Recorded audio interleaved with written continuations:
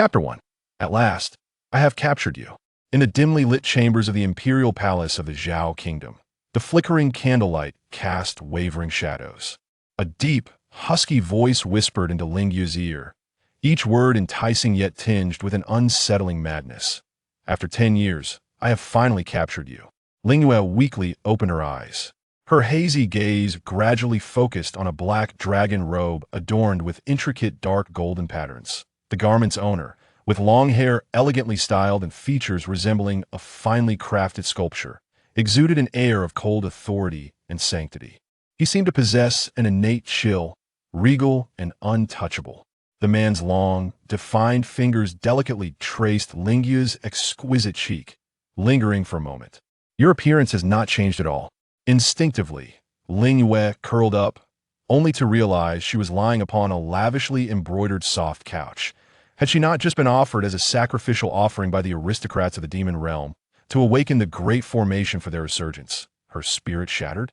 With this thought, the man before her suddenly felt eerily familiar, a wave of primal fear coursing through her veins. Could it be that after 10 days, she had unexpectedly fallen back into the human realm? And this man was he? No. Surely he could not remember that incident. Ling Yue shrank into the corner of the bed, her doe-like apricot eyes shimmering, her lashes fluttering slightly. Her voice quivered. What do you wish to do? The man chuckled softly. Leisurely approaching her side, he leaned closer to the delicate curve of her ear and murmured, What you once did to me, I intend to return to you 100-fold. The warmth of his breath brushed against her sensitive ear, inciting a ticklish sensation. Then, his fingers gently lifted her chin. Ling Yue met his intense gaze, an expression within his eyes that seemed to both admire and invade the captivating timbre of his voice, and his striking visage left her trembling. At last, she confirmed that this man, who referred to himself as I, was indeed the very youthful general, Ling Yue, who had forcefully kissed her just 10 days prior. In the demon realm, a day equated to a year in the human realm. She had merely returned to the demon realm for 10 days after that kiss, only to be seized by the demon nobility as a living sacrifice.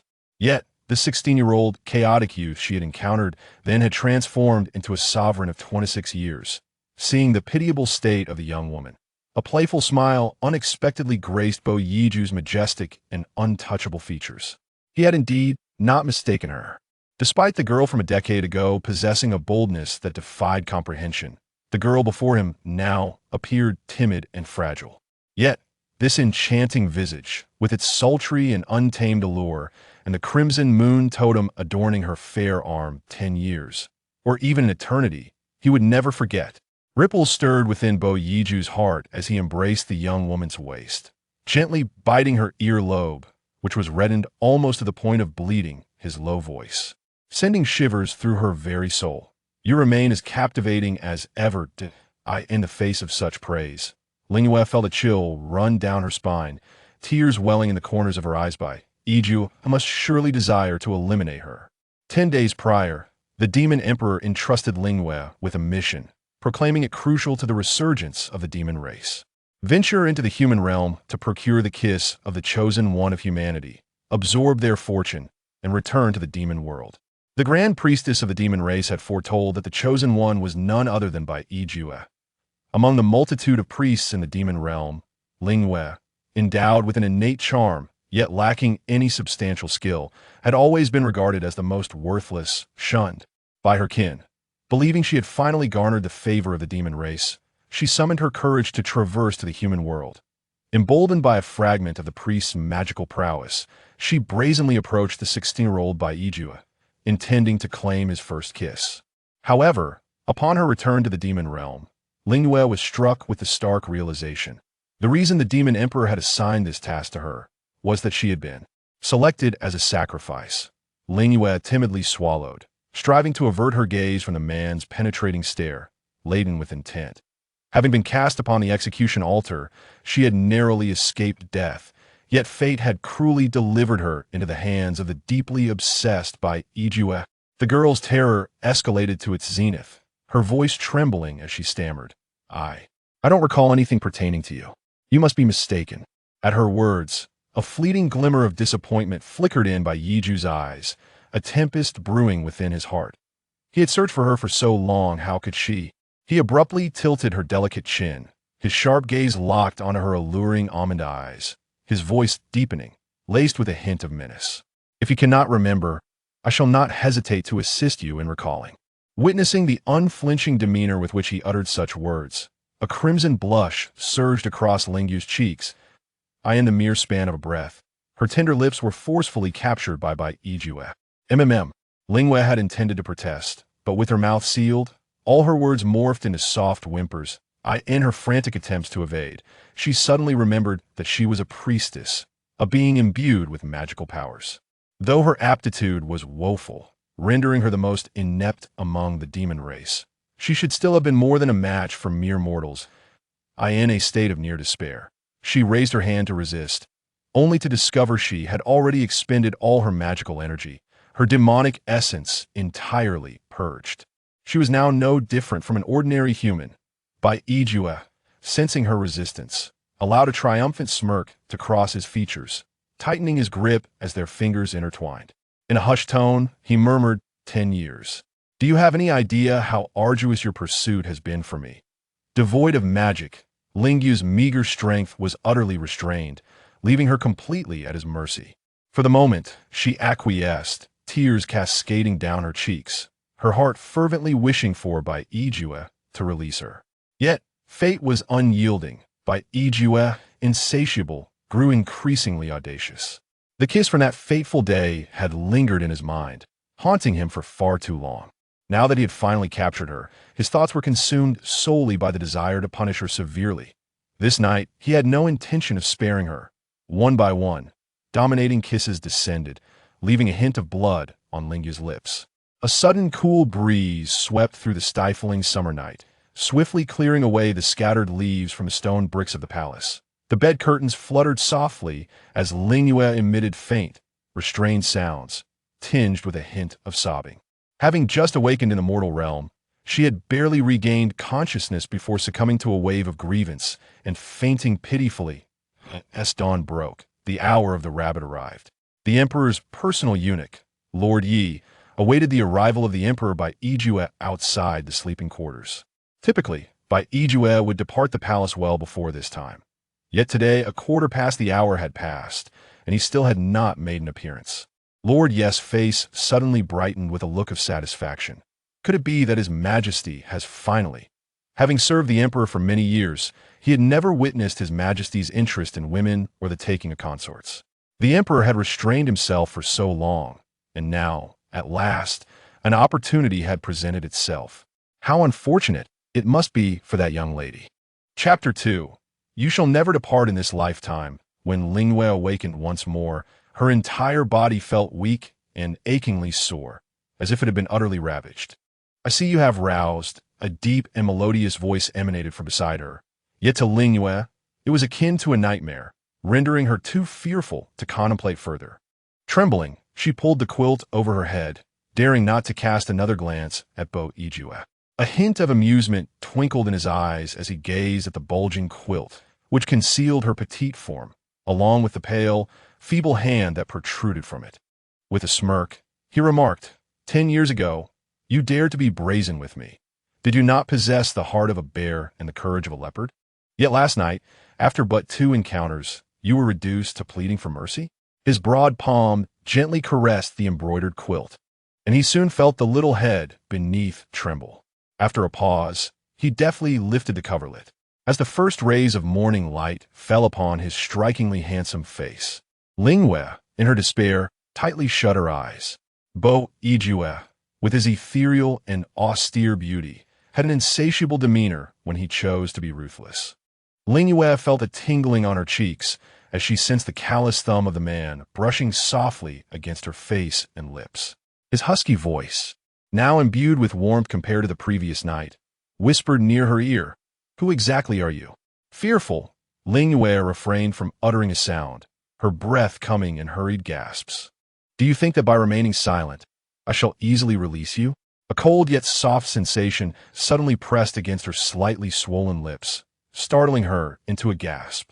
Ling Yue. Only then did Yue turn his head, releasing her, a smile gracing his lips. What an intriguing name. His long, bony fingers playfully traced her pale face, and his captivatingly husky voice inquired anew, "What is your age?" This question had lingered in Bo Ijue's mind for an entire night. Why had this woman reappeared beside him after a decade, her alluring visage unchanged? Ling Yue's small mouth opened slightly, her pitifully delicate voice emerging like a mewling kitten. 18. Oh. Bo Ijue chuckled softly, his disbelief evident. A decade prior, he had been a youthful general capable of instilling terror in armies. How could he have been trifled with by a mere 8-year-old girl? Moreover, 10 years ago, that girl was clearly not 8. With a resigned sigh, the man rose and donned his official robes, his steady tone unhurried. "Consider it carefully, then tell me." As he prepared to depart, the pallor of Ling Yue's face gradually regained some color. Just as he reached the door, she tremulously and faintly pleaded, "Could you let me go?" However, before her words could fully escape her lips, the resounding sound of the palace door closing echoed, accompanied by his unyielding declaration, "You shall never depart in this lifetime." "Your Majesty." Eunuch had been waiting outside the palace for quite some time, respectfully addressing Bo Ijue. With a smile, he ventured to ask, "Shall I summon the Internal Affairs Bureau to draft a title for that woman and arrange a palace for her?" Bo Ijue's tone was both satisfied and languid, tinged with a hint of arrogance. "No need. I shall decide for myself. Your interference has grown increasingly prescriptive." He cast a cold glance at Lord Yi, hastening his steps towards the court. Yet, as he passed the imperial garden, he paused for a moment. Just the evening prior, it was here that he had unexpectedly discovered a graceful figure collapsed amidst the vibrant fallen petals. Initially, he had been engulfed in wrath, mistakenly believing yet another minister was testing his limits, and he had approached with sword drawn. To his astonishment, upon closer inspection, he found it was the woman he had long cherished, yet could never locate for a decade. The young lady's almond-shaped eyes were gently closed, her aura still as captivating and untamed as it had been in years past. Time had left no trace upon her features. In those years of forced confinement, the brutality within Bo Ijue raged like a beast, threatening to tear him apart at every moment. Amidst such oppressive days, the girl who had suddenly appeared and then vanished had ensnared him like a poppy, leaving him yearning for more, as if she had been born to tempt him. In this moment of their reunion, the obsession that had haunted Bo Ijue for a decade finally found significance, the buried fervor within him sprouting wildly. This woman had dared to brazenly kiss him back then, yet unbeknownst to him, he had already resolved to claim her, vowing she would not escape him again. His voice, sharp and proud, bore a stubborn determination. "This time, I have captured you, and you shall never escape in this lifetime." The message left by Bo Ijue was utterly terrifying to Ling Yue, akin to a life sentence of confinement. After curling up in her bed for a considerable time, she cautiously rose. The throbbing pain in her waist incessantly reminded her of one truth. Bo Ijue harbored an insatiable and wicked desire beneath his cold facade. Last night, he had been a deranged fiend.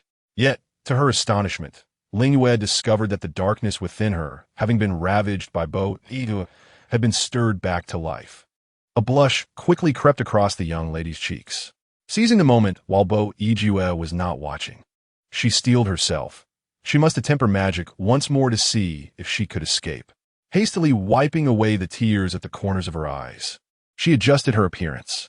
The garments she had originally worn were now in tatters, forcing her to randomly select a white brocade robe from Bo Ijue's intricately carved wardrobe.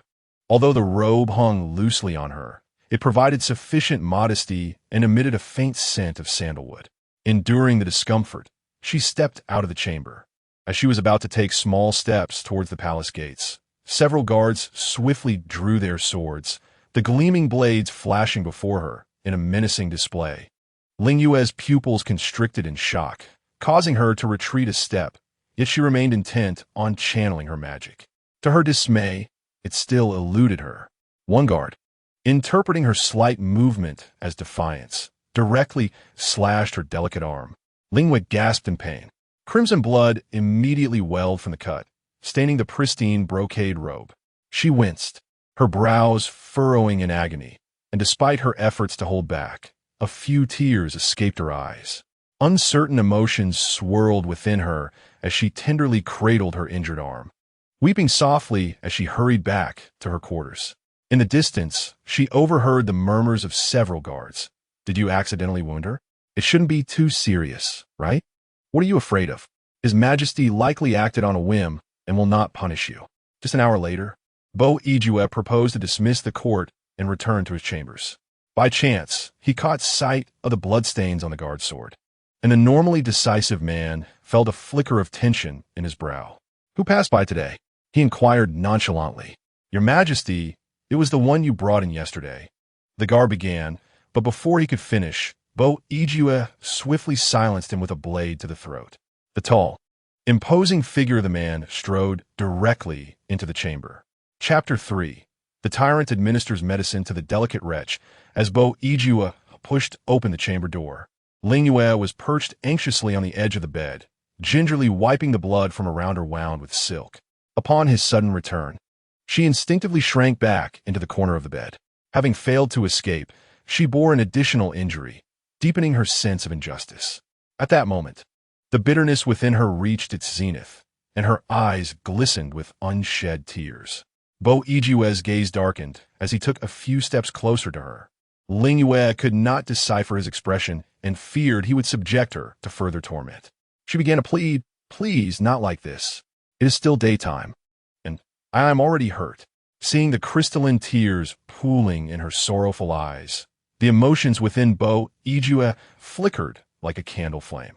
Before returning to the palace, he had indeed intended to savor the tempestuous delights of the previous night. However, upon learning of her injury, he dismissed that thought and sought to soothe her. Yet, this woman dared to misinterpret his intentions, rendering his concern futile. He swiftly approached the bedside, his steps laden with a chaotic weight. Even with her eyes closed, Ling Yue sensed the displeasure radiating from him. "Are you so afraid of me? What do you think I desire?" Bo Ijue questioned, drawing her soft waist closer and peeling back a corner of her blood-stained robe. A narrow wound oozed crimson, intertwining with a delicate crimson lunar emblem on her pale arm, creating a strangely captivating tableau. Ling Yue found herself ensnared in his grasp, her struggles proving futile. All that remained were her almond-shaped eyes, quivering with vulnerability. "Let me go." Bo Ijue's breath quickened as he avoided her injured arm, tightening his embrace around her slender waist. His high-bridged nose rested against her neck, inhaling her unique fragrance, which seemed to mingle with her very essence, ensnaring him in its allure. After a prolonged moment, he finally withdrew from her graceful neck and glanced at her wound, gritting his teeth with restrained intensity. "I shall spare you this time." Ling Yue curled in on herself, whispering, "I'm sorry." Suddenly, Bo Ijue's exquisitely chiseled face drew near to her ear. He spoke softly, his warm breath brushing against her skin. "I will not harm you. Do not be afraid." Bai Ijue grasped the uninjured arm of the young girl, his palm gently caressing her in a soothing manner as he bent down to kiss her lips. In an instant, Ling Yue found herself deprived of the breath of life. Initially, her soft lips were merely captured by the man's gentle hold, but soon they felt as though they had been stung. The body that he embraced gradually grew warm, and her lips began to swell slightly. Bai Ijue offered her no respite, leaving her only the option to murmur softly in response. Finally, he released her. Ling Yue slumped back, gasping for air as though she had been reborn after a disaster, reflecting on how Bai Ijue had already left her in such a state without laying a finger on her. When she regained her senses, Bai Ijue had seemingly vanished. The door to the chamber stood slightly ajar, as if to indicate that the man would soon return. Before long, the tall and slender figure re-entered the chamber, holding a small vial in his hand. Bai Ijue placed the jade-green bottle on the dressing table beside the bed and spoke to Ling Yue in a detached tone. "Use this to treat your wound." Ling Yue dared not defy his command, and after a brief moment of hesitation, she sat up. However, a sliver of doubt crept into her mind. How could Bai Ijue, who displayed no compassion towards her, so kindly bring her medicine? With some hesitation, Ling Yue picked up the jade bottle, its surface cool and smooth to the touch, providing a comforting sensation. She examined the bottle closely but remained immobile, The man's voice suddenly resonated behind her, tinged with a hint of indulgent exasperation. It's nothing extraordinary. A chill ran down her spine, prompting her to nervously remove the cap from the bottle, revealing dark powdered medicine within. Bai Yue's gaze seemed to urge her onward, and she dared not delay any longer. Tilting the jade vial, she gently shook it above her scratch, and the powder cascaded down in a soft flurry. However, as soon as the powder made contact with the wound, Ling Yue cried out in pain, finally grasping the meaning of the phrase, salting the wound. Bai Yue's expression darkened, and he snatched the jade bottle from her hand. Startled by his sudden action, Ling Yue cast a timid glance at his nearly perfect profile. His long fingers grasped her chin. His piercing eyes filled with an unexpected tenderness as they swept over her glistening eyes. How delicate she was, that even the act of applying medicine proved to be such a laborious task, yet it left him reluctant to chastise her. Bai Yue suddenly settled beside her, his broad palm avoiding her injury as he drew her closer to him. Ling Yue found herself unexpectedly pressed against his knees. Once again, her scratches came into view, and even the typically cold-hearted Bai Yue could not suppress a surge of compassion, lamenting how such fair and tender skin could be marred by blades. He provided her with the finest wound ointment, a tribute from a neighboring kingdom, of which only one bottle was available each year, according to the emissary who presented it. This ointment was remarkably effective, far surpassing ordinary powders, and it was likely that she would recover without a scar. He tilted the bottle, skillfully and swiftly spreading the powder over the narrow scratch. The piercing pain in her arm intensified, causing Ling Yue to tremble violently. Her voice filled with profound grievance, as if she were on the verge of tears, observing her shivering in his embrace. The petite and enchanting visage of Bai Yue turned pale, and he let out a resigned sigh. Yi Sheng, the eunuch Yi, hearing his majesty's call from a distance, promptly responded, "This servant is here. Fetch that bottle of floral essence from the treasury." Yi Sheng was momentarily puzzled, recalling the earlier instruction that the essence should not be disturbed. "Hurry!" Bai Yue's voice conveyed evident impatience. Yi Sheng shook his head and reluctantly set off with a retinue to the treasury. It was said that the floral essence had little purpose aside from its exceptional pain-relieving properties, yet the flowers used to create it had long since vanished from the world. The bottle in the treasury was a war trophy from the emperor's campaigns several years prior, likely the sole remaining vial in existence. The emperor had declared that this essence held significant symbolic value, prohibiting anyone from using it, which was why it had been stored in the treasury rather than the imperial pharmacy. Why, then was it being utilized now? 15 minutes later, a cool and refreshing sensation glided over Ling Yue's wound, and miraculously, the pain in her arm dissipated. As she inhaled the fragrance, her sobs subsided unconsciously. With her eyes shimmering like dew-kissed petals, she murmured softly, "What is this?" Bai Yue gently shifted her aside, a slight smile gracing his lips, though his tone remained devoid of inflection. "It is nothing extraordinary." Chapter 4. The Tyrant aids the delicate little useless one with a creak. Bai Yue pushed open the wooden door of the chamber and glanced back at the girl behind him. "Come with me." Ling Yue evaded his gaze, adjusting the luxurious robe he had partially unveiled and obediently descended from the bed to follow him. No sooner had they stepped outside the chamber than a dark crimson stain marred the stone bricks before them, glaringly evident despite signs of having been cleaned. Ling Yue was oblivious to the tragedy that had unfolded here, merely shuddering and becoming momentarily frozen.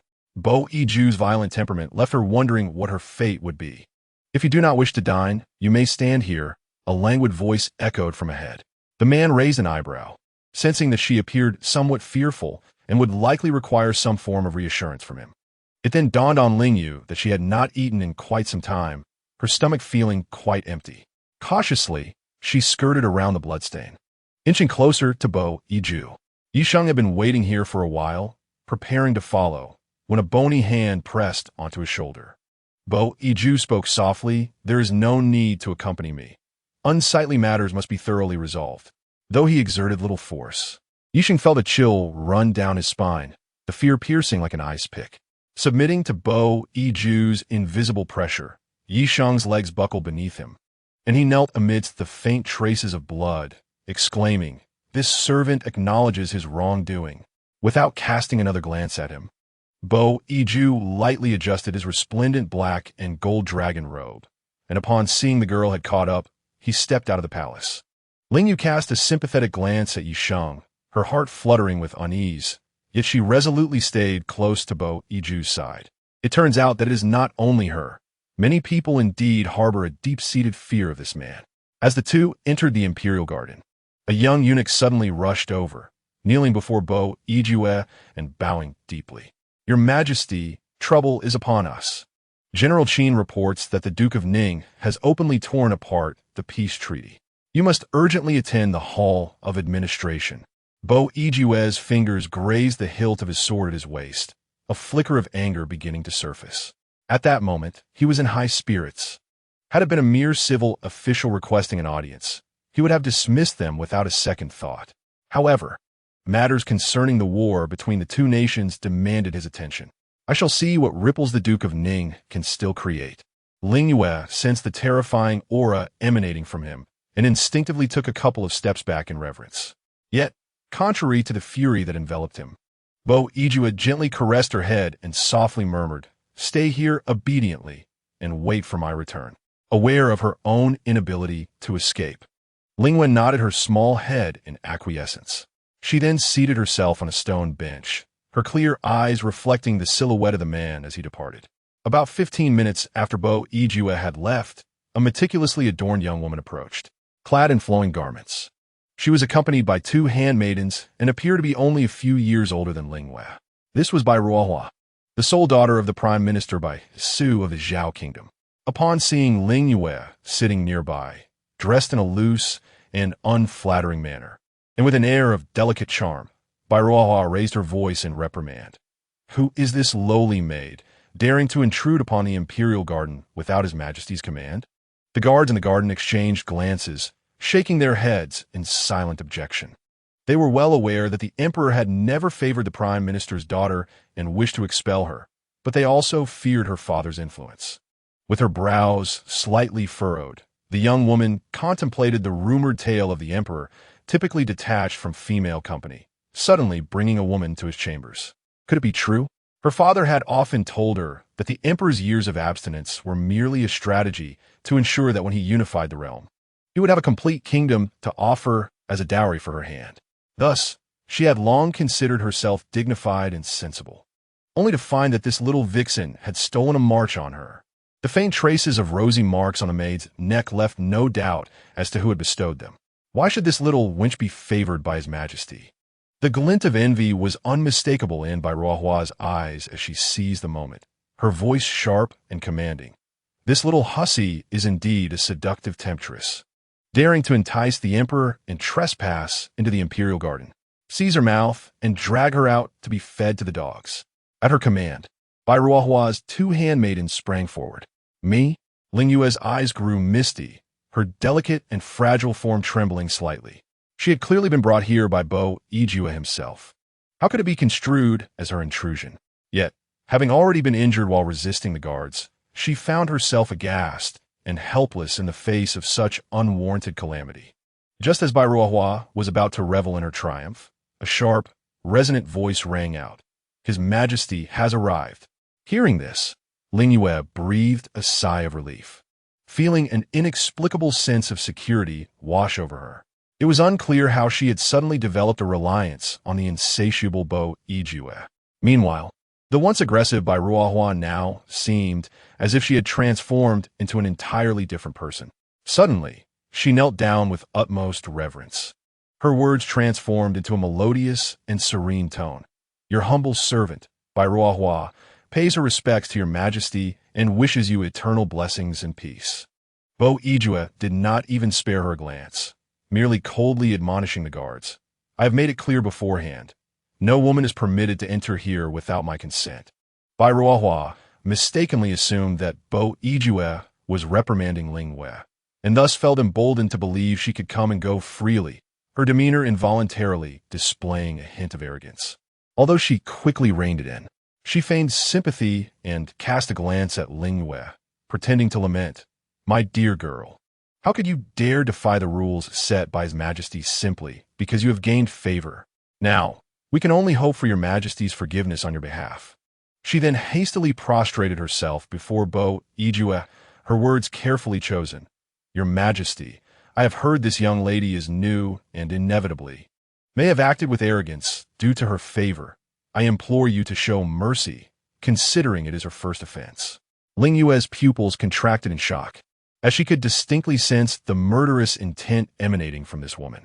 Faced with Bai Ruohua's theatrical display, Bo Yue felt a surge of anger. He had finally managed to recover her and could not allow her to misunderstand the situation. He drew the tearful maiden into his embrace and cast a glance of intense disdain at Bai Ruohua, saying flatly, "I am speaking of you." Bai Ruohua's expression faltered, and she was instantly struck with horror, a sheen of perspiration appearing on her forehead, seemingly born of embarrassment. She could scarcely believe that despite her status as the daughter of a chancellor, the emperor deemed her inferior to a mere wild fox. The realization that she had inadvertently spoken against herself in front of Bo Yue made her voice tremble. She pressed her forehead firmly against the ground. "Your Majesty, this misstep is entirely my fault. Having wronged this young lady, please punish me. I heard that your Majesty arrived late to the morning court and departed early today, which raised my concerns for your health. Thus I came to inquire." Yet, despite her words, a glimmer of envy lurked in her gaze directed at the loosely clad Ling Yue. Bai Ruohua was convinced that Bo Yue would not penalize her for a woman he had only just met. However, the coldness in the man's voice shattered all her illusions. 30 slaps. The maid shall be executed. Your servant obeys." Several eunuchs advanced, and Bai Ruohua was utterly unprepared for Bo Yue's true intent to punish her. After 30 strikes, she would no longer be able to show her face. She shot a venomous glare at Ling Yue and immediately bowed her head in supplication to the man. Your Majesty, I acted with good intentions." But Bo Yue remained unmoved, instead slightly curling his lips as he reached out to gently stroke Ling Yue's hair, asking, "Have you been waiting long? Are you hungry?" Ling Yue nodded in confusion. The man then grasped her delicate wrist and strode away, yet did not forget to remind. 30 strikes, without exception. Ling Yue was tugged along, her soft form compelled to jog a few steps, struggling to keep pace. The strides were indeed short. Bo Yue smiled slightly and slowed his pace for her. He slightly bent down, his powerful arms enveloping Ling Yue, effortlessly lifting the young maiden into his embrace. Ling Yue felt her body suspended in midair, completely unprepared as she clung to Bo Yue's shoulder, letting out a delicate cry as she sensed the warmth radiating from his chest. Bai Ruohua could only stand there in a daze, struck by someone's hand, suppressing her anger as she bit her crimson lips. The jealousy within her nearly eclipsed the pain of the slap, and she remained indifferent to the pleading cries of her maid. All her meticulous preparations for the day seemed in vain. As it appeared, she held no standing in Bo Yue's eyes. The position of empress was destined for her, Bai Ruohua, and she would never allow a cunning vixen to seize it. At this juncture, it was time to enlist her father's assistance. Chapter 5. The Tyrant treats her uniquely. Bo Yue carried Ling Yue into a shaded pavilion within the imperial garden, allowing her to descend gently onto the ground while resting on his arm. In the center of the pavilion stood a large table crafted from exquisite white jade, adorned with an array of meticulously arranged delicacies. Yet, there were only a pair of chopsticks and bowls. "Have you given thought to my earlier inquiry?" Bo Yue inquired, taking a seat before the table and unexpectedly pulling Ling Yue into his embrace. Just as she steadied herself, believing the man expected her to stand by and serve, she was taken aback by his sudden action. Stumbling slightly, her head collided once more with Bo Yue's solid chest. He chuckled softly, allowing her to rest her head upon his bent arm. Ling Yue found herself unable to avert her gaze from the strikingly handsome yet intimidating man before her. "How old are you?" Bo Yue's expectant eyes pierced through her. Ling Yue was at a loss for words. Her slightly swollen lips parted as if to respond, yet she hesitated. The man teasingly brushed his fingers against her moist lips, stating, "If you wish to avoid hunger, speak the truth." The aroma of the delectable dishes wafted into Ling Yue's nostrils, causing her petite nose to twitch involuntarily. tantalizing her with flavors she had never experienced. She swallowed nervously, a faint blush creeping into her eyes. "I'm truly 18, she admitted. Boiju chuckled in amusement, seemingly resigned to the revelation. "Oh, what a delightful 18. He then picked up a piece of delicately prepared beef stew and placed it into her mouth. Ling Yue chewed in astonishment. The savory sauce of the beef and mushrooms enveloping her palate. It was exquisite. Summoning her courage, she dared to glance at Boiju's expression, eager to discern his satisfaction with her answer. However, upon meeting his profound gaze, she hastily lowered her eyes. Boiju set down his chopsticks, his tone growing calm. "Tell me, how did you come to be here?" Ling Yue shook her head, her soft voice barely audible. "I do not know. If she had been conscious upon entering the mortal realm, how could she have chosen to appear in this place?" Boiju narrowed his eyes in surprise, yet he noticed her wandering gaze gradually fixating on the plate of beef stew. Filled with longing, such a perfunctory response, and yet she dared to covet the food upon the table. "I doubt you possess the audacity to trespass into my palace alone," he remarked, picking up his chopsticks and deliberately hovering them over the beef stew before selecting a dish from the adjacent plate. Ling Yue's eyes betrayed a hint of disappointment, yet it was swiftly supplanted by a sense of satisfaction derived from tasting the exquisite dishes before her. Observing her like a little glutton, Boiju could not help but smile, subsequently bombarding her with questions about her whereabouts over the past decade and the means by which she had managed to escape. Fearing the revelation of her demonic identity, Ling Yue trembled involuntarily, her lips twitching slightly. Mere mortals were already filled with trepidation at the mere mention of demons. Should they discover she was indeed one, Boiju might well be inclined to flay her alive. The thought instilled a fear that brought tears to her eyes. The delectable flavors of the meal forgotten in an instant, Ling Yue nestled further into his embrace, seeking to buy time before answering. With a resigned sigh, Boiju set down his chopsticks and gently coaxed, "Do not be afraid, just answer truthfully." The young maiden hesitated before choking out, "I truly know nothing. I have not been anywhere. I merely encountered you a few days ago." Upon hearing this, Boiju pondered for a moment. The memory of a decade past resurfacing vividly in his mind. Under the moonlight, a beautiful young maiden, akin in age to him, had appeared unexpectedly in the military camp where he was imprisoned, clad in a flowing scarlet garment. While he endured inhumane torment alone, she had suddenly kissed him, igniting a thought in his heart from that moment forth. Her exquisite visage was particularly enchanting beneath the luminous moon, her presence wild and captivating. After a brief hesitation, she embraced him, then boldly pressed her lips to his, her unique fragrance stirring an insatiable longing within him.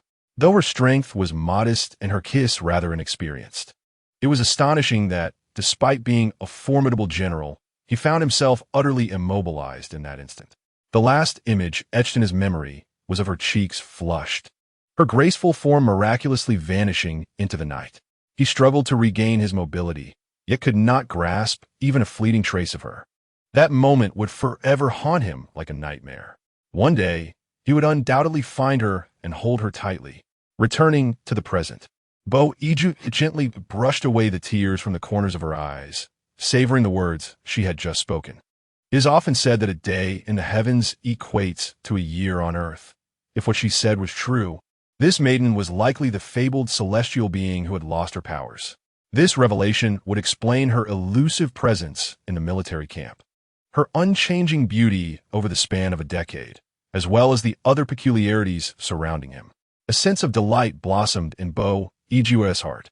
During those dark days of yore, he had been oblivious to the reason for his existence, clinging only to the fervent desire to survive until the day of unification, to avenge his father's death by presenting the head of his nemesis at the altar of his deceased adoptive father. Though he had taken her in yesterday with a hint of vengeful intent, he found himself inexplicably drawn to treat her with kindness. For long ago, the enchanting silhouette of that maiden had transformed into a new obsession within him, perhaps even becoming his guiding light. With this thought, Boiju had deftly picked up several succulent slices of beef and placed them into her cherry-like mouth. Ling Yue was taken aback by the sudden warmth in the man's demeanor, pondering that her response appeared rather ambiguous. As she nervously savored the dishes, she inhaled softly, emboldened slightly. "Aren't you going to eat?" Bo Iju ruffled Ling Yue's hair, his unclear tone laced with amusement. "At least you know to show concern for me." He suddenly recalled that the girl's name was quite intriguing, though he regretted not knowing the characters behind it. Thus, he picked up a pair of chopsticks, dipped them into a darker sauce from one of the dishes, and presented them to Ling Yue. "Write down your name for me to see." Ling Yue accepted the chopsticks and awkwardly inscribed Ling Yue on the pristine porcelain plate. Upon seeing those two characters, Bo Iju's lips curled slightly, and he already had his answer. There was neither a surname, nor did it resemble a common name. His expression softened considerably, and with his eyes half closed, he tenderly kissed the nape of the girl's neck, nuzzling her gently with his nose. His rich, husky voice lingered by her ear, imbued with an undeniable authority. "From now on, you must remain honestly within the palace and refrain from wandering." "All right." Ling Yue obediently nodded. Bo Iju appeared to regard her differently, although he had been somewhat cruel to her within the confines of his chamber in all other respects. He was unparalleled in kindness. She, a discarded waste of the demon clan, a priestess stripped of her powers, had fallen to the mortal realm and found herself utterly homeless. Indeed, she had no family left. The cold and ruthless Bo Iju fortuitously found her, becoming her sole support. Was it only by pleasing Bo Iju and bringing him joy that she could survive in this harsh world? With this thought in mind, she mustered her courage, picked up another pair of chopsticks, and, in unison, served Bo Iju a piece of delectable fish, placing it in a bowl. The girl, somewhat timid, spoke in a soft whisper, "Your Majesty, please." As a ruler, Bo Iju was typically cautious, yet upon seeing Ling Yue's innocent, clear apricot eyes slightly averted, he graciously accepted her gesture. He happily consumed the dish she offered, but the glimmer of possessive affection in his gaze remained unchanged. The man extended his arm, drawing her closer, his large, warm left hand wrapped around the back of Ling Yue's neck, gently caressing her delicate collarbone. Ling Yue felt a surge of nervousness, yet noticed the man lowering his head to kiss the corner of her lips. His deep voice resonated in her ear. "During our meal, I delight in savoring your essence." Chapter 6. The little useless one blows up the imperial kitchen. Ling Yue's heart raced incessantly, eager to serve Bo Iju until the meal was concluded. However, it seemed as if the man, under her service, had opened a new realm, his thoughts far removed from the dishes before him. Bo Iju seized nearly every opportunity to be intimate with her, prolonging the meal considerably. Once more, he lightly kissed her earlobe, prompting Ling Yue to curl up and murmur, "Your Majesty, if you continue like this, the food will grow cold." Bo Iju pinched her soft, rosy cheek, intently observing her. "I have tasted the finest delicacies in the world. I care not for anything else." Despite this, Ling Yue still lowered her apricot eyes, timidly avoiding his gaze. Several years ago, she had heard of many monarchs who, captivated by beauty, ultimately lost their realms. It seems that such is the nature of emperors. Ling Yue had only just finished serving this foolish ruler at the dining table. As Bo Iju rose and adjusted his dragon robe, he playfully brushed a strand of the young maiden's hair. "You may return now. I shall come back to the palace later," he commanded. Fearful of losing her newfound freedom upon returning to the inner chambers, Ling Yue timidly grasped Bo Iju's arm, pleading, "Your Majesty, I wish to take a walk outside." Bo Iju, taken aback, raised his eyes in surprise, noting her newfound boldness in making a request. His gaze turned icy as he replied coolly, "You cannot escape." With hope swiftly dashed, Ling Yue momentarily lost her composure, her delicate arm falling weakly to her side. Watching Bo Iju's retreating figure, her eyes glistened with unshed tears as she murmured despairingly, "But I do not wish to be confined." Unexpectedly, Bo Iju, having taken several steps away, heard her soft lament. He returned to her side, gently wrapping his arm around her waist. Feeling a pang of emotion, she sensed her nose growing slightly sour. He then playfully scraped his knuckles across her cheek, saying, "If you feel lonely, I shall return sooner to keep you company. But since you are so adamant about wanting to stroll, you must remain within Huayao Garden." He cast a glance at a nearby young eunuch. Go and relay the message. Ask Yisheng to take her for a tour within the garden later. Though the sleeping quarters were situated within Huayao Garden, its expanse far exceeded that of the palace chamber. Despite her confusion over Bo Yiju's sudden change of heart, Ling Yue hastily wiped away her tears and whispered her gratitude. "Thank you, Your Majesty."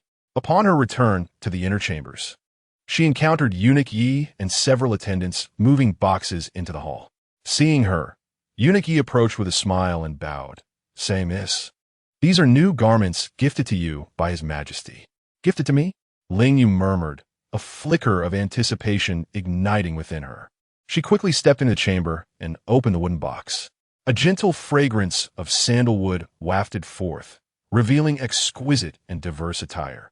Whether silk or gauze, even winter furs, all were plentifully provided, adorned with countless intricate embroidery patterns. Yet, she wondered why most of the garments were predominantly red.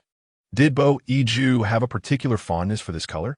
Ling Yue lingered by the box for a moment before selecting a scarlet satin gown to don. Just then, Eunuch Ye's voice called from outside. "Are you satisfied, miss?"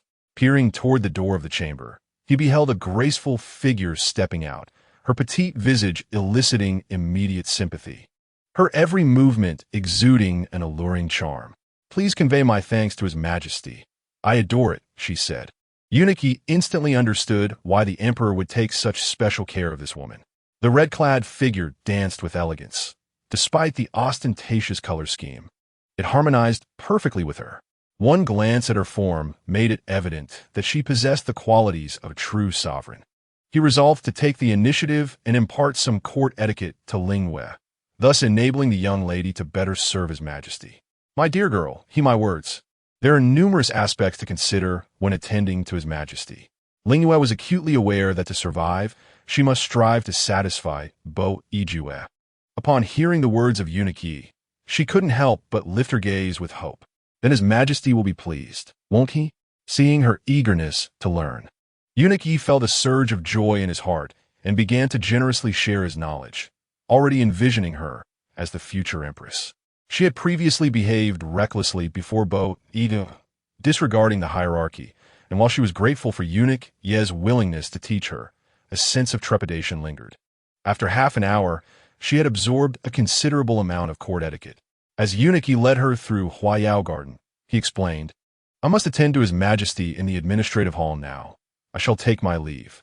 Please make yourself comfortable, my lady." Unbeknownst to him, Ling Yue's thoughts had already drifted towards the imperial kitchen. Having received Bo Yiju's favor, she wished to prepare a sumptuous meal for him as a token of gratitude. Once Eunuch Yi departed, her curiosity drew her towards the kitchen. The staff there had already been instructed by Eunuch Yi, allowing her to effortlessly dismiss all the chefs. She procured exquisite delicacies from land and sea, meticulously diced and artfully prepared, and began contemplating the task of kindling a fire. Little did she anticipate that despite her culinary prowess in the demon realm, she would struggle with the very act of igniting a flame. In the past, with her magical abilities intact, controlling fire was a mere flick of her fingers, but now the flames raged uncontrollably. Trembling, she ultimately chose to abandon the pot and flee. The crackling of the fire consuming the dry wood grew more pronounced, and the smoke thickened, finally alerting the chefs outside to the brewing trouble. After all, this was the woman whom His Majesty had unprecedentedly chosen to bring to his chamber. Any mishap would be untenable for them. "My lady, are you encountering any difficulties in there?" Ling Yue coughed twice before emerging from the smoke-filled kitchen, unscathed but with a smudge of ash on her fair countenance and attire. She cast an apologetic glance at the chefs. The meal had not been prepared. But what troubled her most was that the imperial kitchen of Huayao Garden was now in disarray. She feared that if Bo Yijue discovered her penchant for chaos, he would surely be enraged and confine her. As this thought crossed her mind, panic seized her as she inadvertently heard a resonant voice proclaiming, "His Majesty has arrived." To her utter shock, Bo Yijue had returned to the palace at this moment. From a distance, he discerned her soot-streaked visage, his striking brows furrowing in confusion, exuding an unspoken authority. The chefs surrounding Ling Yue suddenly knelt in unison. In that instant, she recalled Eunuch Ye's teachings and trembled as she too fell to her knees. bowing in preparation to plead for mercy. Unexpectedly, a powerful hand gently supported her forehead, preventing her from bowing further. Bo Ijue cradled her head, slowly lifting it up. Her heart trembled at the man's inscrutable, profound gaze, and her voice, laced with trepidation, echoed with remorse. I am aware of my mistakes. However, Bo Ijue merely extended his thumb and gently wiped away the dust from her face, his authoritative voice causing those around them to shudder. Who instilled such rules and titles? Chapter 7. Would you care to stay by my side? Yi Gonggong, standing behind Bo Ijue, could not have anticipated such an event, and with a thud, he too knelt down. Bo Ijue chuckled mockingly, lifting Ling Yue up and turning to Yi Gonggong. He remarked, You seem quite concerned about my private affairs. Yi Gonggong trembled. This servant dares not. Fortunately, Bo Ijue was not genuinely enraged. He casually took Ling Yue's creamy hand and led her toward a pavilion for respite. I appreciate your good intentions. I shall let this pass. Yi Gonggong exhaled in relief, bowed to the pair, and hurriedly followed. Ling Yue, held by Bo Ijue, felt a tumult of anxiety within her. She sensed that he might be upset, yet not entirely so. Did this man favor decorum? If so, why did he appear displeased when she attempted to learn some etiquette? Upon reaching the second floor of the pavilion, Bo Ijue released Ling Yue's hand and took a few steps towards the window. He stated nonchalantly, Forget everything Yi Sheng taught you today. Ling Yue mustered the courage to follow, her soft voice cautious. Your Majesty, do you not like it? By chance. The loose sleeves of their garments brushed against each other. As her delicate hand was reclaimed, Bo Ijue tightened his grip, applying a bit more pressure.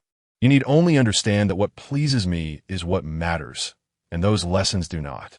Ling Yue was momentarily taken aback, but quickly grasped the implication. Her fair cheeks flushing a deep crimson. Bo Ijue, who appeared dignified and godlike, spoke such words that made her blush profusely. Everyone in the palace fears me and seeks my favor, yet few speak the truth. Bo Ijue's smile was laden with meaning, his handsome visage seemingly tinged with mischief. I rather wish you would display your emotions as openly as before. Otherwise, it loses its charm. Ling Yue's face grew even warmer. Bo Ijue leaned down, cradling her face, and with great restraint, kissed her forehead, asking, Do you know what you ought to do? Ling Yue recalled the scenes from the previous night, her heart still gripped by fear. Yet feeling utterly vulnerable, she longed to endure in this moment. Her eyelashes fluttered. Her pink lips parted slightly. I understand. Bo Ijue was exceedingly pleased with her response. He wrapped his arms around Ling Yue and lifted her effortlessly, suggesting they dine later as the evening approached. Ling Yue felt a lingering fullness, softly murmuring in his embrace. Your Majesty, we have only recently dined. Before she could finish, Bo Ijue abruptly sealed her lips with a kiss, swallowing her protest whole. Do you wish for me to fulfill your desires so eagerly? Bo Ijue paused, a smile gracing his lips that sent a shiver down the girl's spine. Yeah. In the charged atmosphere, Ling Yue widened her eyes, startled by his audacious words. That is not my intention, Your Majesty, do not jest with me. B.Y. Ju's eyes sparkled with mirth as he held her even closer, ascending the steps to the top of the pavilion, allowing her to gaze upon the entirety of the imperial city. Yeah, how do you find the grandeur of this city? He inquired. Ling Yue followed his line of sight, casting a glance at the scenery beyond the pavilion, and sincerely exclaimed, Quite vast. He gently set her down, and leaning against the intricately carved railing, he began to stroll leisurely. Beyond this imperial city stretches thousands of miles, all part of the Zhao Kingdom, a realm I conquered years ago. Ling Yue, with a charming nod, was perplexed as to why B.Y. Ju suddenly broached such topics with her. Beyond the Zhao Kingdom, there lie 3 smaller nations. Recently, they have been rather restless, yet they shall ultimately become mere territories of Zhao. As he spoke, B.Y. Ju returned to her side.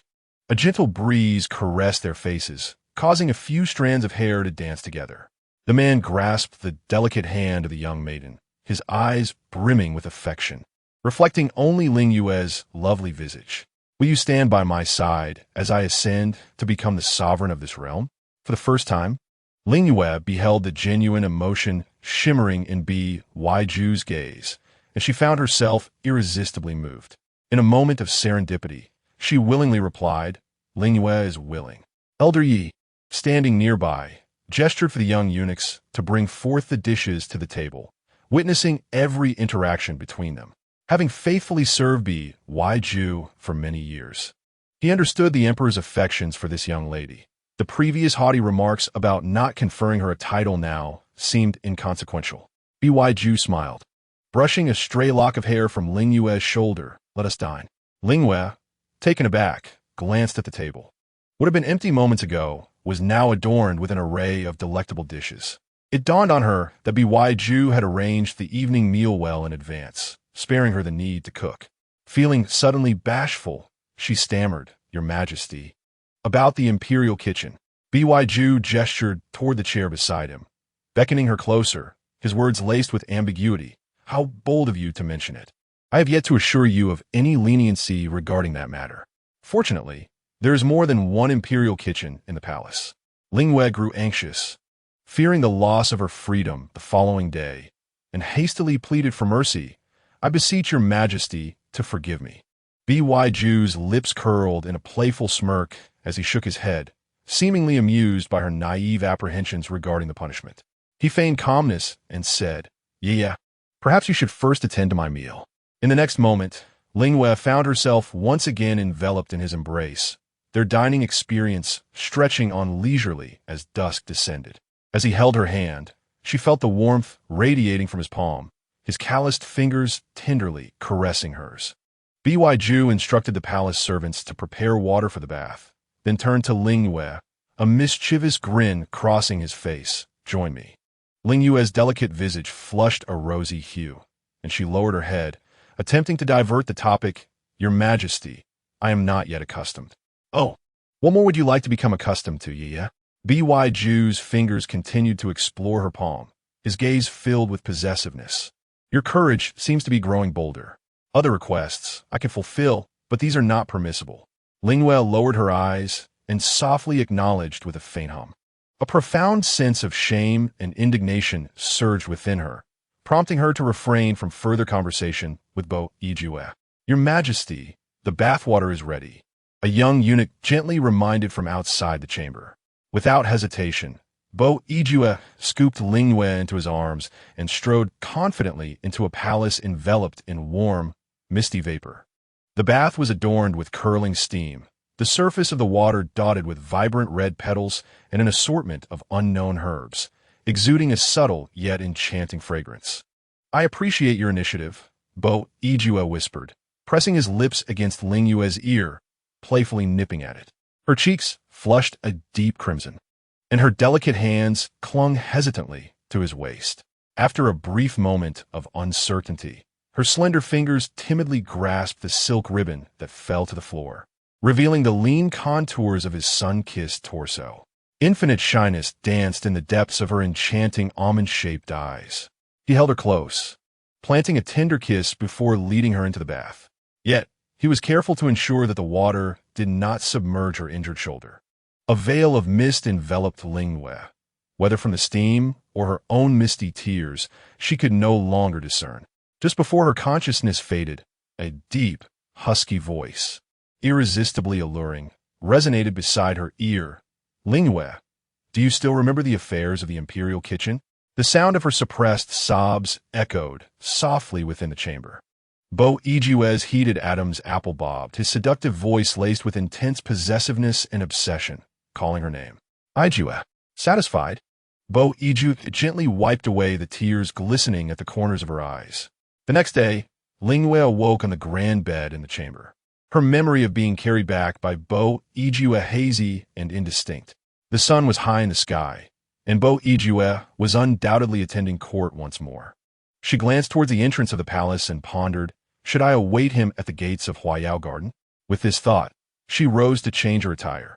However, an unexpected wave of soreness overwhelmed her, causing her to falter and return to her resting position, her cheeks burning with embarrassment.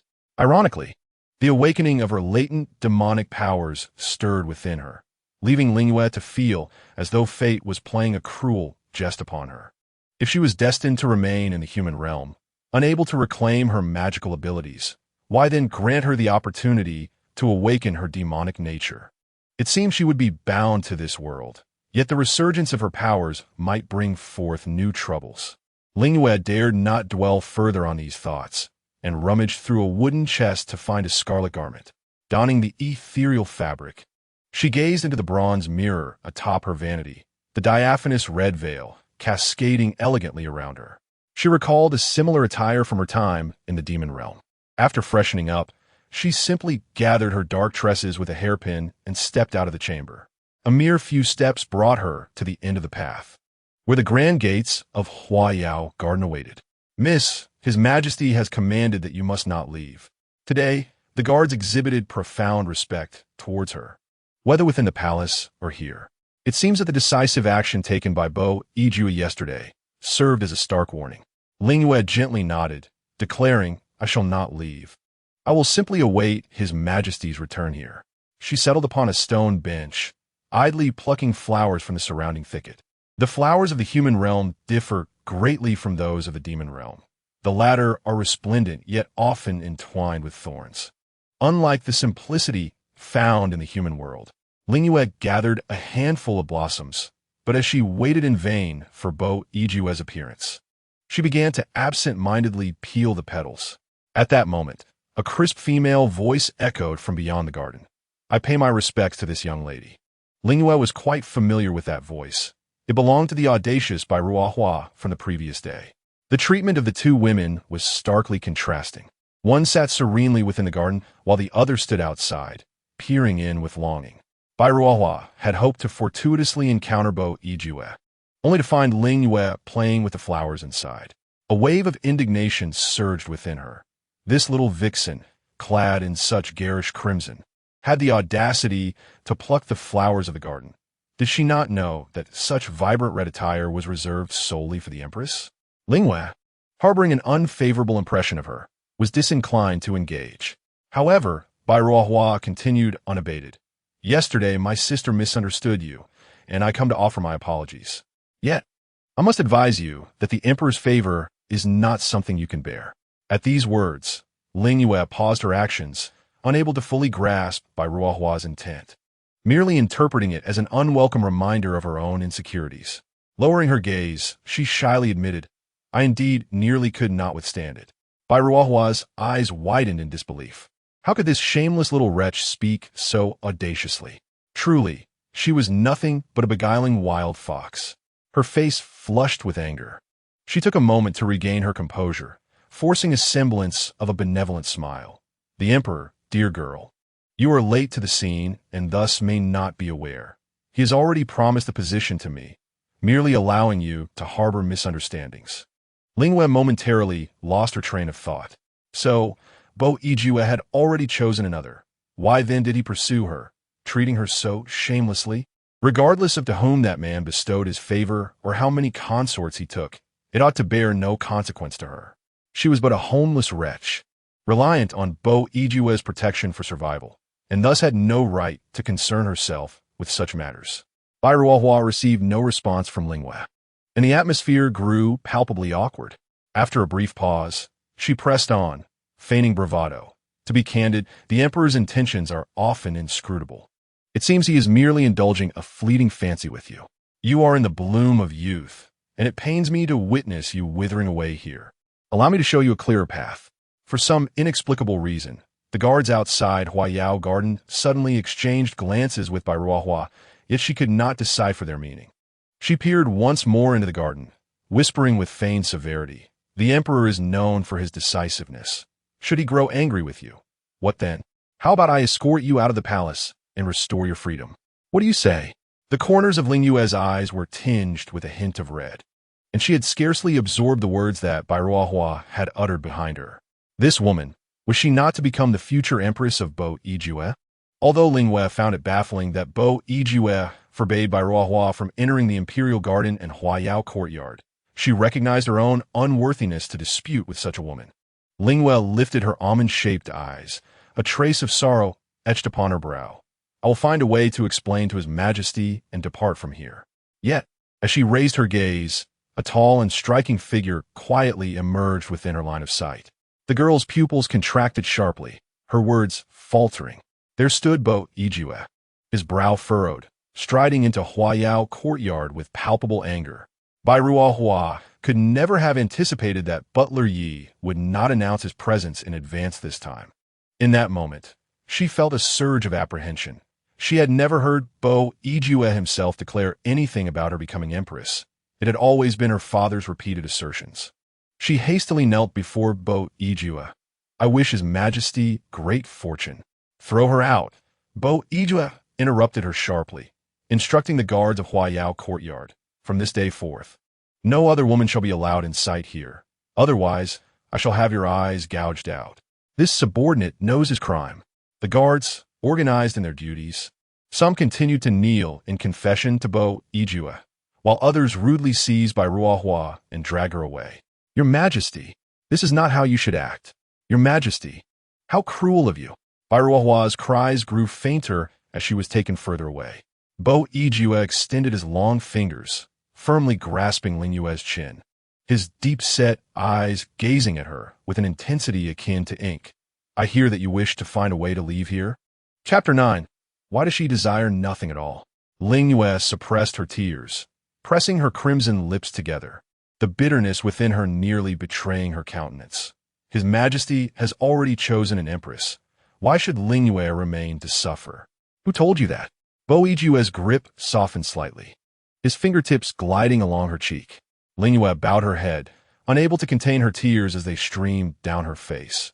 Your future empress herself said so. Bo Yijue lifted his gaze towards the direction whereby Ruohua had been taken, a glimmer of sharpness flashing in his eyes. This by father and daughter, their ambitions remain undiminished. He gently wiped away the tears from the corner of the girl's eye. I myself am unaware of having a choice for an empress. Did you believe her simply because she said so? Ling Yue then lifted her head slightly, her eyes, now reddened, meeting Bo Yijue's gaze earnestly for a few moments, only to quickly avert her eyes in anxiety. Bo Yijue leaned closer to Ling Yue's ear, deliberately exhaling warm breath, whispering softly, Moreover, you did not address me as such last night. The warmth caressed her sensitive earlobe, and the girl's ears flushed a deep crimson. What you called me yesterday was, before Bo Yijue could finish a sentence, she bashfully turned her head away, still wearing a sullen expression. Bo Yijue, undeterred, sat beside Ling Yue, possessively pulling her into his embrace. The scarlet gauze dress she wore today had been specially crafted overnight, inspired by the memory of their first encounter. It was a serendipitous coincidence that she wore it now. Do you wish to be my empress? He smiled softly, playfully nudging Ling Yue's turned cheek. Ling Yue, in a fit of petulance, retorted defiantly, I don't want it. The man was taken aback for a moment, then proposed, if you do not desire it, then let me bestow upon you the title of a favored consort. Should you prove more pleasing in the future, we may elevate you to the status of empress. I still do not want it. With a raised brow filled with curiosity, Bo Yijue smiled teasingly. Then shall we settle for the title of a Jowie? Any lower, and I will be discontent. Ling Yue continued to shake her head resolutely. I don't want anything at all. The man extended his arms, embracing the sulking little tempest, his arm cradling her slender leg, the delicate tip of her knee gleaming like jade. So delicate, he mused, perplexed. Did she truly not desire any title? Perhaps she thought his realm lacked sufficient grandeur. Perhaps once he had secured the entirety of a land, she would relent, and he could publicly offer her the position of empress. He smiled reassuringly, softening his tone to coax her. Ling Yue, why not return to the palace and contemplate this matter thoroughly? Ling Yue reclined in his embrace, one hand resting on his sturdy arm while the other playfully thumped his chest, exuding an air of charming reproach. Her enchanting almond-shaped eyes finally met his with a glimmer of acceptance, and the girl broke into a smile. Bo Yijue leaned down to plant a gentle kiss on her shy cheek, his voice unwavering and resolute. I have made my decision. Come, let us return and draft a decree of your title. At the desk, he carefully placed Ling Yue upon a pear blossomwood chair, his tall figure reaching for the papers laid out before him. With poised elegance, he began to write. then paused thoughtfully, tenderly brushing his fingers through her soft hair, contemplating.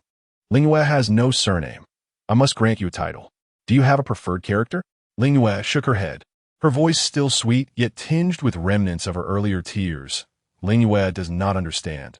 I will follow a Jew's wishes. After a moment of contemplation, Bo Yijue's lips curled into a smile as he inquired. My name contains the character Ju, which signifies a jade pendant that is circular yet incomplete. However, I desire a complete jade. He took her hand, his deep, exquisite gaze locking onto hers, sincerity radiating from him. Then I shall grant you the title of Huan. Do you like it, Ling Yue? Ling Yue, though somewhat bewildered, discerned the thoughtfulness behind his chosen title. She beamed, her pearly teeth peeking through, and replied, I like it. In response, Bo Yijue, satisfied, added a few more strokes to the paper. Suddenly, he grasped her hand, the warmth of his palm contrasting with the coolness that emanated from her. Together, they pressed the jade seal onto the document. Ling Yue, unfamiliar with the myriad customs of this world, remained oblivious to the significance of the act, allowing him to lead the way. The decree was finalized. Bo Yijue secured the jade seal and ink, then sat down, drawing Ling Yue back into his embrace. In a voice both gentle and solemn, he commanded, Yi Sheng, announce the decree. Yi Gonggong approached promptly, bowing deeply as he accepted the scroll, noting the rare, comforting smile that graced Bo Yijue's usually austere countenance. However, the person receiving the imperial decree sat innocently in his majesty's embrace, playfully indulging in the moment. It was the first time he witnessed such a scene of proclamation. Master Yi cleared his throat, his voice resounding. Ling Yue is gentle and virtuous, graceful and dignified. Henceforth, she is conferred the title of Huanzhao Yi. Thus decreed. Ling Yue was momentarily taken aback, while she seemed to comprehend the words of the decree. There lingered an air of confusion. Bien Yijue nodded contentedly, signaling for Master Yi to take away the decree. The matter of bestowing a palace was dismissed. She was to reside in the emperor's chambers, and the rest was to be managed by the Ministry of Internal Affairs. Master Yi acknowledged the command, only to suddenly notice an additional note at the end of the decree. According to the regulations of the Empress, he immediately understood, a grin spreading across his face. Certainly, your servant shall comply. Once Master Yi departed, Ling Yue found herself drawn even closer by Bien Yijue, his cool lips nearly brushing against her cheek. I do not require you to be gentle and virtuous, graceful and dignified. Those are mere platitudes. His lips grazed the corner of her mouth, and with a husky voice laced with allure, he whispered, How to proceed? I trust you understand in your heart. Yeah. Adieu. Ling Yue felt a rush of shyness from his suggestive words, wishing desperately to vanish beneath the earth. In the dead of night, Master Yi stood outside the palace, head bowed, his body trembling slightly. The clamor within the hall rendered his expression exceedingly complex. He could not leave, yet as a cleansed individual, to remain outside and listen was an unbearable torment. The following day, news spread uncontrollably throughout the Zhao kingdom. Not only the court officials, but many commoners heard that the emperor, who had long shunned the company of women, had suddenly taken a Huanzhao. On this day, Bien Yijue arrived late to court by half an hour, sparking much speculation. Within the court, several officials hastily approached to advise, Your Majesty, from my perspective, the Huanzhao, he holds a rank of the second grade. Such an appointment may contravene ancestral statutes. Since Your Majesty has commenced the selection of consorts, it would be prudent to choose another day for a grand selection of eligible ladies from distinguished families to enter the palace. Bien Yijue abruptly rose from the dragon throne, his tall and straight figure exuding a regal majesty. He suddenly chuckled coldly. Have all of you finished speaking? The intricate gold dragon embroidery on his black dragon robe seemed to come alive, revealing the unmasked chill of his character. Before the more than 100 officials, some quivering with fear, others with reverence, they all bowed in submission to Bien Yijue's formidable presence. Contravening ancestral statutes? The Zhao kingdom was established by me. What ancestral statutes are you referring to? His sharp gaze swept over the ministers who dared to suggest sending ladies into the palace. Those officials, heads bowed, felt as if a sharp wind swept over them, their bodies trembling, legs weakening. Decisive. The two words, delivered with chilling finality, held no warmth whatsoever. In that vast court, it seemed only Master Yi, waiting outside, could see the truth clearly in his heart. The esteemed eunuch softly addressed his disciples, cautioning them not to resemble mere bookworms. Although the emperor seemed to have granted the empress only the title of Jiaoyi, her position was, in essence, indistinguishable from that of the empress herself. Amidst the relentless cries for mercy, the cold and merciless heart of Bo Yijue felt no trace of compassion or wavering. His gaze, sharp and frigid, ultimately settled upon Bai Su, the father of Bai Ruohua, as he uttered in a voice laced with an oppressive authority, "Chancellor, do you perceive any missteps in my conduct?" Bai Su's deep-set eyes remained tranquil, akin to a still pond, as he replied, "Your Majesty, there is nothing amiss." "Very well, then," Bo Yijue declared, a fierce aura enveloping him as he swept his black sleeves and stepped out of the court, amidst the reverent bows of the officials. Chapter 10. I hold great affection for Yi within Huayao courtyard. Ling Yue had long awaited upon the stone bench since yesterday. Today, she adorned herself splendidly. Her soft hair crowned with a pure gold phoenix hairpin embedded with floral pearls, while her dark tresses sparkled with numerous shining gems. Though her form remained that of delicate grace, this exquisite adornment elevated her aura significantly. Ling Yue had prepared herself in accordance with Bo Yijue's instructions. He had tenderly coaxed her the previous night, promising that upon becoming his Jiaoyi, she would don the phoenix pin and embellish herself with gems. It was a considerable challenge for Ling Yue, who rose early that day to personally adorn herself with the jewelry and embellishments. Given that Bo Yijue forbade the entry of any woman into Huayao courtyard, she had not even a single maid to assist her in her grooming. Despite her confusion, upon glimpsing her resplendent reflection in the bronze mirror before departing the palace, her spirits lifted. Upon the return of Bo Yijue, a soft smile graced Ling Yue's lovely face as she rose to greet him. "Yijue, you seem somewhat displeased today." Bo Yijue's dark eyes reflected a figure that left him awestruck. His furrowed brows relaxed, and his gaze softened with mirth as he enveloped Ling Yue in his embrace. Eunuch Yi observed discreetly from behind, pondering the potential turmoil that could arise in the court should the dignitaries behold the empress's phoenix pin. As the couple prepared to indulge in their intimacy, Eunuch Yi, accompanied by a retinue of young eunuchs and guards of Huayao courtyard, prudently withdrew.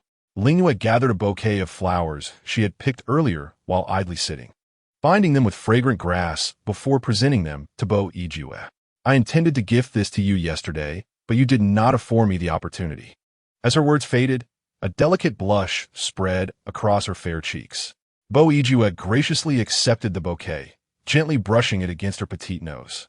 His voice, slightly husky with affection, replied, "In truth, I received yesterday's flowers as well. I concealed them within my sleeve, and they should now rest beside your pillow." Ling Yue stared at Bo Yijue, momentarily astonished, tilting her head in disbelief. "Do you not believe me, Yi? Perhaps you should accompany me back to the palace and see for yourself." At the mention of the palace, Ling Yue instinctively swallowed hard, her eyes involuntarily narrowing. She lowered her charming head, raising her porcelain-like hand to cover her lips, saying, "Ajuan, you should smell this flower. It is quite fragrant." However, Bo Yijue took the cluster of flowers and tucked it into his sleeve, bending slightly to tenderly inhale the scent from Ling Yue's neck. This gentle tease made Ling Yue feel a tickling sensation at her nape, causing her entire body to tremble with a sweet shiver. "Yeah. The man's voice grew increasingly deep and husky. "In my eyes, it does not compare to your fragrance." "Ajuan, stop teasing me," Ling Yue replied bashfully, tilting her head and resting it on his broad shoulder, attempting to divert the conversation. "The adornments on my head are rather heavy. I can hardly lift my head." Upon hearing this, Bo Yijue delicately pinched the phoenix hairpin atop her head, allowing a cascade of her silky hair to fall like a waterfall, draping down to her slender waist. Feeling a slight relief atop her head, Ling Yue whispered softly, "Will I have to wear this pin and those jewels like today in the future?" Her eyes seemed to carry a hint of grievance, her long eyelashes fluttering repeatedly. "Are you blaming me, Yi, for not arranging servants to assist you? Bo Ijue squinted, an endless possessiveness lurking in his gaze. But I do not wish to see other women, nor do I want other men to touch you, not even your father. Seeing his determination, Ling Yue ceased to press the matter, obediently nodding her head. Suddenly, she felt her hair being lifted again from behind. Ling Yue's beautiful eyes widened in confusion, meeting Bo Ijue's gentle smile. If you wish for assistance, I can take care of it, he offered. With his distinctly articulated fingers, he gathered her hair, contemplating briefly before reattaching the phoenix hairpin. His voice husky, I have a great fondness for you. Yeah. Ling Yue softly called out his name, sweetly adjutant. Bo Ija stood behind her, tidying her hair, and then leaned closer to her ear, whispering tenderly, from now on, you will serve me during dressing and dining, and I shall assist you with your adornments. How does that sound, Yaya? Ling Yue nodded, her shy demeanor revealing a hint of a sweet smile. A new and unprecedented emotion began to blossom within her heart. It seemed that her stay in the palace was no longer solely for survival. Meanwhile, at the Prime Minister's residence, Father, you must stand up for your daughter, Bairuohua exclaimed, her face concealed in distress as she spoke in a tone laden with grievance upon her father's return. Bai Su looked at his daughter with affection. Recalling Bo Ijue's earlier questioning before his audience with the emperor, he coldly remarked, he may still remember the kindness of your foster brother. But granting that courtesan the title of Jiaoyi was merely a trivial gesture, the position of empress is rightfully yours. Bairuohua, enlightened by her father's words, realized, I knew his majesty could not be so heartless. He must have me in his heart. Upon hearing this, Bai Su's gaze darkened. Bo Ijue, seated upon the throne, had long harbored ambition, increasingly slipping beyond his control.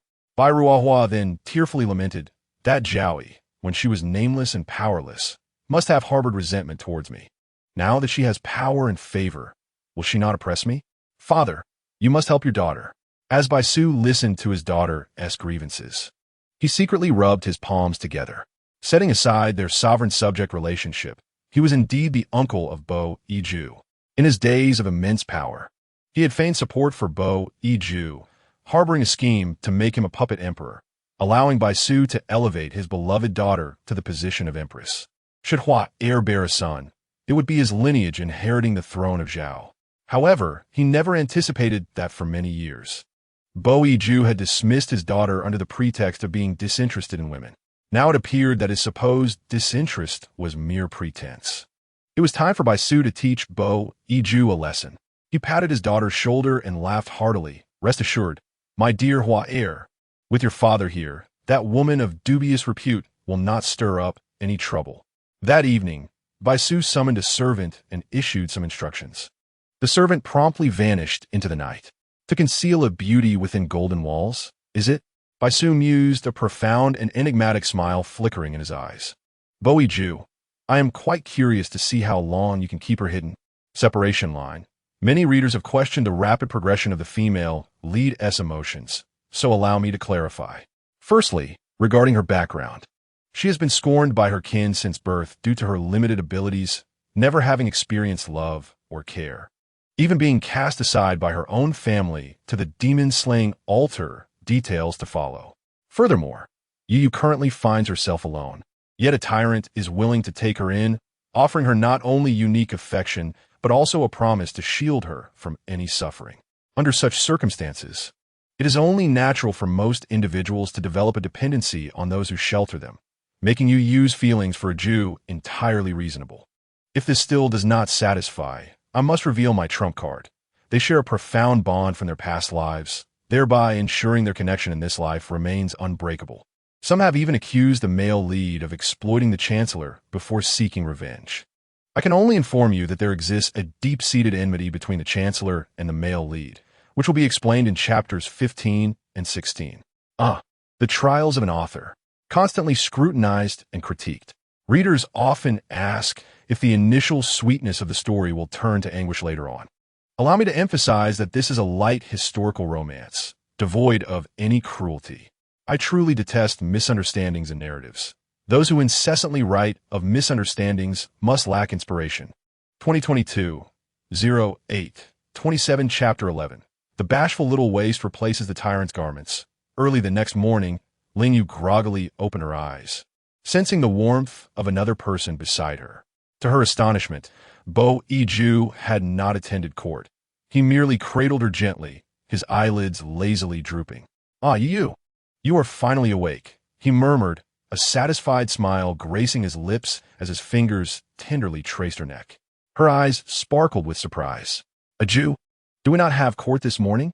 You promised me yesterday that you would assist in my dressing from now on. I trust you are not one to break your word. Thus, I shall grant you this opportunity." With his elegantly arched brows and strikingly handsome visage, appeared unperturbed, as if reproaching her for not awakening sooner to fulfill their promise. Ling Yue pouted slightly, disregarding the aches in her body as she raised herself. Thin Yiju extended his arm to support her, gently helping her up. Still drowsy, Ling Yue donned her night clothes and approached the intricately carved sandalwood wardrobe, casually retrieving a dragon robe and a plain undershirt. Upon returning to the bedside, she found Thin Yiju already seated before the bronze mirror, bare from the waist up, deftly gathering his cascading hair with a purple-gold hairpin. His sun-kissed torso was lean and muscular, the definition of his physique sharp and clear, yet marred by ancient scars from blades, alongside fresh, faint red marks. Ling Yue quickly averted her gaze, feeling a twinge of shame as she glanced at her delicate fingers, adorned with elegantly long nails. What was she truly observing? Thin Yiju smiled faintly, reminiscing about the helpless girl who had once playfully scolded him, only to vent her frustrations by scratching his back. Ling Yue's heart fluttered, her emotions a tangled web. It was clear that Thin Yiju had initially shown her little tenderness, yet somehow, guilt blossomed within her, leaving her feeling apologetic. Her cheeks flushed a deeper crimson, a mix of embarrassment and anger swelling within her. She grasped the plain shirt in her hands, feigning calmness as she said, "A Jew, I shall help you change." At her words, Thin Yiju lazily spread his arms, tilting his head back, his eyes gleaming with satisfaction. "You have done nothing wrong, Yu." As she strained to dress him in one sleeve, she heard him speak in a low, alluring tone that made her cheeks burn, "Though I stand as a man. My back is indeed meant for your scratching. The more fervently you scratch, the more joy it brings me." Feeling flustered by his teasing, Ling Yue halted her movements, responding with a mix of indignation and playfulness. "Understood. Once you leave for court, I shall attend to my nails." Thin Yiju chuckled softly, swiftly capturing her wrist. "Without my permission, that is not permitted. If you doubt me, feel free to test it." Confronted by his determined grin, Ling Yue couldn't help but lower her eyes, pouting as she dressed him in the other sleeve. Thin Yiju gently caressed the cheek of the sulking girl. "If you truly wish to trim them, you may do so upon my return from court." Ling Yue allowed him to stroke her head as she awkwardly draped the dragon robe over him, listening as he continued. "I have instructed the servants to prepare some pastries, which will be delivered shortly for your breakfast." "All right," she replied obediently, though her head was bowed. The warmth of her smile could not be concealed. She felt his soft lips brush against her forehead. "Upon my return, I shall assist you with your grooming." Ling Yue held this promise close to her heart. Thus, after Thin Yiju departed, she simply tidied her hair and donned a suitable palace garment before taking a leisurely stroll in Huayao courtyard. Before long, several young eunuchs entered the courtyard, bearing trays laden with an array of pastries, each delicacy being delivered to the palace. The pastries and porridge had been served, and the group of attendants respectfully addressed her. "Your Highness, please enjoy your meal." Even without the adornment of makeup, the newly arrived Huanzhao captivated these young eunuchs, leaving them momentarily entranced, yet fearful of gazing too long. Should the resolute emperor become aware of such gazes, their heads would surely roll. After bowing, they lowered their eyes and hurriedly departed. Ling Yue sat at the table, her cherry-like lips slightly parted, as the sweet pastries melted into the fragrant essence of osmanthus in her mouth, reminiscent of the affection bestowed upon her by Bo Yijue, filling her heart with sweetness. After consuming about half, Ling Yue paused her indulgence, wishing to share the delights with him upon his return. She took a few delicate sips of porridge and, feeling somewhat bored, meandered along the path of Huayao Garden, reaching the grand entrance in mere moments. Just then, a somewhat unfamiliar young eunuch approached, carefully holding a jade tray upon which rested a porcelain bowl intricately adorned with gold carvings. "Your Highness, the Emperor," mindful of your patience in enduring the sweltering heat while awaiting his return from court, has specially commanded me to deliver this bowl of cool lotus root and osmanthus soup to refresh you. Ling Yue lifted her delicate sleeve to dab at the fine beads of sweat on her forehead. Indeed, the heat was palpable. Peering into the bowl, she beheld the glistening lotus root submerged in a crimson syrup, drizzled with fragrant osmanthus honey, from which wisps of cool vapor seemed to rise. A blissful smile graced the young maiden's face, then let it be served. The unfamiliar young eunuch respectfully complied and entered the palace with the tray. Beneath his lowered eyelids, a subtle shadow flickered. The reactions of this enchanting woman seemed somewhat divergent from the expectations of the chancellor. In such oppressive heat, she chose not to immediately sip the evidently refreshing syrup. After placing the syrup on the table, the eunuch bowed again and respectfully remarked, "Your Highness, acquiring ice during summer is quite a challenge, and should this soup be left out for too long, it will lose its appeal. You must partake of it soon." Upon hearing this, Ling Yue extended her finger, gently brushing the porcelain bowl. A cool sensation radiated from her fingertip as condensation formed on the chilled surface, proving it indeed refreshing. "I understand. You may withdraw now." Though he felt a twinge of reluctance at not witnessing her drink the syrup, the young eunuch knew his station forbade him from lingering in the garden. "I take my leave, and I implore you to drink soon," he reiterated as he withdrew. Chapter 12. Bo Yue provides her with a sense of security. Once the young eunuch departed, Ling Yue propped her head on her hand, contemplating the bowl of osmanthus soup. In the sweltering heat, this bowl of cool syrup was irresistibly enticing, and she longed to taste it. Yet, in a fleeting moment, a playful smile crept upon her lips. "The more Aju wishes for me to drink it swiftly, the more I shall wait for his return to enjoy it." She never anticipated that life in the mortal realm could be so arduous. The eunuch had mentioned that acquiring ice during summer was no easy feat. In her time within the demon realm, conjuring fire and ice was an exceedingly simple task, a fundamental skill for one of her stature as a priestess of the demon clan. Alas, she was regarded as the weakest priestess in the realm, limited to merely igniting flames and summoning frost, as well as observing celestial phenomena. Ling Yue mused that should she one day regain her magical prowess, she would take Bo Yue to witness extraordinary sights. As she sat in contemplation, drowsiness crept upon her, her delicate, rosy visage resting upon her lotus-like arm, her head nodding slightly. Unbeknownst to her, time slipped away until the sharp yet commanding voice of Eunuch Yi resonated from afar. "Your Majesty has arrived." Ling Yue blinked her hazy eyes open and turned toward the sound, where she beheld the striking figure adorned in a dragon robe, an aura of deep darkness surrounding him. She squinted her almond-shaped eyes and stifled a yawn, rising to greet him. Had she disturbed Yue's rest? Bo Yue received the delicate, soft-bodied little consort into his embrace, his broad hand tenderly caressing her sleepy eyes. He turned, his voice tinged with a coolness. "Yi Sheng, there is no need for announcements upon returning to the palace henceforth." Eunuch Yi promptly replied with utmost respect, "This servant understands." Ling Yue clung to Bo Yue's sturdy arm, her dainty hand grasping his black sleeve, gently shaking it. "Aju, the lotus powder osmanthus soup you had sent earlier, I have been reluctant to partake." Her sweet, lilting tone carried a hint of playful coaxing, and with the sweltering heat, she wondered if it remained cool after all this time. "Come quickly." Bo Yue's gaze darkened abruptly. "I commanded that to be delivered?" Indeed, Ling Yue blinked her luminous almond eyes, realizing only then that his expression was awry. "Aju?" Bo Yue cast a glance at the uniquely crafted jade plate and porcelain bowl upon the table, a tempest brewing within his profound gaze. "Fetch a silver needle." His chilling words were laced with an unmistakable aura of menace. Eunuch Yi, having served Bo Yue for many years, understood the implications of his command. The seasoned ruthlessness of the past resurfaced, and he adopted a grave demeanor.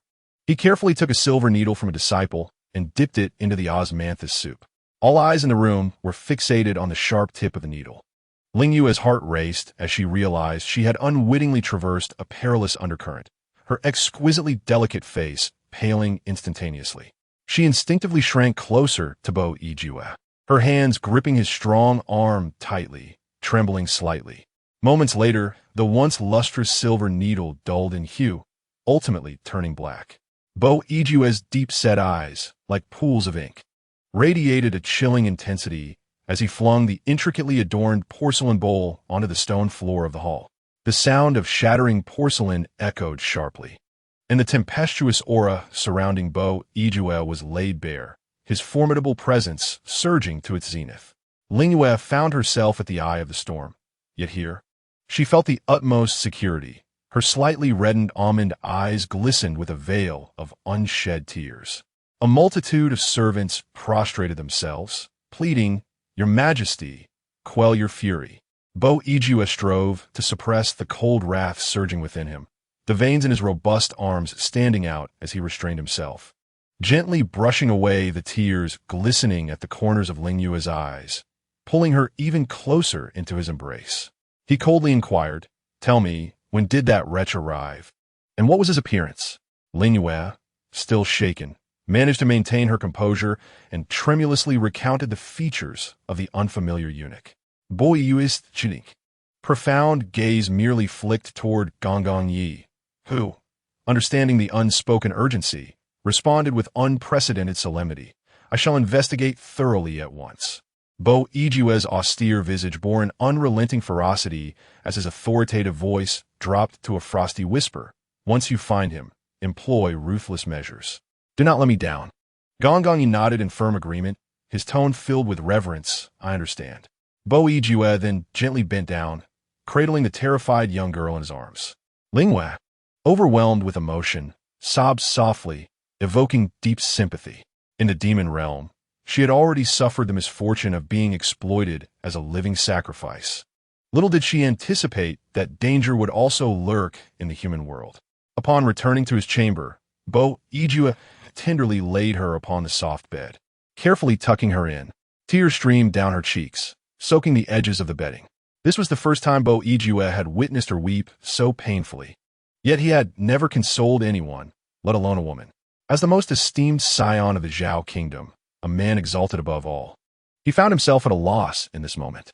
His deep, sorrowful eyes shimmered with compassion, and he felt a profound sense of guilt. "It is my failure to protect you. I vow with my life that such a thing shall never happen again." Suddenly, Ling Yue felt her upper body lifted, enveloped in the strength of his arms.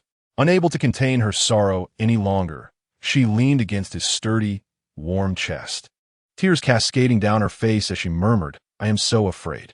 Bo Ijue, aching for her, held her close and gently caressed her pale cheek, whispering soothingly, "Do not cry, my Ling Yue. I am here always." As the midday sun slowly ascended to its zenith and then began to wane, the shadows of the willows outside the palace danced in the light, shifting from tall to short and back again. Time seemed to drift by at a languid pace, perhaps half an hour, perhaps an hour, until at last, Ling Yue's sobs subsided under Bo Ijue's relentless comfort, and she fell into a deep slumber. Nevertheless, the delicate corners of her eyes and the tip of her nose remained slightly reddened, a sight that tugged at one's heartstrings. Bo Ijue gently returned her to the pillow, then stepped outside the hall to issue a decree. "I shall not attend court tomorrow." At that moment, Gong Yi was occupied with the investigation into the poisoning of the imperial concubine Huan Zhao, while one of his trusted disciples, Xiao Xuanzai, stood guard outside. Xiao Xuanzai promptly replied, "I shall relay your message."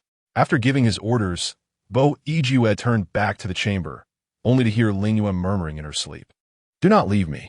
His brow furrowed with concern as he swiftly returned to her side, allowing her to grasp his wrist. Yet, Ling Yue seemed ensnared in an endless nightmare. Her fearful murmurs fragmented. "Why must I be chosen for the sacrifice? Do not abandon me. Save me. I do not wish to be cast aside at the demon-slaying altar." Chapter 13. Marking your forehead sacrifice, demon-slaying altar. Bo Ijue softly repeated these phrases, sensing an instinctive connection to Ling Yue's presence. In her slumber, Ling Yue seemed to possess an innate intuition, as her pale hand grasped the man's wrist and then ascended further up his arm. A Juan appeared to find solace, and Ling Yue's emotions finally eased, her tightly furrowed brows relaxing. "I am here," Bo Yue softly replied. Time seemed to stand still, as the sovereign of a great nation remained motionless, his outstretched arm unwavering, determined to prevent the petite Jowie from succumbing to nightmares once more. Ling Yue's tranquil sleeping visage was enchanting, serene as a masterpiece. The man gazed calmly at her peaceful face, his profound eyes unexpectedly gentle. Your Majesty, Chief Steward Yi returned to the chamber, ready to report on the handling of a case. Bo Yue lifted his gaze slightly, his expression laden with unspoken significance. Noticing Ling Yue peacefully sleeping beside him, Yi offered a smile and retreated to fetch something. Your Majesty is reluctant to disturb the lady. He understood well. Shortly thereafter, Yi presented Bo Yue with a piece of paper inscribed with the findings from the interrogations. Bo Yue slowly freed his hand not occupied by Ling Yue, accepting the document. A mere glance ignited a tempest of fury within his eyes. It was Bai Su again. He quickly sensed the shift in the emperor's mood, but was at a loss as to how to respond. Bo Yue's fingers tightened around the paper, his wrist trembling violently, his countenance darkening to an ominous shade. Yet, with his beloved Jowie still asleep, he could not allow his anger to frighten her. For once, the usually tempestuous man restrained himself, suppressing the urge to unleash his wrath. In the next moment, the paper crumpled in his grip, falling to the ground with a soft thud. He crawled forward to retrieve the crumpled paper, hastily closing the hall doors as he departed, assured that no one would intrude. Bo Yue, who had not tasted food, moved slowly to remove his shoes and socks, quietly lying beside Ling Yue. He stifled his anger, his deep-set eyes swirling with unspoken turmoil, his mind brewing a grand scheme. Bai Su's actions not only threatened those he wished to protect, but also stirred memories of a past torment that haunted him, a source of all his brutal emotions, a shadow that would linger for eternity. At that moment, the delicate form beside him shifted. Ling Yue's pale, fragile arms instinctively sought refuge, tightening their embrace around him. The trust she placed in him miraculously quelled his brutal instincts, yet also ignited an indescribable fire deep within. Bo Yue's brows knitted tightly together, his restraint palpable as he clenched his jaw. Those hands, however, grew bolder, holding him even more tightly. Yeah, Bo Yue's voice, husky and low, could not descend any further. When I seek justice on your behalf, you must ensure you compensate me well. As her consciousness began to awaken, Ling Yue felt herself clutching something warm. Her light amber eyes fluttered open slightly, noting the dimming light, accompanied by a slight swelling around her eyes. It dawned upon her that she had practically draped herself over Bo Yue, clinging to him fiercely. Yet, Bo Yue permitted her to hold him, his inscrutable gaze quietly studying her. He chuckled softly. Is Yeye feeling better now? The pair of audacious little hands, once so lively in slumber, suddenly fell limp. Despite Ling Yue's burgeoning affection for Bo Yue over the past few days, she lacked the courage to embrace him so boldly, let alone anything more daring. Clearly, she was overwhelmed by her emotions, and in the throes of her melancholy, she dared to engage in many audacious acts in her dreams. The young maiden's cheeks flushed crimson, her tone betraying a sense of guilt akin to having committed a wrongdoing. I am afraid my sleeping posture is quite dreadful. Her heart raced tumultuously as she shifted slightly, intending to escape. Yet, Bo Yue, awakening as he had before, wrapped his strong arms around her, firmly restraining her. Ling Yue barely managed to shift before she found herself ensnared, the sound of his heavy breathing resonating beside her. Be obedient, don't move. His warm breath caressed Ling Yue's slender neck. Bo Yue's eyes were half closed, as if savoring a moment, his deep voice sending tremors through her heart. Held tightly in his embrace, Ling Yue felt her heart race like a startled fawn, overwhelmed with shyness and guilt. Sore, Akju. The warmth beneath the covers escalated rapidly, creating an atmosphere both intimate and comfortable, making it hard to part. Bo Yue let out a soft hum, arching an eyebrow slightly. His handsome visage bore a hint of mischievousness, a smirk playing on his lips. Today's events shall be addressed, rest assured. But if you continue this way, I cannot promise what may transpire. Just at that moment, Ling Yue shifted her leg. The softness of her skin inadvertently brushed against something on Bo Yue. The blush that had just begun to fade deepened anew. With a swift motion, Bo Yue flipped over, his grasp leaving no room for resistance. His eyes darkened with an intense hue. You, this time, you have brought this upon yourself. Ling Yue was momentarily stunned by his sudden movement. The man's divine countenance loomed just above her cheek, drawing closer still. Through his eyes, imbued with a consuming desire, she could even glimpse her own reflection. She swallowed hard, her bright, clear almond eyes blinking rapidly.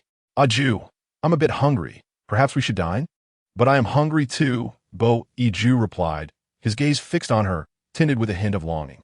This hunger, however, was not of the same ilk. Even so, he merely wished to tease his little jowie. He understood that Ling Yue was feeling unwell today. As long as she did not wish to, he would never press her. Ling Yue, slightly dazed, her innocent eyes shimmering, inquired, Ju, haven't you eaten anything? A memory sparked. She recalled how Bo Yue had softly coaxed her by the bedside until she fell asleep. Yet, upon awakening, he remained by her side, allowing her to hold him. Had he not moved an inch since she drifted into slumber? Feeling the warmth radiating from his palm, Ling Yue felt a pang of guilt, concerned that he had not eaten all day. She gazed at Bo Yue's fervent eyes, her gentle voice imbued with sincerity. Ju, listen to me. You haven't eaten all day. This is not good for your health. I promise you. She paused for a moment, yet could not help but lower her gaze shyly. After our meal, we proceeded to the bathhouse together. Upon hearing this, a flicker of joy danced in the striking features of Bo Yue. Is Ye concerned for me? He endeavored to suppress the desires swirling within him and tenderly kissed Ling Yue's forehead.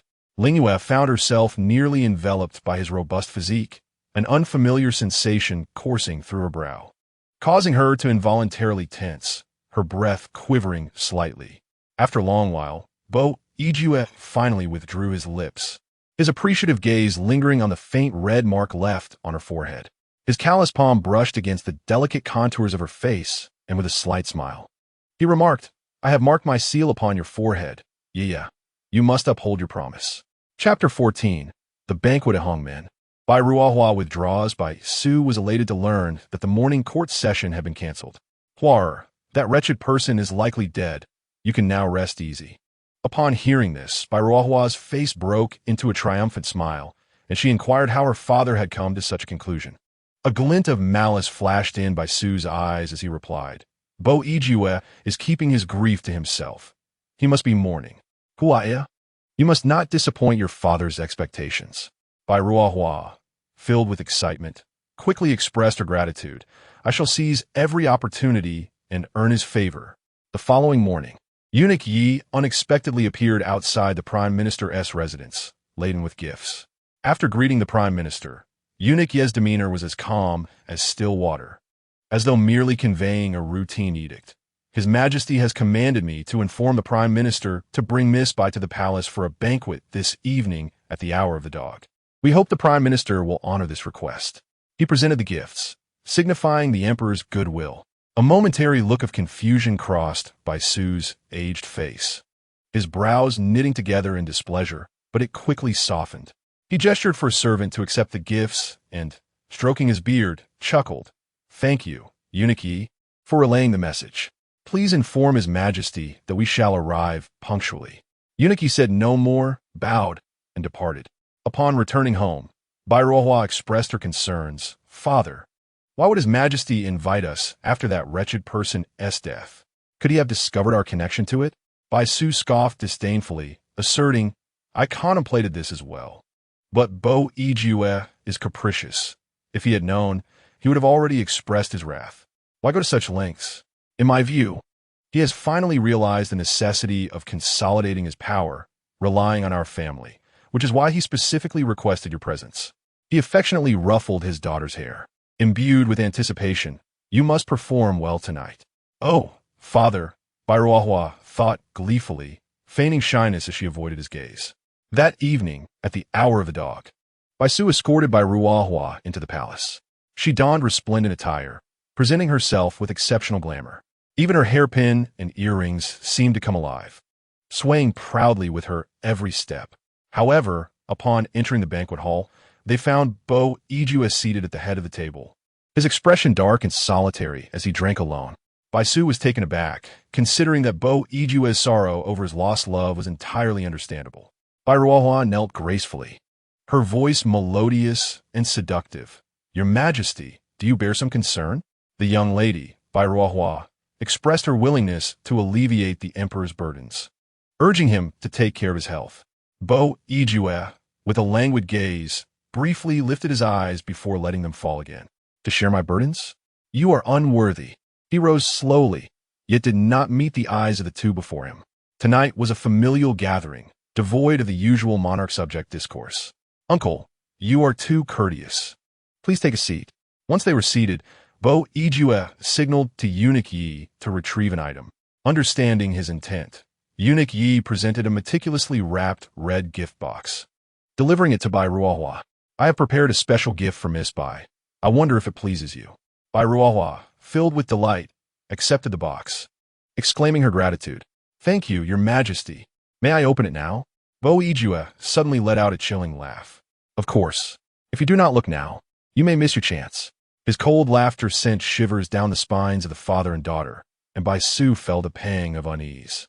Fortunately, he had many loyal subordinates still within the palace, having arranged matters before the banquet, and he was not overly concerned about Bo Yue's potential tricks.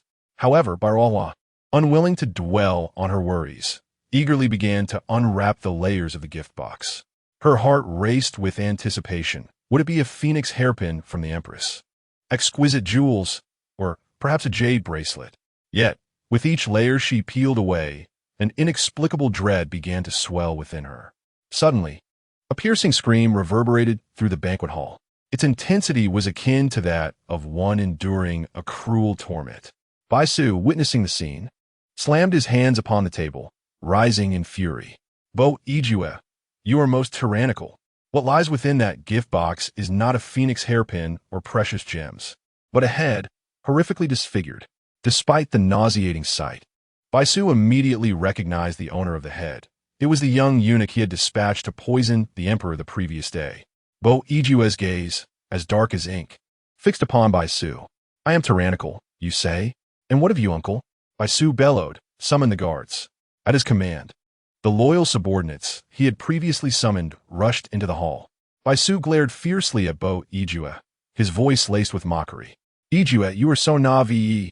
Before he could finish, a sharp blade was suddenly pressed against his throat, and those loyal subordinates inexplicably turned their weapons upon him. A peculiar smile danced upon Bo Yue's features as he replied, "Uncle, your men have long since pledged their allegiance to me. I apologize for my tardiness in informing you." In stark contrast to the tense atmosphere, a flamboyantly dressed woman beside them began to babble incoherently. "Ah, father, what is this? It is looking at me. It seems to be moving." Bai Ruohua appeared dazed, trembling uncontrollably, her words stumbling. "Ah, don't touch me." Another scream erupted as she suddenly ran amok, spiraling into madness. Yet, Bo Yue coldly commanded, "Seize her, and ensure she remains in the company of her father." He turned his back to the father and daughter, his towering figure resembling a majestic pine, emanating an invisible yet palpable aura of danger. Suddenly, Bo Yue lifted his sleeve, lightly clapping his hands. "This weather is so oppressive. I wish to offer Uncle or Miss by a taste of this lotus root and osmanthus sweet soup." Xiao Xuanzai, with utmost reverence, presented a bowl of syrupy sweetness. As Bai Su glanced at the bowl of sweet soup, he instantly comprehended that Bo Yue was mocking him with the same tactic. It was undoubtedly poisoned. "Yue, I am your uncle. I am a sworn brother of Bo Xiao. You cannot force me like this for the sake of a woman." Upon hearing these words, the fury within Bo Yue nearly spiraled out of control. Bai Su was the most unworthy to mention that name. However, one must remain composed in pursuit of greater strategies. Bo Yue had painstakingly gathered his strength for this day, and Bai Su's time to maneuver was running out.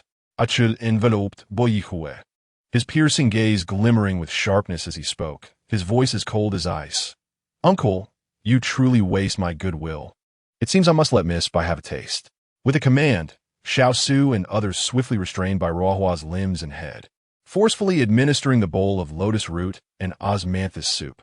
Bo Yijue, how dare you? Bai Su's rage surged, his dark visage twisting in a grotesque manner. Listening to Bai Ruohua's whimpers and struggles, Bo Yijue's heart remained unmoved as he strode out of the banquet hall. A voice cold and haughty echoed in everyone's ears. The banquet is dismissed. Uncle, take care of yourself. He had no intention of further concerning himself with the matters of the banquet, as everything had already been arranged. His thoughts were solely occupied with the little Jowie in the inner palace. Chapter 15. You still have me after experiencing the attempt on her life.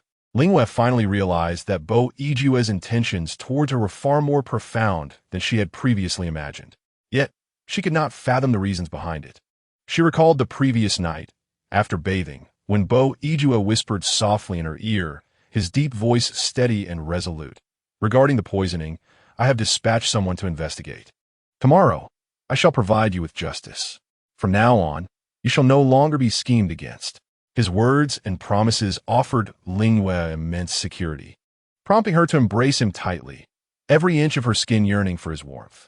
Abandoned by the demon clan and left helpless in the mortal realm, Ling Yue had long since succumbed to her feelings. That night, Ling Yue sat patiently in the attic of Huayao Courtyard. After sharing dinner, Bo Yijue had left, stating, I have matters to attend to outside, but I will return shortly. True to his word, he did not keep her waiting long. After about half an hour, the sound of his steady footsteps echoed behind her. Ling Yue turned abruptly, and Bo Yijue's tall and elegant figure came into view.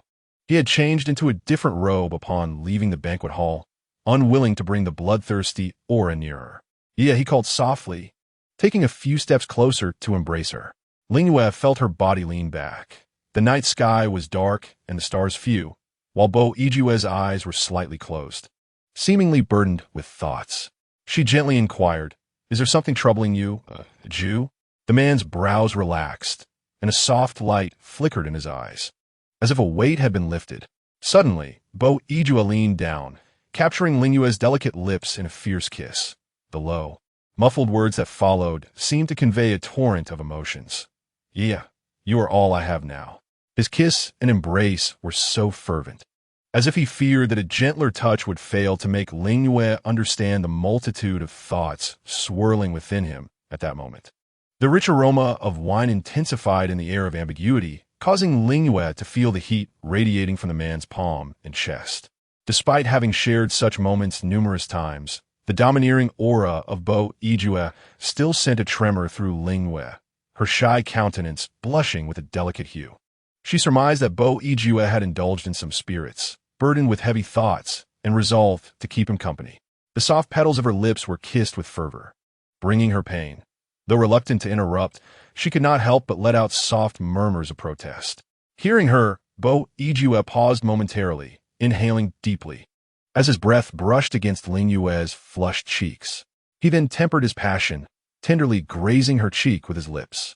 This fervent and sincere affection enveloped Ling Yue, leaving her breathless amidst the intoxicating scent of wine. After a while, she regained her senses, only to find Bo Yijue standing alone against the intricately carved railing of the loft. His deep, sword-like gaze surveyed the myriad lights of the city below, his long fingers elegantly resting atop the wooden balustrade. He spoke again, his voice tinged with melancholy. I have only you. Ling Yue approached him slowly, her sweet voice laced with concern. Yijue, you have me, as well as the realm of Zhao and your subjects. Standing beside him, she admired his cold yet handsome visage before wrapping her arms around him from behind. Please do not speak like that. Bo Yijue glanced down at his waist where her delicate hands rested, their faint touch almost imperceptible. His solemn expression began to thaw, and he placed his warm, broad palm over her small hands. Are you interested, Ling Yue, in hearing about my past? Ling Yue hesitated, feeling that she was merely an enigmatic, fragile woman in Bo Yijue's eyes, unworthy of his affection.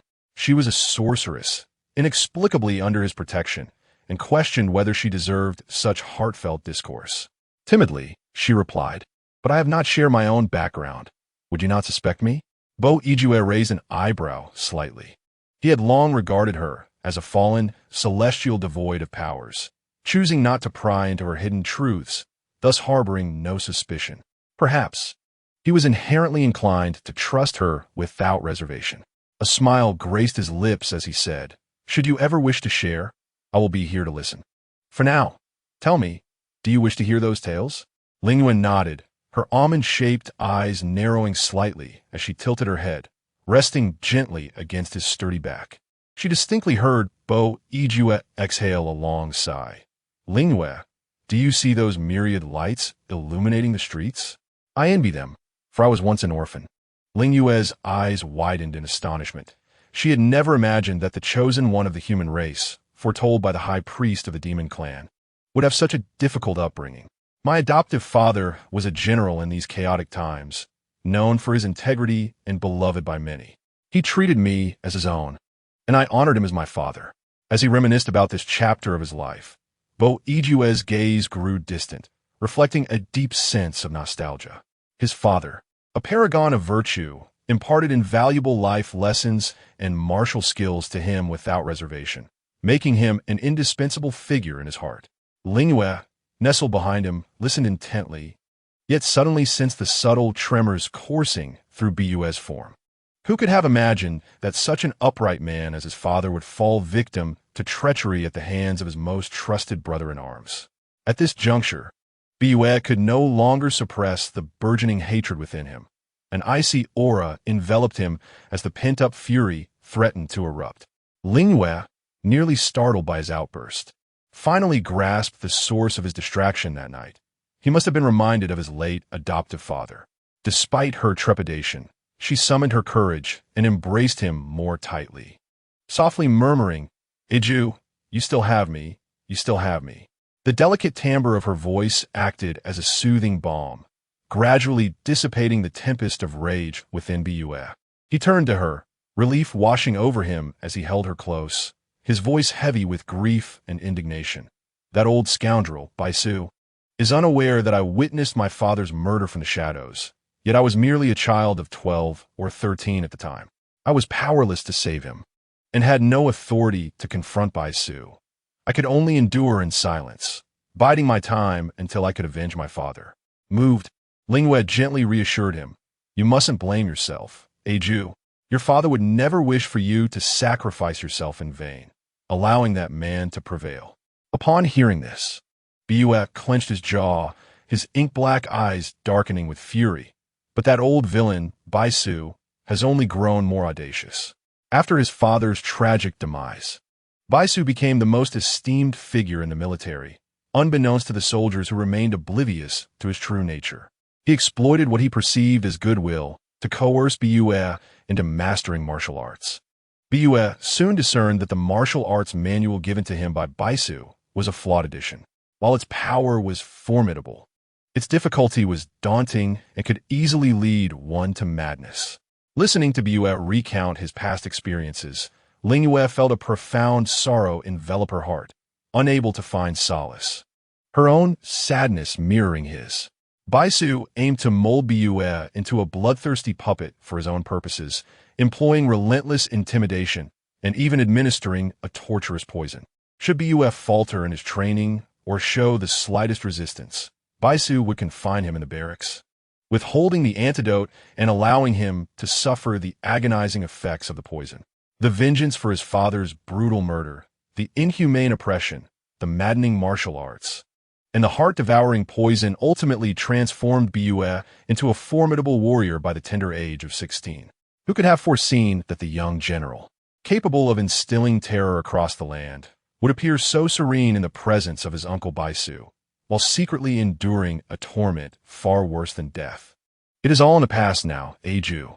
Ling Yue felt the futility of her attempts to console him. She found it hard to fathom how the young Bo Yijue endured those dark days. However, Bo Yijue suddenly shifted the conversation. "Do you know that 10 years ago, you alleviated my poison?" Ling Yue's bright, almond-shaped eyes sparkled, unwittingly captivating. Bo Yiju gently brushed aside the stray hairs from her forehead, his expression softening. "After you kissed me that day, your figure faded, and I was unable to keep you. Yet, I discovered that the poison placed upon me by Su had been lifted. Do you understand that without you, I probably wouldn't have reached this day? From that moment on, I began to conserve my strength, plotting my revenge. Ling Yue looked up in confusion, recalling that her recent arrival in the human realm was merely to fulfill the task assigned by the Demon Emperor, only to find herself a sacrificial offering for the revival of the Demon Clan. Yet by some twist of fate, her kiss had inadvertently freed Bo Yue from his poison, a mystery laden with unexplainable connections. The moonlight cascaded down, and Bo Yue scrutinized Ling Yue's exquisite features, her beauty pure and unblemished. She was the light that pierced through his desolate existence, his antidote, and the opium that ensnared him willingly. Yie and your father are the two most important individuals in my life. I shall never forget you for as long as I live. Bo Yue tenderly cradled Ling Yue's face and leaned down once more. The cool softness of his touch brushed against her brow, and Ling Yue noticed the subtle movement of his Adam's apple. 3 years ago, when the imperial state was established, Baisu nominated me as the sovereign, intending for me to be his puppet emperor, unaware that I had already undermined his authority in secret.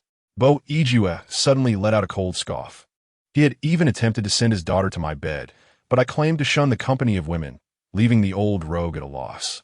At this juncture, Bo Yue slightly turned his head, his crimson lips drawing dangerously close to Ling Yue's ear, his voice low and lingering. Yet, I never anticipated that you would fall into my hands again. I find it difficult to restrain myself around you. Ling Yue felt her earlobe burn as he playfully nibbled it, causing her to tremble slightly, and her soft voice playfully rebuked. Ju, you're teasing me again. What do you mean by teasing?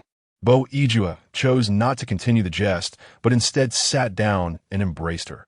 In these 3 years, many ministers have recommended concubines to me, presenting fair maidens, all of whom I have rejected and executed.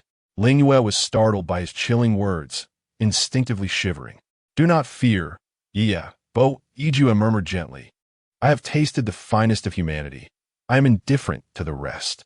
Ling Yue did not wish for Bo Yue to add more bloodshed due to her presence.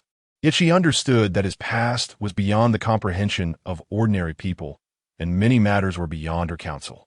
She lifted herself slightly and pressed her lips to Bo Yue's exquisitely chiseled cheek, sincerely and softly saying, Whatever you wish to pursue, I will support you. But matters of life and death weigh heavily. You must not act impulsively as you did in the past. Bo Yue raised an eyebrow, his large hand cradling her delicate head, a playful glint in his eyes, as if he realized that Yie was attempting to counsel him to spare fewer lives. Ling Yue lowered her gaze, feeling unworthy. As Bo Yue observed her slight timidity, he chuckled softly. However, I can assure Yie that if she intervenes, I shall reconsider my stance. Would this bring her joy? Ling Yue unexpectedly lifted her gaze, exchanging a smile with him. Yet, after Yie's father departed, he was no longer a benevolent ruler. This was merely to elicit a smile from her. Satisfied, Bo Yue drew her closer. Ling Yue nestled against his chest, listening to the rhythm of his heartbeat, her gentle voice brimming with affection. Ju is truly wonderful. Bo Yue paused momentarily, redirecting the conversation back to his grievances with Baisu. I have endured much. Yet Baisu has grown increasingly arrogant, underestimating me. Now, he possesses only a hollow reputation in the court. Should he reveal even the slightest flaw, I could effortlessly eliminate him without incurring public ire. Do you think someone like Baisu deserves to remain? Ling Yue shook her head, urging him to act according to his own judgment. Although she had not encountered Baisu, she understood the profound harm he had inflicted upon Bo Yue, and this was not a matter for her to interfere in. At that moment, Eunuch Yi ascended the tower to deliver news. Your Majesty, our spies have reported that, as you anticipated, Baisu has fled north with his family. Bo Yue's lips parted coldly. Then we shall proceed according to our previous plan. Eunuch Yi comprehended his intent and, upon retreating, relayed Bo Yue's instructions in full. Do you know my desires? Bo Yue entwined his fingers with Ling Yue's and returned to the wooden railing of the tower. Ling Yue nodded her petite head, her voice sweet and delicate. I remember you once mentioned your ambition to be the ruler of the world. A faint smile graced Bo Ijue's lips. Uniting the realm had been his foster father's wish. Once, Bo Ijue had been uncertain of his purpose in life, solely desiring to slay Bai Su during the unification to honor his late father's spirit. At that time, his pursuit of the throne was merely to fulfill his foster father's legacy.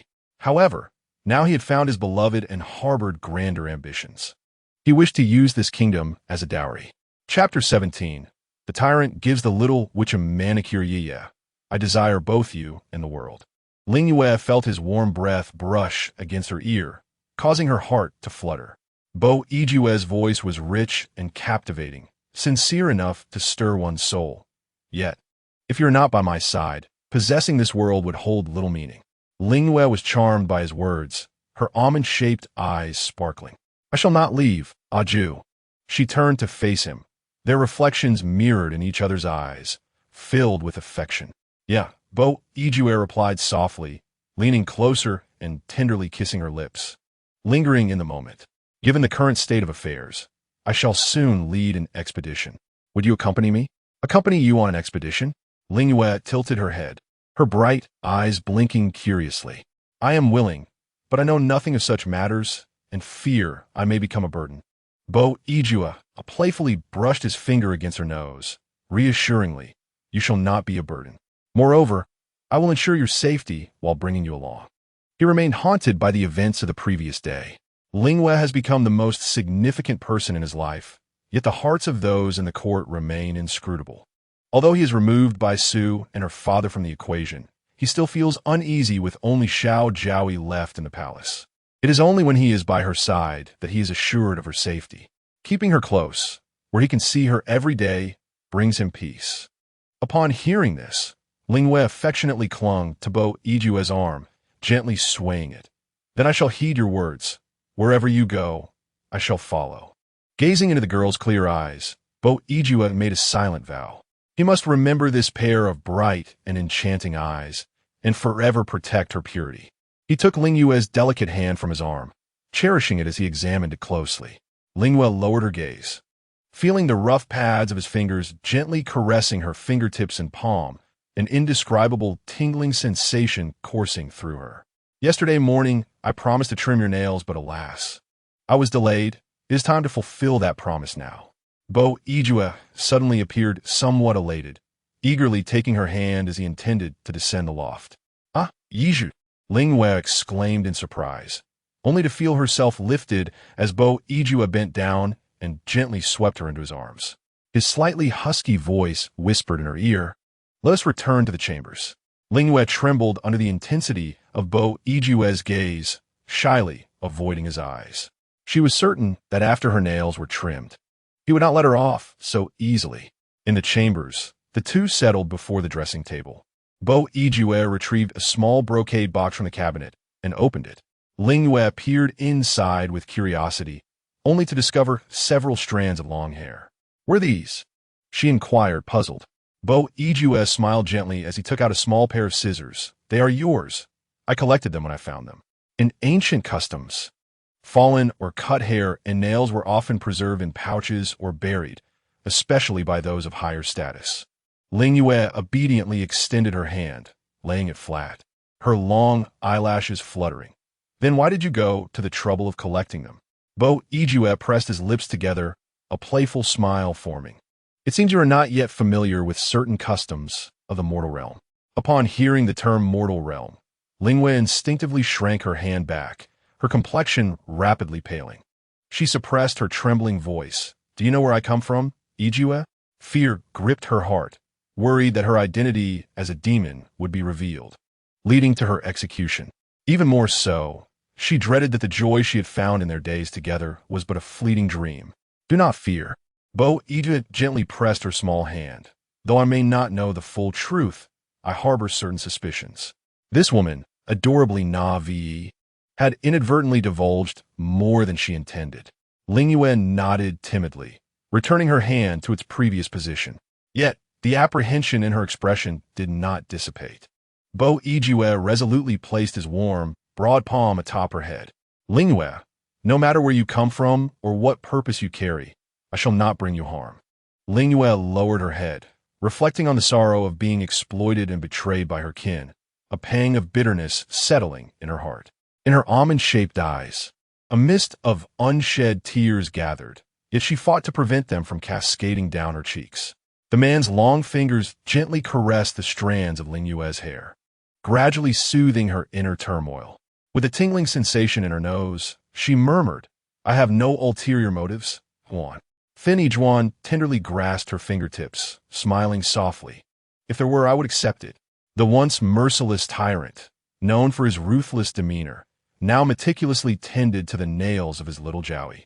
Her nails, elongated and translucent, resembled the texture of soft jade, and Fin Yijuan carefully placed the trimmed nails into a brocade box. As a girl from the demon clan, Ling Yue had never groomed her nails throughout her life, and watching Fin Yijuan focus on her manicure filled her heart with an inexplicable joy. She realized that many seemingly trivial moments could bestow happiness upon her, as long as Fin Yijuan was present. Thank you, Ewan. She softly called out after the grooming was complete, meeting his gaze with a warm smile. The atmosphere, once cozy, suddenly shifted, revealing a strange tension.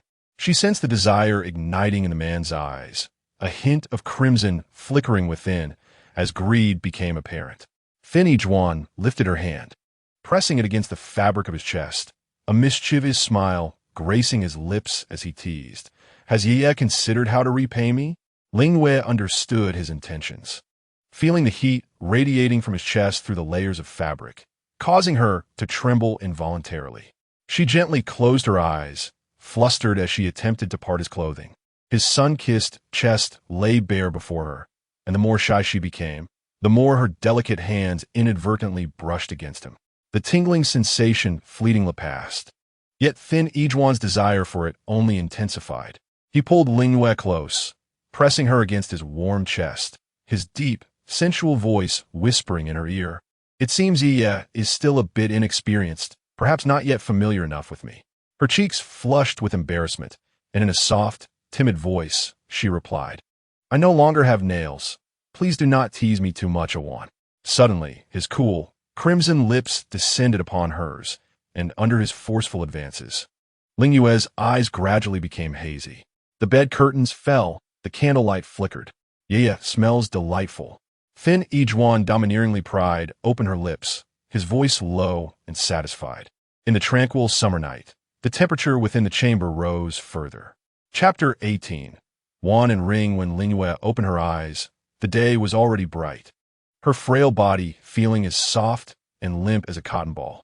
She could only recall losing consciousness the previous night, her limbs feeling as if they no longer belonged to her. As she felt tears welling up, Fin Yijuan softly kissed them away, yet he remained unrestrained. Ling Yue, both embarrassed and angry, felt her delicate face flush a rosy hue. She was acutely aware that Fin Yijuan, in the bed, was a stark contrast to his usual self, utterly lacking in tenderness.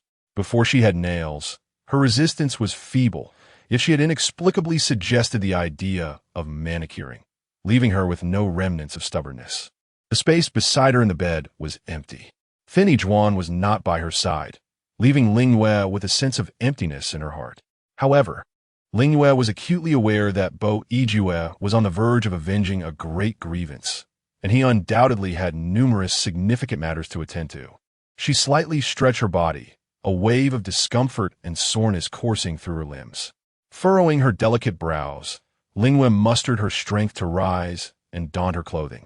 Just as she was about to approach the bronze mirror to freshen up, she suddenly noticed an array of pastries placed at the bedside, which she had previously overlooked.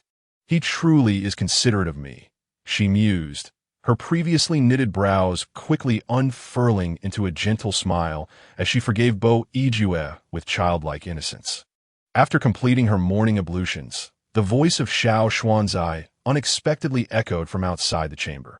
Your Highness, His Majesty has commanded me to deliver something for your perusal. Wishing to ascertain your satisfaction, I feared interrupting your rest, so I shall leave it outside the chamber. Ling Yue weakly replied, All right, I will come out to retrieve it later. Xiao Xuanzai stood outside, holding a rectangular brocade box. though he could not see the condition of the esteemed lady. It was not difficult to conjure images upon hearing such words. His Majesty's regard for the lady was indeed extraordinary. With a playful smile, Xiao Xuanzai placed the item on the stone table outside the chamber, his tone involuntarily rising with respect. "Your Highness, please take care." Ling Yue detected the concern in his words. Feeling a mix of shyness and indignation as she munched on the pastries, a sense of grievance swelling within her. After finishing her breakfast, she quietly opened the door of the chamber, relieved to find no one waiting around. Thus, she retrieved the brocade box that Xiao Xuanzai had delivered. With a deft hand, she undid the clasp of the box and examined its contents. Inside lay a pair of pristine white jade pendants, tied with red ribbons, resting quietly upon the brocade fabric. Both were meticulously crafted circular jade pendants made from high-quality, evenly textured white jade, adorned with intricate dragon carvings. However, one of the pendants was not a complete circle. It bore a deliberate gap at the juncture of the dragon's head and tail, a detail evident of the artisan's intent. Ling Yue recalled that when Bo Yijue had conferred her title, he had mentioned that a Ju was a pendant with a gap, while a complete one was called a Huan. These two little dragons were presumably crafted at Bo Yijue's behest. Curiously, Ling Yue took the two pendants into her palm, exploring them thoroughly. Ultimately, she decided to wear the one shaped like a Ju, unfurling the red ribbon to drape it around her neck. When Bo Yijue returned from court, he was greeted by the sight of only the complete circular pendant remaining in the box. Why has Ye chosen to wear the one with a gap? He pondered, gently lifting Ling Yue's chin to reveal the white jade pendant tethered by the red string, resting delicately upon her exquisite collarbone. Sighing with a mixture of amusement and affection, Bo Yijue shook his head. "Yeah, gifting someone a Ju symbolizes severance. It carries ill omens. This jade pendant should rightfully be worn by me." His broad hand moved to the back of Ling Yue's neck, preparing to remove the pendant she wore. Yet, Ling Yue suddenly grasped his arm tightly, her soft voice imbued with tenderness. "How can it carry ill omens? This way, I can always keep you close to me." Bo Yijue paused momentarily, his hands motion coming to a halt. Ling Yue smiled charmingly as she took the complete jade pendant from the box, intending to adorn Bo Yijue with it. However, her stature was insufficient. Even when she stood on tiptoe, she could not reach him. It seemed that Bo Yijue was deliberately unyielding, allowing her to stretch and tug at him in vain. "Ah, a Ju! Lower your head a bit," Ling Yue suddenly exclaimed, nearly losing her grip on the pendant, but fortunately, her fingers clutched it tightly. Bo Yijue wrapped his arms around her slender waist, lifting her effortlessly. The man smiled, his lips curving in a teasing manner as he brushed his chin against Ling Yue, the faint stubble gently tickling her cheek. "Come, place it on me." "All right," she responded softly, hanging the pendant around his neck. The pressure of his hand suddenly increasing as it drifted to the back of her head. He gazed intently into Ling Yue's captivating eyes, his voice a low murmur. "With this, I shall always have you by my side." Ling Yue's breath quickened involuntarily as she whispered, "A Ju." Bo Yijue slightly closed his eyes, applying a gentle pressure to her head, compelling her to meet his lips. He fervently inhaled the essence of her breath, captivated by the wild fragrance that coursed through her veins, only parting after what felt like an eternity. He paused, speaking softly. "In just a few days, I shall lead the imperial army to subdue the small nations of Ning and Zhou." At his words, Ling Yue looked at him with a hint of confusion. His profound gaze harbored unspoken emotions, reflecting Ling Yue and the pendant resting on her collarbone. Bo Yijue's slightly flushed Adam's apple moved as he said, "Yu, accompany me. Wherever you go, I shall follow, a Ju." Ling Yue replied, her voice a gentle whisper as she nestled against his shoulder. The tranquility of time enveloped them, the pendant naturally hanging between them, close at hand, a ring and a pendant. Chapter 19. I will always accompany a Ju 3 days later. On the 9th day of the first month. Auspicious. Sacrifices, blessings, burial, travel. Inauspicious. Avoid trifles. Ling Yue and Bo Yijue shared a meal in the pavilion of the Imperial Garden. At an opportune moment, Eunuch Yi approached the pavilion, respectfully stating, "Your Majesty." Everything is ready. Do you plan to depart after your afternoon rest? Bo Iju gazed gravely toward the north and replied, Indeed. Very well. I shall make the necessary arrangements. Should that item also be taken this afternoon? Eunuch Yi added cautiously, casting a careful glance at Ling Yue, fearing that revealing too much might alarm the Empress. Bring it, Bo Iju replied decisively. Ling Yue's innocent eyes scrutinized the two. A Jew, Eunuch Yi, what are you discussing? Bo Iju did not disclose the specifics to her. Instead, he signaled for Eunuch Yi to leave before gently kissing her forehead. In that moment, he felt more resolute than ever. Only by eliminating those threats could he continue to protect those pure eyes and safeguard the one person he cherished above all else. Yu, this afternoon I wish to leave the palace to visit my father. You may rest in Huayao courtyard and await my return. Ling Yue tilted her head, her usually obedient face reflecting a hint of confusion. May I accompany a Jew to visit his father? In her previous life in the demon realm, she had heard that when a demon passed away, its form would disintegrate into ashes, leaving only a wisp of soul to drift across the river of forgetfulness. However, when a mortal departed from this world, their body remained, unlike that of demons. Ever since Ling Yue learned of Bo Iju's background, she had regarded his adoptive father as an exceptionally upright and noble man who had met a tragic fate due to treachery, which filled her heart with profound sorrow. Bo Iju seemed somewhat taken aback. After a moment of stunned silence, he gently stroked Ling Yue's silky hair, his deep voice carrying a tone of reassurance. You are my woman. Thus, it is entirely reasonable for you to visit my father. He then slowly took her hand, gazing earnestly at her profile, and softly added, If he wishes to accompany me, it brings me great joy. From within, a voice filled with concern echoed, Wherever a Jew goes, I shall follow. Ling Yue affectionately entwined her arm around Bo Iju's firmly muscled arm, exchanging glances with him. Meanwhile, on the other side, Eunuch Yi was admonishing his apprentices. You must be meticulous in your tasks. If the Empress sees anything amiss, His Majesty will hold you accountable, and you shall face dire consequences. In the afternoon, at the hour of Shun, Bo Iju and Ling Yue traveled by sedan to the foot of a hill north of the palace. This area was devoid of human presence. As far as the eye could see, the entire hill was lush with trees, verdant and thriving, even beneath the blazing sun, casting mottled shadows upon the ground. The place felt profoundly desolate and silent. As they prepared to ascend the hill, Ling Yue noticed Bo Iju extending his strong hand towards her. Yu, hold on tightly to me. A gentle smile curved her lips as she placed her delicate, fair hand in his. The Minister of Rites stood nearby. His expression won a surprise. Your Majesty, this may not be appropriate. Bo Iju shot him a cold glance, his deep-set eyes glinting with authority. Today, we are honoring my father, not yours. The Minister of Rites promptly fell silent. With Bo Iju holding her hand, Ling Yue climbed the hill step by step, warmth blossoming in her heart. Yet she could not shake off the minister's words from her mind. She quietly inquired, A Jew, what did that person mean just now? Do not concern yourself with such matters, Yu. Bo Iju tightened his grip on her hand. If my father is watching from above and knows that I have avenged him and found a beloved, he would surely be comforted. The group took approximately half an hour to reach the summit. Under the summer sun, beads of sweat had already formed on Ling Yue's forehead. Bo Iju held a piece of plain silk and, in front of everyone, tenderly wiped the sweat from her brow, causing the Minister of Rites to shake his head internally.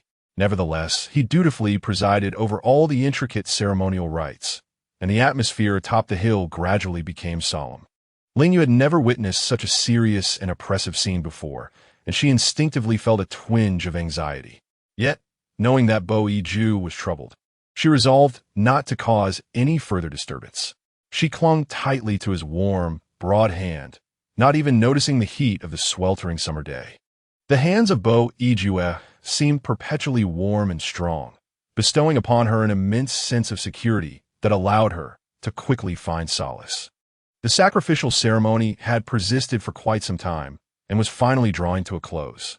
With a hint of melancholy, Bo Iju instructed Eunuch Yi, Those items may be burned, let the others withdraw. The rustling sounds faded away as the crowd dispersed. On the vast mountaintop, only Bo Yue and Ling Yue remained. As wisps of blue smoke rose slowly from the back mountain, Bo Yue knelt before the tomb of Bo Xiao, his handsome visage bearing an expression of indifference. He had many words he wished to utter at the grave, yet at that moment they eluded him. 13 years had passed since Bo Xiao's departure. He had transformed from a youthful boy into a stern monarch, and the bitterness of those years could hardly be encapsulated in mere phrases. Ling Yue stood obediently by, kneeling alongside Bo Yue. Sensing a sound, Bo Yue concealed the sorrow in his eyes and gently drew her closer, whispering, "I have only you now." This marked the third time Ling Yue had heard such a confession, yet this time it was spoken before the grave of his most revered father. A tremor of emotion coursed through Ling Yue, prompting her to respectfully bow before Bo Xiao's tombstone, declaring, "I will always be by Aju's side." At her words, Bo Yue emerged from his momentary reverie. He rose, extending his strong hands to assist Ling Yue to her feet, his striking features harboring an indescribable sentiment. After a prolonged silence, he remarked, "You're truly wonderful, yeah." He led her to a nearby shade beneath a tree, where they sat in quietude, gazing at the gravesite. Beside him, Bo Yue seemed enveloped in the tranquility of the moment, as if he had never experienced such peace throughout his life.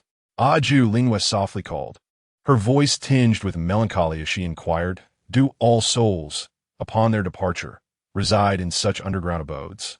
Bo Yue gathered her head closer, allowing her to rest on his shoulder, recalling her words that matters of life and death weigh as heavily as mountains.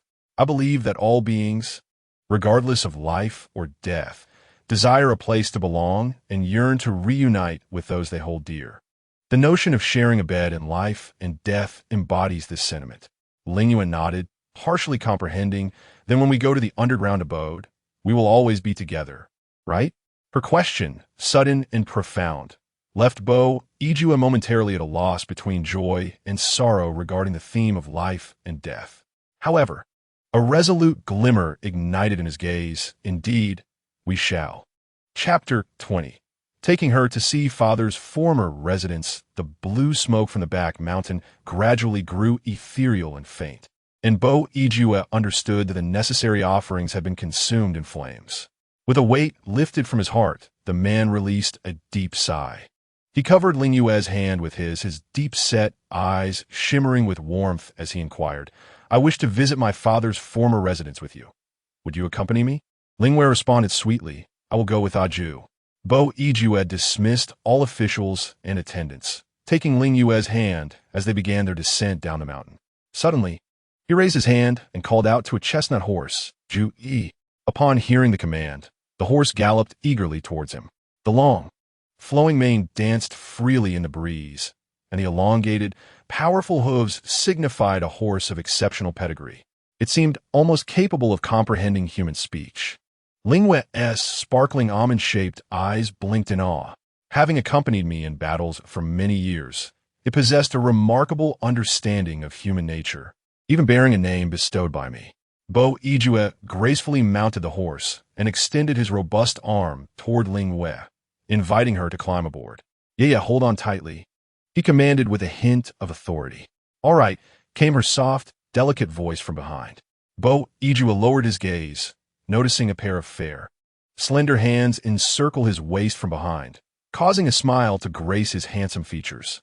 These hands were so tender and gentle, their minimal strength tickling his waist. Igniting a warmth in his heart, he relished her reliance on him. "Go!" With a firm tug on the reins, Bo Yue commanded, and the stallion galloped forward. As the rhythmic sound of hooves echoed, Ling Yue clung tightly to Bo Yue's sturdy waist, feeling a profound sense of security envelop her soul. The two rode together until they swiftly arrived at the outskirts of a long-abandoned village, not far from the tomb of Bo Xiao. Bo Yue recalled how his father often spoke of returning to one's roots, which prompted him to relocate his father's remains here after establishing the Zhao kingdom. Hand in hand, Ling Yue ventured into the village. The scorching sun beat down, and the air was infused with the rich scent of hay. Rows of dilapidated houses bore an ancient charm, their worn facades hinting at years of neglect, with many crumbling bricks still marked by the scars of fire. The young girl curiously surveyed her surroundings, her petite head swiveling side to side. Why is there no one in this village? She wondered aloud. Bo Yue gently stroked her hair, his lips parting slightly as he spoke in a cool tone. Years ago, Bai Su colluded with the people of the Zhou kingdom to assassinate my father, and those beasts plundered this place, slaughtering the entire village. Ling Yue shuddered at the thought, her eyes glazing over with a distant look. Suddenly, a square piece of silk brushed past her, its cool, smooth texture wiping the sweat from her forehead and cheeks. Bo Yue was tending to her. Do not be afraid. Such things will never happen again, he assured her, his gaze steady and his tone resolute, instilling a sense of reassurance in her heart. He guided Ling Yue with ease to the largest courtyard in the village. The house within was ancient and worn, yet the ground was meticulously clean, as if someone still resided there. Ling Yue stepped cautiously inside, fearful that she might inadvertently tarnish the cherished memories that Bo Yue had so carefully safeguarded. There's no need to be anxious. Think of it as returning home, Bo Yue said comfortably, settling beneath an ancient tree in the courtyard and gesturing for her to join him. As soon as Ling Yue perched herself on a stone, Bo Yue pulled her into an embrace.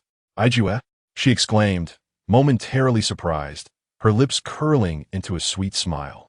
I did not return home often with my father, but each time I did, I would find him and my mother sitting here, radiating their love for one another.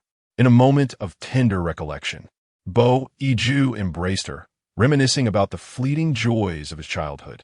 As he recounted various memories from past, his tone gradually shifted to one of somber melancholy. In truth, my father and mother had another son, making him my brother.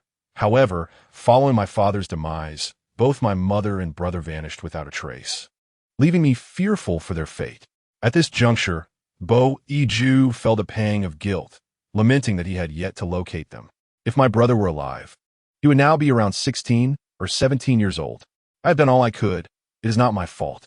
Ling Yue nestled against him, offering solace while quietly casting a divination in her heart. Among the myriad of priests in the demon realm, her aptitude was notoriously poor, leaving her uncertain of the accuracy of the omen she had drawn. Yet, this time, her divination suggested that there remained a glimmer of hope for Bo Yue's family. Despite knowing her limitations and the inaccuracy of her predictions, she found herself secretly elated. I believe, without a doubt, that you shall encounter them again, and I will accompany you in your search. Ling Yue tilted her head upward and initiated a kiss upon Bo Yue's lips. The news of Bai Su's death reached the court 4 days later. Your Majesty, the decapitated body of Prime Minister Bai has been discovered within the borders of Ningguo, met with a tragic end. The messenger, shivering at the recollection of the ghastly sight, added, we have transported the Prime Minister's remains back. Bo Yue had anticipated such news. He was acutely aware of the circumstances surrounding Bai Su's demise and the fate of his head. If the Prime Minister sought to flee, why bother returning the body? It should be buried outside the city. The man absent-mindedly caressed the jade pendant at his chest, his icy tone betraying no emotion. Instantly, the court erupted in uproar. Your Majesty, the Prime Minister was a significant figure in the court. How can we hastily bury him without due ceremony? Yi Gonggong scoffed as a prominent court official, failing to guide his descendants and then fleeing in fear of retribution. This fate is merely poetic justice. Your Majesty has already shown great mercy by not allowing him to end up like his only daughter, left to rot in the wild. You, a eunuch, have no right to speak, came the retort. The Prime Minister served the late emperor. The dissent in the court did not cease. Enough. Bo Yue interrupted, halting his actions. His gaze darkened as it swept over the assembled ministers. His voice frigid. If there remains any dispute regarding the funeral rites of the Prime Minister and his only daughter, tomorrow I shall have you all buried outside the city. In the 3rd year of the reign, at the beginning of July, Bai Su, harboring resentment towards the emperor over the death of his only daughter, attempted to flee to the kingdom of Zhou under cover of night. However, he met a tragic end in Ningguo, his body and head separated. Chapter 21. How could I bear to let you pursue? As Bo Iju's sardonic and ruthless words lingered in the air, the ministers fell silent, no longer daring to voice their discontent. In days past, he would have surely executed those who expressed dissatisfaction, never merely resorting to intimidation. Yet, the circular jade pendant at his chest reminded him of that delicate and fragile figure who urged him to approach matters of life and death with greater gravity. Nevertheless, the prime minister of the Zhao kingdom could only be dealt with by those of Zhao. In Bo Iju's view, this matter did not concern Ling Yue or Zhou. Abruptly rose, his tall figure drawing forth the sword at his waist, a fierce glint flashing across the blade, its sharpness undeniable. As the sword was unsheathed, a commanding voice resonated throughout the grand hall, instilling both awe and excitement. I shall personally lead the campaign against Ning and the Daylight Kingdom. My loyal ministers, do any of you dissent? Such decisive words instantly quelled all debates within the court, and nearly every minister's gaze ignited with fervor.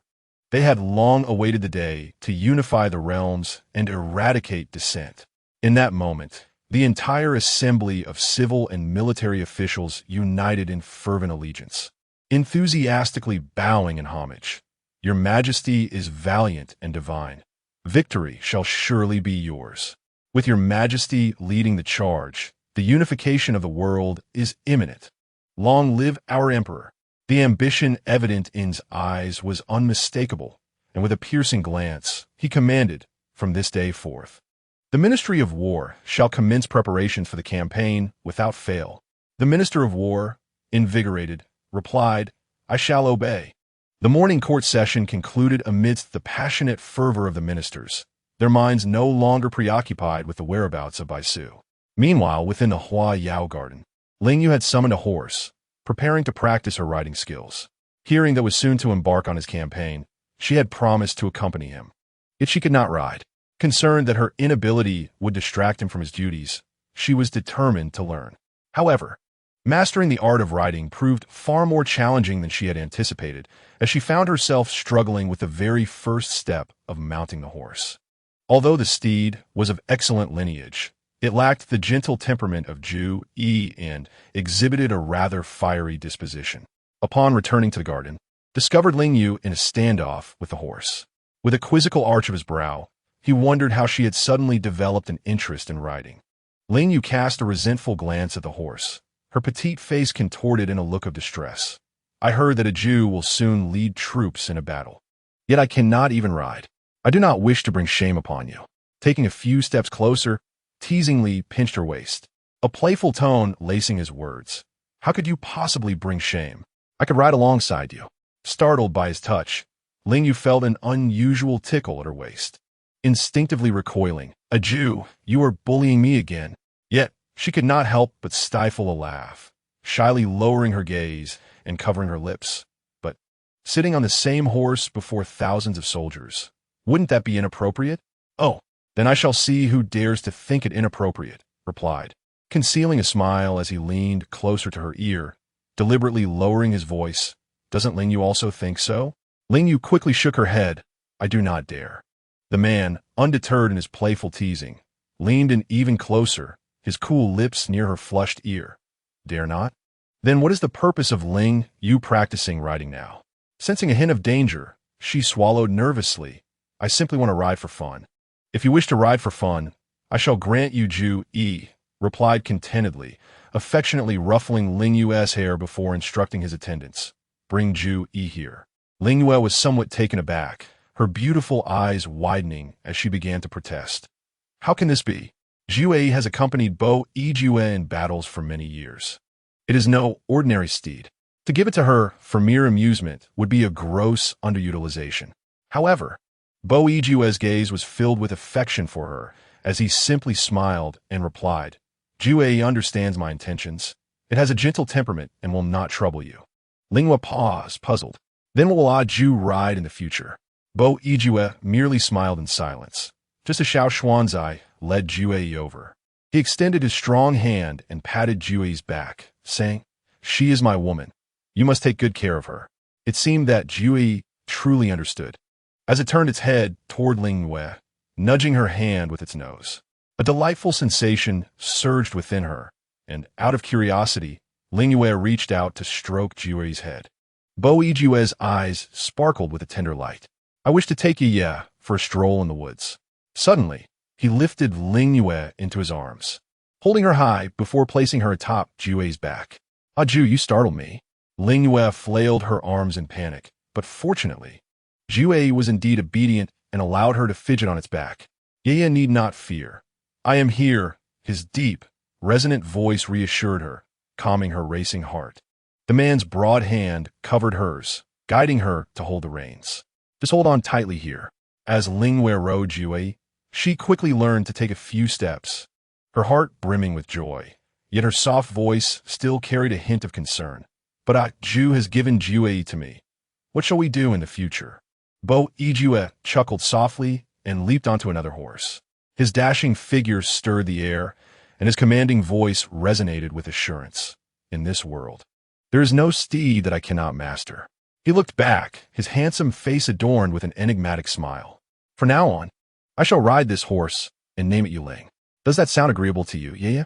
Ling Yue was momentarily stunned, then suddenly enlightened, lightly nodding her head. Bo Yijue had cleverly reversed her name, much like Jue. Despite his martial prowess, he was also well-versed in poetry and literature, constantly surprising her with delightful revelations. Ling Yue's heart fluttered involuntarily, deepening her affection for him. As long as you are satisfied, that is all that matters. Come with me, Bo Yijue said, a slight smile gracing his lips as he rode ahead on Yuling, while Ling Yue took the reins and followed Jue. In the bamboo grove, dappled leaf shadows danced as sunbeams filtered through the gaps, casting patterns upon the ground. The two magnificent steeds galloped in succession, the black, elongated figure leading, followed by the red silhouette, their swift movements stirring the leaves to rustle gently. Ah, Ju, I want to catch up with you. The girl's bright voice rang out melodiously. But unexpectedly, the man ahead abruptly reined in his horse and swept her into his embrace from Jue's back, gazing at the petite figure nestled in his arms.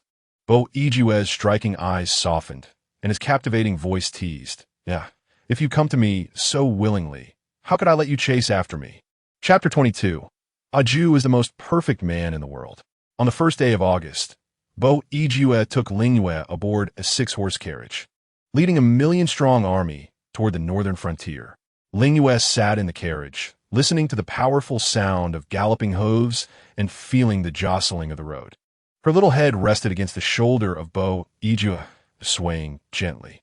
Ah, Ju, we didn't really need to ride all the way here, did we? Bo Yijue lifted the curtain with one hand to gaze at the marching army outside, while the other hand gently cradled her slender waist. With a low and somber chuckle, he replied, we are merely on a military march, not heading into battle. As the emperor of a nation, why would I need to ride on horseback? Ling Yue tilted her head slightly, her soft voice rising delicately. But what about when it comes time for battle? So, you truly intend to accompany me into the fray? Bo Yijue shook his head, his lips pressed together in gentle disapproval, cradling her face with affection. The battlefield is rife with scenes of bloodshed and slaughter. I cannot bear to have you witness such horrors. At that time, it would suffice for you and Jue to remain in the camp and await my victorious return. Ling Yue indeed feared the gruesome sights of battle, yet she held concerns for those dear to her. She nestled closer into Bo Yijue's warm embrace, saying, but I worry about you, Ju. Sensing her concern brought him joy, he leaned down to plant a gentle kiss by her lips. Ah, my Ling Yue still does not fully comprehend me. A hint of pride flickered in his expression. At that moment, Ling Yue observed him lifting his hand to gesture towards the figures outside, calling, Yi Sheng. Your servant is here, responded Yi Gonggong, who rode alongside the carriage. Unlike his usual attire, today he was clad in armor, which suited him far better than the typical eunuch garb. Get in, Bo Yijue commanded. Yi Gonggong hesitated, Your Majesty. This may not adhere to propriety. The cool, charming voice from within the carriage grew impatient. I command you to board. Do not keep the Jowie waiting. Hearing this, Ling Yue looked up at Bo Yijue in surprise. It was clear that he was the one who appeared more anxious. Yet he claimed it was her who needed to be mindful. She felt an inexplicable sense that this man seemed more youthful and somewhat endearing at that moment. Once Yi Gonggong ascended into the carriage, he immediately noticed Bo Yijue holding Ling Yue close. The man cheerfully instructed, "Zhaoyi wishes to hear of my achievements from over the past decade of battles. Please recount them for her." Ling Yue's expression grew more perplexed as her gaze darted between the two, her beautifully long eyelashes fluttering slightly. Huh? Yi Gonggong quickly understood. His Majesty, constrained by decorum, wished to boast of his exploits through another's words. He bowed to Ling Yue. "Your Grace, His Majesty is both wise and courageous. Since he first took to the battlefield at the age of 15, he has fought over 100 battles, achieving victory in each. He has vanquished 2 small nations and 5 factions. A decade ago, when our great Zhao was still gathering strength, His Majesty led 30,000 troops against the 15,000 enemy forces in the south, utterly routing them and earning wide acclaim. 8 years prior, in a great battle against the 100,000 of the Yao Kingdom, His Majesty shot the enemy commander from 200 paces, causing chaos among their ranks, leading to their eventual downfall months later. 6 years ago, during the river crossing, His Majesty executed a brilliant surprise attack on the Yin Kingdom, inflicting severe losses and forcing them to sign a peace treaty. 5 years ago, Ningguo Design ambushed Your Majesty's troops in a secluded valley, resulting in Your Majesty's forces, despite being outnumbered 4-1, successfully decapitating 4 enemy commanders. 3 years ago, Lord Yi passionately recounted the tales of Bo Yijue's valor in battle, leaving Ling Yue in awe. Never before had Bo Yijue anticipated praise from others as much as he did today. He continuously observed the petite figure in his embrace. Her astonishment brought him immense joy, as if all his past endeavors had been for this very moment. In this light, his sacrifices in the heat of battle seemed all the more worthwhile. "Pray tell, Lord Yi, which small nation recently tore up the truce?" Ling Yue inquired, her memory hazy. She vaguely recalled that it was during her first meal in the Imperial Garden with Bo Yijue when news arrived of a troublesome little nation, prompting him to leave her side momentarily. "Your Majesty, it is precisely Ning, one of the 2 nations we are set to confront," Lord Yi explained earnestly. "Years ago, the previous ruler of Ning was so incensed to learn of Your Majesty's defeat of his 4 generals that he fell gravely ill and soon passed away. The new king, fearful of Your Majesty, aligned with Yinghua to sign a truce with our esteemed dynasty. However, with recent close ties between Ning and Zhou, Ning has grown bold and has once again violated the treaty. Now that they know Your Majesty intends to lead the charge, they are likely filled with regret." Bo Yijue listened intently, cradling the soft, fragrant figure in his arms, a hint of enjoyment gracing his handsome features. Being praised in the presence of his beloved filled him with a sense of accomplishment. Yet his thoughts suddenly shifted back to Yishang. "What news from Yinghua regarding this expedition?" "Yinghua has responded, asserting their respect for Your Majesty and promising not to interfere with Your Majesty's campaign against Ning and Zhou." Lord Yi replied, bowing respectfully to Bo Yijue. "Ah, Yijue is truly remarkable," Ling Yue exclaimed, tilting her delicate face upward, her enchanting almond eyes shimmering like a galaxy filled with stars, reflecting admiration. Bo Yijue quickly gestured for Lord Yi to withdraw, and as his gaze met Ling Yue's clear eyes, he savored the moment before leaning down to capture her lips. Their mouths intertwined for a lingering while before they slowly parted. Ling Yue nestled in Bo Yijue's embrace, gazing at the man whose eyes held only her reflection. She recalled the prophecy from the high priestess of the demon clan, declaring Bo Yijue the chosen one of the human race. No, Yijue belonged solely to her, the most perfect man in the world. In the 3rd year of the Great Dynasty, mid-July, upon hearing of the death of Baisu, His Majesty, accompanied by the Empress, personally led a campaign against Ning and Zhou in August. Only Yinghua, fearing our Great Dynasty, did not interfere in the conflict, marking the beginning of turmoil among the 4 nations. Imperial Edict on the Chronicles of Emperor Wu. Chapter 23. Attending to the tyrant's bath upon reaching the borders of Ningguo, Bo Yijue commanded his troops to set up camp. On the first day of battle, Ling Yue spent her time in worry. Even though she had long heard from Lord Yi about Bo Yijue's remarkable military talents, exceptional martial skills, and extraordinary bravery. Her heart remained heavy with concern. Despite her beloved Ling Yue's flawless record in battle, never having faced defeat, she could not shake the fear of an unforeseen mishap. Ling Yue mused that following Ling Yue into the battlefield had not significantly altered her life. In the past, she awaited his return from court in Huayao Garden. Now, she simply awaited his triumphant return in the military camp, a mere change of scenery for her anticipation. However, this time, she was accompanied by Yue, and, occasionally, she could ride through the camp on horseback. In the afternoon, Ling Yue perched atop Yue, gazing towards the direction in which Ling Yue had departed. "Your Highness, you cannot leave this place. If anything were to happen, the Emperor would hold us accountable," remarked a soldier stationed at the camp. Ling Yue did not wish to cause trouble for Ling Yue and nodded, "I shall not venture out." The battlefield lay several miles from the camp, and her gaze could not discern even a hint of dust or sand from the front lines. Stroking Jue's flowing mane, she spoke with a hint of melancholy. "Jue, you were always by Ijue's side on the battlefield. You know him best. He will never come to harm, right?" Jue merely turned its head, playfully nudging her hand, as if to reassure her that there was no cause for worry. As evening fell, Ling Yue finally returned to the camp. "I extend my heartfelt congratulations to your Majesty on your triumphant return." In the camp, some strategists and military commanders who had not accompanied him to battle greeted Ling Yue with respect. At ease, Ling Yue comfortably removed his blood-stained armor and battle robe, carelessly wiping the blood from his face, clearly having achieved a resounding victory. His gaze was drawn to the largest tent, where a glimmer of hope sparkled in his eyes, its meaning unmistakable.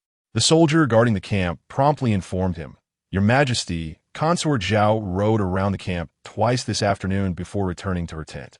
Ling Yue nodded in acknowledgement and entered the tent, where he indeed found the crimson figure he had been longing for. "Yue, you have finally returned." Ling Yue approached him with quick strides, disregarding his sweat-soaked form, and opened her arms to embrace him. Yeah, I have yet to bathe," Ling Yue remarked, somewhat surprised but not pushing her away. His brows furrowed slightly, and he momentarily closed his eyes, feeling a tumult of conflicting emotions. He feared that his body, tainted with the remnants of battle, might sully her purity. Yet, after the fierce skirmish, a primal, wild urge surged within him. Her delicate visage and soft form were irresistibly alluring, as if she were crafted to tempt him. This enchanting spirit had willingly thrown herself into his embrace, and he yearned to draw her deeply into himself. The damp fabric of his robe clung to Ling Yue's strong, muscular torso, the defined contours of his physique subtly rising and falling with his increasingly labored breaths. Ling Yue held him tightly, indifferent to the sweat that would surely stain her delicate attire. The atmosphere surrounding Ling Yue exuded a unique aura, proud yet unpretentious, imbuing Ling Yue with an unparalleled sense of security, which at this moment was accentuated to its zenith. Ling Yue willingly succumbed to the charm of this ambience. Ling Yue lifted his gaze, his eyes tinged with a deep crimson, brimming with an insatiable desire. He forcefully embraced Ling Yue, his low voice dripping with allure. "Yeah, come and attend to me during my bath." Enveloped in such an intoxicating atmosphere, Ling Yue momentarily lost her senses, instinctively extending her delicate arms to encircle the man's neck, softly replying, "All right," while away on a campaign. The luxuries of a palace and a bathing pool were but distant memories. Ling Yue commanded that a bathtub be prepared with warm water, then shed his garments and stepped into it. Ling Yue initially believed her role was merely to stand by and assist. She fetched a simple cloth, dipped it in a basin of water, and approached. To her surprise, as she neared the tub, the man within assertively pulled her into his embrace, sending a spray of water cascading around them. "Ju, you are bullying me again," Ling Yue pouted, but her words were swiftly silenced by his lips. Ling Yue savored the sweetness of her mouth, playfully biting her tenderly. His kiss was fiercely possessive, and though it brought her a moment of pain, she found herself unable to resist as he breached the defenses of her lips. The young girl's enchanting almond-shaped eyes flushed slightly, clouded with a dreamy haze. The crimson gauze of her attire became thoroughly soaked in the warm water, accentuating her alluring figure and contrasting beautifully with her fair, snow-like skin. Before Bo Ijue, Ling Yue was utterly defenseless. Her frail arms splashed weakly on the water's surface before surrendering, gripping the man's waist tightly. Her fair complexion exhibited a weary smile, and she tilted her head, resting softly against his sun-kissed, sturdy chest. Bo Ijue's handsome features were filled with admiration for her exquisite beauty, his eyes reflecting a fervent possessiveness. His heated Adam's apple rolled slightly as his low, husky voice caressed her ear. "You are truly beautiful." As the water cooled, their bodies grew increasingly warm. Ling Yue felt an overwhelming languor envelop her, her limbs turning to jelly, rendered powerless. She sensed herself floating, as if filled with soft cotton. Bo Ijue's arm curled around her, lifting her from the water, his eyes now gleaming with a greedy satisfaction, his lips tenderly grazing her skin. "You've worked hard." "Yeah," he murmured in a husky tone. Ling Yue's bright eyes shimmered with a faint blush, even the tip of her nose tinged pink. "Ah, Ju, you are so fierce." Bo Ijue chuckled softly, changing into fresh attire before wrapping her in a large bath towel and carrying her back to the bed. "Ah, Ju, do you have enough clothes?" Ling Yue nestled in the blankets, her voice soft and languid. "At this rate, we will soon exhaust all the garments." Bo Ijue's smile deepened as he gently kissed her forehead, reassuringly saying, "Fear not. How could I neglect such matters?" Ling Yue turned her head away slightly, pouting, "But ah, Ju, you truly are too fierce." Bo Ijue picked up a bowl from the side and presented her with a spoonful of nourishing hot soup. Oblivious to the need for contrition, he coaxed, "From now on, I shall strive to exercise moderation.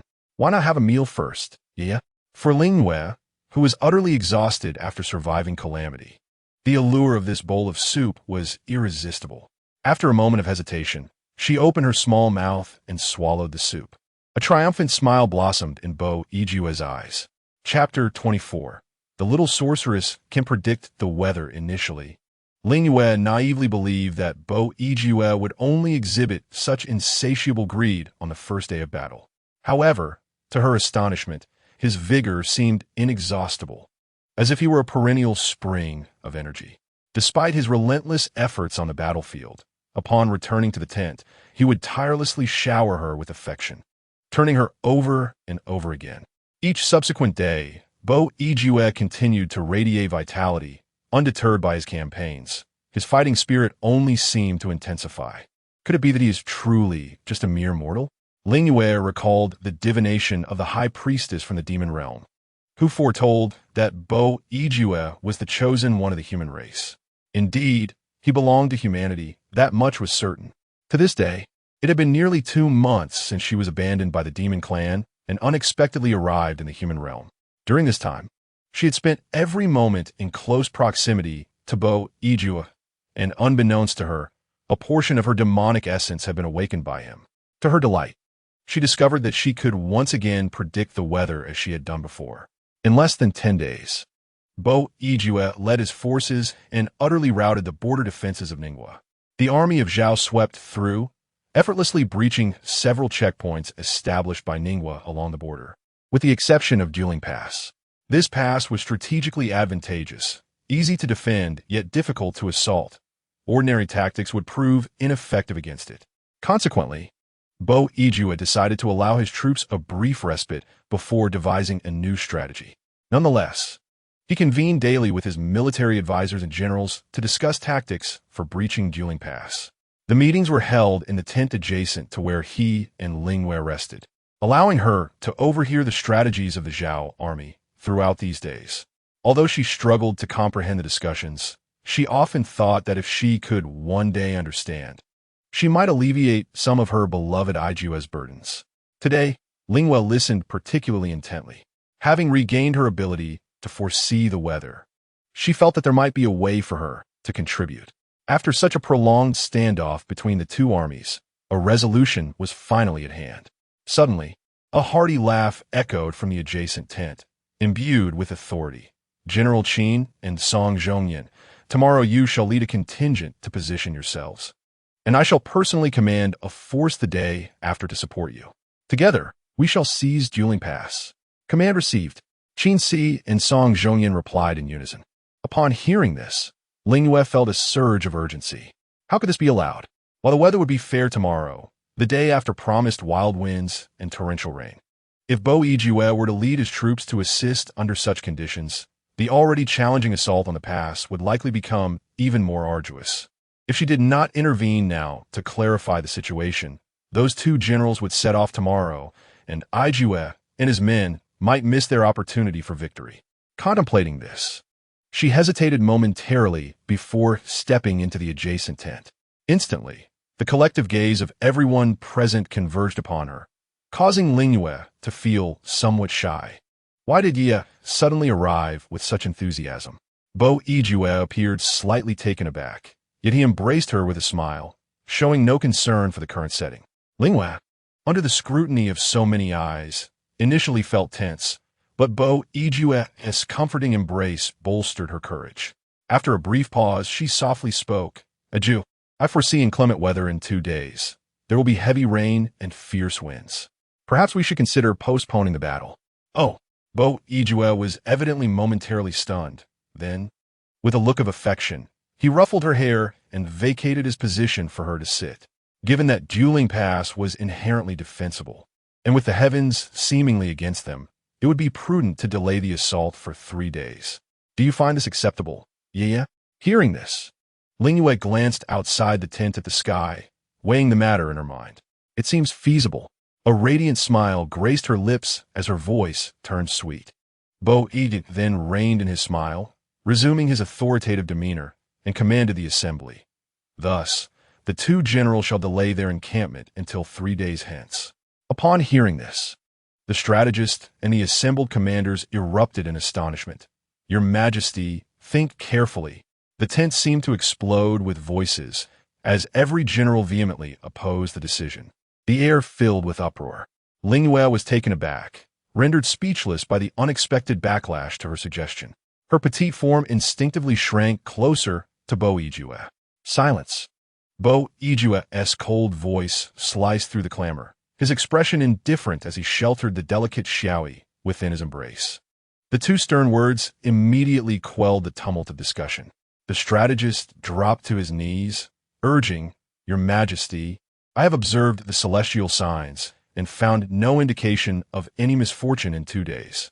Qin Si followed suit, kneeling with a loud thud of his armor against the ground, his demeanor fervent.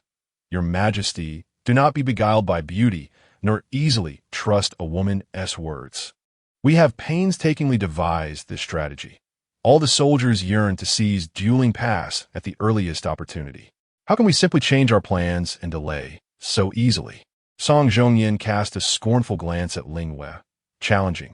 Your Majesty, may I dare to inquire if the Lady Xiaoyi is perhaps a spy sent by Ninghua? Instantly, Ling Yue's eyes brimmed with tears. She had approached with good intentions to elucidate the situation, yet found herself wrongfully accused, feeling utterly aggrieved. However, it was understandable that a sheltered woman discussing military matters could be misinterpreted, though the sorrow in her heart was inescapable. Unexpectedly, Bo Yijue's voice rang out sharply. Qin Si, Song Zhongyan, take them away and administer 50 strikes. A chill enveloped the man, his piercing gaze sweeping across the crowd like ink spilled upon parchment. The soldiers involuntarily shivered, while it was one thing for Song Zhongyan to face punishment.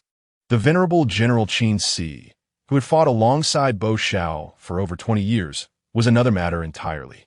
Bo Yijue had always held deep respect for Qin Si, even after ascending to the throne. Now, to address him by name and demand punishment revealed the extent of his fury. As Ling Yue observed the soldiers escorting the two individuals away, her pupils constricted sharply.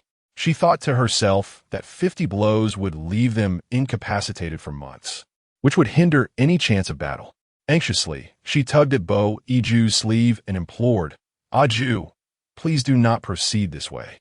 The young maiden's exquisite features were pallid, seemingly shocked by his decision. Bo Yijue merely smiled serenely, gesturing for the soldiers to continue their task. He then grasped Ling Yue's hand and tenderly kissed her forehead, stating, "They have spoken disrespectfully of my woman." Ling Yue shook her head fervently, her small hand clenching tightly around his sleeve as she endeavored to keep her voice steady. "During wartime, we must utilize our soldiers wisely. How can we afford to diminish our own ranks? This is not the outcome I desire." The long fingers, distinctly defined, grazed the hilt of his sword at his waist as Bo Iju's voice turned coldly charming. "Is this a trivial matter? Are you questioning me, Yu? Chapter 25.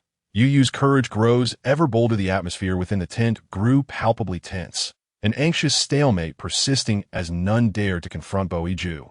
Who could have anticipated that at this critical juncture, it would be the very woman they had initially underestimated who would intercede on their behalf? "Aju, you promised me you would not act impulsively," Ling Yue gently urged, lowering her gaze. At her words, Bo Iju's expression softened slightly as he cast a glance over the assembly. With restrained yet fierce authority, he decreed, on account of the plea made by the Jowie, "I shall reduce the punishment to 20 strikes." The crowd awoke to the realization that punishing soldiers prior to battle was a grave error, and their sovereign, being a former general, surely understood this principle.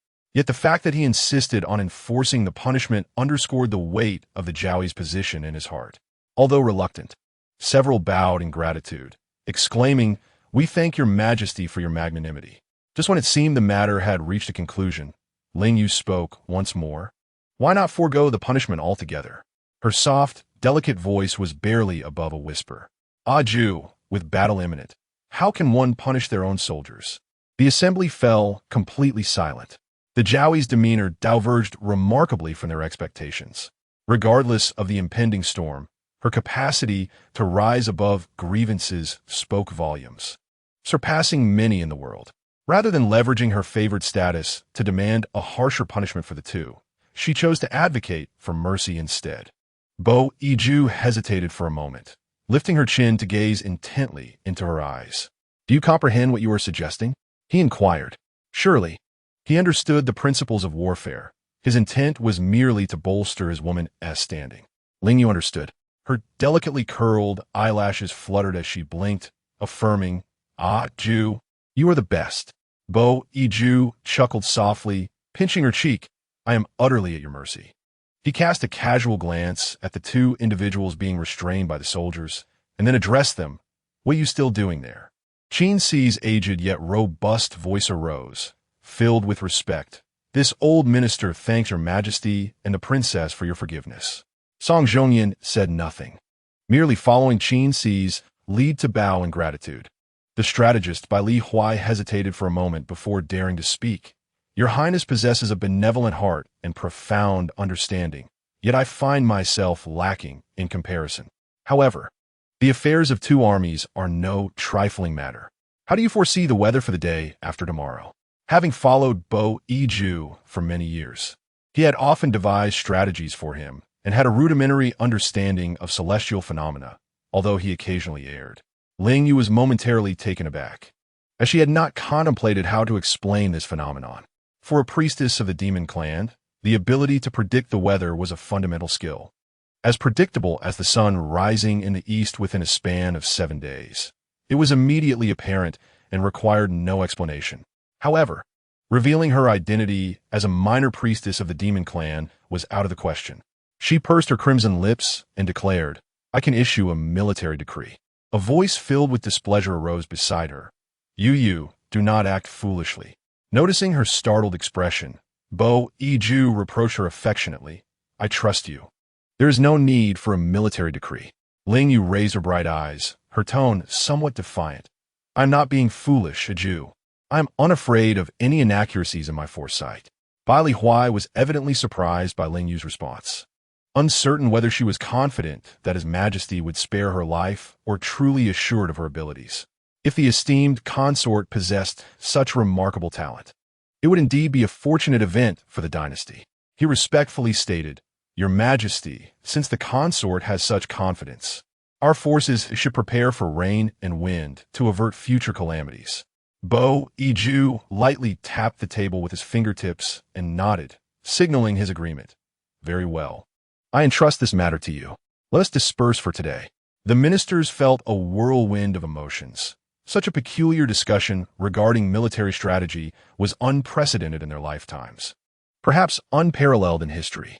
Only Song Zhong Yin lowered his head, allowing a faint scoff to escape, concealed by the chatter of others. Within the tent, Bo Yiju tucked the bedding around Ling Yue, his low voice feigning severity. "Yu, your audacity grows by the day. You dare to issue a military decree." Ling Yue nestled under the covers, meeting Bo Yiju's slightly crimson gaze, swallowing hard, her demeanor exuding a captivating charm. She softly uttered a Jew. "I am confident in this matter. There will be no unexpected occurrences." "You may have confidence, but have you considered me?"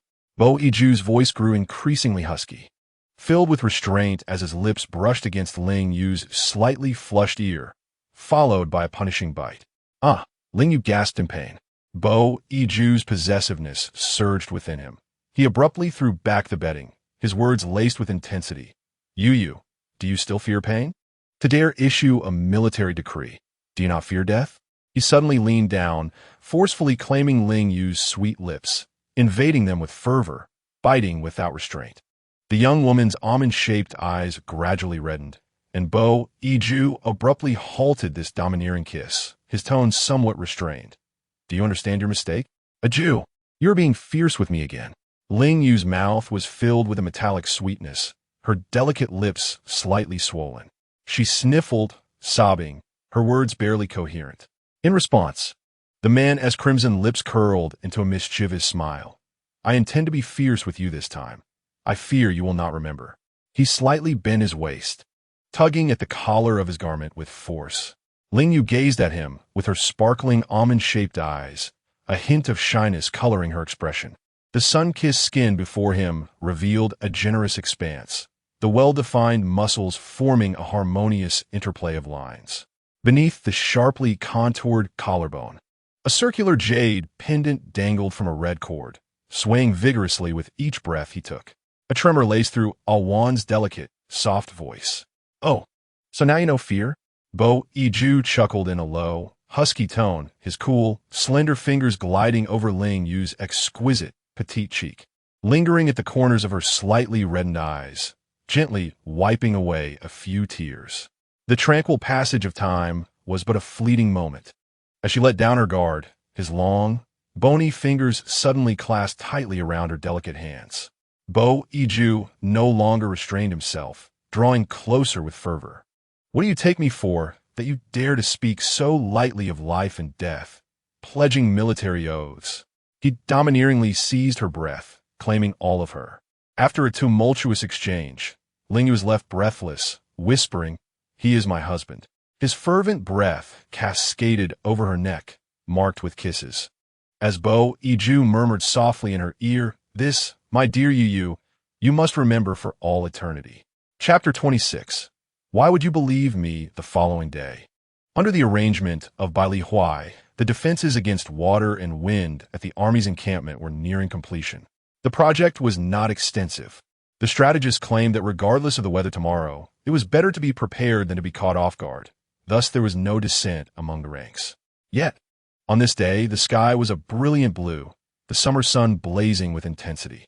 Many were eager to witness the farcical spectacle of the emperor placing his trust in a mere woman, potentially jeopardizing the siege.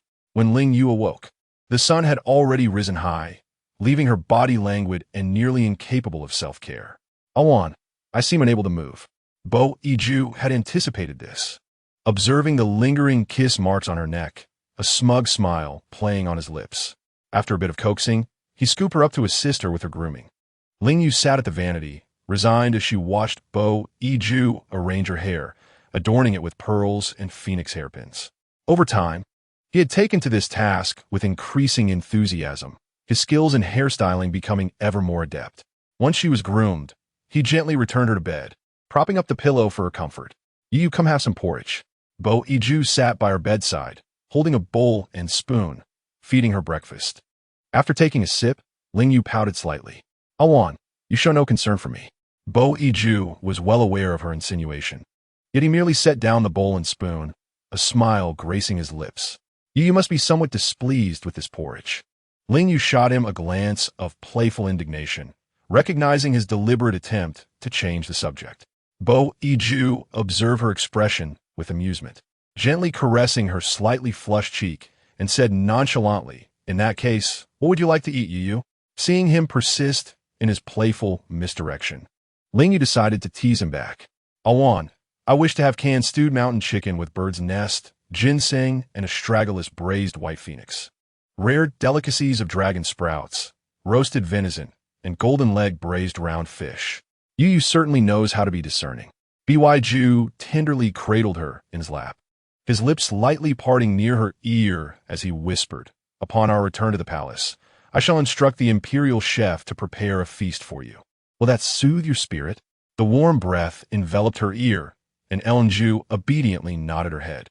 Though she mused about the arduous march ahead and the uncertainty of when they would return to the palace, unbeknownst to her, Byu was secretly devising a delightful surprise. His realm, the Ogu, was prosperous and strong, with flourishing industries. Even during military campaigns, the soldiers were well fed. Preparing a sumptuous banquet for her required no delay until their return. Her desire could be fulfilled in just a few days. That evening, the atmosphere was serene, and the crimson sun in the west cast its lingering glow. At the horizon, the purple and red clouds intertwined with golden rays, an exquisite sunset. Ingzich approached Byu's tent, kneeling to seek an audience. "Your Majesty," he implored, "I have a thought. There's a saying among the common folk. Morning glow keeps one indoors, while evening glow travels 1,000 miles. This sunset clearly signifies a fortuitous omen. We should seize the moment to advance to the Eling Pass." Yet, Byu had no intention of leaving the tent. He advised against any hasty decisions. Hearing this, In stood in contemplation for a long while, finally muttering under his breath, "What a calamity." Meanwhile, within the tent, Byu gently held Ju's hand, teaching her to play chess. Previously, the petite Shio Zhaoi had often confided in him about her boredom in the camp, prompting him to share some leisurely pursuits with her. Nestled beside Byu as he delicately placed a chess piece down. Noticing his disregard for Ingzich, she tilted her head, her sweet voice inquiring, "Why do you so readily believe my predictions, Aju?" Chapter 27. The rainy night before battle. Byu playfully traced her delicate nose with his fingertip, a smile gracing his lips. "My dear Yu is so shy and endearing, never one to seek the spotlight. Yet, yesterday you bravely stepped forward to offer counsel. There must be a reason for that." He then bent down to kiss her forehead, adding, "Your kind concern warms my heart. How could I not appreciate it?" "Aju." Ju looked up, her charming face radiating warmth, her eyes crescent-shaped with delight. "I shall not err and disappoint you." The following day, at the stroke of midnight, as some soldiers awaited a spectacle, a sudden tempest erupted near Eling Pass, unleashing torrential rain without warning. Fortunately, the Oga military camp had already prepared for such an event, having dug drainage ditches and reinforced their tents. The supplies had been securely stored in advance. Each soldier of the Ogu, amidst the crashing thunder and downpour, found it difficult to sleep, yet felt an unusual sense of peace and security. Indeed, Ju's words rang true. In the tent, Byu held Ju close, planting tender kisses on her fair neck. Listening to the raindrops falling like stones, she felt a twinge of fear. This rain is truly fierce, far more terrifying than I anticipated. She nestled closer into Byu's embrace, comforted by his strong physique. A languid voice above her murmured, "If only this rain would lessen, it would create quite the romantic ambience. I would surely cherish a delightful evening with you." "Aju." Ling Yue playfully smacked his chest, then mischievously bit his shoulder. Byu chuckled softly, his voice husky, yet he merely embraced her tightly, covering her ears when thunder rumbled. In the early morning, the rain continued to fall, albeit less fiercely than before. The previous night had been filled with loud thunder and heavy rain, leaving everyone restless in their sleep. Fortunately, Byu had given orders in advance, allowing the troops to rest without morning drills. As the soldiers enjoyed their reprieve, they changed their attitudes from the previous day, expressing silent gratitude to Imperial concubine Zhao for her foresight regarding the weather, relieved that His Majesty had heeded her predictions, which spared them from hasty deployment. Inside the tent, however, Ling Yue was quite ruthless. Bo Yiju observed the neat bite marks on his shoulder, his ambiguous tone betraying no intentions. Ling Yue recalled his words from the night before, and, sensing the rain had lessened, shivered slightly. The sound of the rain was soothing, and she believed His Majesty was in high spirits. The man's calloused hand glided over her soft form, sending shivers of delight through her. Her cheeks flushed a rosy hue against her snow-like skin, while her almond-shaped eyes gazed at him with a hint of grievance. Bo Yiju placed a gentle kiss at the corner of her eye, his throat moving slightly, as if parched, promising to be tender. The young girl timidly nodded, seemingly in disbelief. By afternoon, the rain had diminished to a gentle patter. Rarely did Bo Yiju show such tenderness, yet he honored his promise.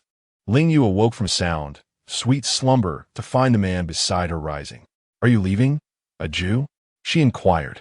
Bo Yiju nodded, confirming that he would be leading an assault on Dueling Pass the following day, with pressing matters to discuss with the army. With a hint of reluctance, he leaned down, pressing his lips to her peach-like cheek, saying, "I may not return tonight. You should rest well." Upon hearing this, Ling Yue quickly sat up, her delicate hands helping him don the somewhat heavy armor and battle attire, her eyes reflecting her reluctance. "I could forego rest, but a Jew must return safely." Chapter 28. The Celebration Feast and the Emergence of Little Devil Horns gazing into the depths of his eyes. Ling Yue suddenly rose on her tiptoes and playfully bit his lips. Bo Yiju felt a soft warmth on his lips, as if he had been lightly stung. His little concubine had grown quite bold. With her words, his heart raced with anticipation of victory. Bo Yiju let out a subdued laugh, smoothing her flowing hair before resolutely departing. Watching his tall figure retreat, the young girl's worries were palpable. That night brought a tranquility following the storm. Since returning to the mortal realm, Ling Yue had shared the bed with Bo Yiju every night. Tonight, however, would be her first alone. She felt a pang of melancholy, tossing and turning before deciding to ride Ju Yi around the camp once more. The cleansed night sky revealed no trace of dust or sand. The vast expanse above was increasingly dark and pure, with the stars and moon shining particularly bright. The full moon appeared nearly round, suggesting it was close to the 15th night of the lunar month. "Your Majesty, a letter from His Majesty." A soldier presented her with a somewhat crumpled piece of paper. The exquisite visage of Ling Yue revealed an unexpected expression, astonished that he could find time amidst his busy schedule to assure her of his safety. She unfolded the paper, which contained only a few brief words. "All is well. Do not worry, Yi." Written in the hand of Bo Yiju, though succinct, it sufficed for Ling Yue. Noting her joyful demeanor, the soldier continued, "Thanks to the wisdom of the Empress, our great army was well prepared, suffering no losses." Yet, Ling Yue was evidently more concerned about the situation at the front lines. "How fares the battle with His Majesty? Is it proceeding smoothly?" The soldier replied, "Quite smoothly indeed. The garrison at Dueling Pass is still preoccupied with the aftermath of the flooding. It is said that His Majesty has altered his strategy, planning a surprise attack to capture Dueling Pass in one fell swoop." "That is good to hear." Ling Yue did not return to the tent, instead continuing to ride within the camp, occasionally gazing into the distance. The following day, the defenders of Ningwa were unable to cope with the sudden torrential rain, soaking in the accumulated water for an entire day and night, leaving them in a wretched state with their morale flagging. The stored provisions were rendered into a mushy mess by the ferocious winds and rains. As the accumulated water finally receded somewhat, the main commander of the garrison was busy with post-disaster reconstruction, unaware that a fierce contingent of the Zhao State Army was approaching, seemingly untouched by the storm. Despite the advantageous geography of Dueling Pass, it could not compensate for the disparity in strength between the two armies, now as fragile as gossamer. Bo Yiju, leading General Qin Si and other commanders, advanced the Zhao army, flanking Dueling Pass with a surprise attack. The Zhao troops, invigorated and spirited, resolutely crossed the shallow waters that had formed, capturing the last border pass of Ningwa in just one morning. Historical records state, on the 12th of August, the Empress predicted a violent storm was imminent and wished to issue a military order. His Majesty, trusting her, commanded the generals to rest and recuperate, launching a surprise attack on Juling Pass on the 15th of August. The Empress, anxious for His Majesty, could not sleep through the night, invoking the might of our great Zhao, stirring the heavens and earth with a surge of murderous intent. Upon reorganizing the officials at Juling Pass, Bo Yijue rode tirelessly back to the Zhao army camp. He swiftly lifted the tent flap, revealing the slightly pale figure of Ling Yue before him.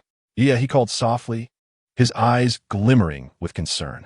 Ling Yue turned suddenly, having wandered outside for so long without seeing Bo Yijue return, only to find him back the moment she entered the sleeping quarters. The brightness of her eyes was suddenly tinged with a blush. "A Jew," she whispered.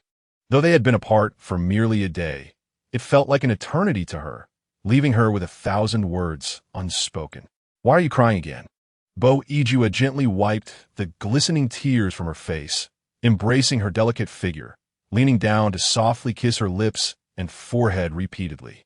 As he tenderly called her by her pet name, he whispered another piece of good news. "Tonight, I shall host a celebration banquet, coinciding with the Mid-Autumn Festival on the 15th of August, and all the dishes you requested will be prepared." Upon hearing those words, Ling Yue's soft sobs came to an unexpected halt. A few days prior, a Juan had mentioned that such an occasion would only occur upon their return to the palace. With her slightly reddened eyes, she smiled sweetly, wondering if she might also attend the celebratory banquet alongside a Juan strategists and warriors. With a twinkle of indulgence in his gaze, Bo Yijue replied, "You are my imperial consort, and having achieved great merit in this battle, what could possibly prevent your presence?" Ling Yue nodded lightly in agreement, feeling a surge of joy. Though somewhat shy in the human realm, her trepidation vanished in the company of Bo Yijue. Moreover, making an appearance at the banquet alongside him would undoubtedly signify her importance in a Juan's heart, and she found herself eagerly anticipating the event. That evening, clad in exquisite attire, Ling Yue accompanied Bo Yijue to the feast, seated prominently at the main table. Each valiant attendee was required to pay their respects to the two sovereigns before taking their places. Following Bo Yijue's guidance, Ling Yue gracefully inclined her head in acknowledgement, a peculiar sensation stirring within her heart. Before long, sumptuous dishes were presented, and as the guests raised their cups in a convivial atmosphere, they awaited the emperor's signal to commence dining. To everyone's astonishment, Bo Yijue suddenly rolled up his sleeves and, without a hint of formality, offered a morsel to the petite consort. "Your Majesty?" Li Huai queried, puzzled. Ling Yue, momentarily taken aback, felt the weight of numerous gazes upon her and was unsure how to respond. Bo Yijue, perceptive to her discomfort, cast a cool glance at the onlookers, urging them to avert their eyes, and then gently coaxed her. Ling Yue need not feel restrained. Simply partake as you would in everyday meals. The assembled warriors and strategists, taken aback by this unprecedented display of affection from their sovereign, were left in a state of astonishment. They had long heard of the deep bond between the emperor and the newly appointed consort, often exchanging endearing nicknames. But they had not anticipated such a display of affection that defied decorum. "Be a dear, open your mouth." Bo Yijue's tone took on a slightly commanding air tinged with fondness. At this juncture, Ling Yue complied, dutifully eating the offered dish in full view of everyone, her crescent-shaped eyes sparkling with delight as she savored the flavor. "It is truly delicious," she exclaimed. Bo Yijue lowered his voice, his lips brushing against her ear as he remarked, "None can compare to your sweetness, Ling Yue." A rosy hue swiftly crept across Ling Yue's cheeks. Although no one below could overhear their exchange, it was evident to the observant that something tender was unfolding. Despite their surprise, most guests sincerely congratulated the emperor for finally finding a cherished companion, and the festive atmosphere of the banquet turned exceedingly jubilant. After approximately 15 minutes of revelry, perhaps overwhelmed by excitement or simply caught up in the joy of the feast, Ling Yue suddenly felt a throbbing in her head. Ajuin, I believe I have a slight headache, she murmured. Bo Ijue's brow furrowed with concern as he embraced her, asking, shall I carry you home? His eyes were filled with worry for the girl in his arms. Yet Ling Yue merely closed her almond-shaped eyes, remaining silent. Moments later, an astonishing event unfolded that left all, including Bo Ijue, utterly speechless. Chapter 29. What if she is a demon? The lively banquet abruptly descended into a profound silence, not for any trivial reason, but because two reddish-brown horns had unexpectedly sprouted from Ling Yue's head. A voice rang out. It appears she is a demon. Ling Yue, completely unaware of her transformation, was startled by the exclamation, her trembling voice quaking with disbelief. What demon? Observing the varied expressions of the crowd, some filled with astonishment, others with fear, and still others with anger, she finally realized that her true nature as a demon had seemingly been uncovered, and in front of so many witnesses at that. The thin figure of Bo Ijue caused her pupils to constrict sharply, for her greatest fear had materialized. Suddenly, she hesitated to face the people behind her. A tsunami of despair crashed over her, leaving her utterly humiliated, with each passing second of torment. Unexpectedly, the bony hand at her waist tightened its grip, and Bo Ijue drew her even closer. Do not be afraid. The man's calm voice resonated softly beside her. Ling Yue felt a measure of comfort, yet her head throbbed more intensely, her petite form trembling violently. In the next moment, the atmosphere at the banquet grew raucous, and a soldier unsheathed his sword. I dare anyone to move against her. Bo Ijue's aura turned icy, his voice booming with fury as he hurled a wine cup. The sharp sound of shattering glass echoed, as the seemingly insignificant cup shattered the weapon of the seasoned soldier, causing him to bleed profusely. Amidst the clamorous voices, Ling Yue felt increasingly detached from the sounds around her. Her vision grew hazy, and her headache felt as if it were about to split her skull. Yeah. Bo Ijue swiftly sensed her distress. Cradling the fainting Ling Yue in his arms, resolutely departing the banquet despite the audience's astonishment. Only Bailey Huai spoke solemnly, Your Majesty. Ancient texts state, the esteemed of the demons bears a human face and beastly horns, taking lives and corrupting the path of law. I implore Your Majesty to reconsider. Bo Ijue, unperturbed by others, declared with unwavering clarity, and if she is indeed a demon, what of it? Yi Sheng summoned the imperial physician. The eunuch followed closely behind him, acknowledging his command. Once Bo Ijue departed, Song Zhongyan, emboldened for reasons unknown, suddenly stepped forward to voice his thoughts.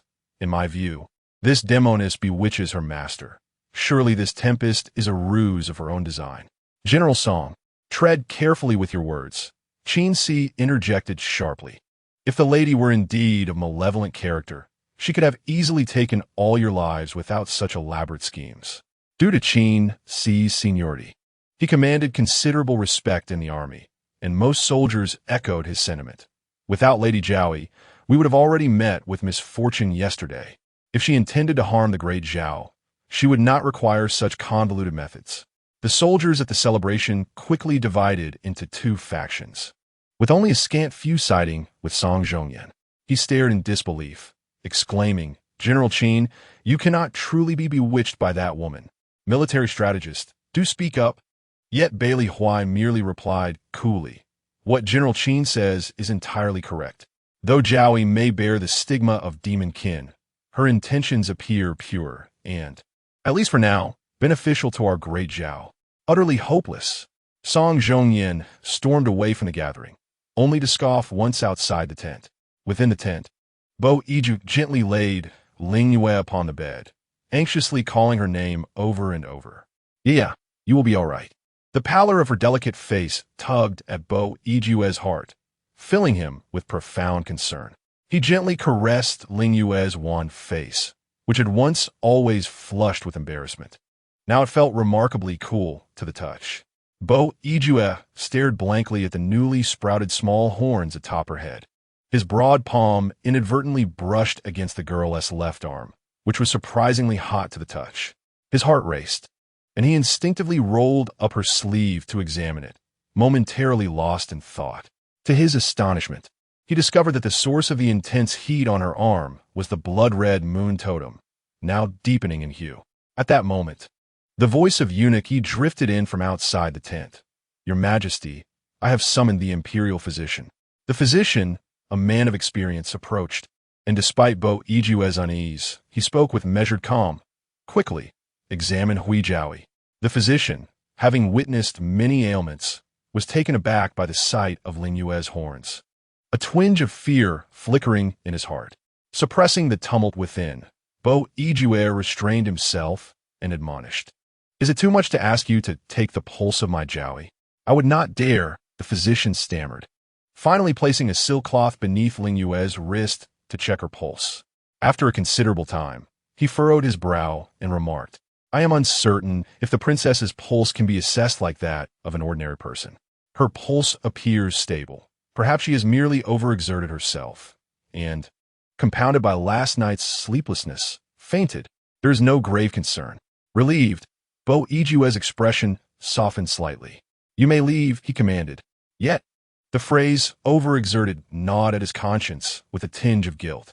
Suddenly, an aged voice from outside the tent interrupted.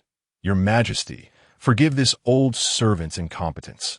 I allowed Song Zhongyan to escape. I am willing to accept punishment." Bo Ijue, already troubled by Ling Yue's condition, felt his irritation mount. He tenderly brushed his warm hand across her forehead and casually inquired, "What is it?" "Just now, Song Zhongyan accused your Majesty of being bewitched by Jiaoyi and fled with a few young generals. I attempted to intercept him, but could not bring myself to act against him due to past loyalties, allowing him to slip away." Qin Si's words were sincere, and he added, "I implore your Majesty to impose a penalty." Unexpectedly, a nostalgic voice echoed from within the tent. "After all these years, the old general remains steadfast in loyalty. I shall not punish you this time."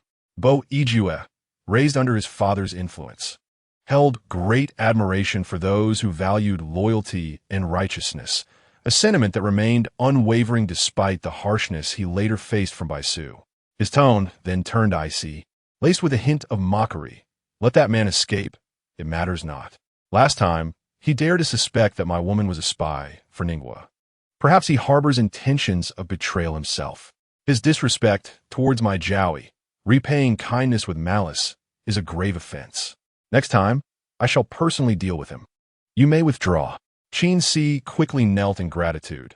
"This old servant thanks your Majesty and vows to face any peril henceforth." By the midnight hour, Ling Yue's haggard visage began to regain a hint of color. Bo Ijue remained seated by her bedside, vigilantly watching over her, occasionally perusing texts to pass the time. He yearned for the young Jiaoyi's condition to improve, yet feared that should she awaken, he might not be there to attend to her immediately. To his surprise, she suddenly jolted awake from her slumber and, without hesitation, clung tightly to him. Delicate and fragile hands exerted all their strength at that moment. "Ewan, you are still here. How wonderful that you remain." Chapter 30. So adorable. Just a little pinch by Ijue's deep-set eyes glimmered with a hint of mirth. "How foolish. I have long reassured you that regardless of your origins, I would never harm you, so you need not worry. But Ewan, I am truly terrified." Ling Yue's feeble hands clutched and scratched at the man's waist in a desperate manner. Yet Bai Ijue only felt a pleasant tickle. "I fear that if I awakened to find everything gone, it would be better not to wake at all." Upon hearing this, Bai Ijue playfully chided, "You are being silly. It seems you have quickly forgotten about the military oath."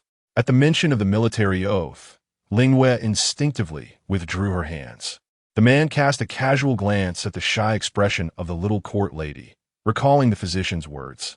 Regardless of whether the demon and human shared pathological traits, it would be best to allow her a few more days of rest. In the past, he had always regarded this girl as a celestial being descended to the mortal realm, never expecting her to be a little enchantress. Bai Ijue suddenly reached out to touch the two small horns adorning her charming head. So adorable. Ling Yue lifted her bright, almond-shaped eyes, her innocent face displaying a hint of confusion. "Go on. Is there something on my head?" In disbelief, she raised her hand above her head, and upon touching it, She was astonished to discover two horns she had never possessed before. She quickly retracted her hand, her expression dazed. Bai Yue chuckled softly. I never imagined that Ye was unaware of her horns. Ling Yue felt a tumult of emotions. How could she, with her origins in the demon realm, possibly have horns? Awan, I need to look in a mirror. With that, she exerted herself to rise, but Bai Yue suddenly pressed her back down. The striking contours of his handsome face were now close to hers, and he gently brushed his lips against the tip of her nose. Stay still. I shall fetch it for you. All right. The girl lowered her eyelids, her already soft voice dipping further, as if still unwilling to accept the reality of her newly sprouted horns. Bai Yue, with a slight lift of his eyes, retrieved a bronze mirror from the dressing table for her. Ling Yue stared blankly at her reflection, while the man beside her observed the scene with evident admiration. The flickering candlelight within the tent added an air of mystique to the beauty of the little court lady. How could this be? Gazing at the short, reddish-brown horns, the girl's expression gradually became one of disbelief. Demon horns were not something every demon possessed. If they did, they were typically innate. She had never heard of any demon growing horns at the age of 18. The presence of horns seemed to correlate with the purity of one's bloodline. Having lived in the demon realm for 18 years, Ling Yue had only seen two demons with horns, the demon emperor and the high priest. Her family was merely a common household in the demon realm, with none having ever possessed horns. Ling Yue appeared to be deep in thought. Bai Yue set the bronze mirror aside, cradling the back of her head with his large hand, and playfully inquired, Are you not going to tell me more about it? Ling Yue hesitated for a moment, then gently nodded her head. Her connection to the demonic realm is now common knowledge, yet Bai Yue staunchly defends her against all opposition. She remains unaware of the multitude of troubles she has caused him. At this juncture, there is indeed no necessity for concealment. I shall share everything with you, a Jew. Allow me a moment to reflect. Bai Yue's lips curled into a satisfied smile as he lowered his head to kiss her soft, fragrant lips, so obedient. With a graceful sweep of his hand, the flickering candlelight by the bedside was abruptly extinguished, plunging the chamber into darkness. Ling Yue felt the bedding beside her being drawn back, as his warm, solid form enveloped her in an embrace. The steady rhythm of his breathing caressed her ears as he spoke. I wish to listen to you. In this manner, Ling Yue nestled closer into his arms, her petite head resting affectionately against Bai Yue's chest. He subtly furrowed his brow. Her little demonic horn was slightly uncomfortable, yet there was an inexplicable pleasure in the gentle pressure it exerted. A tantalizing itch lingered in his heart. Meanwhile, Ling Yue was preoccupied with how to convey her lineage to Bai Yue, completely oblivious to the discomfort of her horn. The man beside her playfully reached out to caress one of her horns, finding it quite adorable, and pinched it gently. Finally realizing her surroundings, Ling Yue tilted her head slightly. Did I poke you, a Jew? I do not mind, Bai Yue replied, firmly guiding her head back into its previous position. I may very well be the last of the demons, a Jew. Ling Yue recounted her story with a calm demeanor, her soft voice narrating the events of the demon realm. It was evident that Bai Yue had never heard such tales before. As Bai Huai had mentioned, records of gods and demons were confined to ancient texts. Who would have anticipated that the demon realm still existed? Yet since my birth, it seems the demon realm has been cursed. In these 18 years, no demon has been born. Her voice carried a hint of sorrow, for her poor aptitude was beyond her control. She had earnestly endeavored to learn the skills of the demon priests, yet apart from a few basic techniques, she found herself unable to grasp anything else, enveloped in a profound sense of helplessness. Eventually, the high priest discovered a solution to the dilemma of the demon race's extinction. In a playful manner, she nudged Bai Yue's chest with her horn. He divined that there exists a chosen one among the human race. And the demon emperor deceived me into believing that with this person's kiss, the great array for the revival of the demon race could be activated. Bai Yue raised an intrigued eyebrow. The chosen one foretold by your high priest is none other than myself? Ling Yue nodded, recalling the scene from that day. I bestow upon you the monumental task of reviving the demon race. Do not let me down. The demon emperor took a portrait from the high priest's hands. Go to the human realm, find this person, obtain his kiss, and return. You shall be hailed as a hero of the demon race. She had thought she was finally being entrusted with an important role, unaware that she had been chosen as a sacrificial offering for the great revival array of her kin. Upon arriving in the human realm, she, who had always been delicate and frail, finally mustered the courage she had long lacked. She was such a delicate and timid little sorceress that even when she resorted to magic to steal a kiss from the young man, she remained bashful. Upon returning to the demon realm after completing her task, all she received was 10 days filled with indulgence and the feigned affection of her family. She vividly recalled the day she was abandoned at the demon-slaying altar.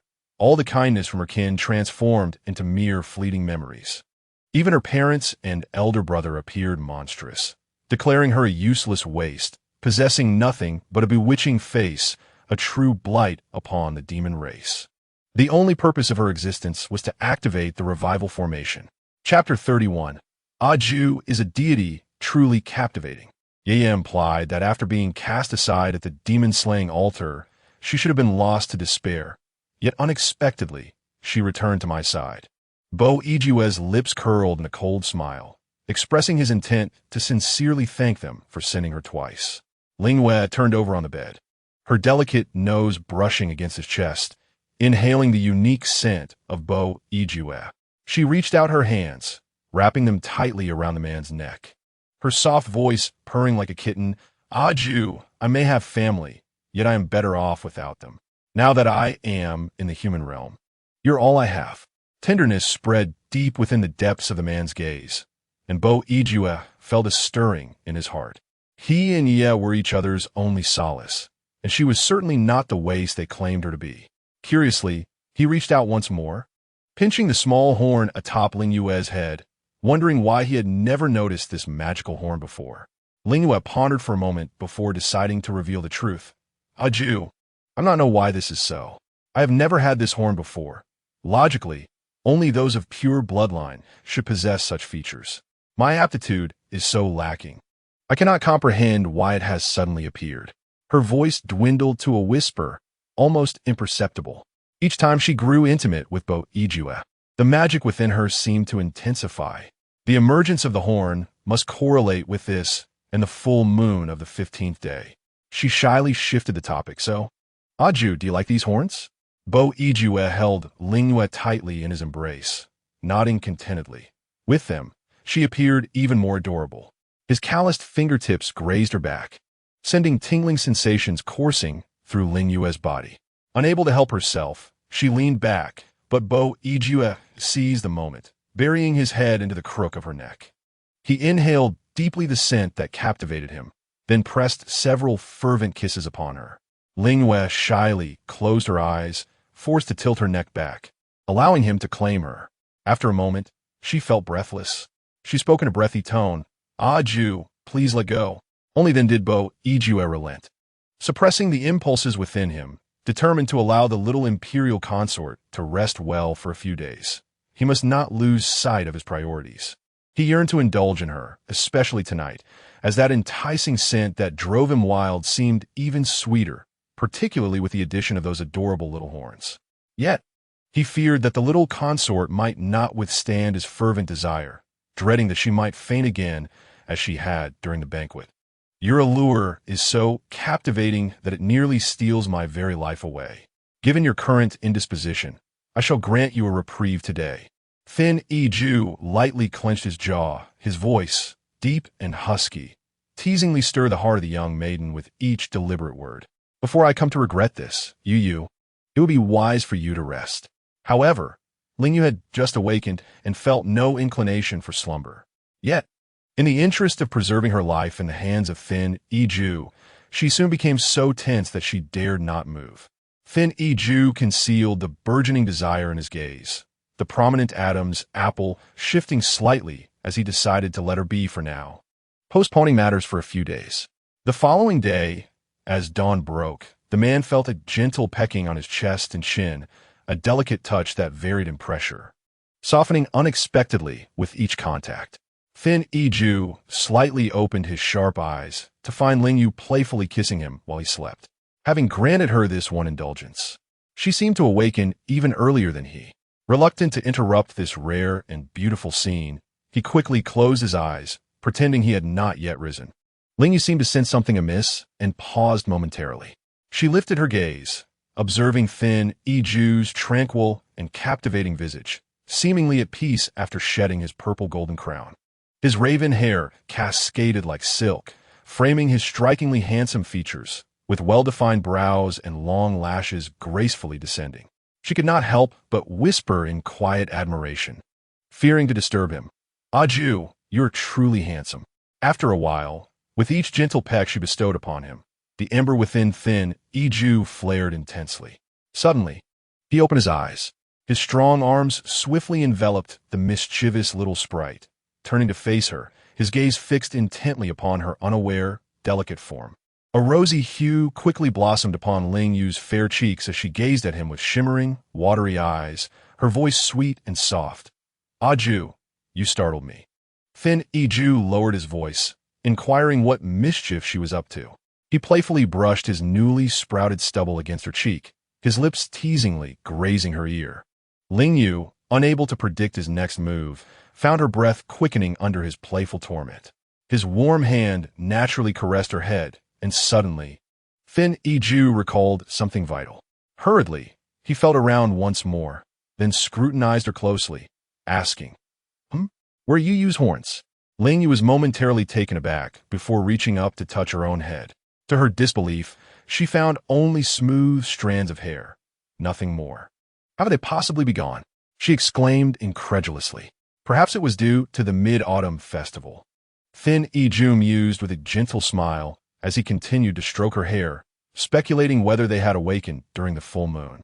This notion aligned with Ling Yu's own thoughts.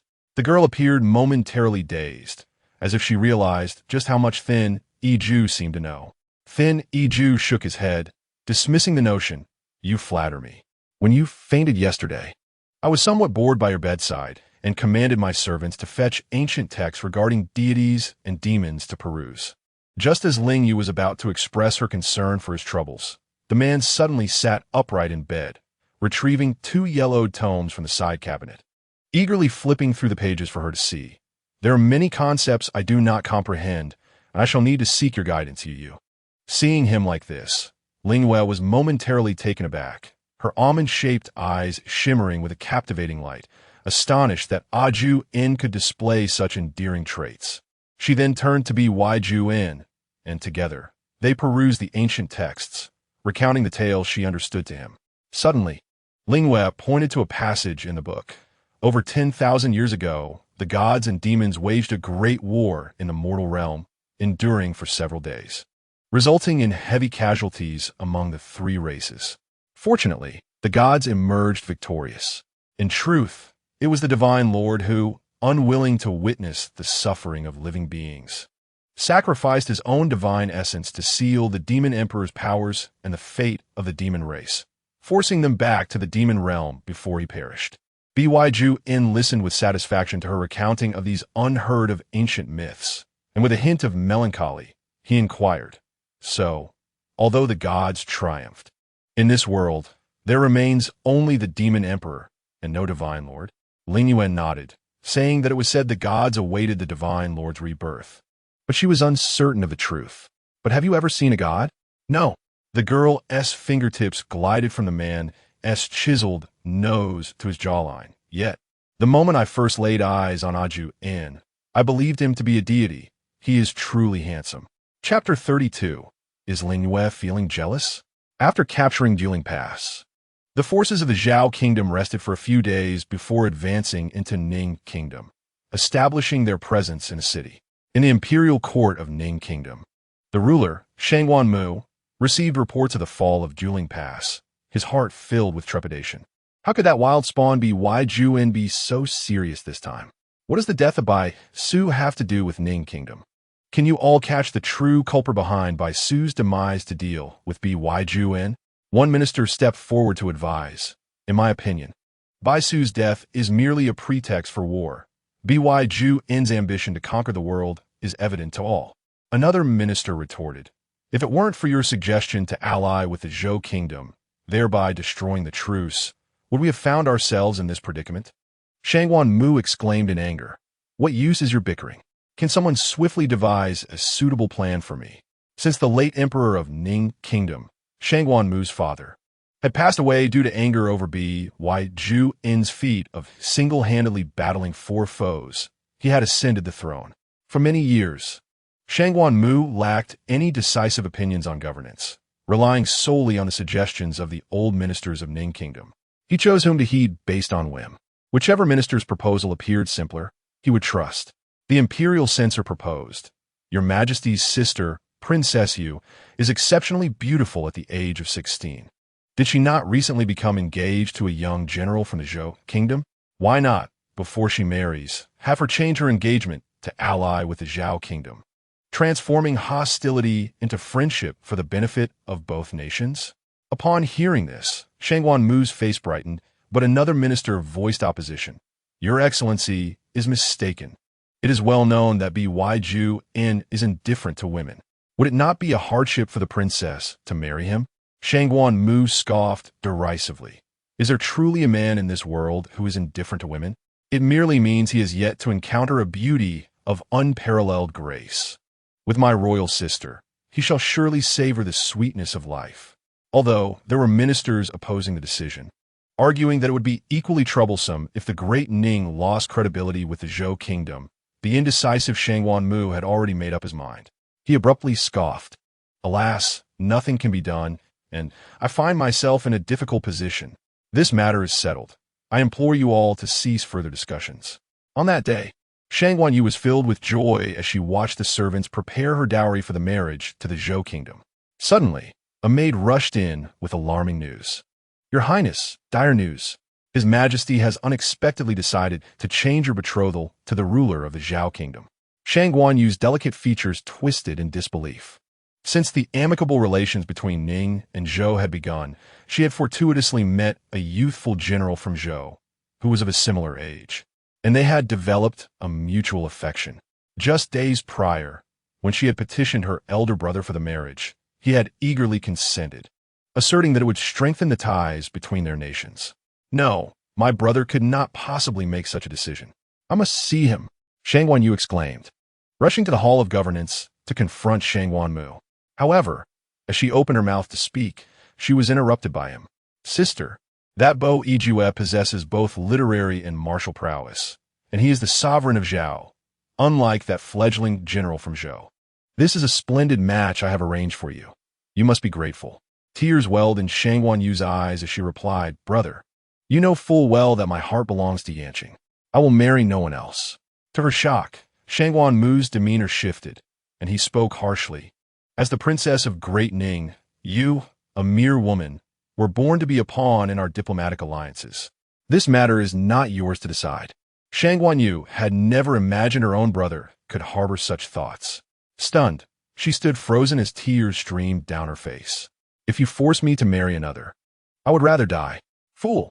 Shangwan Mu revealed his true nature, cursing as he struck his sister, sending her sprawling to the ground. Clutching her cheek in pain, her eyes brimmed with fear and defiance. Were it not for your usefulness, I would have silenced you long ago. He glared at her furiously, then commanded those outside. Take the princess and confine her in the woodshed. Provide her food at the designated times. In 2 days, bind her to a cart and send her to meet Bo Yijue. Yes, the palace attendants lifted Shangwan Yu from the ground and roughly dragged her into the shed, treating her with no regard for her status as a princess. It became painfully clear that her brother had always viewed her as a mere tool for political alliance, and even her royal title meant nothing under Shangwan Mu's merciless orders. In the dark confines of the shed, despair engulfed Shangwan Yu, her once clear eyes now reflecting hatred. 2 days later, Bo Yijue was in the hall, conferring with his strategists and generals about military matters. Since the battle at Dueling Pass, he had often brought Ling Yue to observe, and this day was no exception. Although there were many things she did not comprehend, she was eager to assist him in any way she could. Report, Your Majesty. A soldier burst into the hall, presenting a missive from the envoy to the eunuch Yi. who stood before the throne. An envoy from the Ning kingdom has arrived, seeking to discuss peace negotiations. Decline the negotiations. Biao Yue languidly cast a disdainful glance at the envoy from Ningwa, standing behind the soldiers, his voice icy. As for negotiations, I have already extended an opportunity. It was Ningwa that first tore up the treaty. The envoy from Ningwa was taken aback, realizing that Biao Yue had no intention of discussion and was preparing to speak again. Biao Yue slowly drew the sword from his waist, casually remarking, "While it is customary not to harm envoys during wartime, I'm not opposed to making an exception for Ningwa." The envoy shuddered in fear, ready to flee. But Steward Yi furrowed his brow and intercepted him, mockingly reciting the contents of the letter. Ningwa has specially sent Princess Shangguanyu to the Zhao kingdom for a marriage alliance, wishing for an everlasting bond. How astute of them to devise such a scheme. Biao Yijue's eyes turned frigid, signaling to Steward Yi to execute the Ningwa princess. Ling Yue, who usually refrained from military matters, felt her brow twitch uncontrollably upon hearing this. She gently grasped Biao Yijue's arm, puzzled. "A Jew? What does Ningwa mean by this?" Noticing Ling Yue's emotional response, Biao Yue smirked playfully. "Is my Yeye feeling jealous?" Ling Yue, with a hint of bashfulness as he tousled her cheeks, replied, "Of course I would be displeased if others wished to send other women to you." Biao Yue was immensely satisfied with her answer and, in front of everyone, bestowed a gentle kiss on her forehead, his tone indulgent and affectionate. "Then I shall leave this matter in your capable hands until you are content with the outcome. Is that agreeable?" Chapter 33. The shared fate of similar lives. Having spent her life in denial, Ling Yue was more than willing to take on any task entrusted to her. Her eyes sparkled with determination as she nodded eagerly. "A Jew is truly wonderful." Biao Yue then instructed Steward Yi, "Take a few men to assist the Jiaoyi and ensure everything is done according to her wishes." "Understood," replied Steward Yi, promptly gathering a few disciples to accompany Ling Yue, while scolding the envoy for their shamelessness. The envoy from Ningwa fled in disarray, contemplating that Ningwa had suffered a significant loss, both in prestige and soldiers, leaving them with nothing. Biao Yijue's woman would undoubtedly treat the princess with disdain, and it seemed that the princess's fate was grim. As Ling Yue and Steward Ye's entourage descended from the city, they approached the Ningwa envoy's carriage. Ling Yue had envisioned various possibilities regarding the unseen princess. However, she was taken aback when the woman inside the carriage, upon hearing their footsteps, vehemently protested, "Stay back. I do not even consent to this marriage. What is there to discuss? I have already pledged my heart to another, and I tell you, the Emperor of Zhao is unworthy of me." Ling Yue stood frozen outside. Could it be that this princess of Ningwa was coerced into this union? With a moment's hesitation, she decided to lift the curtain of the carriage. Inside sat a girl who appeared even younger than herself, her skin as delicate as jade, adorned in a flowing, flower-patterned skirt and a diaphanous pink veil. Her brows resembled emerald feathers, yet she was bound by ropes, her eyes filled with resentment. Steward Yi immediately recognized that this Ningwa princess was indeed a beauty, which explained why Shangguanmu had attempted to force her upon the emperor without consent. At the moment the curtain of the carriage was lifted, the woman within revealed a fleeting expression of fear, but she quickly regained her composure. "Your Majesty, grant me a death, for I shall not marry." Eunuch Yi drew his sword, his voice cold and harsh. "Our sovereign has no interest in you. If you wish to die, your desire shall be fulfilled. Thank you for your cooperation." Shangguanyu let out a desperate laugh, tears streaming down her cheeks. "Eunuch, wait!" Ling Yue interjected, halting Eunuch Yi. The princess had not provoked her in any way. She appeared to have been forced into this predicament. The thought of bloodshed terrified her. Perhaps it would be best to release this princess? Ling Yue signaled for Eunuch Yi to untie Shangguanyu's bonds. "This concubine is likely to be a scheme." Eunuch Yi hesitated. Shangguanyu was taken aback. "Concubine? It is widely known that Bo Yijue is indifferent to women. Perhaps the Ningwa court is ill-informed, unaware that he has already taken a concubine." Did this mean Bo Yijue was indeed drawn to women? A sudden tension gripped her as she recoiled into the back of the carriage. "I cannot accept this marriage. You surely do not wish for me to share a husband with you." Understanding her misunderstanding, Ling Yue reassured her, "You already have someone in your heart. I merely wish for you to return home, away from my husband's sight, lest I be compelled to act." She once again gestured for Eunuch Yi to release her. Eunuch Yi said nothing further, for the emperor's will was to heed the concubine's commands. As the ropes fell to the ground, Shang Wanyu momentarily appeared dazed, gazing at her liberated hands, still marked with crimson imprints. "You truly intend to set me free?" she questioned incredulously, never anticipating that she would be so easily liberated from her plight in Ningwa. Ling Yue nodded lightly, turning to leave, return home. "Home, home," Shang Wanyu murmured, tears suddenly streaming down her face. A sense of despair enveloped her.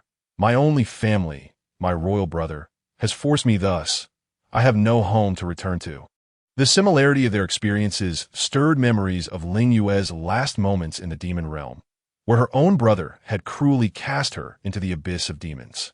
Empathizing with Shang Wanyu, Ling Yue paused and suggested, "You mentioned you had already pledged your heart to someone. It is now the perfect time for you to seek him out." Upon a reminder, Shang Wanyu's face brightened, but the joy quickly faded. "Yan Qing is from the Day Nation. My royal brother has already ensured that I cannot escape to the Day Nation by alerting the border cities." Aware of the favors she had received from the concubine, Shang Wanyu refrained from further entreaties, simply expressing her gratitude as she alighted from the carriage. "Thank you, my lady." Though she was a princess, having been left destitute without even a maid to accompany her, she still possessed some dowry.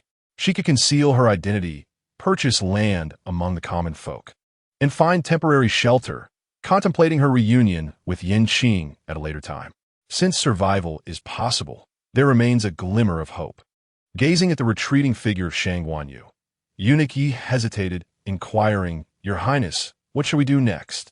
Ling Yue smiled gently. "If Awan discovers that I have released her, she may not be pleased. Why not accompany me to the marketplace to select some gifts? It would certainly help in appeasing Awan upon my return." The servant understood, acknowledging the wisdom of the princess. This city, known as Xiangyan, is rich in mineral resources and renowned for its exquisite jade craftsmanship, a hallmark of the region. Following the entry of the Zhao army, they spared the common folk while only mobilizing officials. Thus the lives of the citizens remained largely unaffected, and the streets bustled with activity. For the populace, the identity of their ruler held little significance, as long as their lives remained stable. Ling Yue removed her dazzling adornments and donned plain attire, accompanied by Eunuch Yi and others as she ventured into the marketplace. "Ah, this young lady is remarkably beautiful. What treasures do you wish to select? Perhaps a gift for someone special, or merely to enhance your own appearance?" called out the shopkeeper, showcasing the exquisite jade pieces within his store. With a playful smile, Ling Yue responded, "I wish to purchase some small tokens for my husband. Do you have any recommendations?" Indeed, indeed. The shopkeeper was about to elaborate when a commotion erupted from outside. "Such a lovely girl. Why not consider becoming concubine in my household?" A man, appearing to be in his 20s yet grossly overweight, accompanied by several servants, was bullying a young girl. Such behavior in Xiangyan, now part of the Zhao territory, risked inciting discontent among the citizens. Eunuch Yi, unable to bear the sight, prepared to intervene. Ling Yue commanded him, "This is utterly intolerable. Please take some people and intervene." The shopkeeper, alarmed, quickly cautioned, Esteemed guest, this is not advisable." "Why so?" Ling Yue inquired, her eyes reflecting confusion. The shopkeeper shook his head repeatedly, explaining, "You may not be aware, but that young master is from the Hao family.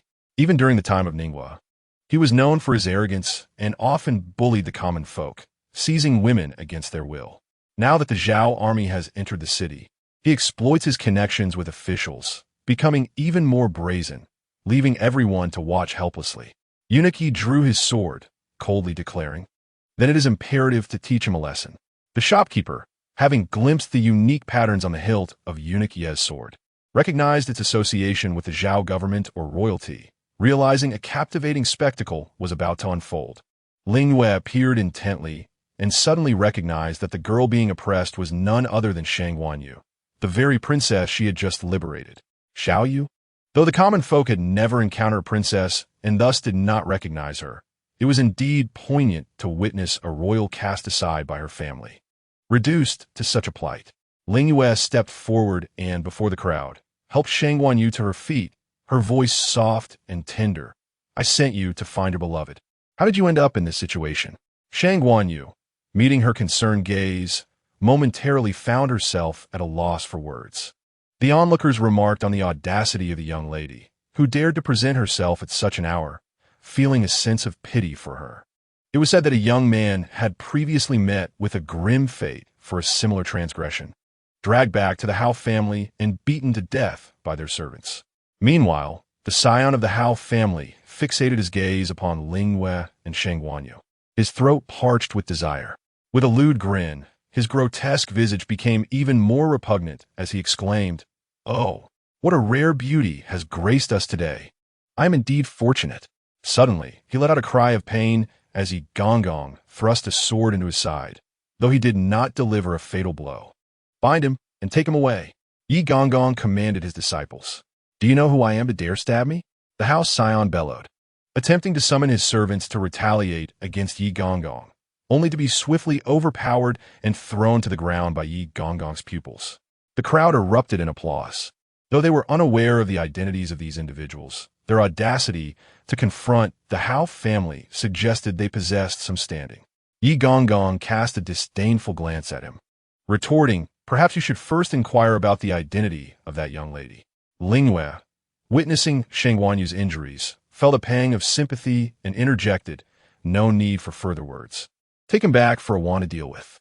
Yi Gong promptly acknowledged, "Understood, my lady." Just then, he realized something amiss. He had forgotten to alter his address and had inadvertently let slip the term, "My lady?" The citizens of Xiangyan City began to murmur, as they had recently heard two scandalous rumors. The usually aloof monarch of the Zhao kingdom had conferred the title of Jiaoyi upon a woman, and the monarch himself had led a campaign to Ningguo with the Jiaoyi at his side. The jade shopkeeper, witnessing this, mused that both rumors had now been confirmed. Ling Yue glanced at Yi Gong with a hint of embarrassment, her voice soft and shy. "You." The House scion, taken aback, wore a grotesque expression. "Are you all spouting nonsense?" With the situation escalating, Yi Gong chose to abandon pretense, drawing forth a token and striking his face with it, reprimanding loudly. "You abuse your lineage to oppress the common folk, tarnishing the Zhao's reputation, and now you dare to speak disrespectfully to the Jiaoyi? You're lucky your head is still attached." The man, recognizing the insignia of the Zhao royal family, quickly began to plead for mercy. "My lady, spare me. Great lord, forgive my ignorance." Yet Ling Yue remained focused solely on assessing Shang Wanyu's wounds, paying no heed to his pleas. "Well done. We have long found him displeasing." The crowd cheered. "Jiaoyi is wise, and Lord Yi is astute." Amidst the applause, Yi Gong's disciples escorted the nefarious Hao scion away. Yi Gong continued to closely follow Ling Yue, ensuring her safety. With their identities unexpectedly revealed, the townsfolk's demeanor toward them transformed into one of deep respect, which Ling Yue found somewhat disconcerting. She led Shang Wanyu to a local clinic, instructing the doctor to tend to his injuries. As she tended to the wound, Ling Yue gently sought to divert Shang Wanyu's attention from her injury by inquiring, "Little Yu, I have already set you free. Why do you linger here?" Shang Wanyu's voice bore a hint of melancholy as she replied, "My heart belongs to someone in the kingdom of Zhou, yet my imperial brother has firmly instructed me not to cross into the border cities." She continued, "All I desire now is to live in obscurity. If heaven is merciful, it shall allow us to meet again." Upon hearing this, Ling Yue felt a surge of excitement and remarked, "If my husband unifies the realm, would that not fulfill your wishes?" Shang Wanyu was momentarily taken aback, even trembling at the thought. How wonderful it would be if that could happen. She mused silently, yet she refrained from voicing her feelings. Her beloved, Yanqing, was a young general of the Zhou kingdom and the adopted son of the Zhou emperor. Though still youthful, he possessed a fiery spirit and was unwaveringly loyal to Zhou due to the emperor's benevolence. Should the Zhao kingdom strive to unify the world, Yanqing would undoubtedly be the one most willing to resist. If Zhou were to falter, Yanqing's fate would likely be one of sacrifice for his country. Perhaps in this chaotic era, her affection was destined to be a tragedy. With tears held back, Shang Wanyu forced a grateful smile, saying, "Thank you for your kindness. Your Highness, if you happen to encounter a 17-year-old lad named Yin Qing in the Zhou Kingdom, I would be grateful if you could convey my message." She did not fully comprehend why she made such a request. Perhaps she hoped to persuade Yin Qing to surrender or to join him in death. Ling Yue pondered this with intrigue, wondering how vast the world was and how likely it was to meet the person Shang Wanyu spoke of. Nevertheless, to uplift Shang Wanyu's spirits, she agreed, "Very well, I shall keep an eye out for him." Once the wound was dressed, Shang Wanyu learned that Ling Yue was selecting gifts for Bo Yiju and immediately expressed interest. Although she was coerced in a marriage by her brother and held no affection for Bo Yiju, she felt gratitude for Ling Yue's previous kindness and accompanied her to the jade shop for assistance. Ling Yue, troubled by the lack of knowledgeable company, exclaimed, "Look, these are the pieces I have just selected." Shang Wanyu's eyes brightened as she pointed to a particular ring, saying, "This bright red jade is of exceptional quality and auspiciousness. It would be most fitting for your Highness to gift this." The shopkeeper, taken aback by the discerning eye of the young girl beside Ling Yue, contemplated her likely noble status. Ling Yue picked up the ring and examined it once more. Its uniform color, translucent luster, and subtle rosy hue rendered it truly exquisite. Considering Bo Yiju's frequent battles and need for a ring to aid his archery, Ling Yue felt a swell of joy. "It is settled then. Please, shopkeeper, wrap this for me." In Chapter 35, as Ling Yue had recently arrived in the kingdom of Ning, Shang Wanyu suggested, "You must not have yet tasted the pastries here. Would you join me at a tea house to sample some delicacies?" Ling Yue had initially planned to return after purchasing her gifts, but upon hearing this, she added a new intention. "That sounds wonderful. I shall also bring back some pastries for a Jew." Yi Gonggong chuckled softly with a sigh, acknowledging that it was indeed a good thing for the Empress to consider His Majesty in all matters. He paid for Ling Yue's jade ring and hurriedly followed, unable to resist posing a question to Shang Wanyu. "As a member of the Ningguo royal family, how can you remain so unfazed with the impending change of dynasty?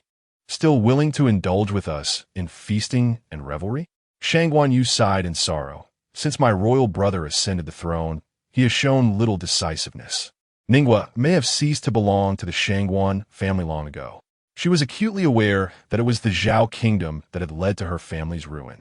Yet she also recognized that her brother's inaction was the root of their plight. Moreover, as Ling Yue treated her with such kindness, she found it impossible to harbor any resentment towards her, even admiring her. The thought deepened her melancholy. Why did her brother fail to take charge when it was imperative, yet overstep when it was not? Consequently, she held no expectations for her family or her country. Within the tea house, Shang Wanyu recommended several local delicacies to Ling Yue, and as they waited for their order, they engaged in light-hearted conversation. Being of similar age and both regarded as discarded daughters by their families, they discovered a wealth of common ground. With time to truly get to know one another, they quickly became friends. They raised their teacups in a toast, and Shang Wanyu, filled with excitement, declared, "Allow me to treat you to this delightful repast." Ling Yue shook her head in gentle refusal. "Little you must live alone now. Times are tough. You should conserve your dowry. Let me treat you instead." "To speak in such a manner is to not regard me as a true friend," Shang Wanyu retorted playfully. "If you truly consider me a friend, why would you still call me your majesty?" The two exchanged nervous glances before bursting into laughter simultaneously. After a moment's reflection, Shang Wanyu discreetly glanced at Yi Gonggong. Although Ling Yue was easy to get along with, an informal address could provoke serious consequences should Bo Yiju find out. Ultimately, she prudently decided, "Then shall I call you Sister Jowie?" Ling Yue smiled slightly. "That works." In the mortal realm, Shang Wanyu became Ling Yue's first friend. After enjoying their refreshments, Ling Yue assisted her in purchasing a house in Xiangyan City and signing the land deed. The skies soon darkened. "My husband will remain stationed here for quite some time, until we conquer Ningguo. On days when he is away at war, I shall come to find you." Ling Yue felt joyous having made a friend, but as the time to part drew near, her tone turned wistful. "I have been out for quite a while today. I must return now. Please rest well." Shang Wan Yu felt similarly reluctant to part ways, waving goodbye to Ling Yue. Thank you for your care, Sister Zhaoi. Bo Yijue sat at his desk, perusing memorials sent from the Zhao kingdom. Upon seeing Ling Yue return, he set aside the documents and effortlessly gathered her into his embrace. You have returned later than usual today. Yeah. He gently closed his striking eyes and inhaled her scent, as if he sensed something amiss. Ling Yue, unsure how he discerned this, quickly retrieved a paper bag of pastries from her belongings and offered it to him. Ah, Ju, I did not indulge. I brought these specially for you. You still remember me, it seems. Bo Yijue took the paper bag with a subdued smile, his words tinged with a hint of jealousy. The day before, the imperial troops had stationed themselves in Xiangyan City, granting Xiao Zhaoi a measure of freedom to roam the city. Yet, she had quickly found companionship with others. Were it not for the fact that his Ye had become happier with this new friend, he would have certainly dealt with Shang Wan Yu. Ye belonged solely to him. Ling Yue hesitated for a moment, originally intending to explain herself, but now found herself at a loss for words. Ju, already know? Her delicate nose was gently brushed by Bo Yijue. The man's possessive gaze burned like a torch upon her cheek. Of course. How could the matters concerning Ye escape my notice? Ling Yue smiled radiantly, tilting her head to softly nibble on Bo Yijue's lips. Yet Ju would forever hold the foremost place in my heart. Bo Yijue was momentarily taken aback, then lowered his head further, responding to her more dominantly. The sweet scent enveloping their lips. Ling Yue found herself breathless from his kiss, turning her head slightly to create some distance, her tender voice expressing concern. Ju must be hungry. Shall we try the pastries first? Bo Yijue pressed his head even lower, gently nibbling on the girl's ear, which was flushed to the point of almost bleeding. But I wish to taste you first. Ling Yue's heart fluttered at his husky voice, evading him shyly while blinking her almond-shaped eyes. I still have a gift for Ju. What gift in the world could possibly compare to Ye? Bo Yijue's smile deepened. Yet he released her, feeling a flicker of anticipation. Aside from the flower she had picked for him in the imperial garden, this was Ling Yue's first gift to him. Her delicate, fair hand brushed against the man's broad palm as she retrieved a bright red jade ring from her bosom, placing it on his thumb. Bo Yijue raised his hand, twirling his wrist to admire it, then pressed his thumb against Ling Yue's lips. Beautiful just like you. The rough warmth of his fingertip and the smooth, cool jade met on Ling Yue's lips. She looked on in confusion, glancing down. Like me? Yes, just like you, he affirmed. Bo Yijue pulled Xiao Zhaoi onto his lap, his eyes softening with a gentle smile. He opened the paper bag containing the pastries, only to find several crumbled pieces, likely squashed during the journey back. Why aren't they intact? Ling Yue exclaimed in surprise, having taken great care of the bag. It shouldn't have turned out this way. Not a problem. As long as it's from Ye, I cherish it, Bo Yijue replied nonchalantly, picking up a broken piece of pastry and contentedly placing it in his mouth. Chapter 36. Ye's sweetness, then let Ye have a taste too. Bo Yijue picked up a relatively intact piece of pastry and offered it to Ling Yue's lips. Ling Yue's lips curled into a charming smile, a playful expression lighting up her face. I've already tasted it. These are the ones I found delicious, specially brought back for Ju. Nevertheless, she opened her small mouth to take a bite of the pastry. Oh, since Ye has already tasted it, I shall not hold back. Gently wrapped his arm around the slender waist of Ling Yue, suddenly turning his body and tilting his head, lightly parting his lips to unhesitatingly bite away a piece of pastry from her mouth.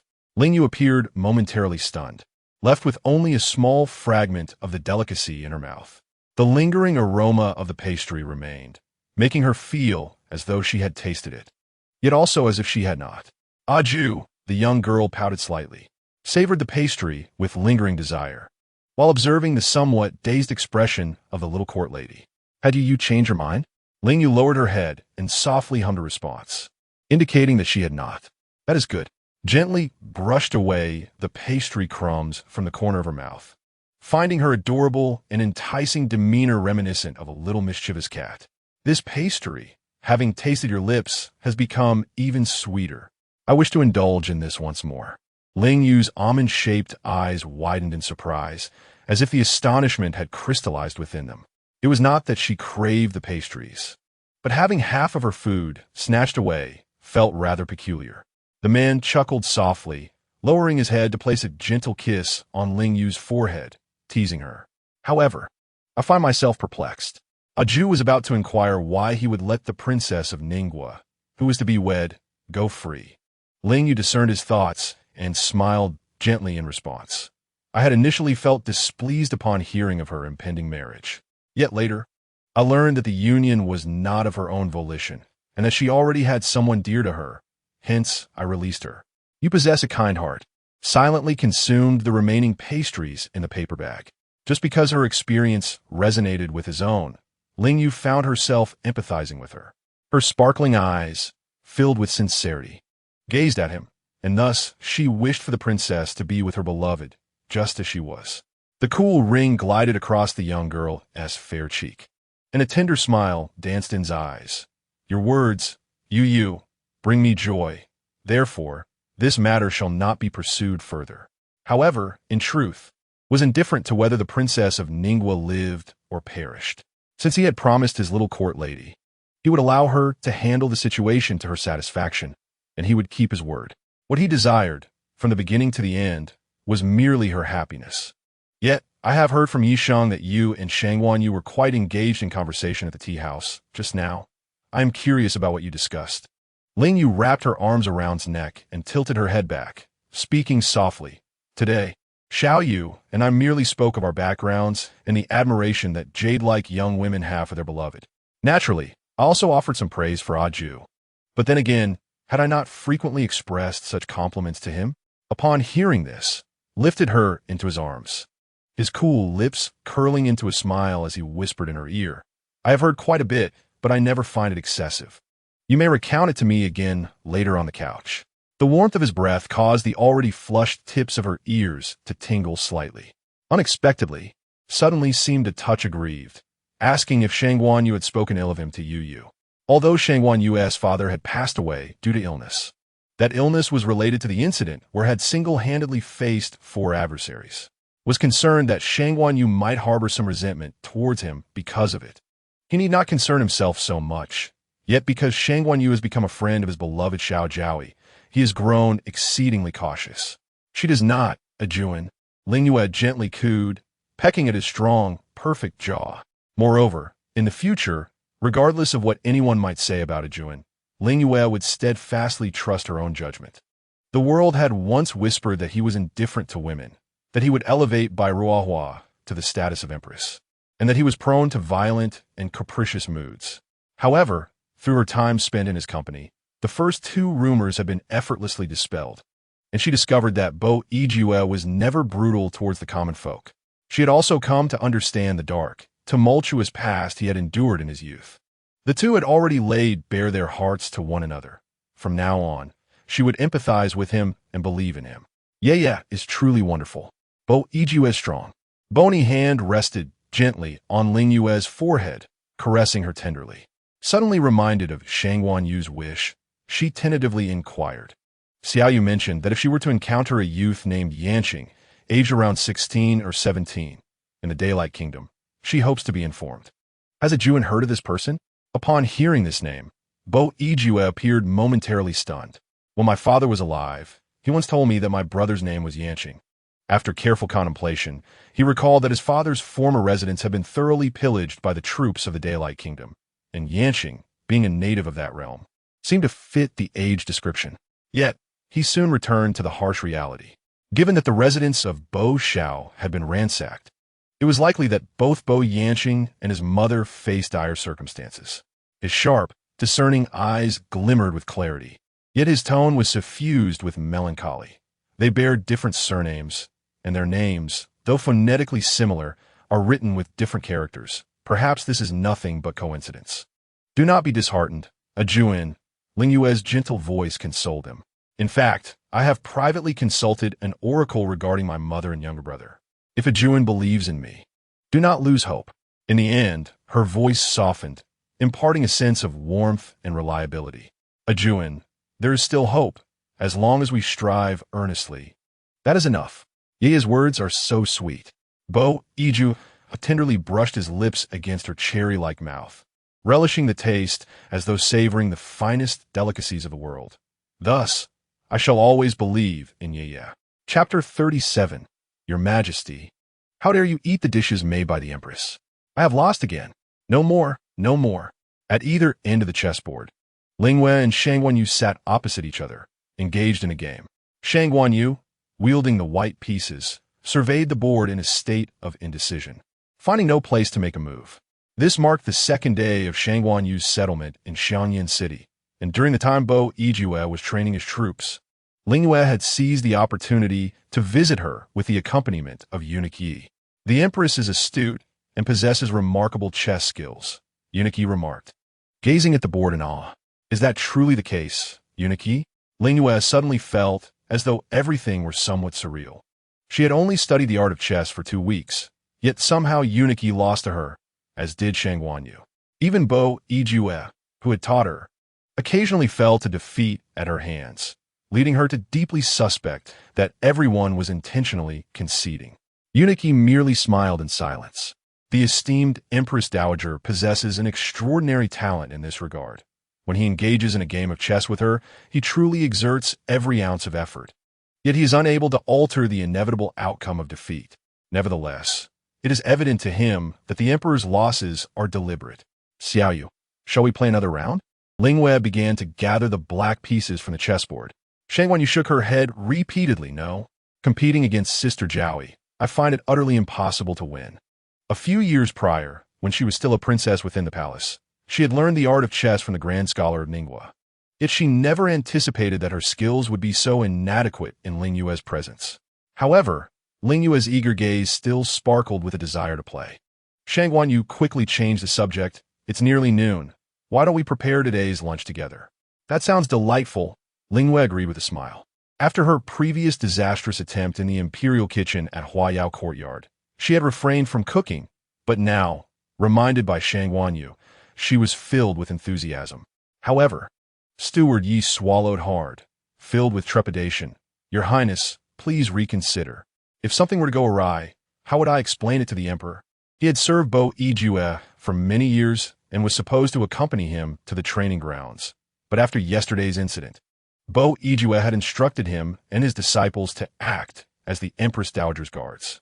Bo Yijue's exact words were, I entrust my most cherished person to your protection. I cannot rely on anyone else. Let her do as she pleases, and if any issues arise, assist her in resolving them. Above all, ensure her safety. Alas, even if one cannot venture forth to achieve great deeds, safeguarding the Emperor's beloved is a weighty responsibility nonetheless. Ling Yue smiled shyly, confident that Steward Yi would not fail her this time. Ever since she regained her ability to predict celestial phenomena, her control over fire had also returned shortly thereafter. She was determined to redeem herself. Today, not only would she address the lunch dilemma, but she would also prepare the exquisite meal she had failed to make for Bo Yijue. Yet, Steward Yi was increasingly anxious. One was a princess long confined within the palace, and the other was the cherished Empress Dowager. What culinary marvel could possibly arise from their collaboration? Ling Yue beamed, penning a few words on paper before handing it to him, requesting his assistance in procuring the necessary ingredients. Very well, he replied. The Emperor's decree was absolute. One must adhere to the wishes of the Empress Dowager. Although he had resigned himself to this fate, he dared not stray even a step from her side. Thus, he instructed Xiao Xian, fetch the items according to the list. Xiao Xian accepted his master's command, only to discover upon returning that the Empress Dowager's handwriting was so crooked and illegible that it was nearly impossible to decipher. He pondered in confusion, given her exquisite beauty. How could her writing be so challenging to understand? Perhaps this is the nature of the demonic race. Meanwhile, Xiaoyu, during your time in the palace, have you ever cooked? Ling Yue, seeking to share culinary skills, engaged Shang Guanyu in conversation. With innocent eyes, Shang Guanyu replied, No, but I have watched the royal chefs cook. It seemed quite entertaining. Steward Ye's foreboding sense of dread grew stronger. Oh dear.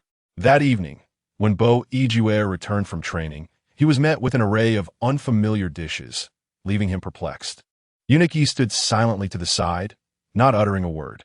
The imperial consort and Princess Ning Yue were cooking together, and he held no expectations. He had already prepared himself for a potential kitchen fire, his listless eyes fixated on the stove. However, he and Shangwan Yu bore witness to an astonishing spectacle. The imperial consort could manipulate the fire as if by magic. Yet, the combination of ingredients was indeed perplexing. Perhaps this was the essence of the demon clan. Aegean, the dishes tonight are all made by my own hands, Ling Yue exclaimed, resembling a playful little rabbit as she leaped into Bo Yijue's embrace. Her crescent-shaped, joyful eyes paired with her soft, endearing voice filled him with delight. The confusion in his gaze dissipated as he pulled the charming little imperial consort closer, his voice low and tender. His hands are truly skillful. But isn't their chef in the residence? Why allow Yi to undertake such laborious tasks? Upon speaking, his inscrutable gaze shifted towards eunuch Yi. In a flurry, Ling Yue used a handkerchief to wipe the sweat from the man's cheek, her gentle voice quickly drawing his thoughts back. It's all my decision, Aegean. Please don't make things difficult for him. I merely wish to prepare a dinner for you with my own hands. Bo Yijue cradled Ling Yue's face, placing a soft kiss on her forehead. My dear Ye, you've worked hard, preparing such a grand feast. Are you not tired? Ling Yue shook her petite head excitedly, pulling him to the table. I'm not tired at all. Aegean, come and taste it.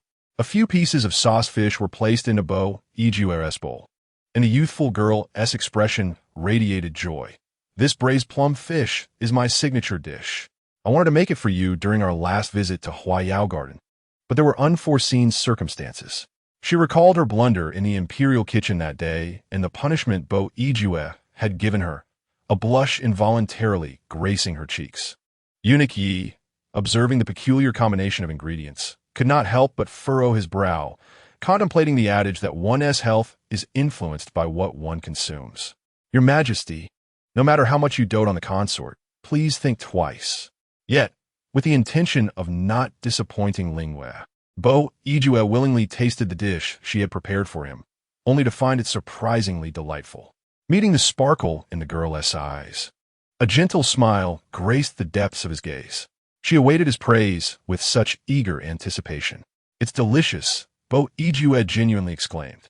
Chapter 38, Aegean. You're bullying me again, the bewildered eunuch Yi was taken aback, thinking how fearsome a man in love could be. Your Majesty, what nonsense is this? How can you pretend that it tastes so exquisite? Under Ling Yue's encouragement, Bo Yijue sampled many more dishes, continually praising them, as their affection deepened in a mutual feeding exchange. Unaware of the true flavors of the dishes, eunuch Yi experienced profound shock within. He could not fathom how these bizarre combinations were palatable to them, and simultaneously, a pang of loneliness gripped his heart for lacking a companion. After a quarter of an hour, most of the food on the table had been consumed. Aegean, there is still one dessert yet to be served. Please, Yi Gonggong, could you kindly fetch that plate of chilled cake from the kitchen? Ling Yue gently pressed her water-laden red lips against one side of Bo Yijue's cheek, then beckoned to Yi Gonggong. He sighed in relief and obediently departed, recalling that the plate of chilled cake appeared quite presentable. How had Ling Yue prepared such a delightful feast? Bo Yijue extended his large hand, grasping Ling Yue's delicate and soft fingers, lifting them gently and caressing them with his thumb. But I do not wish for you to engage in such laborious tasks.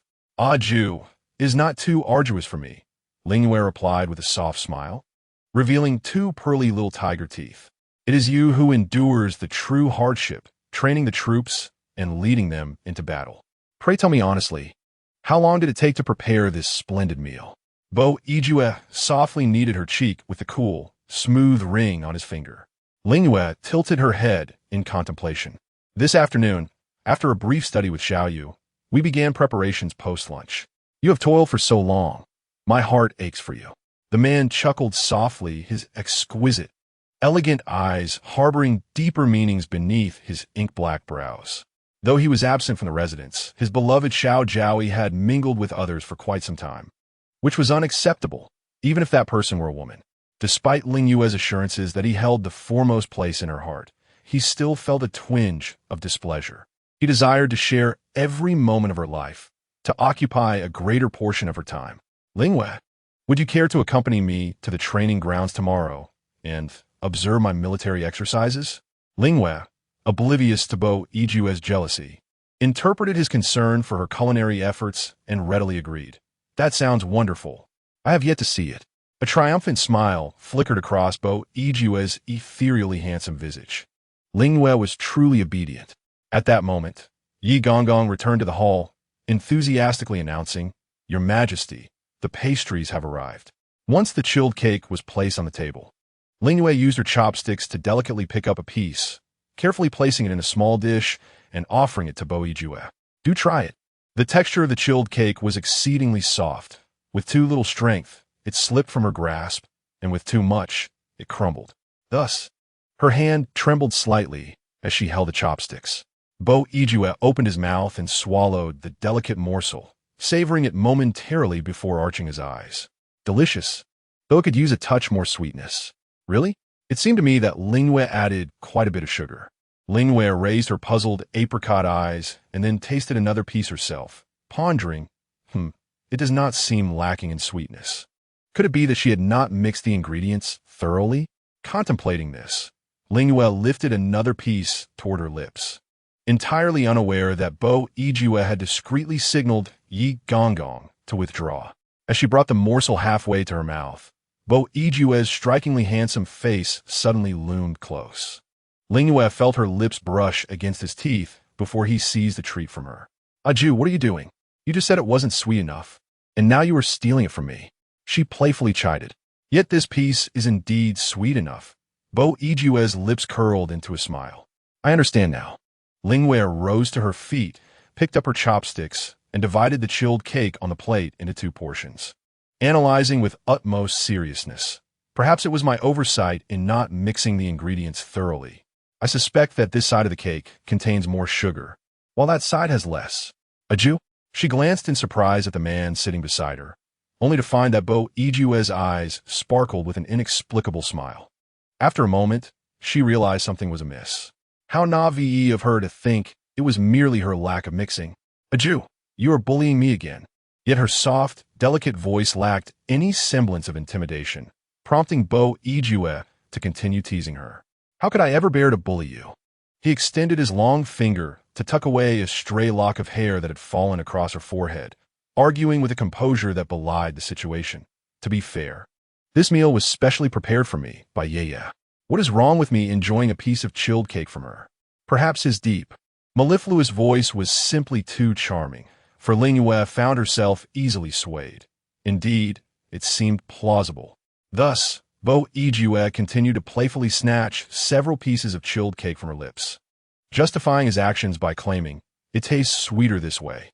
After they finished their dinner, Bo Yijue took Ling Yue's hand, intending to stroll through the garden of the estate. His keen gaze swept across the main hall's table, where a sheet of white paper lay, with faint writing barely discernible. "Has there been any correspondence today?" Xiao Xuanzai knelt to respond. "Your Majesty, it was my negligence to leave it here. It is merely a list of ingredients that the Empress wrote for me today." He stepped forward to retrieve the paper. "Hold on. You may leave it be." Bo Yijue smiled, playfully inspecting the paper in his hand. The handwriting was whimsical and charming. He rarely witnessed Ling Yue's writing. The last time he had seen her script was in the Imperial Garden when he had inquired about her name. Xiao Xuanzai remarked, "It is said that beauty is in the eye of the beholder. Indeed, there's truth to that." Bo Yijue tenderly folded the menu and placed it in a cabinet. Ling Yue noticed the chessboard displayed atop the cabinet and suddenly recalled something. "Aju, do you often let me win when we play chess?" Her lips pouted slightly, indicating her discontent with the notion. Bo Yijue chuckled indulgently. "Not at all. It is merely that Ye possesses extraordinary talent and unparalleled skill in chess." Just then, Eunuchy dared to approach and whispered a few words in Bo Yijue's ear. The man furrowed his brow slightly. "Is this truly the case?" "Yes, initially, we servants followed your wishes and allowed the Empress to win during our matches. But recently we have discovered that not allowing her to win still results in our inevitable defeat." Upon hearing this, Bo Yijue lowered his head and gently embraced Ling Yue's waist, resting his forehead against hers. It seems we have not played against each other for several days, yet you have improved so remarkably. Shall we have a game? Yes, yes. Ling Yue readily agreed, feeling that her earlier match with Shangguan Yu had not been sufficiently thrilling. She insisted, "Aju, do not let me win, otherwise I will find it quite uninteresting." Ju wore a faint smile upon his lips, having recently taught the young lady Zhao the intricacies of chess, concerned that she might grow weary during his absences. Initially, he had purposefully allowed her to win, hoping to bolster her confidence in the game. Now, with her skills having progressed remarkably, she sensed something amiss and expressed her desire. "Very well. I shall earnestly engage you in a match." Half an hour later, Ling Yue found herself defeated. Surprisingly, this loss brought her immense joy. "I knew there was much I still did not grasp. Would you indulge me in another game, Aju?" Ju was taken aback. Her previous defeats had been few, yet she now seemed invigorated by the challenge. Yielding to her enthusiasm, he acquiesced to her request, playing one game after another. Ultimately, in the fourth match, Ling Yue emerged victorious by half a piece, the hour already late into the night. "I have triumphed over you, Aju." The young girl's eyes sparkled with a captivating beauty, the moonlight gently illuminating her sweet visage. "You have truly excelled," Ju murmured, placing a soft kiss upon her forehead, marveling at how swiftly his young lady had matured. Ling Yue's thoughts lingered on the recent match. Recalling with delight, "I quickly discerned your strategy, Aju, and modified my tactics with each game, hoping to turn the tide in my favor, and indeed, it bore fruit." In response, Ju wrapped an arm around her delicate waist while lifting her gently, carrying her away from the chessboard. "So, you are adept at discerning my thoughts. You must be quite familiar with me." Ling Yue nestled against his shoulder, her voice soft and sweet. "Of course, Aju and I are the closest of companions." As their conversation took this turn, the man's voice involuntarily deepened. "Well then, why don't you take a guess at what I desire to do now?" "Aju wishes to." Before she could finish, Ling Yue noticed that Ju was heading towards the hot springs. Her cheeks flushed a vivid crimson, and her already enchanting eyes glistened with uncertainty. "But it is quite late, Aju." Feeling a surge of possessiveness, Ju replied, "Oh, now you're concerned about the late hour, yet you insisted I play chess with you repeatedly just moments ago." He was determined to seize this opportunity to revel in pleasure with her at the springs. "Perhaps we could postpone it for another day?" Ling Yue wrapped her arms around his neck, her voice sweet as honey. Ju shook his head languidly. "It seems you're still not familiar enough with me." He tightened his embrace, his breath warm against her slightly flushed cheek. "You know well that I am willing to indulge you in many matters, but this is one I cannot concede." In the next moment, Ling Yue felt the cool water beneath her feet, followed by the warm embrace of the spring enveloping her waist. Ju suddenly leaned down, pinning her against the edge of the pool, his strong arms bracing against the shore. The jade pendant adorning her neck swayed gently in the water, casting a bewitching reflection that accentuated her porcelain skin. "Aju!" Ling Yue gazed at him with a hint of anxiety, the pendants around their necks lightly clinking against one another in the water. Truly, Ling Yue was a delicate and charming creature, each encounter brimming with a delightful blend of shyness and tension. The man's deep, piercing gaze was laden with an air of invasion. His lips curled into a somewhat wicked smile. Yet, Yu understood that he lingered in her thoughts incessantly. The following day, under the radiant sun, Ling Yue awoke, sensing that the hour was already late. However, upon opening her eyes, she found Ju seated at the edge of her bed. "Why are you not at the training grounds today?" she inquired, her voice a hushed whisper tinged with huskiness. Ju, ever considerate, offered her a cup of warm water, and only after she had drained it did he jest, "Did you wish for me to be absent?" Ling Yue, uncertain of his true thoughts, replied with a hint of grievance. How could that be? She had indeed forgotten that she had promised him the previous day to accompany him to the training grounds to witness his command over the troops. Ju smiled gently. "Thus, I waited for you to awaken so I could help you prepare before we set off together."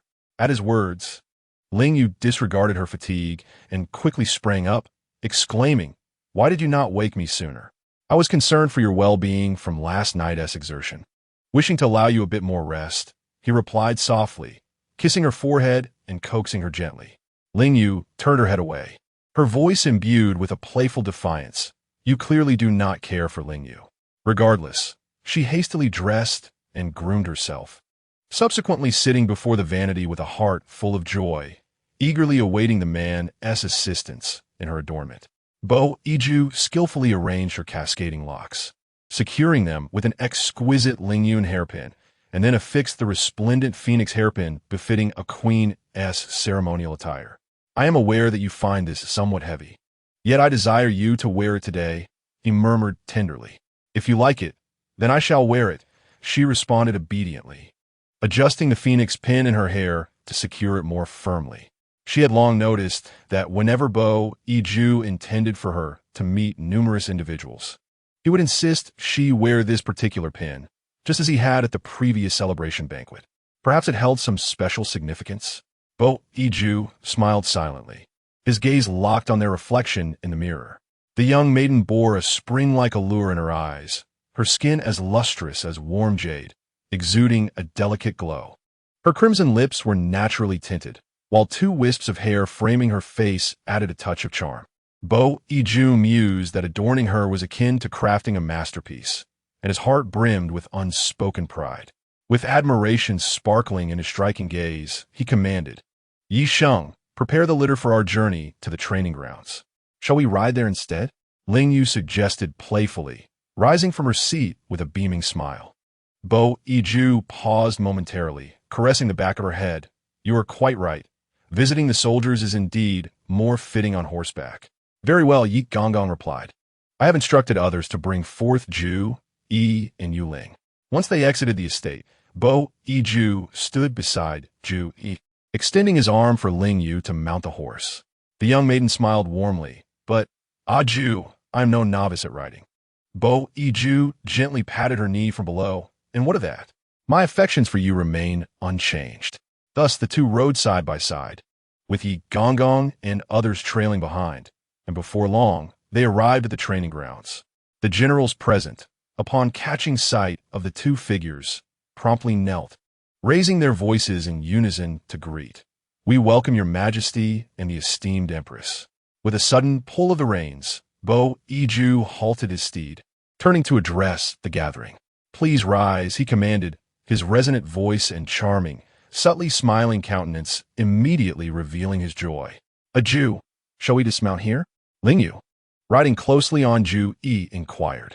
Bo Iju merely responded with a smile, beckoning to Ju Yi, who then brought Ling Yue closer to him. Ling Yue, looking down in surprise at Ju Yi, was uncertain of the man's intentions. Unexpectedly, in the next moment, Bo Iju wrapped his arms around her waist. In full view of the crowd, he held her securely, then gracefully dismounted in one fluid motion. Though the action was sudden, Ling Yue felt a sense of stability leaning against the man's strong arm. The unexpected intimacy displayed by His Majesty towards the Empress astonished the onlookers, who quickly recognized Ju. Previously, they had been puzzled as to why the Emperor had suddenly acquired a new warhorse, with some even speculating that Ju Yi had perished, leaving the Emperor heartbroken over the loss of his longtime companion. Little did they expect that the Emperor had gifted his faithful steed to the Empress to win her favor. How did today's training fare? Bo Iju casually inquired of one general. The astute general swiftly deduced the Emperor's intent to showcase the might of the imperial army before the Empress. Your Majesty, I shall have them demonstrate at once, he replied. Thus, the soldiers in the training grounds erupted into cheers, showcasing a series of maneuvers honed over the years. Their training was remarkably disciplined, with movements powerful and synchronized. Even the clashing of weapons against the ground rang in unison. In conclusion, the leading general bowed, clasping his fists, and proclaimed with vigor, We report to Her Majesty the Empress that our imperial army is strong and united, all thanks to Your Majesty's benevolence and wise guidance. Hearing this, Ling Yue turned to Bo Iju, her eyes sparkling with admiration and hope. Iju, you are remarkable. Bo Iju felt a surge of delight and affectionately ruffled her hair. Let me show you more of their formations. Before departing, he cast a satisfied glance at the general, signaling to Grand Eunuch Yi, reward him. Thank you for your majesty's grace, the general replied, his sun-kissed face radiating a brilliant smile. He could not fathom why those few soldiers who had defected with Song Zhongyan would oppose the emperor and empress. Surely, having a sorceress in the ranks who could predict the weather was a blessing. Half an hour later, Ling Yue followed Bo Yiju as he showcased the well-trained infantry, formations, and cavalry of the imperial army. What else will you show me, Yiju? She suddenly asked, catching him off guard, as he had already revealed everything the training grounds had to offer. He now faced the prospect of conducting drills, which would inevitably be tedious for Ling Yue. Given the sweltering heat, he could not bear to have the young empress endure the sun. Yet, sending her back to the main tent for rest would only lead to her boredom. He felt a twinge of regret, contemplating how his selfish desires compelled the vibrant and lively Xiao Jiaoyi to wait in vain. Yet, he was reluctant to let her go. General Qin, Bo Yiju suddenly commanded. This subordinate is here. Qin Si stepped forward, respectfully kneeling to receive the order. The old general, nearing 60, had already been training for a considerable time today. It would be prudent for him to rest in the main tent and accompany Jiaoyi for a game of chess. Every venerable general possesses a heart akin to that of Lien Pe, unwilling to succumb to age. The excuse provided by His Majesty left him feeling somewhat aggrieved. He furrowed his brow, the lines on his already aged face deepening. However, having previously pledged his unwavering loyalty to the emperor, he could not falter in this command. Ling Yue tugged gently at the broad sleeves of Bo Yiju, swaying playfully. But what about Yiju? Although delighted by the prospect of facing a new opponent in chess, her purpose for visiting the training grounds was to be in the company of her beloved. I shall remain under this scorching sun for another hour. I will join you for a meal shortly, Bo Yiju replied, his expression resolute, sweat trickling down his chiseled jawline, yet his tone was tender. Ling Yue tilted her head, a hint of confusion in her voice. Oh, then I shall not return to the main tent. I want to stay here with the Jew. General Qin can rest in the tent alone. Qin Si was taken aback. Suddenly, Bo Yiju chuckled softly, lifting his wrist to gently grasp Ling Yue's chin. His alluring voice laced with a playful tone. Yeah, do you now dare to defy the emperor in front of everyone? The young girl gazed at him, caught in the depths of his compelling gaze, her thoughts drifting to his other persona that emerged under the cover of night. I shall go with the Jew, she declared, her bright almond-shaped eyes sparkling with charm, always able to stir something deep within Bo Yiju. His grip softened, sliding to her shoulder for a gentle pat. Such a good girl. Your Highness, please spare this old minister, Qin Si lamented, feeling his dignity wane. Here was a man nearing 60, losing 2 consecutive games of Go to an 18-year-old maiden. Though a seasoned warrior, he understood that there were many parallels between military strategy and the art of chess. It was absurd to lose so decisively. Before Ling Yue could suggest another round, Qin Si deftly diverted her attention. Your Highness, have you ever seen the paintings created by His Majesty? Indeed, Ling Yue was captivated by this topic, having never encountered them. A gentleman possesses 6 arts, and an elegant person upholds 4 virtues. She was aware that Bo Yiju, despite his martial background, excelled in several of these. Yet, she had never beheld his artwork. Qin Si continued, to be candid, this old minister possesses a portrait created by His Majesty at the age of maturity. Over time, I have only a vague recollection of it being a likeness, accompanied by some poetry penned by the emperor himself. Ling Yue's interest deepened. But how did such a painting come to be in the hands of an old general? 6 years ago, following a resounding victory against the state of Yin, His Majesty, inebriated at the celebration banquet, inadvertently stumbled into my tent, demanding paper and brush, and thus created this artwork. You may not even recall this incident.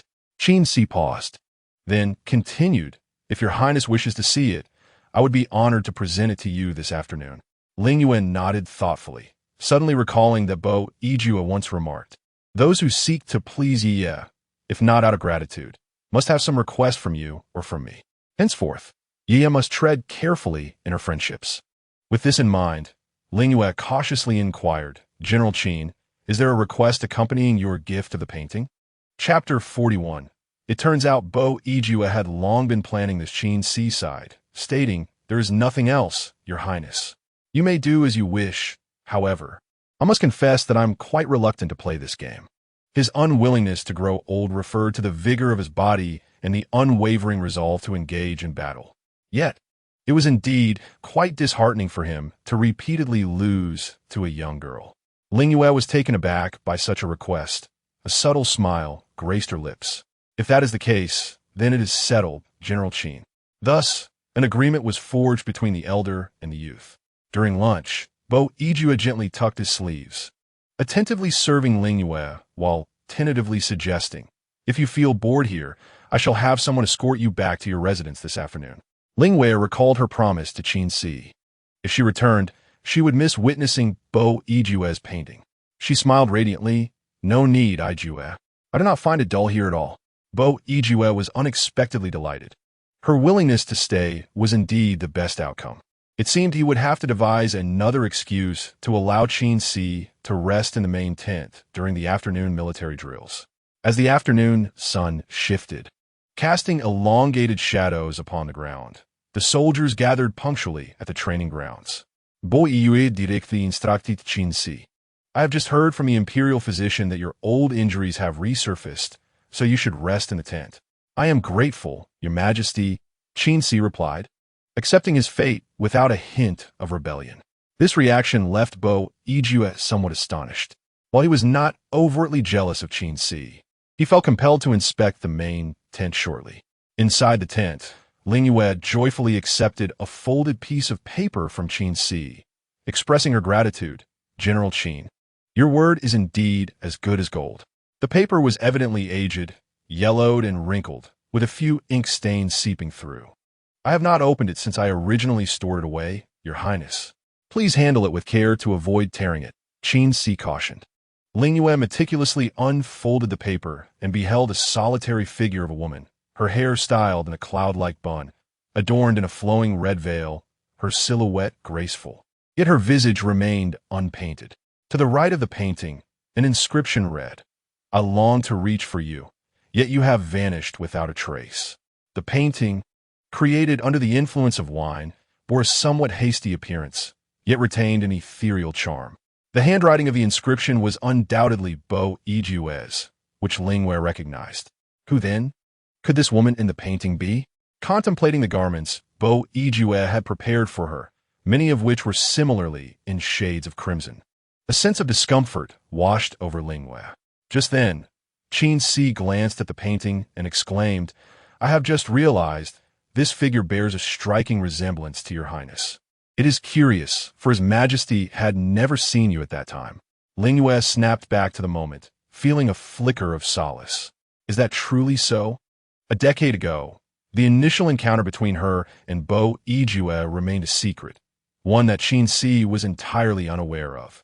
Yet the woman's visage was a blank slate. How could one discern her identity by mere observation of her figure? Ling Yue once again picked up the drawing paper, scrutinizing it with meticulous care. Suddenly, she noticed a hint of red moonlight adorning the woman's arm. A gentle smile graced her lips as she finally recognized that the figure depicted was indeed herself. She had been envious of her own past. This realization brought forth an inexplicable sense of guilt. During the 10 years she had vanished from the human realm, Bo Yijue had traversed those years in a state of profound bewilderment. It was only 6 years ago, one fateful day, that he, inebriated, felt compelled to capture the ethereal image that lingered in his mind with pen and paper. She could not recall the attire or hairstyle she had worn that day. Yet Bo Yijue had retained every detail in his memory. At that moment, someone lifted the curtain and entered, a tall and imposing figure coming into view. "Have you come across something delightful without inviting me to partake?" "Yijue." Ling Yue hastily set the drawing aside and trotted to the entrance, her face alight with joy as she regarded him. Bo Yijue affectionately ruffled her hair, inquiring, "What are you examining?" Qin Si had initially intended to discreetly deliver this artwork to the Jowie, but with the emperor now aware of the situation, he dared not conceal it any longer. "Your Majesty, the empress wishes to view your past artwork, and thus entrusted this old minister to bring it forth."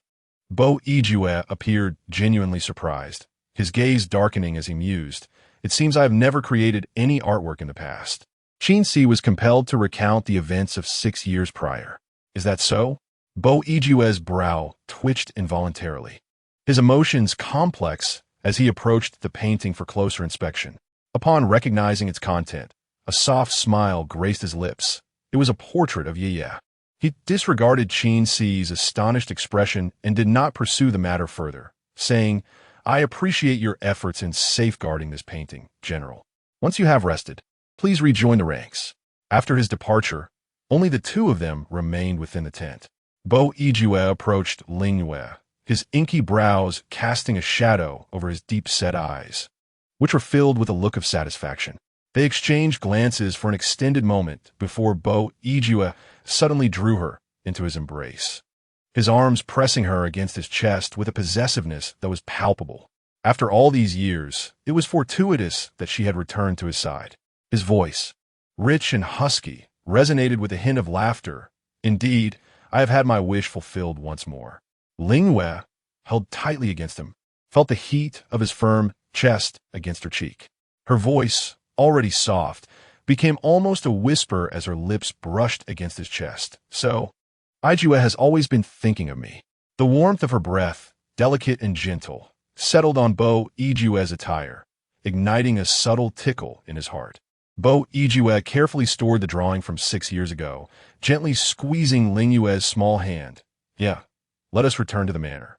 Her voice, tender and accompanied by a tantalizing breath that stirred his heart, inquired, Ijue, will you not practice with the troops today? The man's deep voice resonated above her. No, not today. It is of no consequence. However, there were other matters at hand that he could not wait to address. Ling Yue never anticipated that upon returning home, she would be met with such an unexpected turn of events. Almost as soon as she stepped into her chamber, her hairpin and phoenix hairpin were removed by Bo Iju, allowing her long, dark tresses to cascade down like a waterfall, while his lips pressed firmly against hers. Though it was still afternoon, Bo Iju suddenly became uncontrollable, exuding a dominance akin to a lion that had broken free from its cage. As dusk began to descend, they had neglected their evening meal, and it was only when the first stars twinkled in the night sky that Bo Iju finally relented, granting her a fleeting moment of tenderness. He gently wiped the sweat from her brow, his kisses caressing her ear as he murmured, Do you know that sometimes I too am afraid, fearing that your return is merely a figment of my imagination? Chapter 42. To paint Iya once more, perhaps seeing is believing, and only the exhaustion after their passionate union could assure him that everything was indeed real. After a decade of yearning, the sudden fulfillment of such longing felt ethereal and elusive. Despite Ling Yue being utterly spent, Bo Iju's heartfelt confession sent a tremor through her heart. A rosy blush graced her cheeks, and in a faint whisper, she replied, Iju, I have always been here. I shall not leave again. Bo Iju responded softly, tenderly brushing aside the damp strands of hair clinging to her cheek. Are you hungry, Yeye? He asked knowingly. Ling Yue playfully chided him. Having not dined, it is only natural to feel hungry. Bo Iju nodded. It is my fault. I shall summon someone to prepare the meal at once. Ling Yue nodded, but before long, her eyelids grew heavy. The man had merely stepped away for a moment to instruct the servants, and by the time he returned, she had succumbed to slumber. A gentle warmth spread across Bo Iju's features as he marveled at her softness, as delicate as if she were made of spun sugar. Fearing that she might shatter in his embrace, he procured a handkerchief to wipe the fine beads of sweat from her cheeks and neck. A few crystalline tears lingered at the corners of her slightly reddened eyes, which he slowly kissed away. The following morning, Ling Yue awoke in Bo Iju's arms. The man, who had been toying with a bright red ring on his thumb, noticed her beautiful, clear apricot eyes flutter open. He gently rolled the cool, jade-like ring against her cheek, teasing, Yeah, you are truly untrustworthy. You deceived me into leaving the chamber only to rest yourself. Ling Yue blinked in confusion, and then covered her mouth to stifle a yawn. Perhaps I was simply too weary, Iju. Tired? Then sleep a little longer. I shall hold you. Bo Iju's tone was tender. All right, Ling Yue replied obediently. suddenly sensing that Bo Iju seemed to have abandoned his plans to train that day. She playfully nuzzled against his chin and teased, "Though I am untrustworthy, a Jew, you have been neglectful of your duties. You were late to the training grounds yesterday and left early, and today you have decided not to go at all." Bo Iju chuckled. "Today, I have granted him a day of rest. There is no need for drills. Tomorrow, I shall resume leading the troops in a battle." Ling Yue's expression shifted to one of surprise and alarm. The man gently lifted her chin with the pad of his thumb, his tone laced with playful teasing. "As for the reason from yesterday, did ye truly remain unaware?" Ling Yue paid little heed to his words, merely murmuring, "Is a Juin heading to the battlefield once more? What was there to worry about? I have long since ventured forth into battle." Observing her anxiety, Bo Iju sought to reassure her. Ling Yue shook her head repeatedly, replying, "But what of it? My concern for a Juin will always accompany me." Ye felt comforted. Bo Iju lowered his voice, softly soothing her in her ear, adding that, in this manner, Ye could enjoy a few days of rest. Upon hearing this, Ling Yue cast him a look of bashful indignation. "A Juin, you are always so frivolous. I have long stated that I do not require this rest. I only wish for your safe return." All right, Bo Iju replied, his smile brimming with indulgence. Rising from the bed, he assisted the delicate little Zhao Yi by his side, declaring that matters of tomorrow could wait, as he wished to paint her once more today. "Another painting?" Ling Yue inquired, her brow furrowed in confusion. "Now that I have fulfilled my desires, I must capture your visage with utmost care," Bo Iju said, leaning down to lightly kiss her brow. He wished to etch her charming face and graceful figure firmly in his memory, regardless of the means. After freshening up, Ling Yue obediently sat at the dining table, gazing at the array of exquisite dishes laid before her, feeling slightly bewildered. Having skipped dinner the previous night, she certainly needed to eat more this morning. The man affectionately served her a variety of dishes, entirely disregarding the fact that her cherry-like mouth could hardly accommodate such an abundance. "A Juin, I cannot finish all of this," Ling Yue protested, her voice slightly muffled, feeling as if her cheeks were stuffed like a hamster's. Following breakfast, Bo Iju took her by the hand to the gardens within the estate. "A Juin, I adore the scenery here. May I sit here?" Ling Yue asked, settling herself on a stone by the small pond, where a few fallen gardenias lay scattered along the pebble path. As long as Ye was content, he would paint here. Bo Iju's eyes sparkled with affectionate mirth as he commanded someone to fetch paper, brushes, and an easel, then spread the canvas wide. In serene tranquility, the man held the brush, delicately tracing the image on paper. Before this girl, whom he cherished like a precious gem, Bo Iju was unwilling to allow a single flaw to mar the work. A gentle breeze wafted by, lifting a corner of the paper and dislodging a few gardenias. Bo Iju reached out to smooth the canvas, only to discover that a pristine white gardenia had quietly settled atop Ling Yue's hair. He smiled, causing her to stare in a daze, her peach-like face flushed with a soft pink hue. Yeah, be still," Bo Iju instructed as he resumed his strokes, hastily adding details to the figure in the painting. Almost done. The girl's eyes sparkled with a glistening light, revealing a hint of tenderness, while a delicate blush adorned her lovely cheeks. The gardenia rested perfectly in place, reminiscent of early winter snow, pure and unblemished, yet surpassing any exquisite adornment. How could he not cherish this? He was determined to capture it beautifully. "Yeah, come take a look." Upon hearing this, Ling Yue joyfully sprang to her feet, her heart brimming with anticipation as she approached to take a closer look.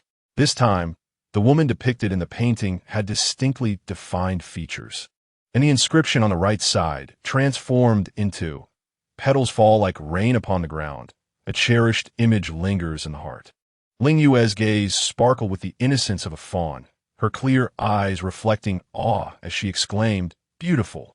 Bo Iju gently ruffled her hair, then tenderly cupped her cheek with his hand, a low chuckle escaping his lips, "Yet it pales in comparison to my Ye." Ling Yue, slightly bashful, shook her head, only for a gardenia flower to tumble from her hair. "Ah," she exclaimed, bending gracefully to retrieve it, but a strong arm suddenly obstructed her path. "No need. I shall paint another one upon your brow, he declared. Chapter 43.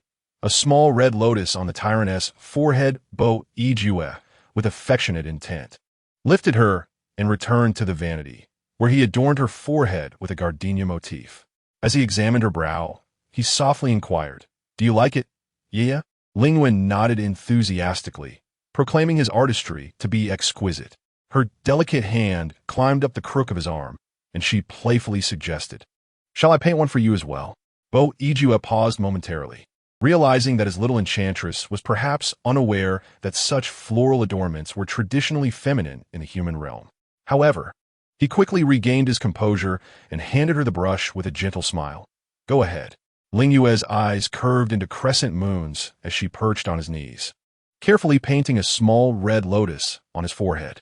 His already striking visage, with features like ink brushed upon parchment, became even more elegant with the addition of the lotus, exuding an air of ethereal charm and an alluring coldness. After placing the brush back on the vanity, Ling Yue affectionately kissed Bo Yue's cheek, exclaiming, "So beautiful." At the sound of her voice, he opened his eyes, glancing at his reflection in the copper mirror, and with a hint of playful amusement, he nudged her cheek with his finger. As long as you like it, that is all that matters." The following morning, Bo Yue bid farewell to Ling Yue with a kiss, donned his battle attire, and departed from the residence in Xiangyan City. Eunuch Yi accompanied him out of the city, immediately noticing the red lotus adorning the emperor's forehead. "Oh, your majesty, what is this?" he exclaimed, although the delicate embellishment on the emperor's visage was undeniably appealing. He felt an odd sense of discomfort. After all, it was a rarity for a man to don such floral adornments. Bo Yue smiled, a flicker of nonchalance masking a hint of pride as he explained, "What of it? I had the Jowie paint a design for me. Is there anything amiss?" Eunuch Yi quickly comprehended, replying, "Understood, your majesty. As you embark on this campaign, I shall not be by your side. Do take care." He mused that ever since the Jowie had unexpectedly appeared in the imperial garden, the emperor had undergone significant changes, his usual demeanor less cold and severe than before. Once Bo Yue had departed, Ling Yue naturally took Eunuch Yi to visit the residence of Shang Guanyu, seeking companionship to alleviate her boredom. Shang Guanyu was delighted, exclaiming, "Sister Jowie, your timing is perfect. Inspired by you last time, I prepared this stewed fish with pears. Come and taste." Ling Yue gazed at the dish before her, her expression a blend of incredulity and reluctance to acknowledge any resemblance it bore to her previous creation, the braised plum fish. An inexplicable sense of unease gnawed at her, yet she hesitated to decline. Noticing the burnt aroma wafting through the room, Eunuch Yi sensed something amiss and resolutely stepped forward to intervene, saying, "Your Highness, please do not be anxious. Allow me to taste it first." Ultimately, the outcome was that Xiao Xuanzi and Eunuch Yi's other disciples carried him off to the medical hall. Shang Guanyu, in disbelief, trembled as she looked at her hands and lamented, "Sister Jowie, I can never step into the kitchen again." Ling Yue reassured her, "Xiao Yu, do not lose heart. I can help you manage the fire. I used to be even worse at it than you." Shang Guanyu, though skeptical, resolved to diligently master the culinary arts. As the day passed, Ling Yue came to realize that some individuals seemed destined to set kitchens ablaze. Eunuch Yi pondered that such a situation was untenable with the emperor away. How could a single princess and a Jowie create such chaos? What would transpire over the course of several days? That evening, upon returning to the manor, Ling Yue received a letter from Bo Yue. "Yeah, everything is proceeding smoothly, all is well." Written in Bo Yue's own hand, Ling Yue immediately composed a reply, her heart brimming with joy as she recounted the myriad trivialities of her day, including Shang Guanyu's culinary mishap. When one is enamored, one cannot help but share every little detail. Observing Ling Yue write her response, Eunuch Yi discreetly penned a letter of his own, earnestly elaborating on the implications of Jowie and Shang Guanyu's companionship, concluding with a fervent plea, "Your Majesty, you must return swiftly. There is no time to lose." He placed both letters into the same embroidered pouch and dispatched them urgently to the front lines of the campaign against Ningguo. The following morning, a report arrived for the emperor. "Your Majesty, we have received a reply from Xiangyan City. Bo Yue, engaged in strategic discussions with Bai Lihua and the other commanders. Felt his spirits lift upon receiving the handwritten letter from his little Jowie. His handwriting is utterly charming, though it strains the eyes, he remarked. Before delving into the contents of her missive, the assembled officers were left speechless. They were on the brink of facing tens of thousands of enemy troops. Yet, at that moment, Bo Ijue wore a gentle smile. Had it been anyone else, he would have grown impatient with overly verbose correspondence. However, the intricate details shared by Ling Yue filled him with delight. His demeanor shifted when he read about Shang Guanyu's kitchen endeavors. A sudden heaviness settled in his heart. Had it not been for Yi Sheng tasting that dish first, would it not have been my Yeye in the medical hall? Soon after, he came across Eunuch Ye's letter, and in that moment his resolve solidified. He would win the battle swiftly that day and immediately return to bring his little Jowie home. That evening, as Ling Yue fretted over the war efforts of Bo Ijue, she was startled to witness a formidable troop of soldiers suddenly arrive outside the city. Leading the charge was a figure of towering stature, his visage radiant as if meticulously crafted by the celestial bodies, exuding an aura of unspoken authority. One cannot help but feel a sense of reverence towards him, willingly submitting to his presence. The citizens entering and exiting Xianyan City, upon witnessing this, all knelt in worship. Ling Yue could scarcely believe her eyes. Was it a Juan? Bai Yijue had astonishingly secured victory in the first battle within the borders of Ninghua in just a day and a half, returning triumphantly. Shang Guanyu understood her emotions and gently patted Ling Yue's shoulder with a smile, saying, "Sister Jowie, I shall not impose any longer. I must take my leave now." After bidding her farewell with a wave, Ling Yue hurriedly commanded the gates of the city to be opened wide, joyfully rushing out to welcome Bai Yijue. "Ajuan, you have returned." Bai Yijue smiled gently, suddenly reining in his horse, and before the assembled citizens, he bent his strong frame to lift Ling Yue onto the saddle beside him. "Now that you are here, my heart yearns to return swiftly. How could I bear to make you wait?" Ling Yue, filled with immense happiness, tilted her head back and lightly brushed her lips against his, when she suddenly noticed that while Bai Yijue's features were strikingly handsome, a small red lotus flower ornament still adorned his forehead. In recent years, a significant number of murals from the Zhao dynasty have been unearthed, indicating that this historically prosperous dynasty once embraced a certain style of male makeup. Scholarly research suggests that this trend was initiated by Emperor Zhao Wudi himself. Subsequently, it became common for people of this dynasty to adorn their foreheads with a red lotus, symbolizing harmonious marital relations and mutual respect. Complete collection of excavated artifacts from the Great Zhao, Chapter 44, as Bai Li Huai rode up behind them. He saluted the pair, saying, "This victory is largely thanks to Her Majesty. His Majesty was exceptionally valiant after reading Her Majesty's letter this morning, enabling him to lead our troops to glorious triumph." "Me?"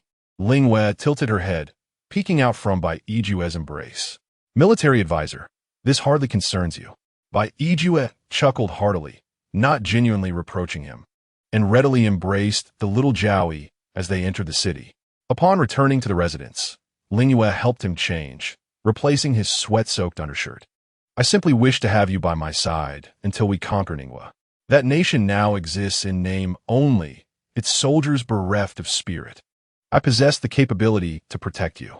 Bai Yijue briefly explained the battle situation before turning to her with a gentle smile, asking, "Starting tomorrow, I would like to continue bringing you along on our campaign. Shall we not stay here any longer?" Ling Yue, somewhat understanding yet still puzzled, nodded. "All right. Then I shall bid farewell to Xiaoyu." Bai Yijue smirked coolly. "You still think of her." "Ajuan, she is my only friend in the mortal realm." Ling Yue quickly wrapped her arms around his neck, playfully coaxing him. "Then I shall accompany you," Bai Yijue suddenly proposed. After all, Shang Guanyu was the princess of Ninghua, and he worried whether she might do something to his Ling Yue upon parting. Ling Yue playfully touched the tip of Bai Yijue's nose with her delicate finger, saying mischievously, "Very well. I shall heed Ajuan's wishes." As night fell, Xianyan City was aglow with countless lights. The two approached Shang Guanyu's residence, with Bai Yijue standing in the shadows while Ling Yue knocked on the door. Shortly, sounds of movement emerged from within. "Sister Jowie, It is dark now. What brings you here? Ling Yue gently spoke. I will depart from here with my husband tomorrow, and I have come to bid you farewell. Ah, Shangwan Yu was momentarily taken aback, an overwhelming sense of reluctance washing over her. How could it be so soon? We have only just met not long ago. Although their acquaintance was brief, Ling Yue had treated her with a warmth akin to that of an elder sister, understanding her circumstances and providing her with the comfort of a second home, making it hard for her to bear the separation. Ling Yue smiled softly. We shall surely meet again in the future. The two exchanged serene glances, and Ling Yue suddenly spoke with a hint of sadness. Xiao Yu, will you harbor resentment towards me for seizing your ancestral estate with my husband? What nonsense are you saying? I would never, Shangwan Yu replied, shaking her head with tears in her eyes. At this point, if there's blame to be placed, it lies with my royal brother for being self-deceiving, lacking conviction, yet coveting power, or perhaps it is my own inability to help govern Ning country. I am merely a deposed princess. Though I mourn the loss of my ancestors' legacy, how could I possibly hold a grudge against you? Upon hearing this, Ling Yue reluctantly grasped her hand, saying, I must take my leave, but I hope you will soon reunite with your beloved. I will inquire about Yin Qing for you. Shangwan Yu had not anticipated that Ling Yue would remember this matter, and she broke into a smile through her tears. Suddenly, she opened her arms to embrace Ling Yue, filled with endless reluctance. Sister Zhao Yi, the front lines are perilous. May you and your husband travel safely. Just then, Bo Yiju emerged unexpectedly from the shadows, casting a cold glare at her, seemingly harboring a hint of murderous intent. Shangwan Yu quickly withdrew her hand, feeling inexplicably like an illicit lover. She lowered her gaze, awkwardly performing a curtsy while maintaining the stubbornness befitting a princess. I apologize. I did not realize your majesty was also present.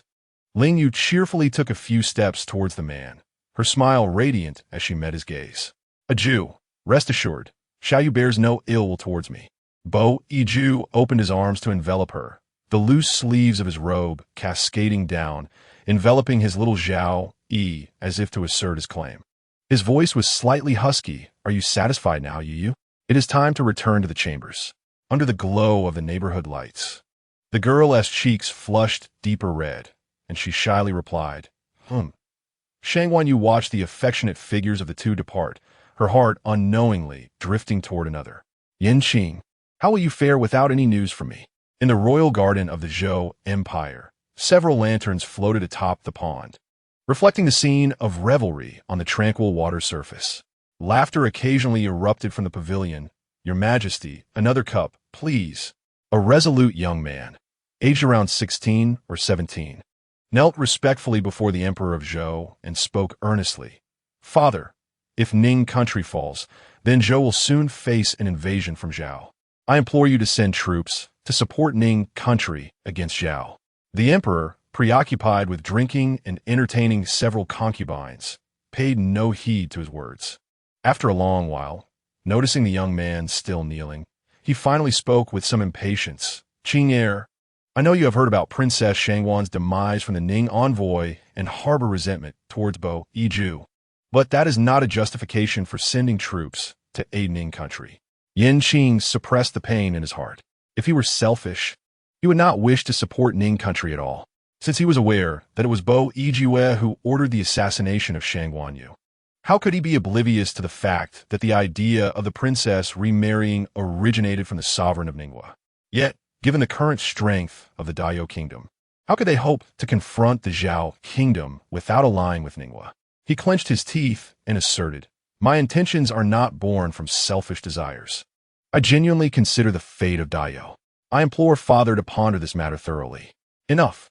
I have merely appointed you as a minor general. How dare you now presume to discuss state affairs? The Dayo Emperor waved his hand languidly, pulling a consort close in a display of utter nonchalance.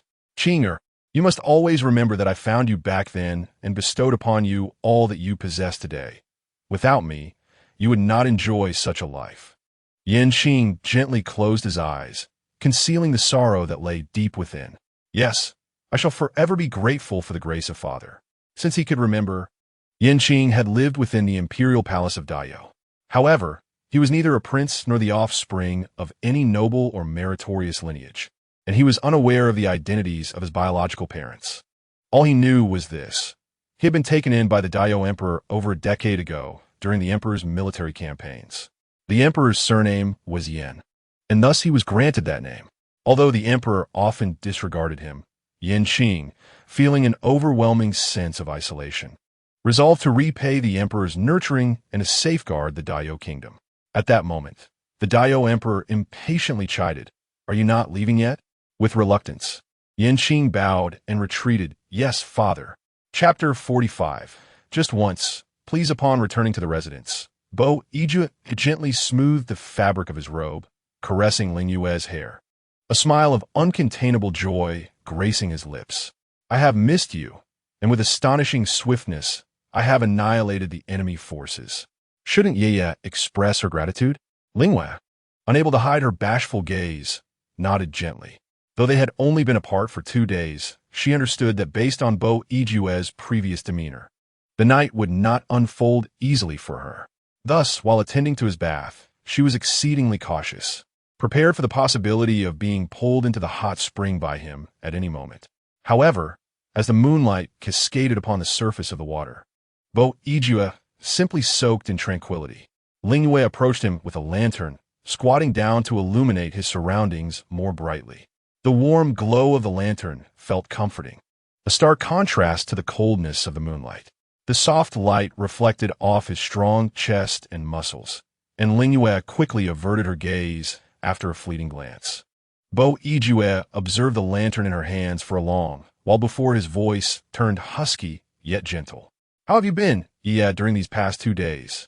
Ling Yue bit her lip, uncertain of how to respond appropriately, and softly murmured, "Quite well." Bo Yue, in high spirits, allowed a light hum. "That is excellent to hear."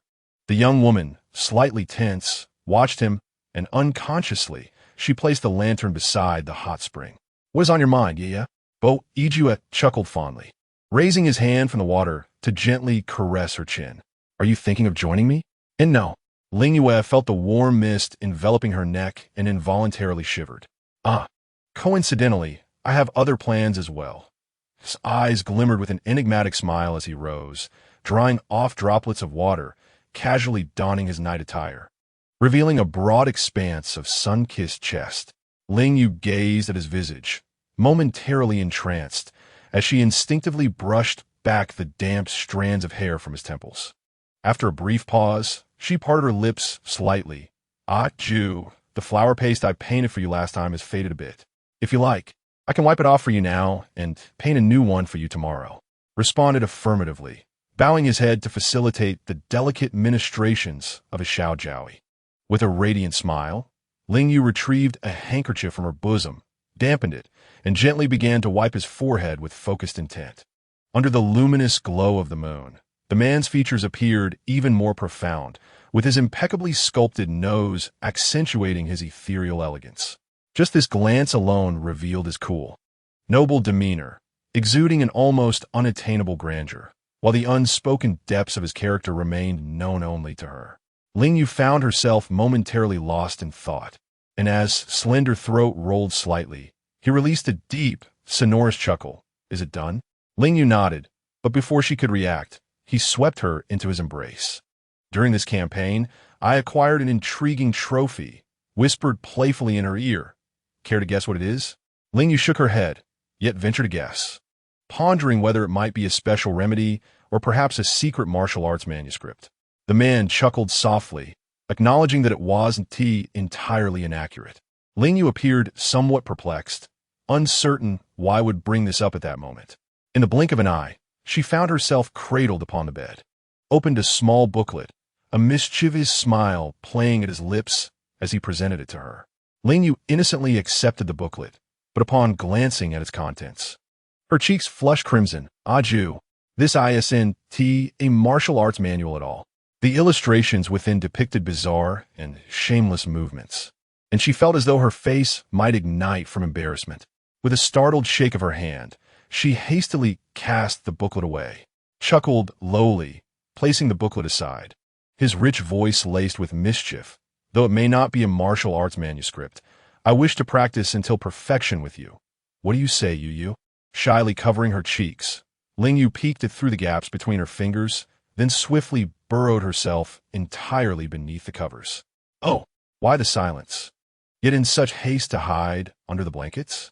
S-tone rose playfully, his hand brushing against the trembling form concealed within. Ling Yue, nestled beneath, felt her heart racing. Moments later, the covers were suddenly lifted by the man, his calloused hand gently lifting her flushed face. Sensing the innate allure that captivated him, S' breath grew warm as he lowered his gaze, their lips drawing closer together. Ling Yue felt the warmth of his palm guiding her head, preventing her from retreating. With his gaze shimmering with longing, implored, "Just once, please, Yu." Ling Yue met his yearning eyes, her heart stirred, and she found herself gently nodding in response. Soon, she found herself losing the ability to think, her mind a tempest of confusion, ultimately settling into a void, driven only by the instinct to hold on a bow, Yue, even tighter. The following day, Ling Yue awoke with her body aching so severely that she could scarcely rise. The intensity of her discomfort rivaling that of the time she had boldly declared her military oath in the tent. That morning, every aspect of her grooming and dining was meticulously attended to by Yue himself. She had never anticipated that on the day she left Xiangyan City to follow the army, she would be embraced and carried onto the 6-horse carriage in front of so many witnesses. "I am utterly mortified, Yue." Inside the carriage, Yue held her close, a satisfied smile adorning his face. "This isn't the first time I've publicly held you. Does ye truly worry about what others may think?" Ling Yue turned her head away, playfully chastising him for his unrelenting behavior towards her at night. Yue merely smiled and remained silent, gently adjusting her legs to lie flat, tenderly massaging her calves and knees, asking if she felt fatigued. "Much better," Ling Yue murmured, her head bowed, her exhausted eyes slowly closing as the bumpy road lulled her. Yue's smile deepened as he placed a soft pillow on his lap, carefully guiding her to lie down, allowing her head to rest comfortably. When Ling Yue opened her eyes, she saw him engrossed in a book. Drowsy and slightly squinting, she inquired, "Yue, what are you reading?" Noticing her enchanting appearance upon waking, Yue felt an irresistible urge to tease her. In front of Ling Yue, he playfully swapped the military book in his hands and then turned it around. Just as she was in a state of bewilderment, she suddenly recognized the illustrations from the little booklet from the previous night. "Yue, Chapter 46. Would you care to listen while I play the zither?" Ling Yue continued to nudge his solid chest, blushingly scolding him for always bullying her. Yue wrapped his arms around her slender waist, softly promising, "I won't read in front of you anymore." Though initially pleased by his assurance, Ling Yue suddenly raised her almond-shaped eyes, glimmering with curiosity. "What do you mean, Yue? If you don't read in front of me, then you'll continue in private?" Yue feigned indifference, casually ruffling her hair. "There's still many things we have yet to explore." Ling Yue paused for a moment, transforming into a little ball of indignation as she playfully pounded on his chest and knees. Yet to Yue, her strength felt as gentle as a cloud. After a while of playful hitting, she took the soft pillow from his lap and covered her face with it. Yue's eyes curved in a crescent, marveling at how adorably innocent she was, compelling him to tease her even more. The army of the Zhao kingdom advanced steadily, establishing a new encampment. Ling Yue had assumed they would remain in one location for an extended period, much like during the siege at the Ningbo border. However, the reality was that the defenders within Ningbo appeared to have lost their fighting spirit, as one city after another fell to the Zhao forces like mountains crumbling. Every couple of days, Yue would lead Ling Yue to a new residence. For Ling Yue, who does not have to step onto the battlefield, this feeling resembles that of a traveler wandering the world. One night, Ling Yue confided this thought to Yue. In this realm, they had no family but each other.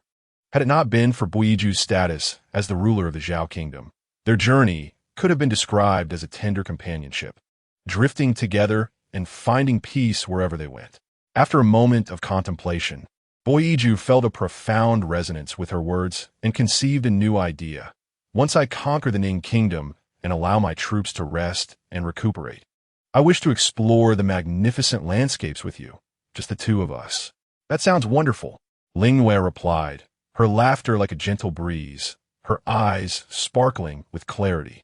Boyiju joyfully extended his arms to envelop her in a warm embrace, leaning slightly down to gaze at her with fascination.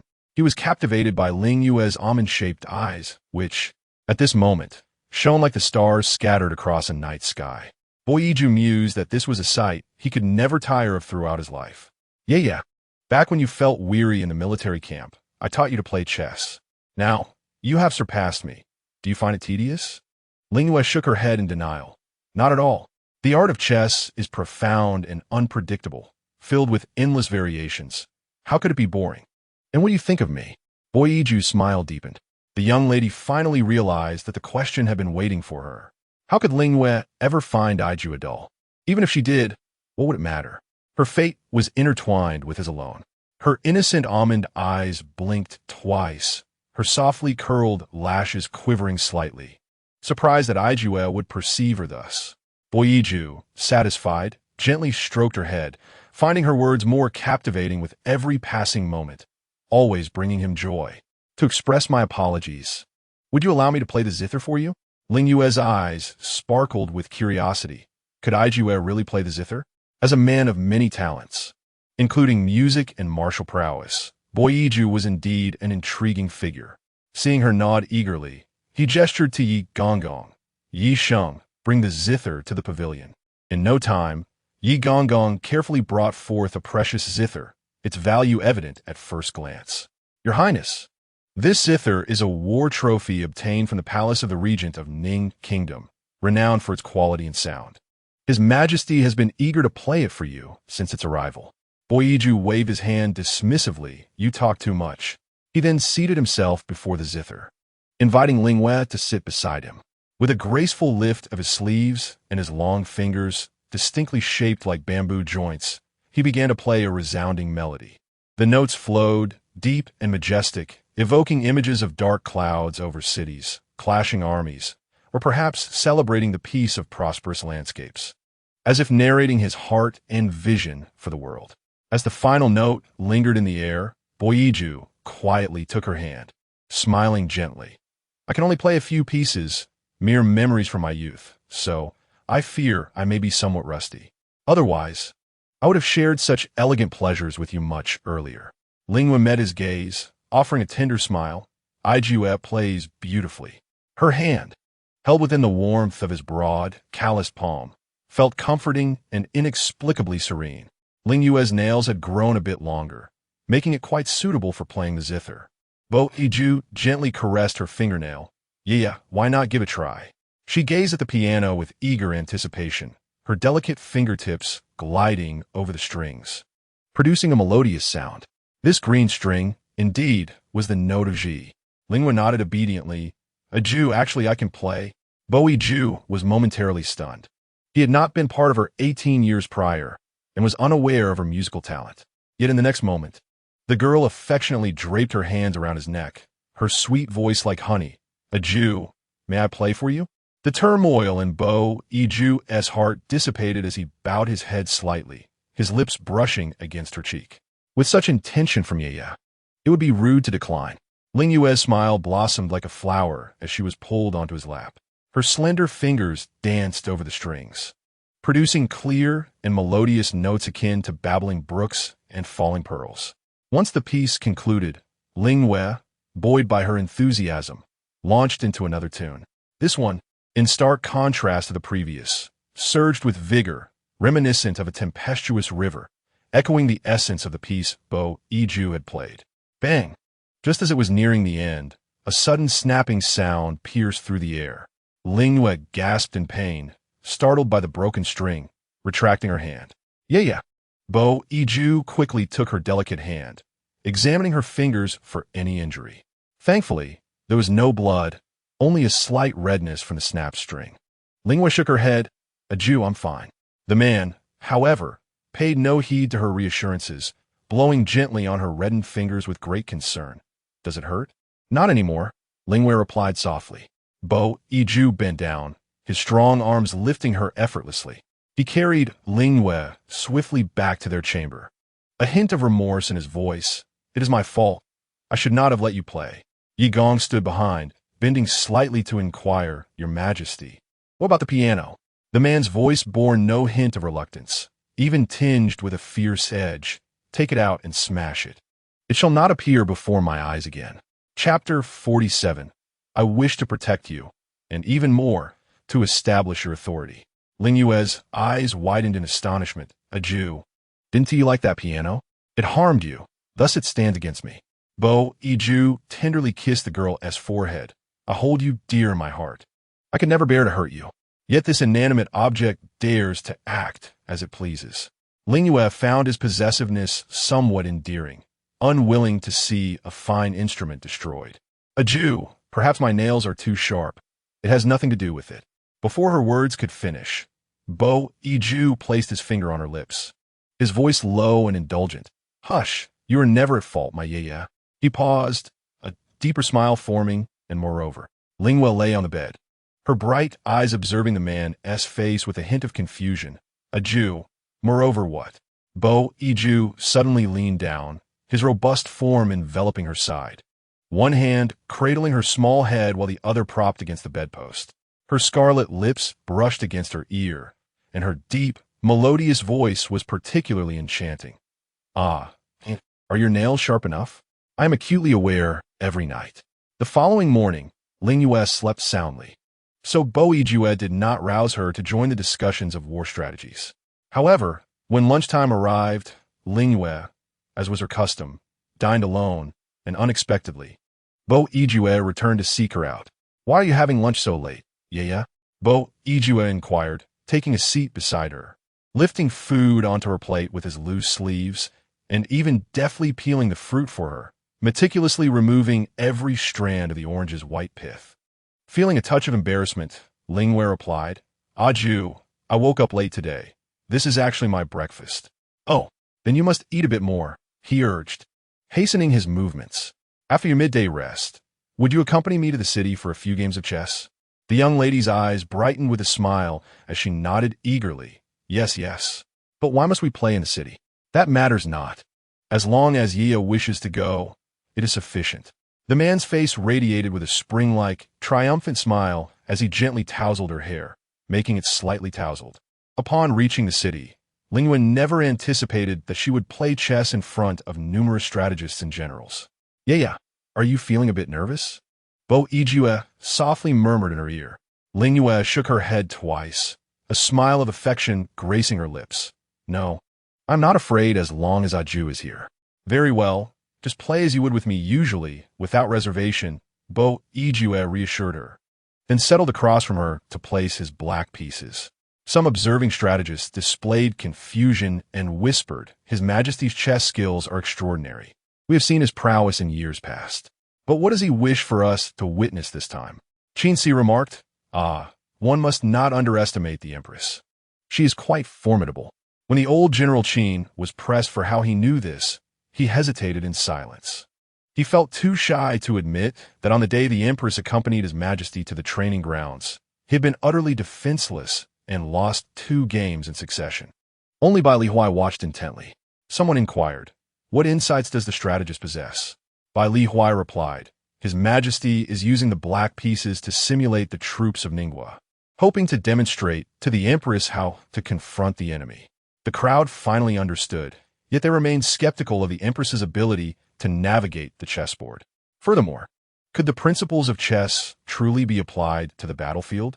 As the game progressed into a tense stalemate, Bo Ijue placed his black piece with an air of aggression. "What will you do, Yeye?"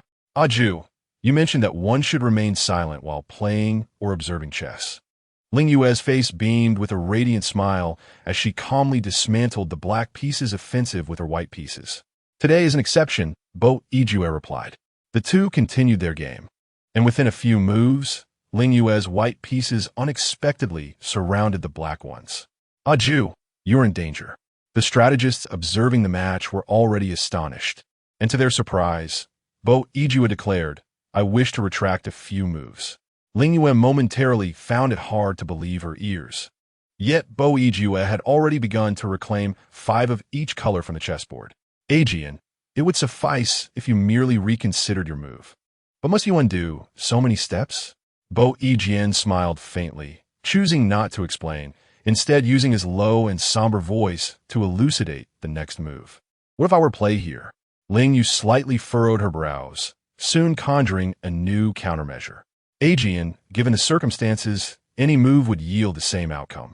After several more rounds, Ling Yue managed to reverse the situation of the white pieces once again. Bo Yue smiled with delight, retracting several pieces, declaring, "This time, I shall play here."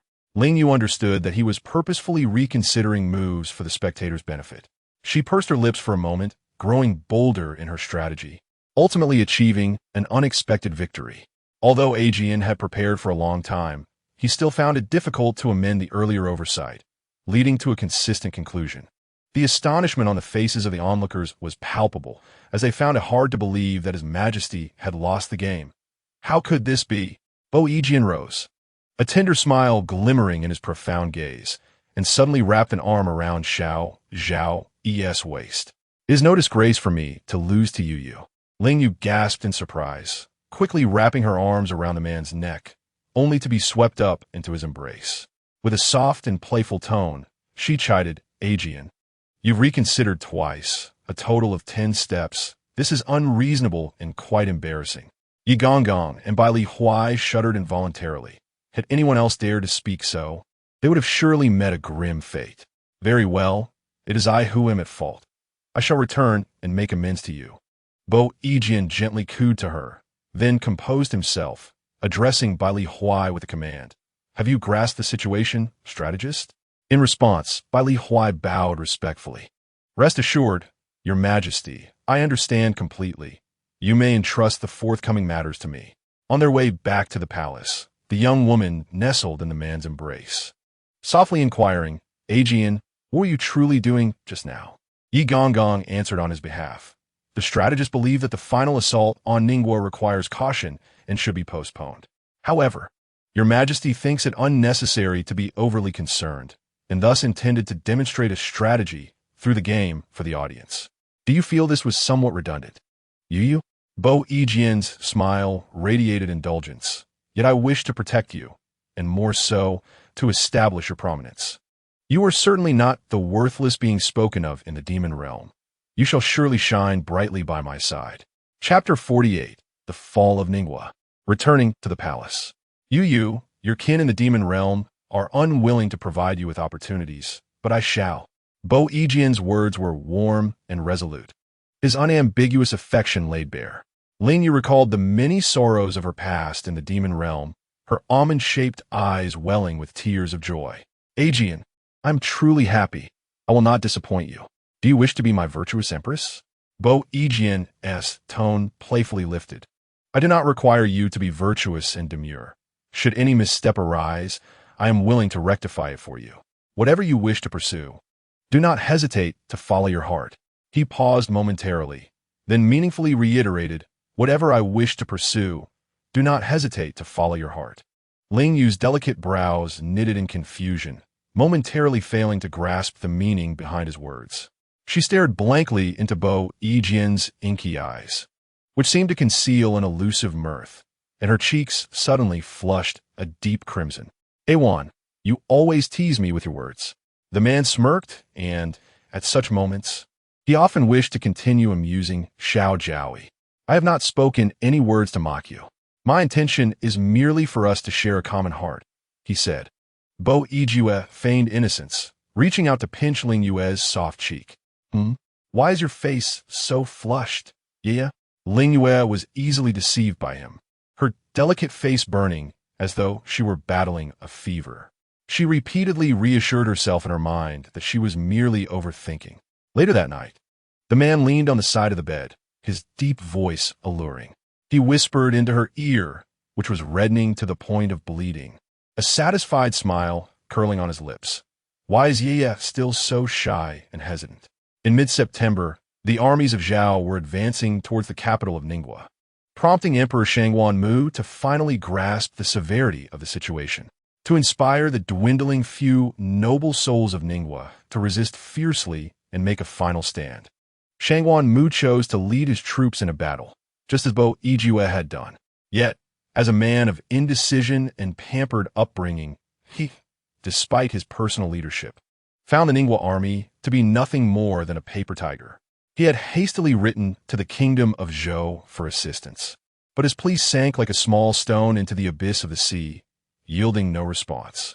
Ningwa was already riddled with wounds, utterly incapable of withstanding the battle-hardened and fervent forces of Zhao. As Bo Yijue had anticipated, at the last moment, Shangwan Mu finally appointed a few capable strategists and generals, but their efforts were merely a desperate struggle for survival. Eventually, one fateful morning, Shangwan Mu was captured by the troops of Zhao. Ningwa was utterly annihilated, bound by ropes. Shangwan Mu groaned for mercy for a considerable time, yet Bo Yijue gazed at him with an amused expression. "My esteemed ministers, did you see how he dared to tear apart our Zhao's peace treaty, all while attempting to seduce me with a beauty, causing my Zhaoi displeasure? How about we chop off his hands and feet and stuff them into a wine jar?" Fear and fury intertwined within Shangwan Mu, and in that moment, he could no longer conceal his emotions, uttering a stream of nonsensical accusations. "Bo Yijue, you are capricious and cruel, and you have slain my beloved imperial sister. I shall haunt you even as a ghost." Ling Yue, who had been sitting obediently beside Bo Yijue, suddenly tilted her head in reproach. "Xiao Yu is not dead. You are speaking nonsense. Xiao Yu, are you referring to the imperial sister? She is still alive? I must see her, I must see her," Shangwan Mu exclaimed, as though he had found a lifeline, murmuring incessantly. It turned out that aside from his imperial power and the flattery of his ministers, the only thing he had left was the familial bond he had cast aside. If his imperial sister had survived Bo Yijue, she must possess extraordinary qualities. She had once been so attached to him. Surely she would find a way to protect him now. Ling Yue shook her head and handed him a letter through Xiao Xuanzi. Long before the final battle between the two nations, Ling Yue had written to Shangwan Yu, who was in seclusion in Xiangyan City, asking whether she would still wish to meet her brother if Ningwa were to face defeat. This was Shangwan Yu's reply. "Sister Zhaoi, I have long ceased to be concerned about our family. You and Yanqing are the most important people in my life now. I have no brother, so there is no need for us to meet." Shangwan Mu gazed incredulously at his sister's handwriting, his eyes wide with disbelief. How could his once affectionate sister have changed so drastically in just over 20 days of absence? Suddenly, Bo Yijue let out a sharp, cold reprimand. A series of piercing, hoarse cries echoed, prompting Bo Yijue to gently cover Ling Yue's ears with his large hand. Leaning closer, he softly coaxed the girl who was huddled behind him. "I know you dislike witnessing such things. Shall I take you back to the palace in Zhao country?" Ling Yue nodded tremulously, her small hands gripping tightly around Bo Yijue's waist. The great Ning dynasty, with the surname Shangwan, endured through 18 emperors and thrived for 349 years. In the twilight of the Ning dynasty, the land fragmented into numerous small nations and factions, all subdued by the Zhao emperor. In the third year of the Great Zhao, the Zhao emperor personally dismantled the remnants of the Ning forces, executing the last sovereign, Shangwan Mu. Within a mere 2 months, Yi Gonggong promptly prepared the carriage for their return to the palace, while Bo Yijue lovingly shielded Ling Yue's eyes and ears, lifting her into the carriage. With each step closer to the grand ambition of unification, Bo Yijue sat within, cradling the woman who had once captivated his dreams, his heart brimming with contentment.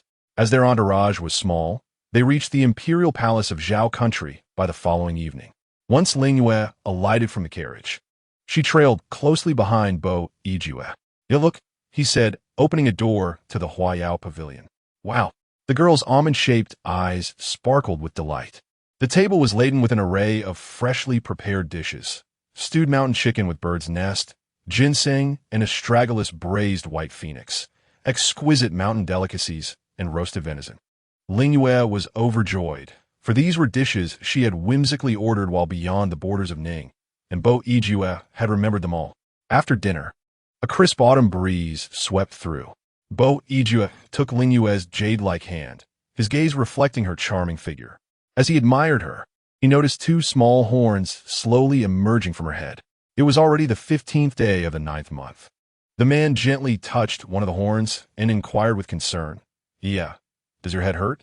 He distinctly recalled that during the last full moon on the 15th, the Mid-Autumn festival celebration had caused her considerable discomfort due to the emergence of her horns. Ling Yue finally realized that her little horns had sprouted again, but this time, she felt no pain. Shaking her small head playfully, she replied, "No pain, a Jew. How adorable." Bo Yue gently pushed her delicate chin with his fingertip, and his interest peaked. At his words, a wave of indescribable emotions surged within the young girl. However, under the gaze of his sharp eyes, glimmering with mischief and desire, Ling Yue felt her confidence wane. Bo Yue pulled her into his embrace, his voice low and enticing. Why not take advantage of this beautiful evening to try something new? What new thing? Ling Yue's expression faltered as she was suddenly swept away to the sleeping chambers. In Chapter 49, Wishing for Lifelong Companionship, Bo Yue inexplicably unearthed the very booklet that had once made her blush with embarrassment. A Jew! Ling Yue felt a rush of shyness, and an immediate sense of urgency surged within her, prompting her to tremble and retreat beneath the covers, though it proved to be in vain. The man's brows and eyes had already taken on a crimson hue, his low, husky voice seductively wafting through the quilt. "Yeah, last time I used the 5th page. Today I shall try the 6th. What do you think?" "Ah, Jew, you're unreasonable and shameless. How embarrassing." Ling Yue's voice was muffled beneath the covers, soft and plush, and Bo Yue could hardly discern the reproach in her tone. He jested, "Every time at this hour, Yi burrows into the blankets. I have lifted the covers dozens of times already." Seeing that Ling Yue remained unmoved, the original crimson in Bo Yue's eyes transformed into a hint of petulant red. "It's not easy for Yi to grow a small horn. Since the 15th of August until now, I've kept it in my heart for a long time." "All right. Yeah. Ling Yue, with her eyes closed and ears covered, attempted to block out the world, yet she could not withstand his repeated, husky pleas. "Please." She suddenly realized that Bo Yue seemed to have changed somewhat from before. The girl's heart skipped a beat. The term please should not have appeared in the presence of such a paragon of humanity. Yet, she found herself inexplicably drawn to his charm. And after much coaxing and teasing from Bo Yue, she ultimately succumbed to his charm. The little demoness slowly extended her hand from the blankets. Reaching for the now transformed Bo Yue, her eyelashes fluttered gently, her soft voice wavering, "Is that all right?" In response, a sudden, forceful kiss landed on her forehead. After the deep kiss, the crimson at the corners of Bo Yue's eyes spread, and a smug smirk graced his lips. I knew Yi would find it hard to resist. Meeting the man's playful smile, Ling Yue's eyes widened in surprise. Had he been pretending? The girl, somewhat flustered and indignant, lowered her gaze, the red moon emblem on her arm feeling hot against her skin. Each time she shared intimacy with Bo Yue, the demonic nature within her would awaken, and this time, she felt a playful impulse arise. How dare he always bully her? If she could restore her powers to their pinnacle, she would once again summon her magic to render Bo Yue immobile, just as they had first encountered. That night, Bo Yue gently closed his eyes, planting delicate kisses along Ling Yue's neck, trailing upwards for an extended time, leaving faint rosy marks on her fair neck and cheek. His calloused hands roamed over her waist, eliciting shivers from her, and the strength in Bo Yue's grasp became increasingly unrestrained. The man, obstinate and determined, left behind shallow red imprints and bite marks, bearing the last traces of the girl's defiance. In the early morning, the two slept soundly. The slightly chilly autumn air was perfect for drawing them close together. Ling Yue's limbs were nearly entwined around Bo Yue, who unusually stayed with her until the sun rose high in the sky. When Bo Yue opened his eyes, he felt an overwhelming sense of contentment. Today, there was no court to attend, no battles to fight, only the luxury of rest. He paid no mind to the passage of time, cherishing these rare moments of leisure in his life. He gazed down at the small, pitiful figure nestled in his embrace. The charming horns had indeed faded, and although they had caused him discomfort the previous night, they lingered in his thoughts. Bo Yue was eagerly anticipating the arrival of October 15th. Suddenly, the fragrant and delicate figure nestled against his shoulders, her sweet and endearing voice imbued with a hint of playfulness. "Jew, you previously mentioned that after the war in Ningwu concludes, you would take me to explore the landscapes. Are you planning to take me out for a journey?" "Of course I remember. If you have rested well, we can set off immediately." Bo Yue playfully twirled a lock of her hair with his fingers, observing that Yi seemed to have adequately recovered. "No." Ling Yue shook her head, her demeanor charmingly coy, her slender arms wrapping around his neck. "Let us rest a little longer." The man lowered his voice, a warm breeze brushing against her ear. "Yeah. Do not assume you can be indulgent just because it is morning." Upon hearing this, Ling Yue's restless movements ceased immediately. In the afternoon, Ling Yue dressed Bo Yue in a silver satin robe adorned with intricate patterns. The exquisite embroidery shimmered, accentuating his tall and elegant figure, resembling a noble gentleman. Those unfamiliar with him would hardly imagine his imposing presence on the battlefield. "Jew, you look splendid," Ling Yue said as she fastened the golden belt around his waist, patting his sides in satisfaction. "You are equally beautiful. I recently ordered new garments tailored for you, and they're just right for this occasion." Bo Yue admired the girl's attire appreciatively and instructed the servants, including eunuch Yi, to don the attire of common folk. Once everything was prepared, the group set off in a rather modest carriage. 3 hours later, the blazing sun had begun its descent in the west. Ling Yue found herself at their first destination, the ancient cypress of Fanling, led by Bo Yue. Eunuch Yi stood outside the carriage, cheerfully explaining to Ling Yue, "My lady, this tree is said to have transformed from a strand of divine hair, having thrived here for over 9,000 years. It has withstood the ravages of time and remains vibrant to this day." Bo Yue cast a subtly sharp glance in his direction, signaling the need for discretion during this outing, reminding him to adjust his address in front of outsiders. "Ah, yes, young master, madam." Curiously, Ling Yue lifted the carriage curtain, tilting her head to gaze at the dappled sunlight filtering through the towering ancient cypress leaves. "Jew, why are there red ribbons, wooden tablets, and bells hanging from this tree?" Bo Yue smiled gently, his hand brushing against her hair. "This is because, throughout history, many poets and celestial couples have come here to express their wishes on wooden tablets, which they then hang with red strings on the tree's branches, hoping for divine favor." Unbeknownst to her, he had discreetly removed her hairpin, allowing her silky hair to cascade down like satin. Ling Yue turned in surprise to find Bo Yue with a small pair of scissors, snipping a lock of her hair to intertwine with his own. "Jew, what are you doing?" Bo Yue placed the intertwined strands into a small box, then drew her close, whispering softly in her ear, "The wish I wish to make is to bind our fates as husband and wife, to cherish each other for eternity." Ling Yue's heart fluttered, her almond eyes brimming with affectionate emotion. "Jew, I feel the same." Chapter 50. What does Ye desire? "Allow me to bring this for you," commanded the noble prince, as he instructed eunuch Yi to fetch a wooden plaque. Grasping Ling Yue's hand, he delicately inscribed upon it, "Bound by marriage, may we cherish each other for eternity." Ling Yue's handwriting, typically whimsical and crooked, transformed into elegant strokes under his guidance. Upon reaching the signature, he released her hand, and her writing reverted to its original playful form. "Your script is truly charming," he mused, a smile gracing his lips as he tenderly brushed back her hair, before taking up the brush once more to inscribe his own name. Thus, a wooden plaque emerged, adorned with a crimson thread and a wooden box, suspended from the ancient fir of Fanling. As twilight descended, the sun dipped low, painting the horizon in vibrant hues of crimson, casting a golden glow upon the ancient fir, rendering it both sacred and seemingly alive. Ling Yue gazed dreamily at the sky, while Bo Yue stood behind her, deftly redoing her hairstyle. "Jew, the scenery here is truly magnificent. Shall I take you out to see it?" Bo Yue's eyes sparkled with warmth. The young lady nodded enthusiastically, soon finding herself cradled in his arms as he stepped down from the carriage. It seemed that as night approached, fewer souls lingered beneath the ancient tree. "Hold on tight," he suddenly urged. Though Ling Yue was momentarily puzzled by his intent, she instinctively wrapped her arms around his neck.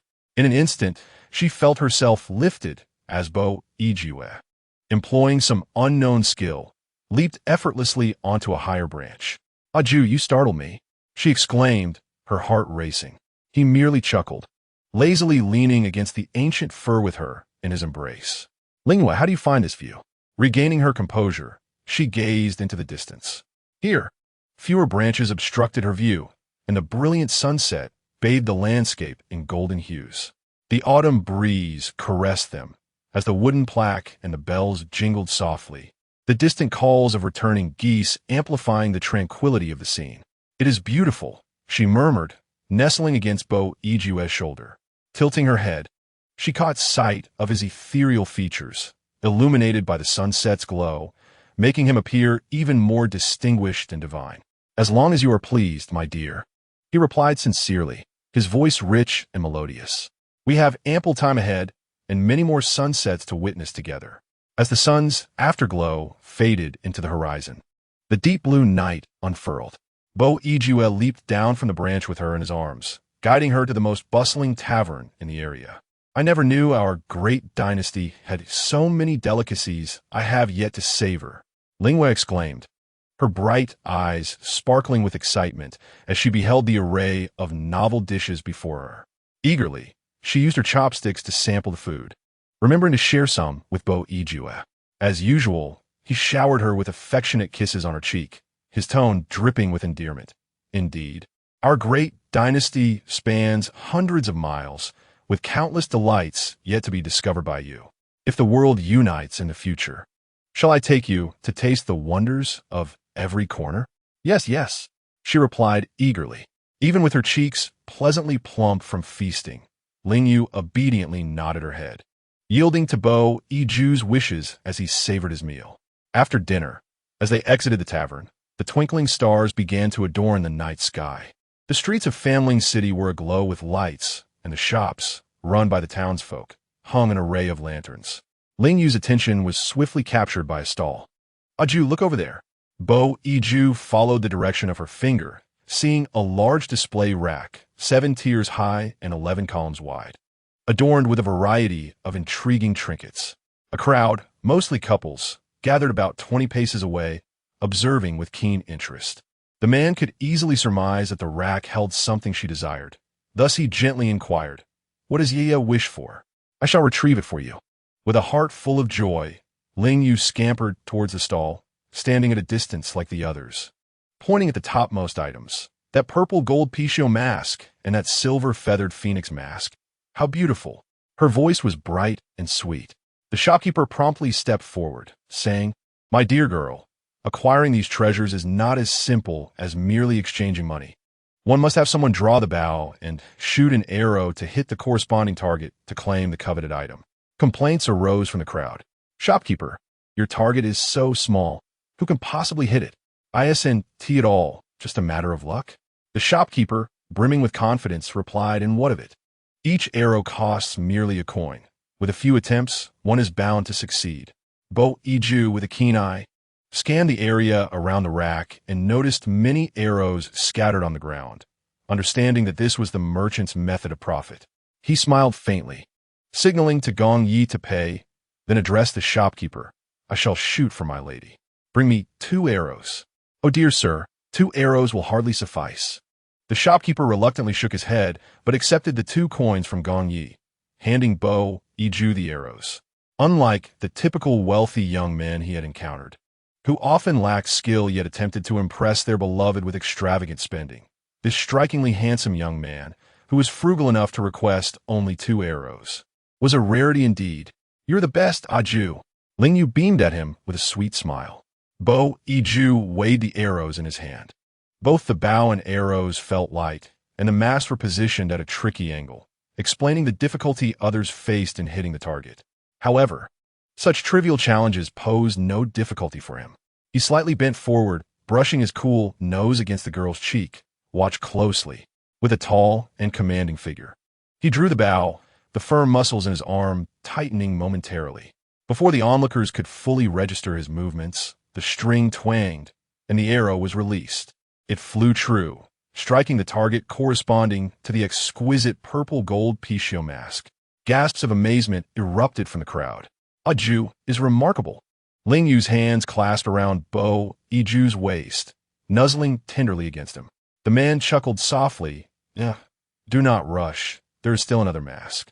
The shopkeeper's expression instantly shifted upon hearing this. The cost of these two masks is quite substantial. Their placement on the shelf serves merely as a clever ploy to entice patrons into spending. To his astonishment, the young gentleman not only seized one mask with a single arrow, but audaciously sought to claim a second. He quickly interjected, attempting to dissuade the young master, stating, "Sir, we have a rule in our shop. If you hit the target with the first shot, the second arrow must be shot from 10 paces back." Upon hearing this, Yi Gonggong was displeased, questioning whether this was a deliberate provocation. Naturally, Bo Ijue recognized that the shopkeeper was merely trying to save face and was intentionally making things difficult. Yet, witnessing the delight of his little Jowie, he could not bring himself to ruin her spirits with anger. Thus, he replied calmly, "If 10 paces is what it takes, then so be it." To preserve Ye's enthusiasm, he was willing to concede, but the item she desired must be his. The shopkeeper was momentarily taken aback. He had only intended to express a dismissive attitude, never expecting the young gentleman to acquiesce.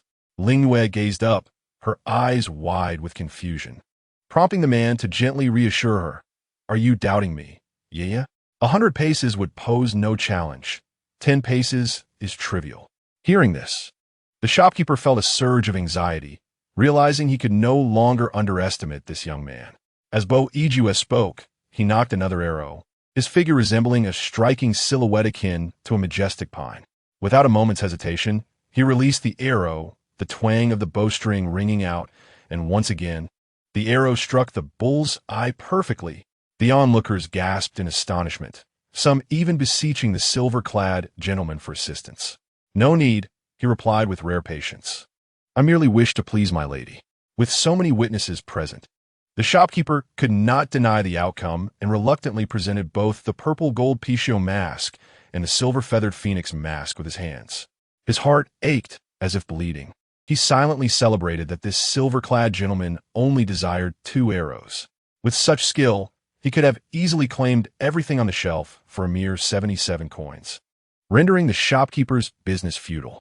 Delighted, Ling Yue held the 2 masks, gesturing, "This purple-gold one is for Ijian, and this silver one shall be for me." Bo Ijue grasped her small hand tightly, leading her away.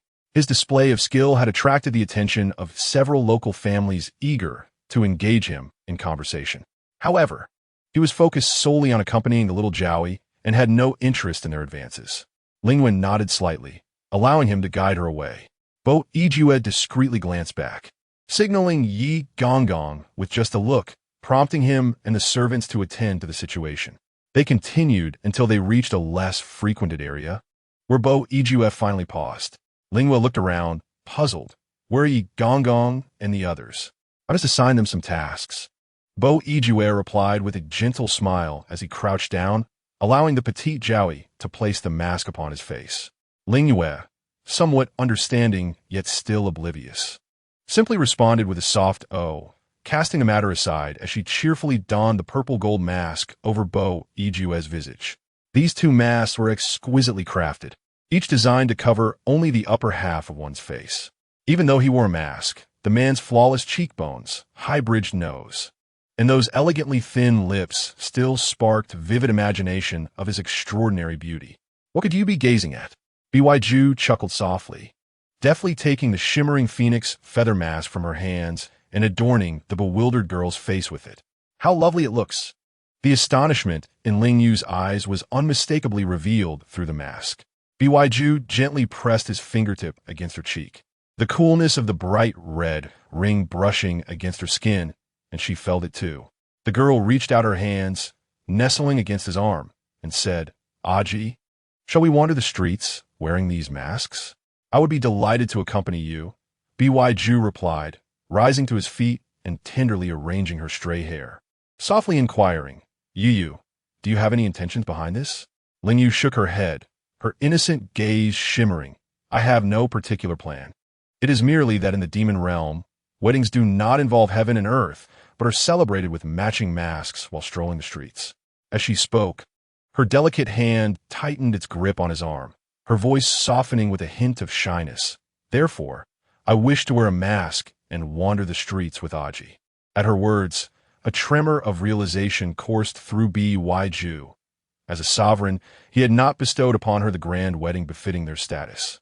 He leaned down, cradling Ling Yue's face in his hands, and placed a lingering kiss on her forehead, proclaiming, Yu, I promise you, we shall wander the streets. In a wedding beneath heaven and earth shall follow. The girl's bright eyes shimmered with emotion, and she nodded vigorously.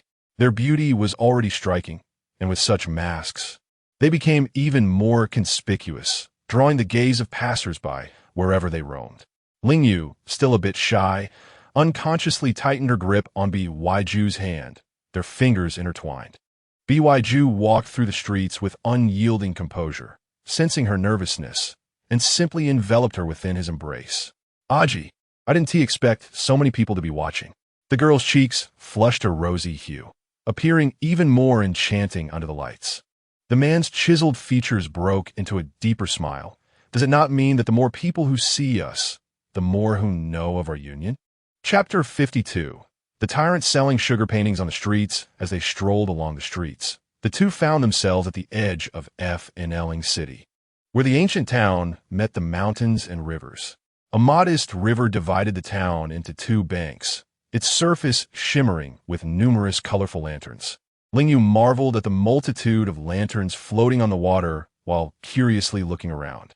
Along the banks, various stalls offered lanterns and snacks, including vendors selling candied hawthorn and sugar paintings. Her gaze quickly fixated on a string of hawthorn coated in sugar crystals.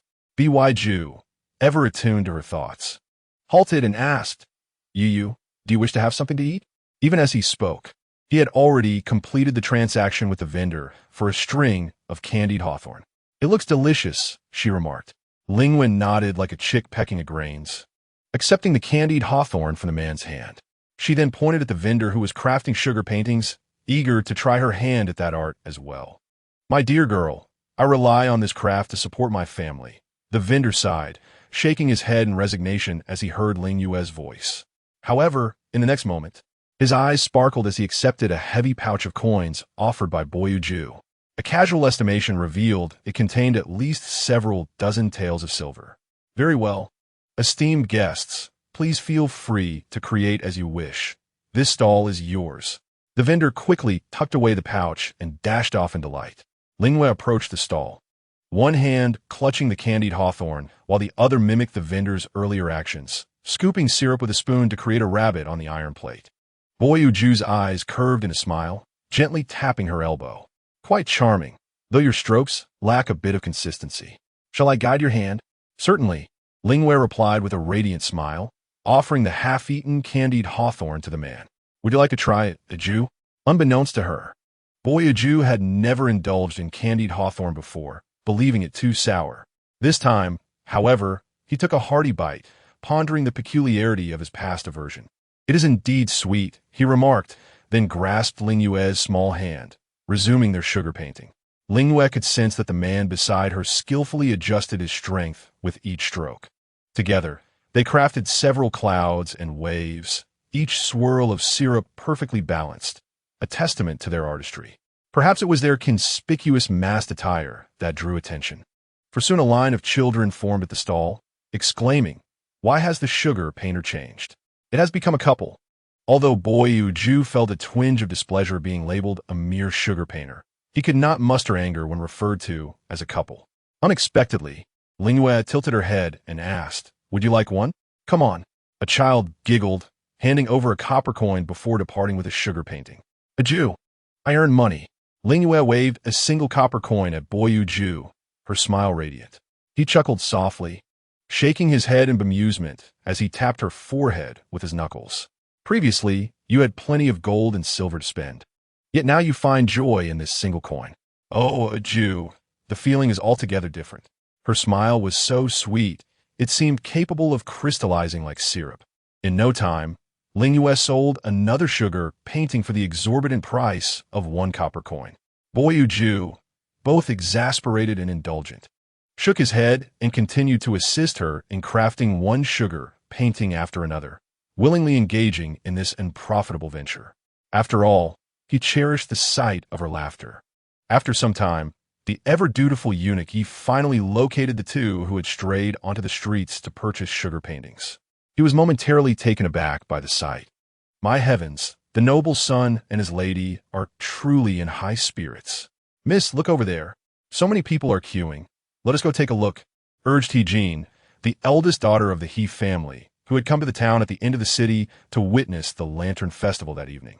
Suddenly, upon hearing the maid's exclamation, I turned my gaze in the direction she indicated. To my astonishment, I discovered that the individual crafting sugar paintings at the stall was none other than the couple who had just taken 2 masks from the archery booth. I mused to myself about how there could possibly be any young gentleman in Vanling City that I was not acquainted with. Who would have thought one of them was a mere sugar painter? Jin's face turned crimson with embarrassment. She had nearly approached them on behalf of the He family moments ago. Fortuitously, she refrained. Or else she would have been utterly humiliated. A sudden surge of vindictiveness welled within her. Surely, making a living as a sugar painter could not be an easy endeavor. How amusing it would be to sow discord between the two of them with a trifling bribe. Ling Yue was engrossed in selling sugar paintings alongside Bo Ju when a flamboyantly dressed woman boldly strode toward them. Jin, acting like a nouveau riche, tossed a few silver ingots her way, declaring, "Here is some silver for you. This man beside you has caught the eye of my He family." Before she could finish her sentence, a silver-clad figure stepped protectively in front of Ling Yue. Bo Ju raised his hand and sent the silver coins flying back in her face. Chapter 53. You are still unmarried, so you naturally lack understanding. Jin shrieked in horror as the coins struck her, leaving her bruised and bloodied. My face. I'm bleeding. How dare you? Bo Ju emanated an icy aura, causing the queue of onlookers at the stall to scatter in panic. The law and order in the Great Zhao was typically strict, with severe punishments for wrongdoers, allowing citizens to feel safe enough to leave their doors unlocked at night. Such a public display of violence was indeed rare among the common folk. Jin instinctively felt a moment of fear, but was soon overtaken by a fit of rage. It is a blessing for you that I have taken an interest in you. You dare to refuse my advances? Ling Yue had intended to intercede on Bo Ju's behalf, but upon hearing this, she released her grip on his arm. Miss, are you unharmed? The maid shielded her mistress while brazenly admonishing Bo Ju. You, a mere sugar painter, shouldn't think yourself impressive just because you have some skills. Offending the He family will lead to your demise before dawn. Yet, despite the contempt in the maid's tone, Ling Yue recognized that both of them were sugar painters. Her Jew, proud and noble, was only painting sugar art on the street to accompany her. How could he be so belittled? A Jew, let us not continue. Unexpectedly, Bo Ju drew the sword from the waist of the attendant, covering Ling Yue's eyes with one hand while thrusting the blade toward the two women with the other. With a flash of cold steel, a piercing scream erupted as Jin and her maid were impaled like skewered meat. The man coldly curled his lips into a smirk. I wish to see what consequences arise from offending the He family. Jin's eyes widened as she recognized the intricate patterns on the sword just before her consciousness faded. Those designs were reserved for individuals of high status in the Zhao kingdom. The attendant, now enlightened, understood why His Majesty and the princess insisted on bringing him along for their outing. He was merely a tool to help resolve matters. Thus, he promptly bowed to Bo Ju, saying, "Young master, please temper your anger. I will take care of this situation immediately." Bo Ju patted his shoulder with a sense of approval, lifting the still-dazed Xiao Jiaoyi and departing from the scene of the incident. The man gently lifted the mask from Ling Yue's face, hesitatingly inquiring, "Is Ye upset with me for having taken a life once again?" "No," Ling Yue shook her head. "I only know that a Jew has lowered himself to accompany me on this outing. Their insults towards you displease me. What do you mean by lowering oneself?" Bo Ju's eyes glimmered with warmth. "In these past few days, I have merely been a husband accompanying my wife on scenic adventures. I feel quite remorseful for dampening your spirits. How might I earn your forgiveness? A gentle smile spread across Ling Yue's lips. The man leaned down slightly and placed a kiss on her delicate nose. I have specially arranged a lantern show. We were just delayed. Shall we go and see it now? Yes, Ling Yue responded softly. A Jew has prepared so much for me. How could I bear to blame him? By the riverbank. The lantern show had commenced some time ago. There were 3 designated viewing seats, yet 2 remained conspicuously vacant. The Lord of Famling City sat alone, pondering how His Majesty could venture out for leisure and leave him behind. Could it be that His Majesty was deliberately deceiving him, investing in an extravagant lantern show while opting not to attend? At that moment, a commotion erupted from the stands behind him. Aren't those the couple who just killed the He family as eldest daughter? How dare they brazenly come to watch the lanterns? Should we report them? The Lord turned to see a look of surprise swiftly emerge on his face as he called out, Your Highness, Madam, shout he. It has been a long time. Bo Ijue's voice was deep and melodious. The Lord hastily vacated his seat, respectfully inviting Bo Ijue and Ling Yue to take their places. Instantly, the murmurs from the prominent families in the stands ceased. This young masterby could even address the Lord by name. What kind of status did he possess? Even the Lord himself treated this couple with utmost reverence. It became apparent that they were not individuals to be trifled with by these families. Once seated, Ling Yue found herself comfortably nestled against Bo Ijue. She glanced at Xiao Yi and curiously asked, A Jew, who is this? Bo Ijue replied nonchalantly, Xiao is an old comrade of mine. After we captured Fanling City, I appointed him as its lord. It has been 4 or 5 years now. Xiao Yi gazed at Bo Ijue, whose handsome features were partially obscured by the mask, and jested, Your Majesty certainly possesses a fine sense of humor. Why not ask to come here and enjoy the lanterns? Bo Ijue tightened his embrace around Ling Yue, a hint of pride gleaming in his eyes. This is a playful intimacy between me and the Jowie. You, yet unmarried, would naturally not comprehend. A flicker of grievance appeared in Xiao Yi's eyes. Your Majesty, now that your dreams have been realized, is it truly fitting to jest at my expense? What dreams? Ling Yue's almond-shaped eyes sparkled as she suddenly joined the conversation. Chapter 54. Does Yeye enjoy my jokes? My lady, this tale must begin with the scene of my farewell to His Majesty. Xiao Yi chuckled. There's no need to bring it up again, Bo Iju interjected, clearing his throat while fidgeting with the red jade ring on his thumb. But I am rather curious.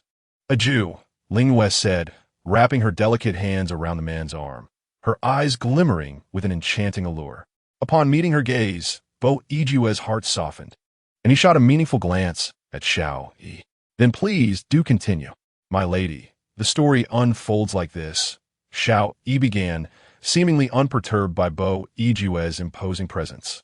He offered a smile, his eyes drifting to the lanterns cascading down from the mountain peaks, his thoughts meandering back to the past.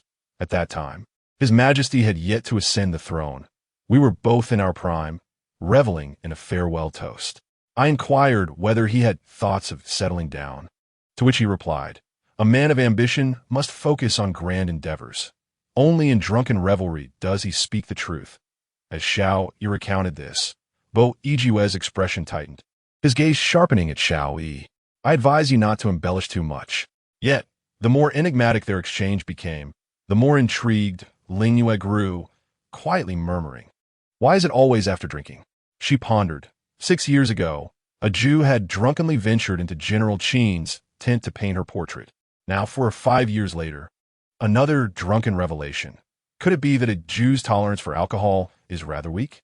Xiao Yi continued. Unexpectedly, His Majesty suddenly grasped my arm and delivered a resounding punch. He dramatically recounted, Xiao Yi, I once encountered a woman, yet I can no longer see her. Will I ever see her again? Perhaps only in dreams. Xiao Yi. Bo Ijue's pupils constricted sharply. In the next moment, the Lord of Fanling, Xiao Yi, was unceremoniously flung into the river before the eyes of the distinguished families of Fanling. With a splash, Xiao Yi plunged into the water, sending up a considerable spray. Ling Yue's cheeks flushed crimson, her bright eyes wide with astonishment. Was a Jew being serious just now? Bo Yue chuckled, a hint of restrained amusement in his demeanor, his throat subtly shifting. So Ye enjoys watching my little escapades. Does she? Ling Yue's heart trembled with a sense of urgency, swallowing hard and blinking silently. The man clicked his tongue, calling her again. Without a Jew, let us continue to admire the lanterns, the girl said, her innocent smile attempting to deflect the tension. Bo Yue shook his head, gently tilting her chin with his fingers. But I believe that, even amidst a sea of lanterns descending from the heavens, none can compare to your beauty.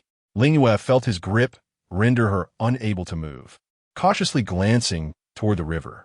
Will Lord Shao be all right? Oh, why does Ye still concern herself with him? Bo Yue raised an eyebrow, a hint of mischief in his gaze. Shao Yi, not only the Lord of Fanling, but also the naval commander of the Dezhao. If a mere stream can ensnare him, then the water army's commander need not persist in his station. The enigmatic smile of Bo Yue deepened. I distinctly recall that Ye just expressed her doubts about my drinking capacity. That is not the case, a Jew. Ling Yue playfully shook her head, pondering how her innermost thoughts had been unraveled by Bo Yue. The man lowered his head slightly, his gaze locking with hers, before he slowly removed his mask. As the mask fell away, the striking features of the man were once again unveiled before the young lady's eyes. His extraordinary beauty was laid bare once more. In truth, I too harbor uncertainties regarding my tolerance for alcohol. Why don't we return to the palace and ascertain the extent of it?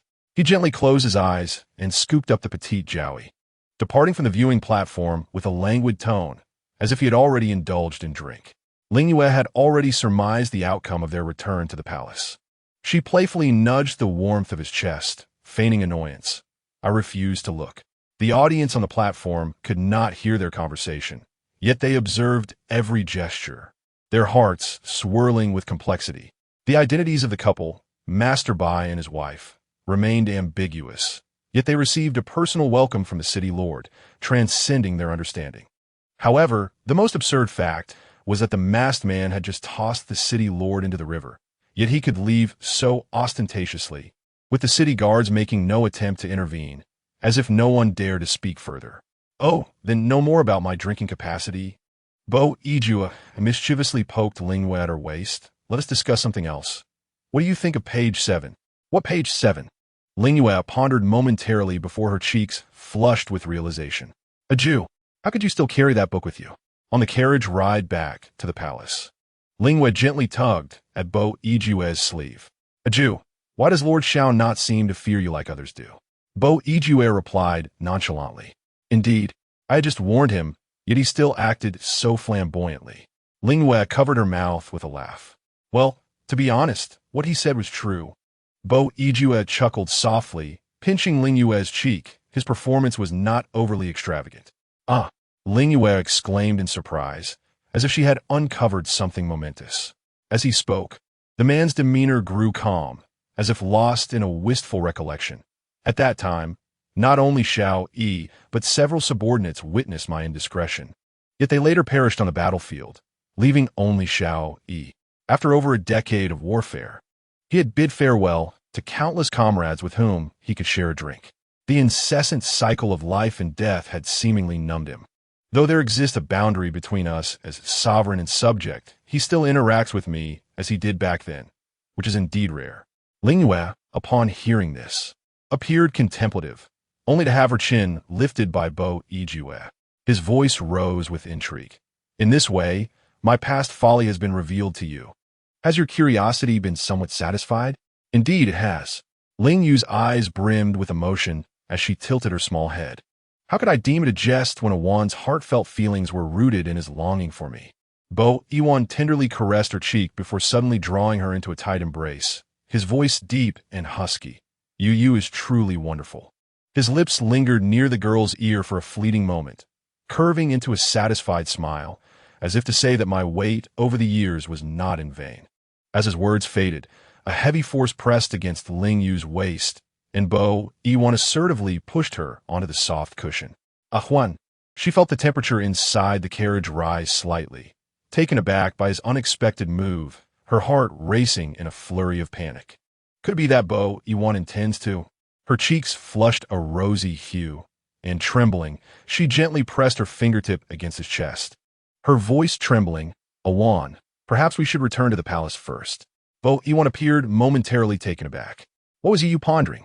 A teasing smile curled at the corners of his lips as he grasped her head and kissed her fervently. Ling Yue ceased to resist his approach, allowing herself to relax. Bo Yiwan inadvertently noticed her limp wrist, delight blossoming within him. He had not anticipated her thoughts, yet here she was, abandoning her struggle. It seemed that upon their return to Huayao courtyard, he must indulge her audacious desires. With a bold heart, Bo Yiwan playfully nibbled at her lips before finally releasing her. Huan, Ling Yue clutched her fluttering heart, casting shy, flustered glances at him, her mind adrift in uncertainty about his intentions. Why does you gaze at me thus? Bo Yiwan teased as he gently brushed her hair. I have declared that we shall explore the 7th page tonight, and it shall remain so. I shall not change my mind. Ling Yue playfully scolded him, Awan. Please stop. Yet her mind was a whirlwind of thoughts. After today, she vowed to devise a way to incinerate that troublesome little booklet which had caused her so much discomfort. Bo Yiwan paused at her words, but maintained his composure. Continuing, this carriage feels a tad cramped. The 7th page may not be suitable. The tiger skin blanket in the palace is large and soft, quite perfect, and you have yet to see it. The girl's cheeks burned with heat as she thought about how she wished she had horns to ram playfully at Bo Yiwan. The carriage gradually came to a halt. Your Majesty, we have arrived at the palace, announced Eunuch Yi as he lifted the curtain. Bo Yiwan, a smile of delight gracing his lips, embraced the petite Zhao Yi and descended from the carriage. After bathing, Ling Yue nestled in his embrace, playfully pushing against his firm chest. Suddenly, she voiced a peculiar excuse. Awan, I do not wish to see the tiger's skin. Bo Yiwan, well aware of her subtle thoughts, enveloped her with his warm presence, his deep voice coaxing her gently. Yu, my dear, the autumn chill is setting in. You must not fall ill. If the tiger skin blanket does not suit your fancy, there is, in truth, a mink fur blanket in the palace as well. He playfully exhaled warm breath, teasing her sensitive ear tips. The mink fur is as pristine as snow. Just like you would surely adore it. Ling Yue closed her eyes and let her head rest against his shoulder, surrendering to the warmth of the moment. The weight upon Bo Yiju's shoulder was keenly felt, a smirk of satisfaction gently curving his lips as he leisurely made his way toward the inner chamber. Suddenly, a sensation of exquisite softness enveloped him from behind. Ling Yue opened her eyes, only to find Bo Yiju bending down to kiss her, gently and tenderly. With a flick of his hand, he extinguished the surrounding candlelight, his voice rich and warm as he murmured, I have you firmly in my grasp. Chapter 56. The destruction of that detestable book in the early morning. Ling Yue resembled a flower battered by a storm, her delicate form curled up under a mink blanket.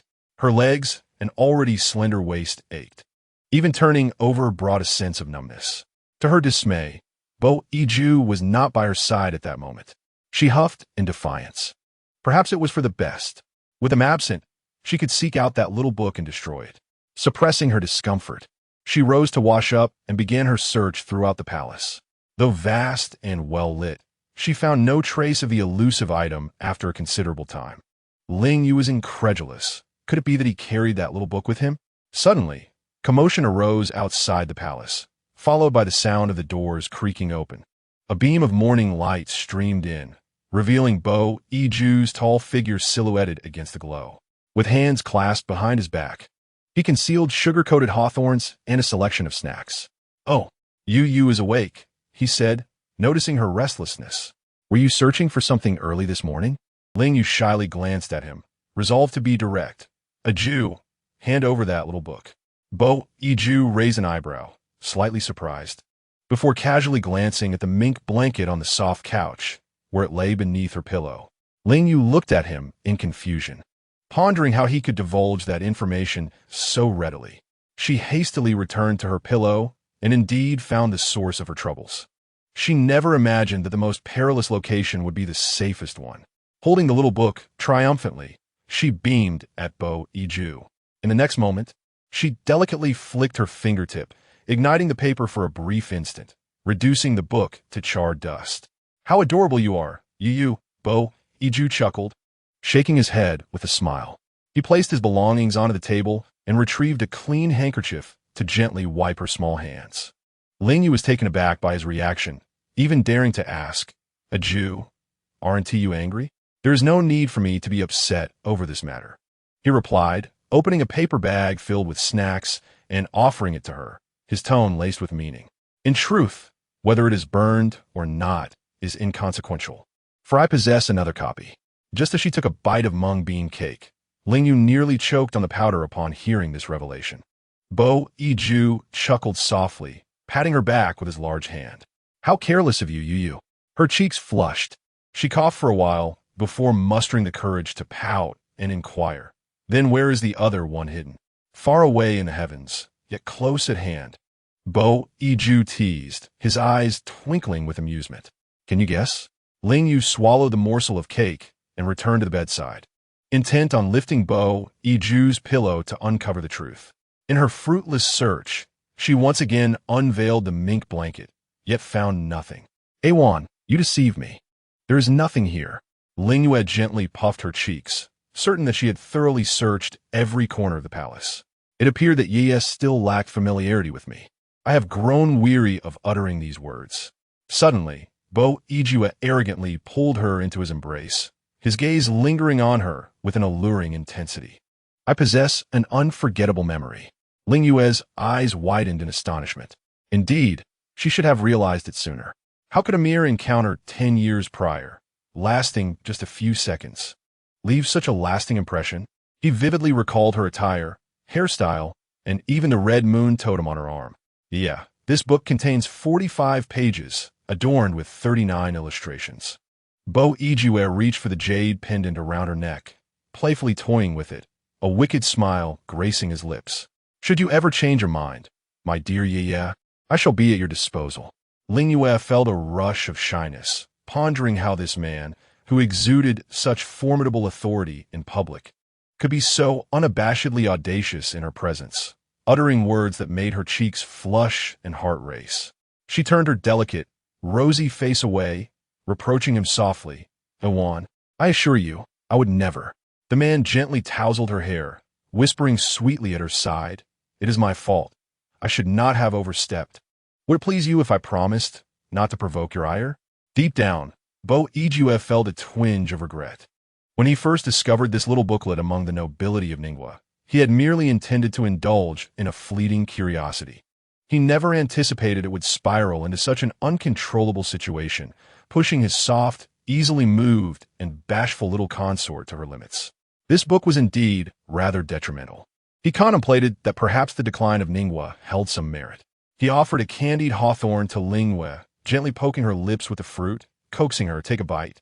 And soon I shall take you for a boat ride." Ling Yue opened her mouth and took a casual bite, pouting her lips in disapproval. "Sour." Bo Iju bit into the same spot she had, a knowing smile spreading across his lips, revealing the sweetness hidden within. Chapter 57. Awan. I'm not drunk. By the riverside, a carriage came to a halt. Bo Iju held Ling Yue's hand as they gracefully descended. "Your Majesty, I have prepared dishes and fine wine, waiting here for you and the Empress for quite some time." Xiao Yi bowed deeply to Bo Iju with utmost respect, though his eyes clearly conveyed the question of why they had taken so long. "We were delayed in the palace this morning," Bo Iju replied with a calm demeanor and unruffled tone. Xiao Yi, clearly envisioning the scene, interjected, "Understood. A person like me, yet to be wed, cannot comprehend."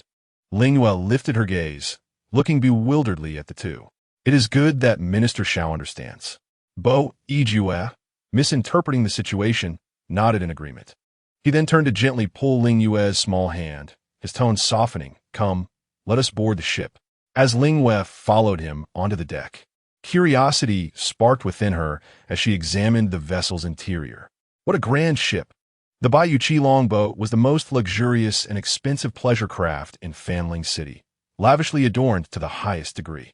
The decorations and furnishings aboard the ship are exceedingly extravagant, The vessel's body is adorned with exquisite glasswork, with each item being inexpressibly precious.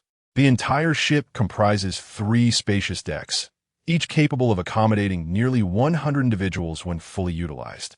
The 3 individuals ascended to the highest level of the azure feather-red dragon ship as it glided slowly along the river, a gentle breeze accompanying its passage. Ling Yue stepped toward the railing, the wisps of hair at her temples blown back behind her ears by the wind. Bo Iju playfully twirled the strand around his fingers and inquired, "Do you like it, Yu Yu?"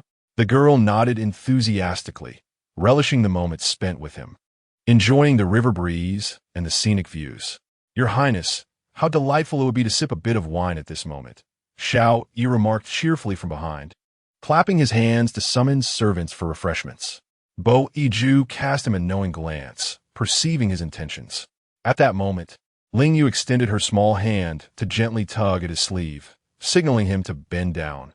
She had something to whisper. The man, intrigued, leaned closer to listen, only to be taken aback by her soft and earnest voice. "A Jew, I can drink on your behalf." Bo Iju suddenly grasped her chin and lowered his voice. Laziest. Even if his tolerance for alcohol was limited, there was no need for his partner to substitute for him. How could the little Jiaoyi so underestimate his drinking capacity? Very well. Yet Ling Yue innocently believed that his refusal stemmed from doubts about her ability to drink. Her tiny hands stubbornly clutched his sturdy arm, her luscious lips drawing near to his ear as she continued to explain in a hushed tone. "A Jew. The demon clan typically drinks as if it were water. I can handle it." Bo Iju playfully tapped her little head, chuckling softly. "If you wish to drink, then do so. I do not require a substitute." "Oh," Ling Yue replied sweetly, acquiescing as he led her to the table laden with wine. She did not possess a strong desire for alcohol. It was merely that since her return to the human realm, she had scarcely tasted wine. Xiao Yi raised a small cup and toasted.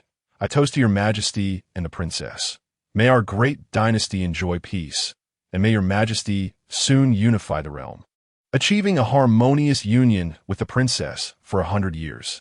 Bo Iju, along with Ling Yue, returned the toast. Thus, in the spirit of reciprocity, Ling Yue drank 2 cups of wine, her cheeks beginning to bloom with a rosy hue, enchanting and beautiful. Bo Iju promptly placed a plate of peanuts and roasted meat before her. "Yu Yu, do not only drink. Have some snacks to accompany the wine." Is this what the little demoness meant by treating wine as water? Given her rosy complexion, he found it hard to believe. Ling Yue picked up a few peanuts with her chopsticks and tossed them in her mouth, then followed with another cup of wine. Suddenly, an uneasy premonition arose within her. Although her demonic nature had significantly returned, her tolerance for alcohol had not. She had already consumed 3 cups. Before she could fully comprehend, her little head began to sway, her eyes growing somewhat dazed.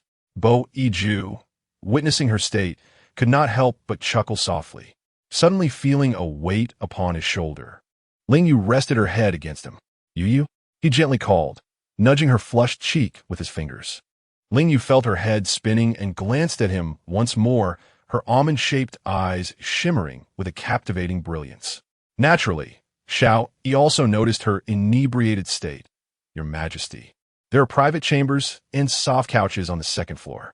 Perhaps it would be best to escort the Empress to rest before returning to share a drink with me."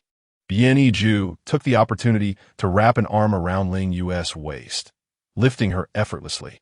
Ling Yue nestled against the man's chest, suddenly draping her arms around his neck, her fingertips playfully caressing him as she spoke in a soft, lilting voice. "A Jew, where are you taking me?" Bien Yiju smiled gently. "Yu, you're intoxicated. I shall first see you to rest." Ling Yue, in a daze, shook her head defiantly, her small voice stubbornly asserting, "A Jew, I'm not drunk." In the wake of her declaration, her hands glided along the man's neck, tracing the smooth, delicate fabric of his robe, exploring as they ventured toward his waist. Bien Yiju felt a tingling sensation at his waist, a surge of inexplicable heat igniting within him. "A Jew, put me down," Ling Yue playfully protested, her enchanting almond eyes meeting his, entirely unaware of the faint flush that had crept into the man's gaze. Bien Yiju tightened his embrace, increasing his pace as he traversed the space. "Be obedient," he commanded, his voice rich with a restrained intensity. Ling Yue, somewhat reluctant, shook her head but clung to his waist with even more fervor. Bien Yiju's body tensed momentarily, as if he had resolved something within himself. He turned to Xiao Yi and stated, "You may leave this vessel now." Xiao Yi, quick to grasp the situation, stepped forward and took hold of Xiao Yi's sleeve. "Lord Xiao, please disembark. I can accompany you." Seeing this, Bien Yiju nodded in satisfaction, pleased that he had not wasted the effort of bringing Xiao Yi along. Clearly unconcerned with such matters, the intoxicated Ling Yue let her eyelashes droop, her hazy gaze struggling to discern her surroundings. Her soft, fair hands wandered restlessly, exploring. A smile of keen interest graced the man's lips as he held the delicate form in his arms and swiftly made his way into the private chamber on the second floor. The intricate lattice windows of the chamber were exquisitely designed, with sheer curtains billowing gently. The light from outside poured through the gaps in the window carvings, casting a soft, ethereal silhouette upon the room. "Do you know what you are doing?" Bien Yiju asked, pulling the curtains closed with a measured force. Gently placing Ling Yue on the soft couch and leaning down to gaze intently at her, Ling Yue blinked her bright eyes up at him, suddenly realizing how close he was. He truly was extraordinarily handsome. The young girl swallowed hard, even feeling the warmth of Bien Yiju's breath. "I don't know, but I really like a Jew," Ling Yue declared, shaking her head like a rattle drum before breaking into a playful smile. She extended her arms to wrap around Bien Yiju's neck, then boldly closed her eyes, tilting her head back to offer her red lips. Bien Yiju's eyes widened in surprise as he felt her kiss. He had never experienced such an extraordinary sensation before. The intoxication had remarkably emboldened her. The man firmly grasped her wrists, flipping her over in a swift motion. Before her, the world spun chaotically, and Ling Yue found herself enveloped in the embrace of Bo Yijue, firmly captured within his grasp. "A Jew!" she exclaimed, her expression a mix of alarm and surprise. With a wistful sigh, she was silenced as his lips met hers. A fleeting taste of sweetness lingered before Bo Yijue released her, a satisfied smile gracing his features. For it was she who had leaned in this time. The young woman, her lips curving into a gentle smile, continued to reciprocate his affection. Bo Yijue's eyes deepened to a crimson hue as he showered kisses upon her neck. The delicate skin of her neck and collarbone revealed an exquisite jade pendant, which slipped from its red cord. Seemingly sensing a connection, Ling Yue reached out and seized the red string of his pendant. With a playful flick of her finger, she teased the jade ring, her gaze lifting to meet his, her voice dripping with sweetness. "A Jew, it hurts, please." Instantly, Bo Yijue felt a tumultuous stir within his heart. Despite her seemingly delicate demeanor, the stark contrast in her behavior left him bewildered. How could she still claim sobriety? He lowered his head, his lips brushing softly against her ear, his voice gravelly, "As you wish." A languorous atmosphere enveloped the cabin on the boat's second floor, as a gentle breeze stirred the sheer curtains. Bo Yijue tenderly tucked a strand of Ling Yue's hair behind her ear. "So, were you truly intoxicated?" The young woman clung to him, tears glistening in her eyes. "A Jew, what did I just do? I don't remember anything." Bo Yijue nuzzled her cheek with his nose, capturing her tears with his lips. "Your drunken state has truly opened my eyes. Get some thought." Ling Yue nodded, her delicate hands gripping his arm tightly as she closed her eyes, sinking into contemplation. After a while, the dizzying sensation began to dissipate, and the fragments of shameful memories gradually resurfaced in her mind. She had never been inebriated before. This was her first experience, and she could hardly fathom her own boldness. Bo Yijue wrapped his arm around her, a satisfied grin spreading across his lips. "Ling Yue, I find myself quite fond of this side of you." Embarrassed, she turned her head away, yet his calloused fingers gently coaxed her face back to him. Bo Yijue regarded her bashful expression with playful intrigue. "Oh, who was it that just moments ago sought my favor and aimed to please me?" Before he could finish, Ling Yue buried her face in his chest, wishing to escape his gaze. Chapter 59. A leisurely voyage. The more she attempted to hide, the more Bo Yijue sought to tease her. Ling Yue, after just 3 cups, you've succumbed. What were your intentions to alleviate my burdens? He lifted her chin, his tone laced with amusement, as he gently traced her cheek with his finger. Ling Yue, blushing like a ripe pomegranate, became speechless. Having spent some time among mortals, she had never anticipated her tolerance for alcohol would mirror theirs. Adieu, please. Let us not speak of it anymore. Bo Yijue's smile deepened, his cheek drawing closer to hers as he playfully teased. Just moments ago, you were in my embrace, acting coy and eager to please. Yet now you deny it all. Adieu. I shall never drink again. Ling Yue lowered her gaze, her fingertips, in a fit of frustration, pinching his arm. Indeed, it was unwise to indulge. Bo Yijue nodded in agreement, asserting that he could never bear to refuse Ling Yue. But if this continued, given her delicate constitution, she would surely not endure. He deliberately slowed his words on the last 3 syllables. Ling Yue pinched his arm harder. Bo Yijue indulgently allowed her to do so for a while, then rose from the soft couch, took a towel, dampened it, and gently wiped her cheeks and neck. However, certain faint reddish marks were undeniably conspicuous against her fair skin. Ling Yue gazed at her neck in the bronze mirror, unable to restrain herself from covering it. Adieu. I can hardly face anyone now. Then I must see who dares to speak of this. Bo Yijue replied lazily, wrapping his arm around her to lift her slightly. The sun is nearly setting. Do you not plan to rise, Ling Yue? Is this how the day shall pass? Ling Yue quickly used his support to rise from the bed. Adieu. You clearly said you would take me out on a boat today. I never imagined it would be this kind of outing. Bo Yijue narrowed his eyes dangerously. Could it be that you intend to blame this matter on me? Ling Yue's delicately curled lashes fluttered as she shook her head, admitting that it was her indulgence that had squandered the time intended for leisure. Time spent with you is never wasted.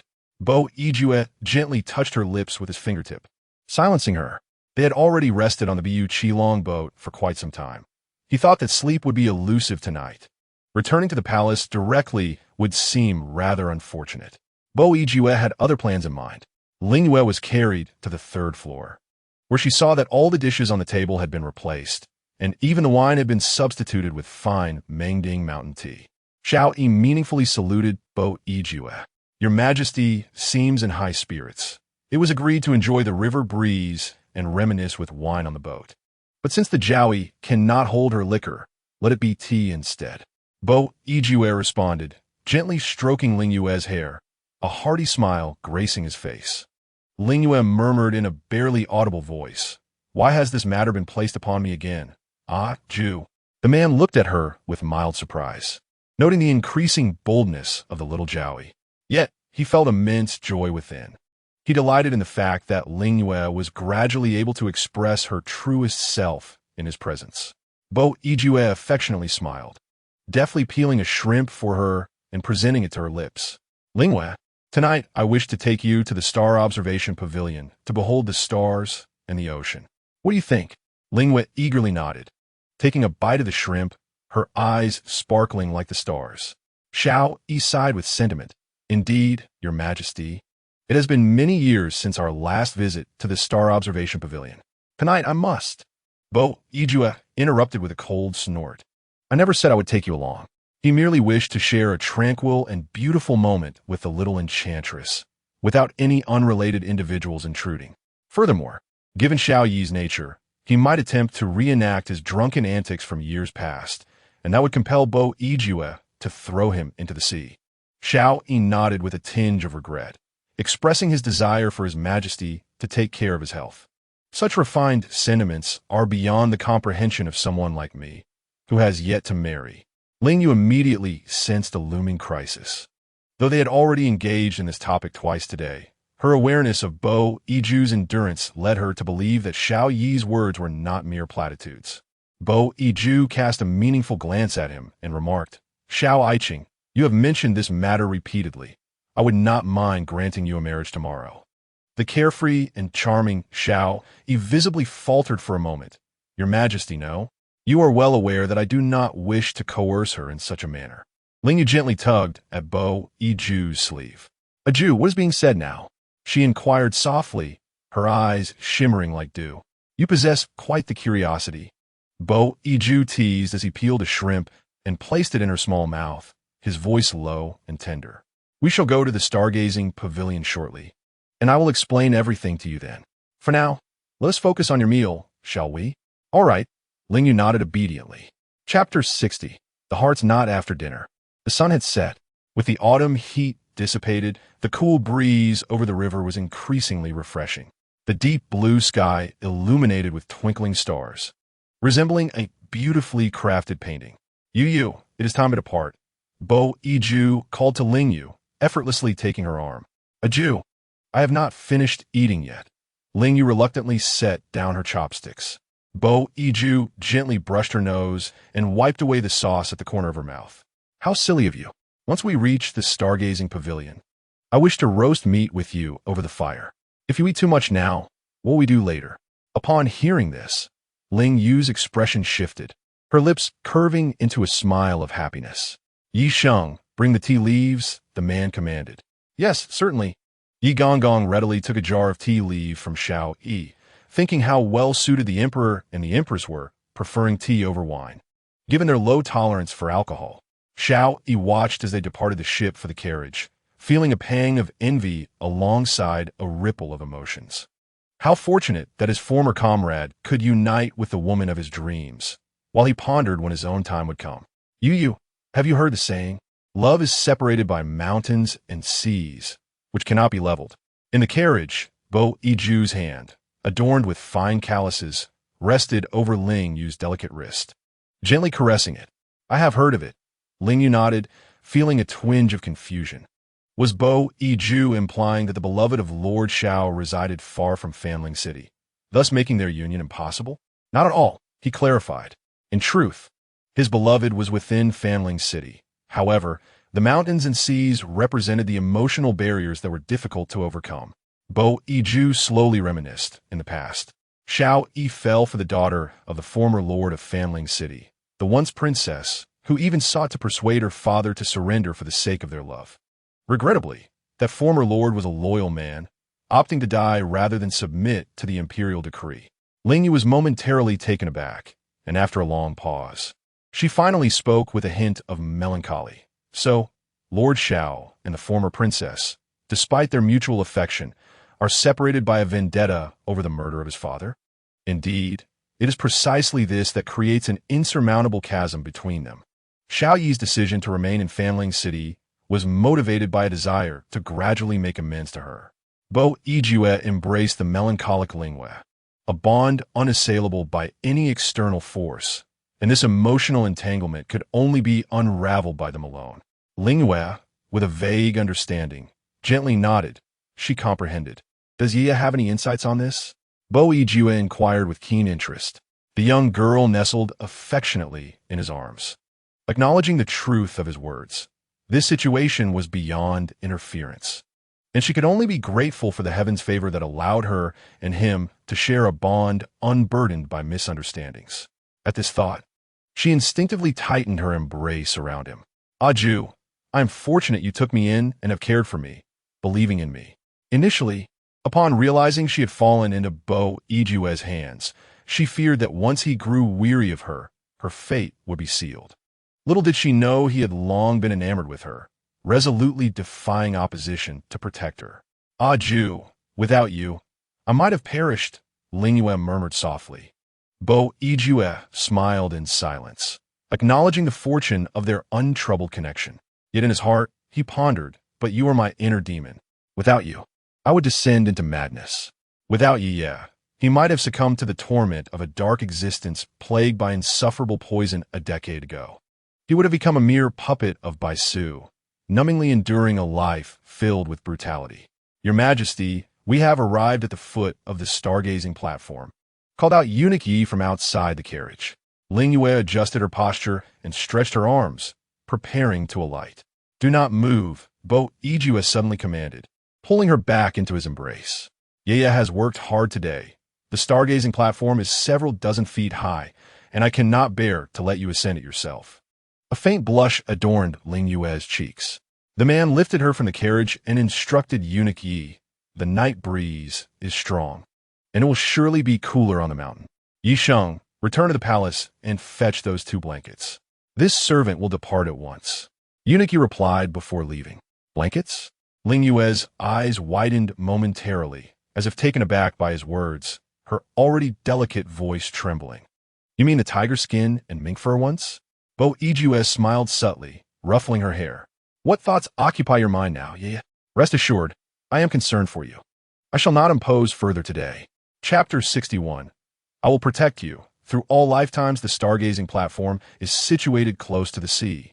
And even at the foot of the mountain, the rhythmic sound of waves crashing against the rocky shore can be heard.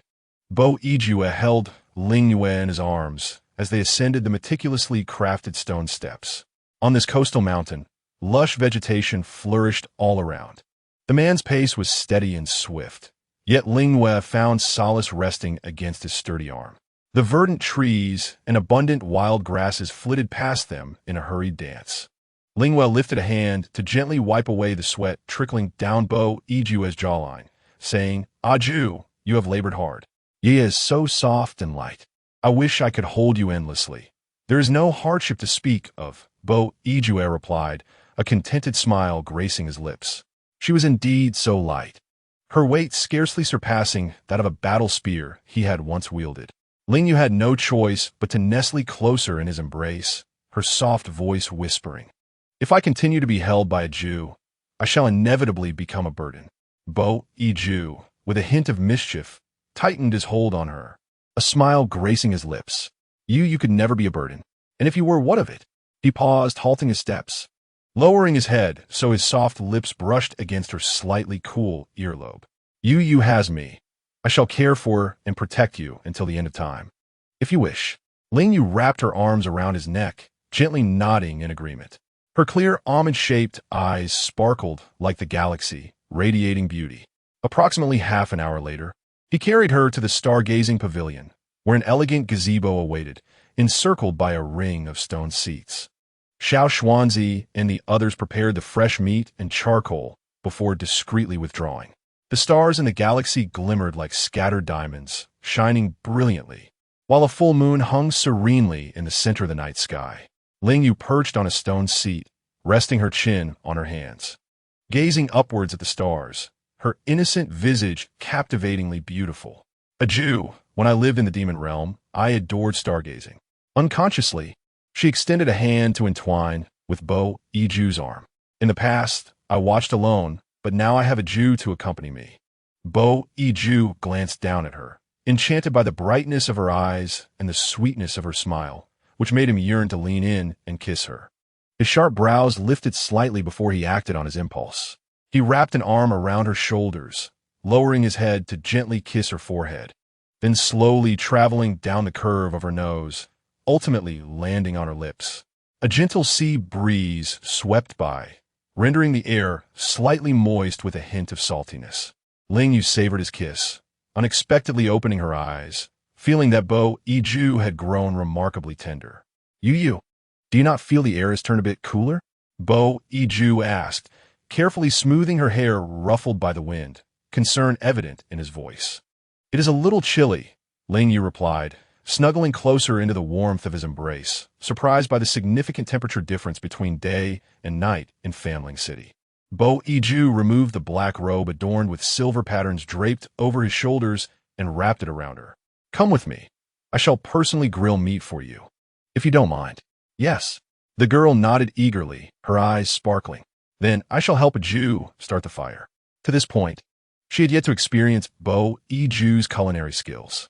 The two approached the rack holding the charcoal, where Bo Yiju skewered the meat on his sticks and opened a small porcelain bottle, expertly sprinkling a layer of seasoning over the fresh meat. Ling Yue leaned closer, intrigued by the enticing aroma. A Jew, what are the ingredients in this? This is a recipe passed down by my father from when I was young and accompanied him on campaigns. Bo Yiju replied with a gentle smile, patting her shoulder. Let me grill it first. If you like it, I shall often prepare it for you. Ling Yue's lips curled into a bright smile. I do not wish to wait idly. I want to grill it alongside a Jew. She flicked her fingers, and a small flame ignited steadily on the charcoal. Bo Yiju gazed at her, with eyes full of affection. Seeing her eager anticipation, the man handed her the skewered meat he had prepared, then picked up a fresh bamboo stick to string up more tender meat and sprinkle seasoning. The girl playfully held the bamboo skewer in her palm, turning and rolling it as the raw meat danced over the flames. Bo gently grasped her somewhat restless hand and softly reminded her, "If you keep shaking it like that, the meat won't cook properly." He placed his skewer on the rack, explaining, "Like this, sear one side before flipping it. That's the most suitable way." "Oh."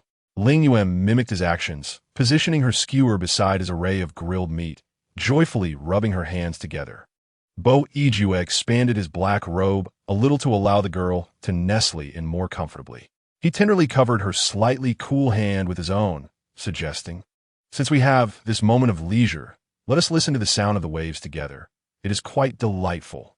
The crackling of the grilling fire harmonized with the rhythmic crashing of waves against the shore, creating an atmosphere of tranquility. Ling Yue tilted her head, resting it against the left side of his chest. "I want to hear your heartbeat, Yue." The man embraced her, allowing her to linger there for a while. "Can you hear anything from my heart? Yeah?" He teased, pressing her head closer to his chest. Ling Yue gently closed her eyes, immersing herself in the moment. "I may not discern much, but I truly enjoy listening." The sound that enchanted her was warm, safe, and uniquely affectionate towards her. Bo Yue chuckled softly, flipping the skewers, as the rack emitted a sizzling sound from the bubbling fat. "It smells so good," Ling Yue exclaimed in delight. He brushed her lips with his fingertip, teasing, "Are you already craving it? There's still one side left to cook." The girl sniffed, her nostrils slightly flaring, revealing her anticipation for the grilled meat. The man noticed her nose had turned a shade of pink, and her lips curled into a longing smile, secretly admiring her as a little glutton. "So tempted. Why not try a taste of me first?" Bo Yue's eyes sparkled with affection as he leaned down and playfully nibbled on the lips of his little concubine without her consent. When he released her, Ling Yue pouted playfully and murmured, "But I really want to eat the grilled meat." Before she could finish her sentence, Bo Yue pressed his lips against hers once more. Just then, Yue arrived with 2 blankets and witnessed the scene. Ling Yue shook her head to momentarily break free, playfully chiding, "Yue has brought both blankets." Bo Yue abruptly ended the kiss, casting a cold glance at Yue. "Set it down and go prepare the tea." "Yes." Yue turned away, reluctantly heading to brew the tea, inwardly huffing, "Let me make tea while your majesty indulges in the concubine." Not long after, the tea was ready, and the skewers were perfectly grilled. Bo Yue draped a sable fur over Ling Yue's shoulders and affectionately ruffled her hair. "Are you warm enough?" "I'm warm and cozy," she replied with a smile, revealing her pearly teeth, though her eyes frequently darted toward the skewers on the rack. All right, it's time to eat, but do not rush." Bo Yue gently picked up a skewer of grilled meat, blowing on it softly before offering it to his beloved Xiao Jiaoyi. Ling Yue let out a delighted sound as she eagerly devoured the first piece. The rich aroma enveloped her senses. The meat was perfectly charred on the outside, tender and juicy within, with the seasoning enhancing its flavor to perfection. The young girl savored every bite, quickly consuming it with delight. While she chewed, Bo Yue had already cooled the second piece on the skewer. No, Aju, you must eat too." Ling Yue playfully snatched the skewer from his hand, presenting it to his lips. Caught off guard, Bo Yue's handsome face brushed against the remnants of the seasoning, leaving a streak of reddish-brown sauce across his cheek. "Yeah." Bo Yue furrowed his brows slightly, casting a meaningful glance at her. Ling Yue stared at the incongruous mark, paused for a moment, then covered her mouth with a laugh. "Jew." It was unintentional. The man did not hasten to wipe it away. Instead, he pinched her delicate face, his voice low and enticing. "Aren't you going to help me clean it off?" Ling Yue quickly rolled up her sleeves, but as she lifted her hand, Bo Yue pressed it back down. He extended his thumb, the slightly calloused pad playfully brushing against her moist lips. "I want you to use this to wipe it away." The girl blinked in surprise. "Aju." His voice was deep and husky as he took a sip of tea. From this angle, even though the moonlight was pure and white, it was clear that her face had flushed. Ling Yue pouted slightly, wrapping her arms around his neck, swaying gently towards him, her voice shy and soft. Ah, Ju, lower your head a bit. Bo Yue regarded her with a knowing look. What if I refuse to lower it? Ling Yue's cheeks turned an even deeper shade of crimson. She lifted herself slightly, her petite head inching toward him, her lips parting gently. Their faces were so close that her long eyelashes brushed against his cheek.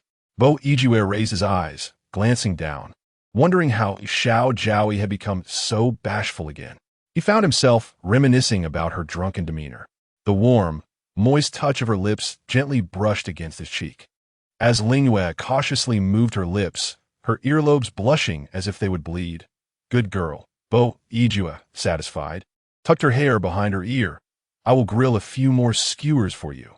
Ling Yue nodded obediently, sitting beside him, listening to the soothing sound of waves crashing against the shore and the sizzling of the grilled meat, feeling utterly content. Unexpectedly, as he finished grilling the next batch, Bo Yue, imitating her mischievousness, intentionally rubbed some seasoning and meat juices on her cheek while handing her a skewer. After being playfully nudged several times, Ling Yue shook her head, extending her small hands to swat at his waist. Ah, Ju, you're doing this on purpose. Bo Yue maintained his calm demeanor, thinking that Ye must also be doing it intentionally. He leaned slightly, supporting the back of her head with one hand. The cool, smooth sensation brushed against his tongue as Bo Yue licked away the sauce from her cheek.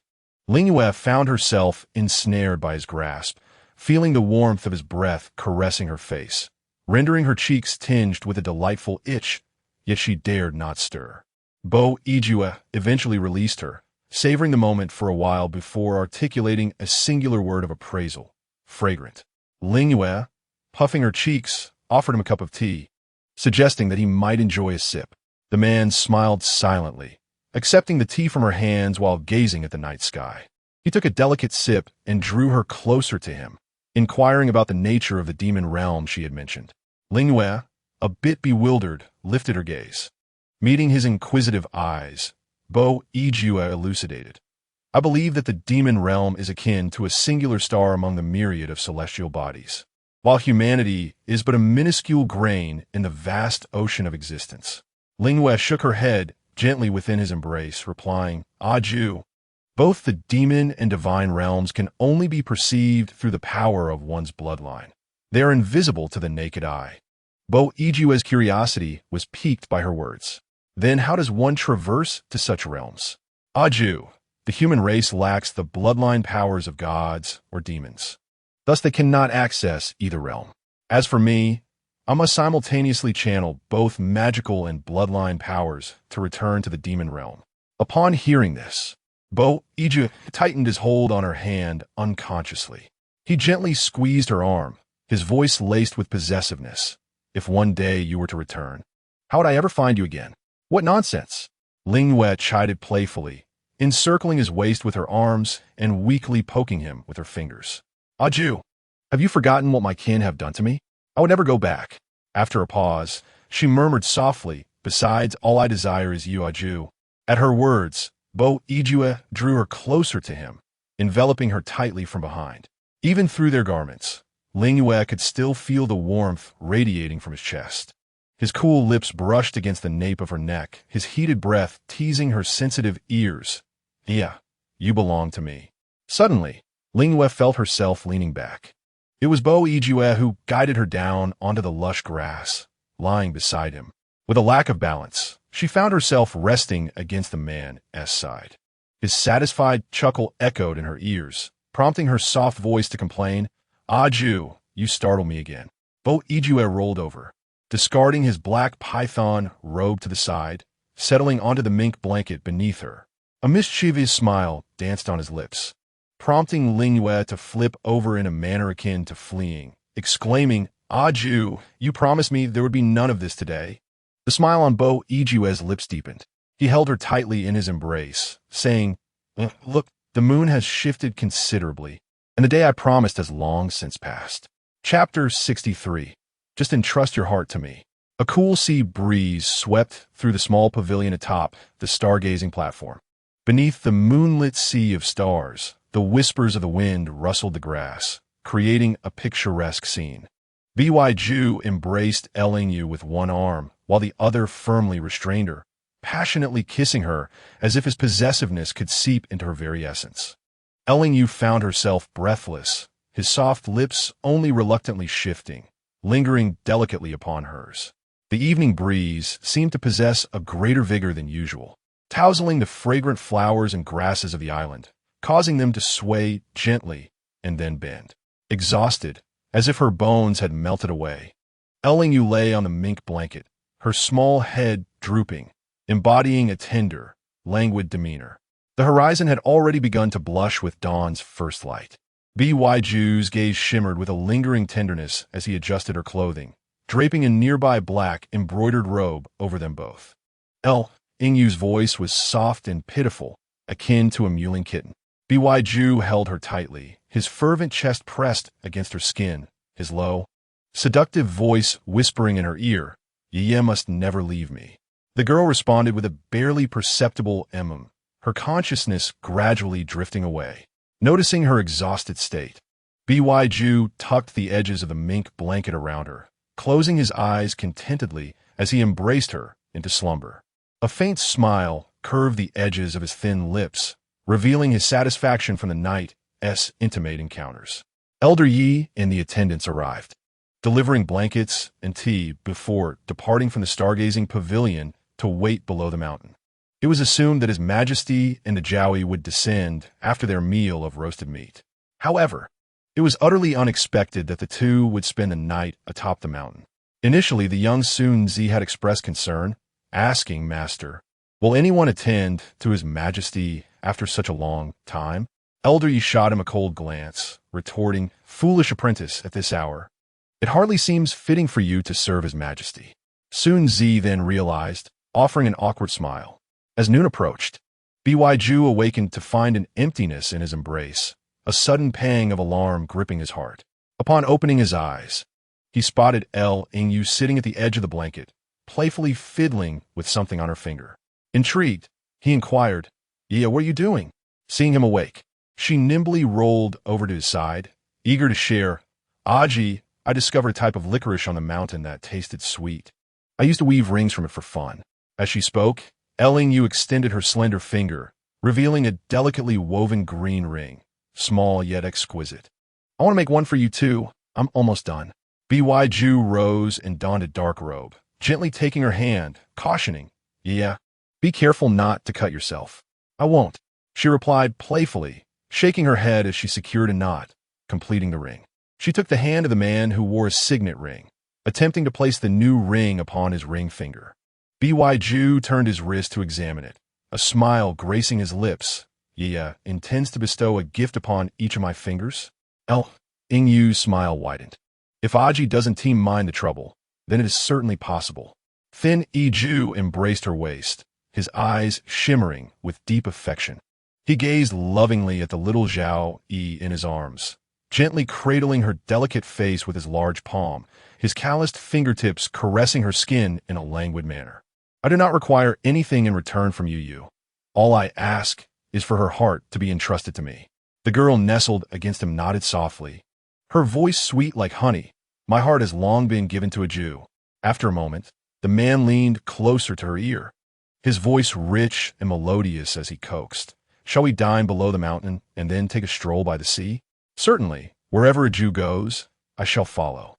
Ling Yue joyfully plucked a sprig of licorice, playfully waving it before him, the tip brushing against the noble curve of his nose.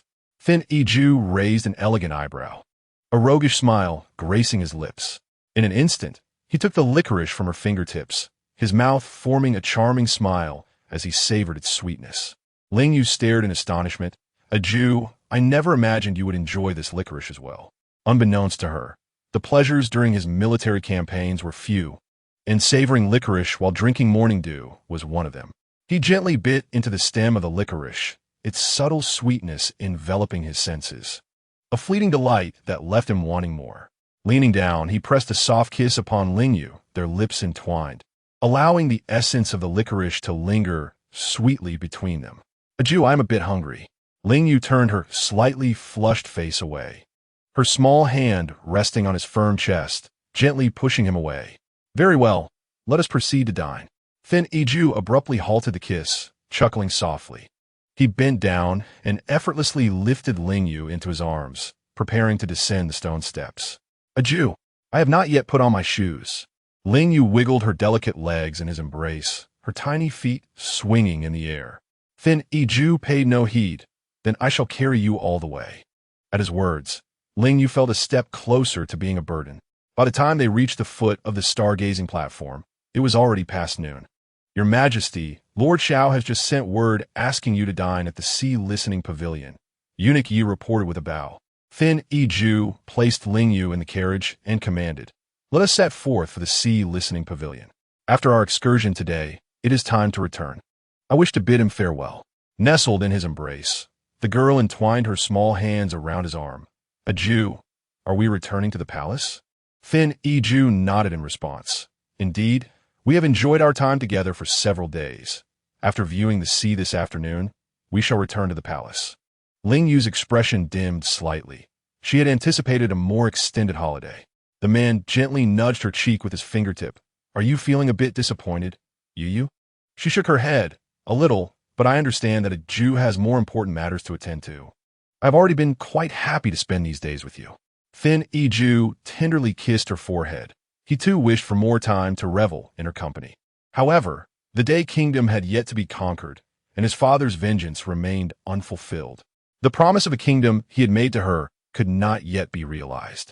Once I have unified the realm, I shall ensure we have ample time to wander together. He curved his long finger, hooking it around her pinky, sealing their promise. A promise is a promise, she replied, smiling sweetly as they made a pact. After lunch, Ling Yue found herself cradled in Bo Yijue's arms, strolling along the seaside with Xiao Yi. Bo Yijue, unmindful of the surroundings, held her close, causing her to feel a hint of shyness. In a whisper only they could hear, she suggested, Iju, perhaps you should set me down. It's rather inappropriate. Bo Yijue merely smiled and tightened his embrace, leaving Ling Yue with no choice but to acquiesce.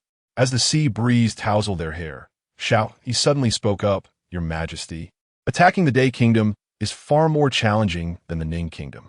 The court is in need of capable individuals. Allow me to join you on the battlefield once more. Surprised, Bo Yijue raised his gaze to him. You are no longer stationed at Fanling City? Xiao Yi hesitated momentarily, but nodded firmly, Your Majesty.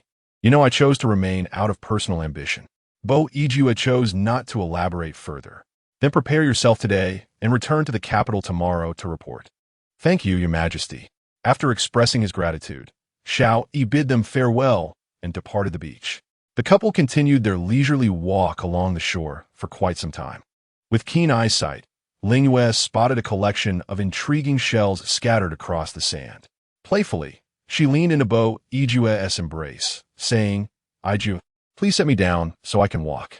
Her voice was soft and sweet, prompting Bo Yijue to finally release her, allowing her to tread upon the soft sand. You wish to come down earlier for the sake of the ministers. Now you genuinely desire to walk, and thus I acquiesce.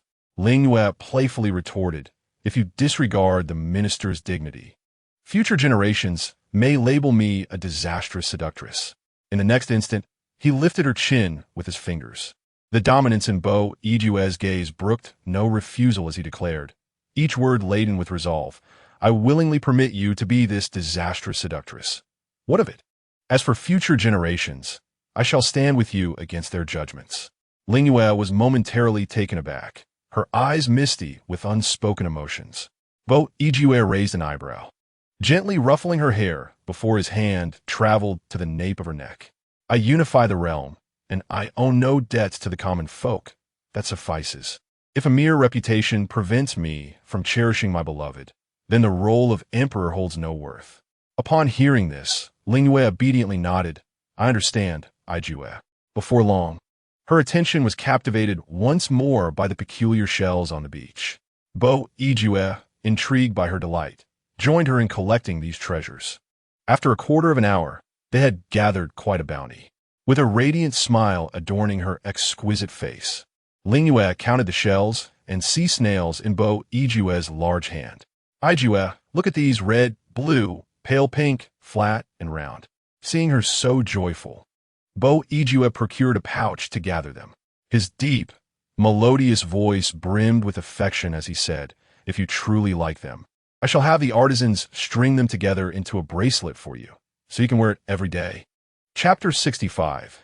A chain for the little sorceress. As the group returned to the imperial palace in the capital of the great Zhao, night had already fallen. Weary from the journey, Bo Ijue decided to grant the little sorceress a reprieve this evening. Nonetheless, he still held her closely, whispering tenderly in her ear, "Yeah, tell me, which is more comfortable, the grand bed in the palace or the mink blanket in the temporary residence?" Ling Yue instinctively swallowed hard, reflecting carefully. It seemed the mink blanket was indeed more comfortable. The man's voice was low and seductive. "Then I shall command more blankets to be made tomorrow. In the future, we shall even take them along when we go to battle." Ling Yue was well aware of what this implied. She turned her face away, playfully poking his chest with her delicate fingers, knowing that Aju was always rather mischievous. The man, however, seemed to take her teasing as a compliment, chuckling to himself in delight. "But I shall only be playful with you." The following day, upon returning from court, Bo Ijue presented Ling Yue with a small gift box. "Would you care to see what I have brought you?" he inquired. Joyfully, Ling Yue accepted the gift from his hands. Unlocking the small clasp, she discovered a bracelet adorned with numerous shells and sea conchs, all gathered by them the previous afternoon by the seaside. The string of the bracelet was made of golden thread, with an array of shells elegantly threaded through small holes, harmoniously complementing one another in exquisite beauty. "Wow, how swiftly it has been made!" Ling Yue exclaimed, her heart leaping as she admired the bracelet in her hands. As she moved, the shells above gently collided, producing a series of crisp, melodious sounds. They were delightful and lively, as if they had regained their vitality. Just as she was about to adorn her wrist with it, Bo Ijue's gaze suddenly ignited with a different sentiment. A cryptic smile danced upon his lips as he swiftly grasped the delicate wrist of the young girl. "I believe it would be a pity to wear it here." Ling Yue, puzzled by his intent, found herself unable to resist as he effortlessly seized the bracelet from her hands. "Aju, what are you doing?" Before she could steady herself, he encircled her waist, pressing a weighty force upon her ankle. Ling Yue stumbled back onto the bed, instinctively gasping. Bo Ijue bent his arm to hold her down, one hand securing her slender waist while the other deftly removed her shoes and stockings. "How about wearing it here?" he proposed, his tone seemingly inquisitive, yet his actions spoke of determination. Ling Yue gazed in astonishment as he untied the golden thread and fastened a shell bracelet around her right ankle. The vibrant shells accentuated her ankle skin, pure and white as jade, igniting a fiery desire in Bo Ijue's eyes. Unaware of the gravity of the situation, Ling Yue innocently remarked, "It looks lovely here, but one hardly sees it in daily life." In response to her, the man let out a low, husky laugh. Bo Ijue's fingertips glided over the row of shells on the bracelet, producing a harmonious symphony of delicate sounds that resonated from her foot. He seemed entranced, repeatedly adjusting the shells, relishing the fact that this bracelet need not be displayed for the world to see. As Ling Yue attempted to rise, she was gently pressed back down by Bo Ijue. With her delicate and soft physique, she pushed against him slightly, her cheeks flushed with embarrassment, her tone flustered. "Aju, it is still daytime."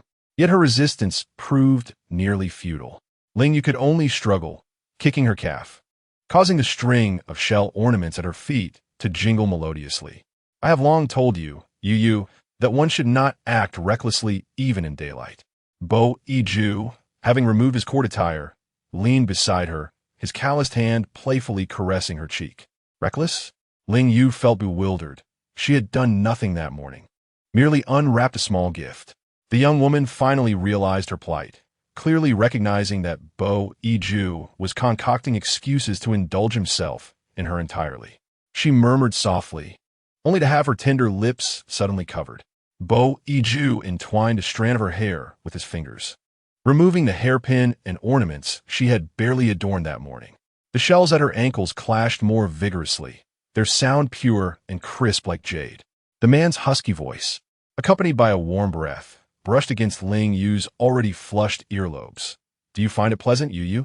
Chapter 66. The expedition to the daylight 3 days later. Bo Yiju set forth with Ling Yue and the reclad Xiao Yi, leading reinforcements towards the lands of Ning, now fallen into the dominion of the great Zhao. They were to rendezvous with the previous forces stationed there. Just before leaving the capital, Xiao Yi turned back abruptly, only to spot a figure at the edge of the farewell crowd, someone he had been thinking of.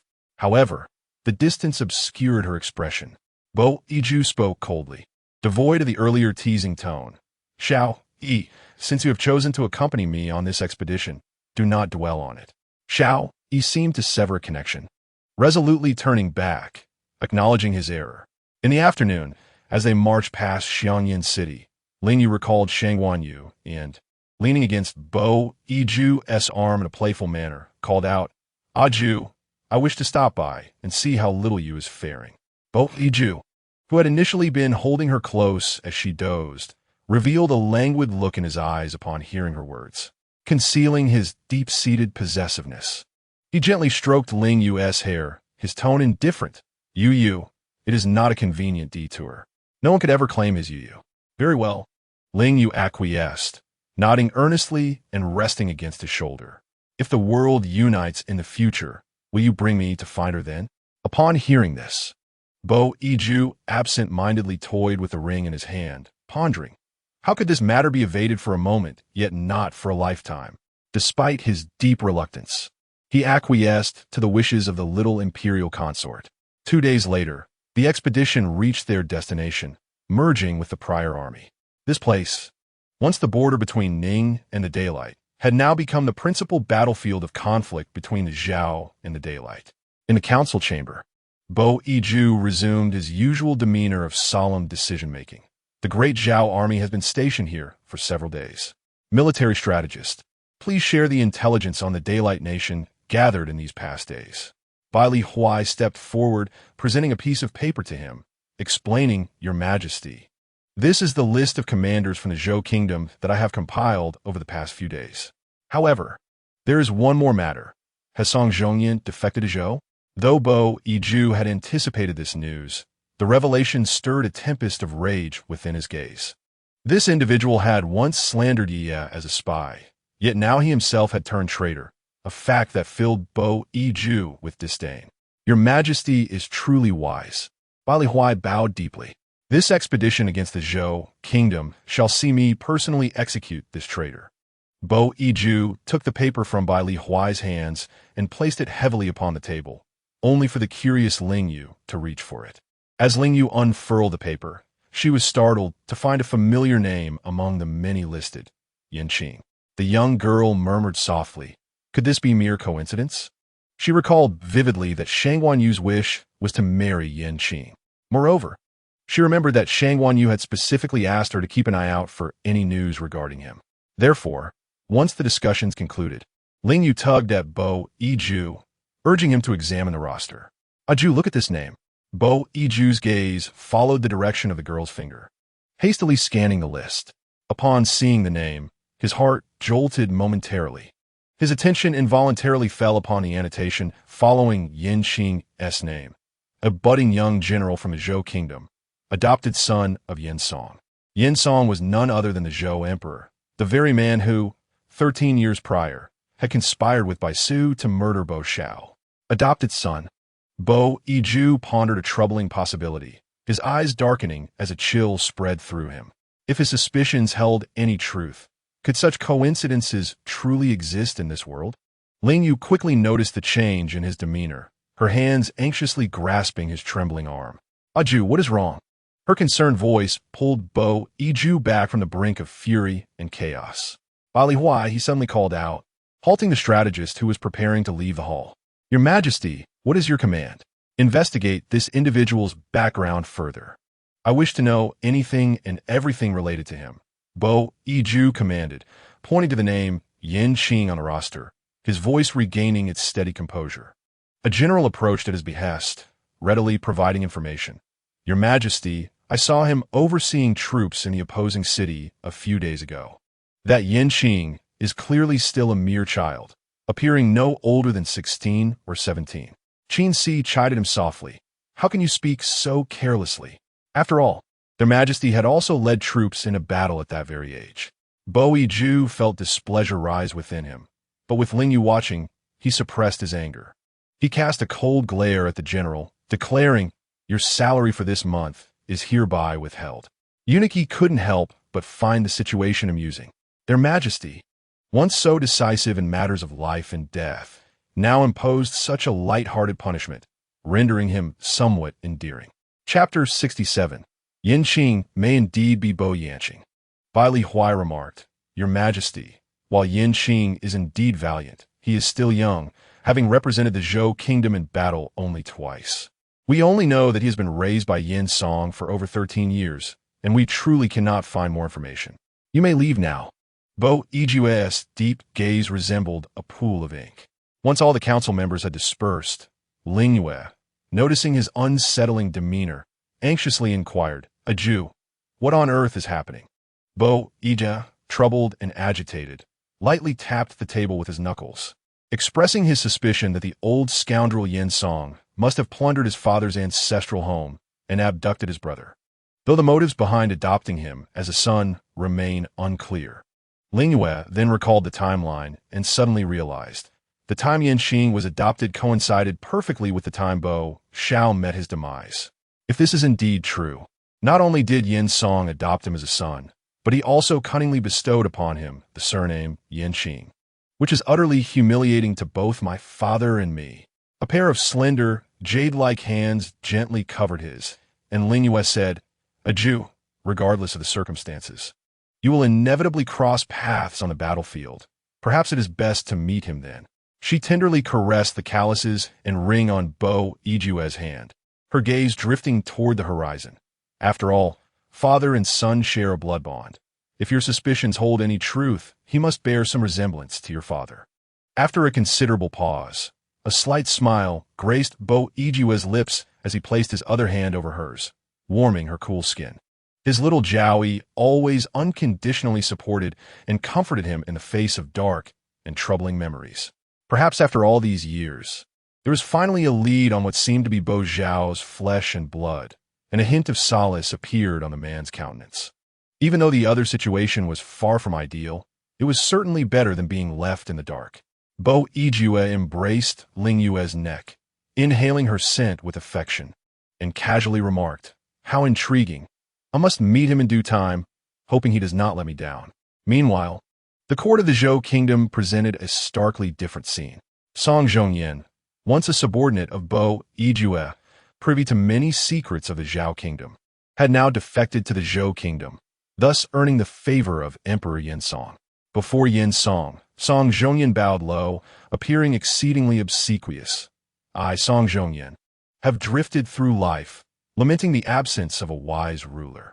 If your majesty does not cast me aside, I am willing to serve with utmost dedication. Emperor Yin Song beamed with delight, for having General Song's allegiance felt akin to a tiger gaining wings, more than enough to contend with Bo Yijue.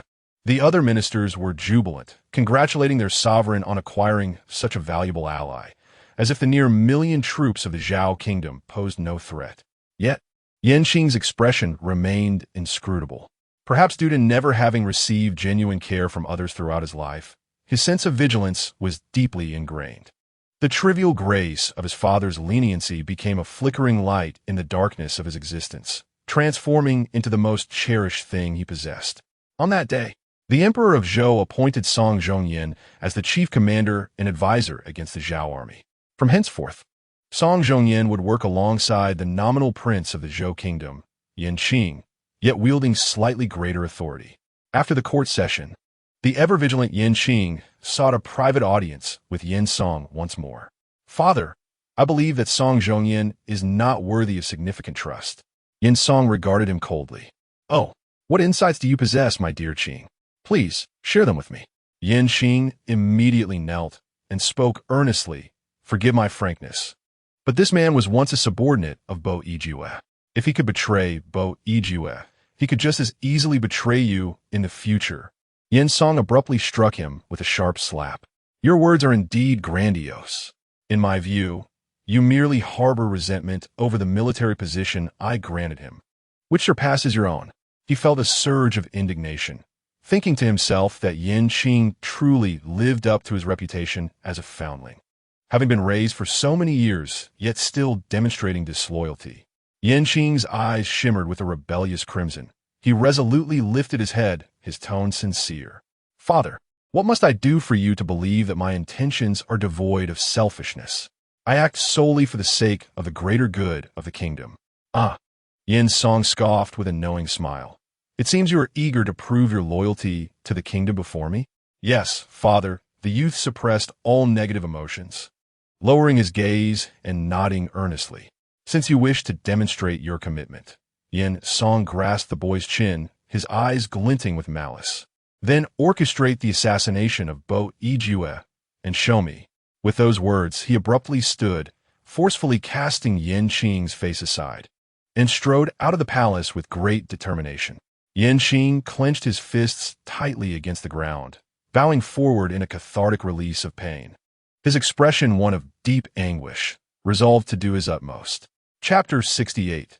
The little sorceress is drunk again. The following night, Bo Yue, accompanied by Ling Yue and various military generals, prepared a feast outside the camp, simultaneously discussing military affairs. The choice to dine outdoors stemmed from a fruitful day of hunting in the inner city, where Bo Yue had successfully shot several impressively large deer. The meat of these deer appeared exquisitely tender, and with just a glance, Ling Yue could envision their succulent roasted forms. What a little glutton she was. Bo Yue affectionately ruffled her round little head, pondering how to fulfill her desires. With the two armies poised for battle, hosting such a grand outdoor feast served as a splendid method to bolster morale among the soldiers. As the venison neared completion, Bo Yue skillfully sliced a piece from the roasting rack, seasoning it before placing it on a plate in front of himself and Ling Yue. Many of the assembled soldiers had already prepared their portions, yet they refrained from eating, waiting for Bo Yue to begin. He cast a calm glance over the crowd, finally resting his gaze on the obedient little Jowie beside him. A tender smile graced his features as he picked up a small piece of venison with his chopsticks and offered it to Ling Yue. Here, you shall have the first bite. Ling Yue tilted her head in slight hesitation. She had been waiting patiently like the others for the meal to commence, and Bo Yue's gesture momentarily caught her off guard. Open your mouth, he gently coaxed. The young woman finally regained her senses. She parted her lips and savored the tender venison, praising the exquisite flavor of the roasted meat. Aju's cooking is simply delightful, although it was not the first time she had witnessed His Majesty serving dishes to the Jowie. The sight still evoked astonishment among the onlookers. Yet this time, they fully comprehended the underlying message. The emperor was deliberately highlighting Jowie's significance in his heart, a presence they could never afford to offend. As the joyful outdoor feast approached its conclusion, Ling Yue felt a profound sense of satisfaction, her belly full from the delightful meal. Bo Yue took a handkerchief to gently wipe her face and lips, casually inquiring, Ling Yue, with the impending clash of armies, could you please observe the weather for the next few days? Leaning against his shoulder, Ling Yue gazed up at the endless night sky. After a brief moment of contemplation, she softly replied, in 3 days, there will be heavy fog in the northwest.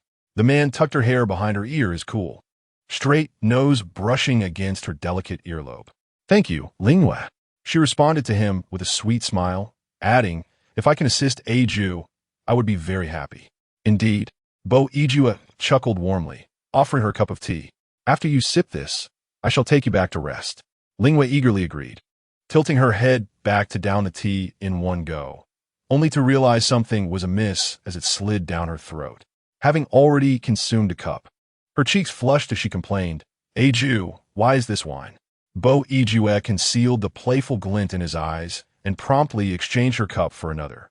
Perhaps I mistook the cups earlier. Please, have some tea to sober up. At this point, Ling Yue was already feeling somewhat dazed. Nodding, she innocently fell for the ruse and drank a second cup of wine.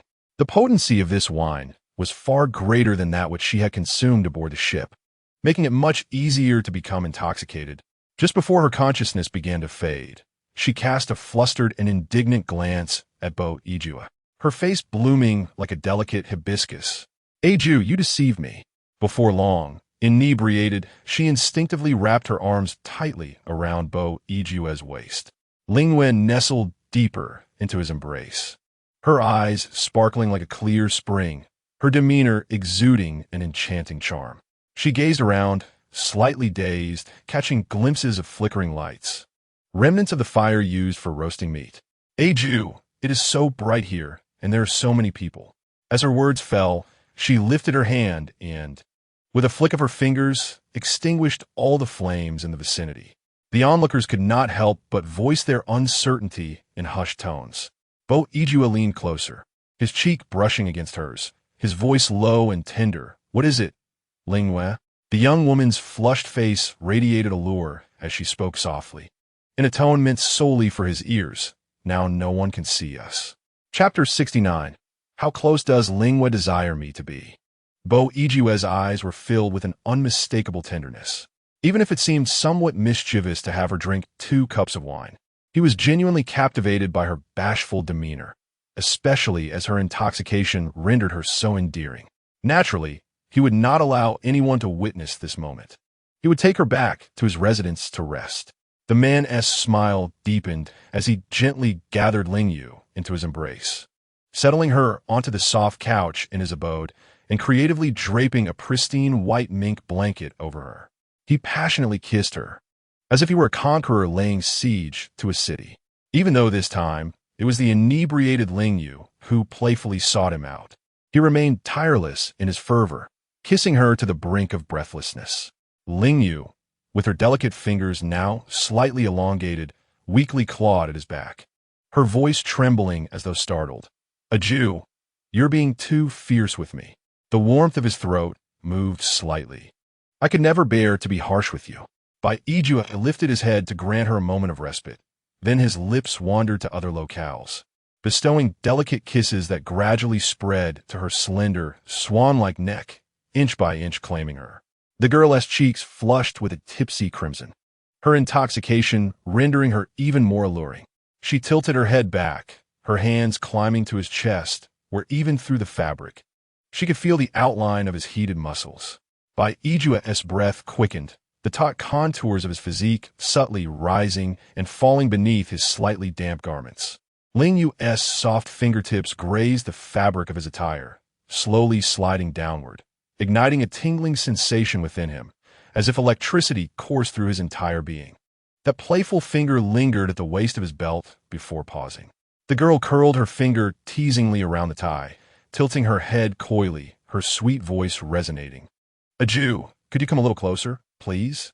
Bo Yue's gaze, heavy with desire, meticulously traced her outline, finally resting upon her pitifully enchanting almond-shaped eyes. He held her gaze for a moment. Then his lips parted, his voice husky and barely above a whisper. How close does you wish me to be?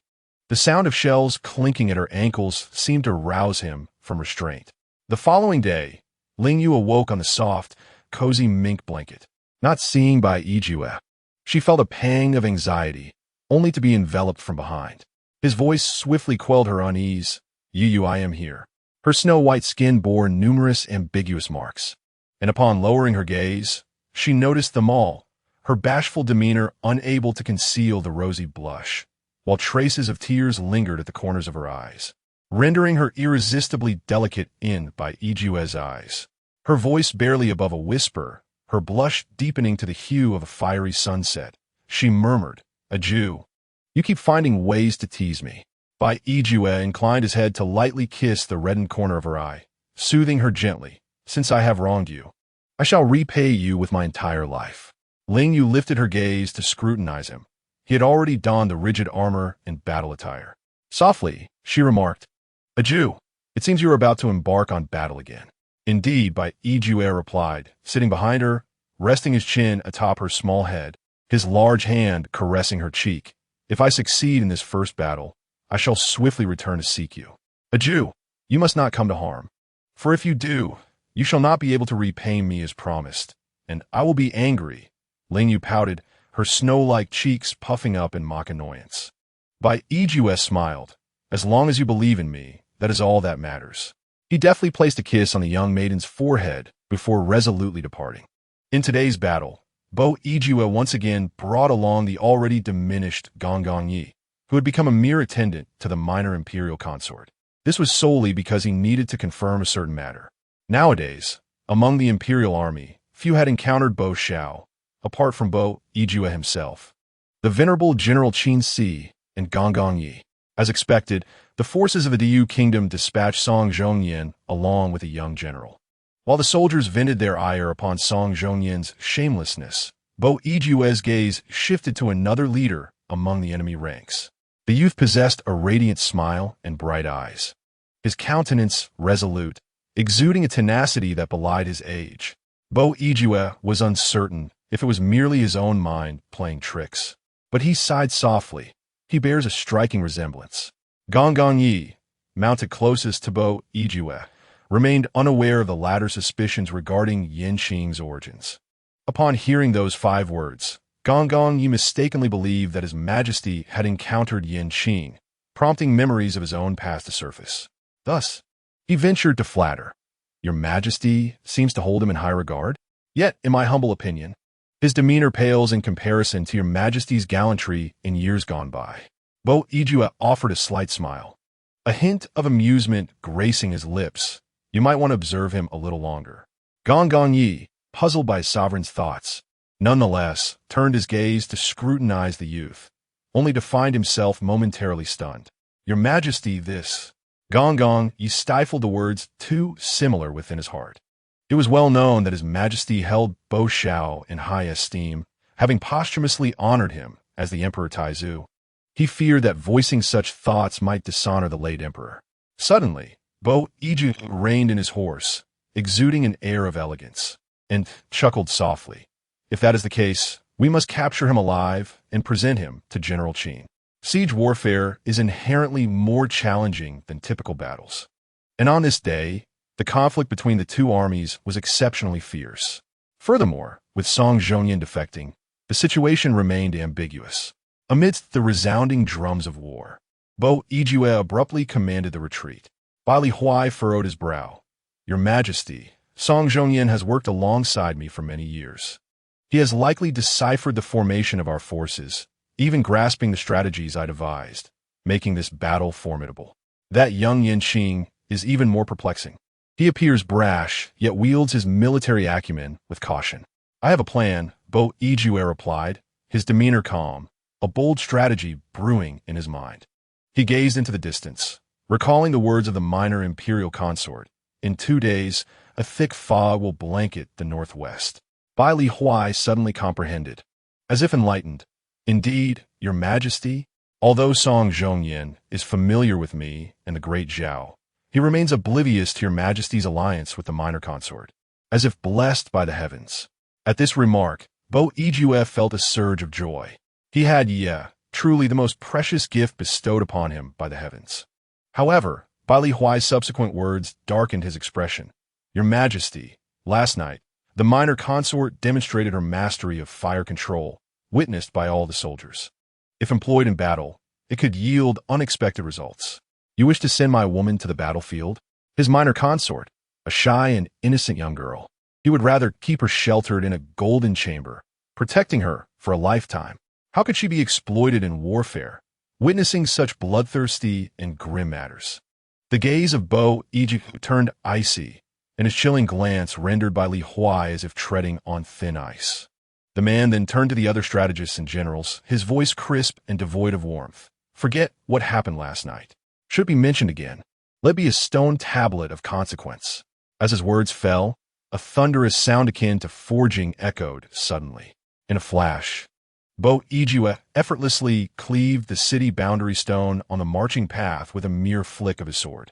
The massive boundary marker collapsed with a resounding crash, leaving the entire army in stunned silence, trembling in its wake.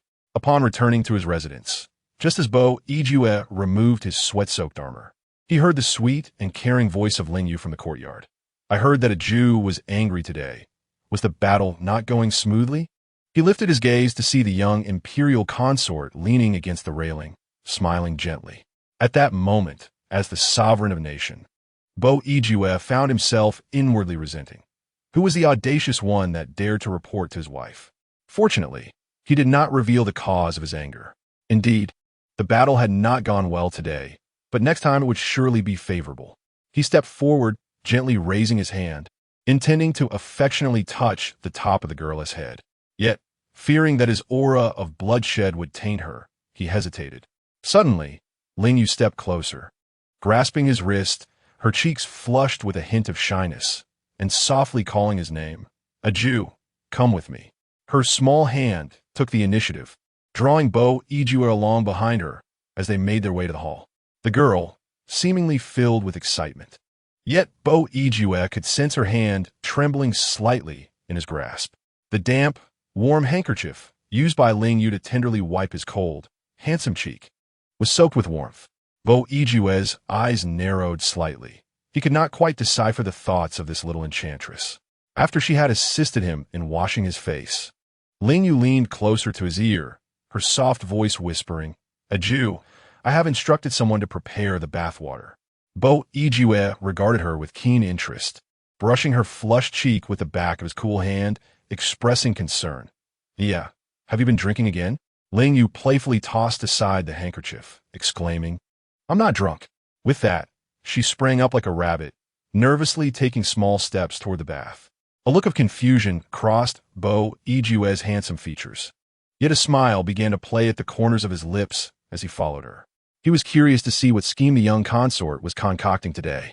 Entering the misty bathing chamber, Ling Yue sat obediently at the edge of the pool, her delicate feet splashing in the water.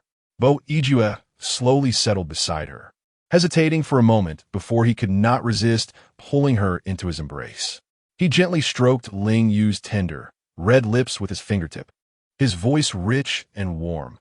"Yeah, do you have something you wish to share with me today?" "A Jew." Ling Yue averted her gaze, cautiously untying his belt, her beautiful face tinged with a shy smile.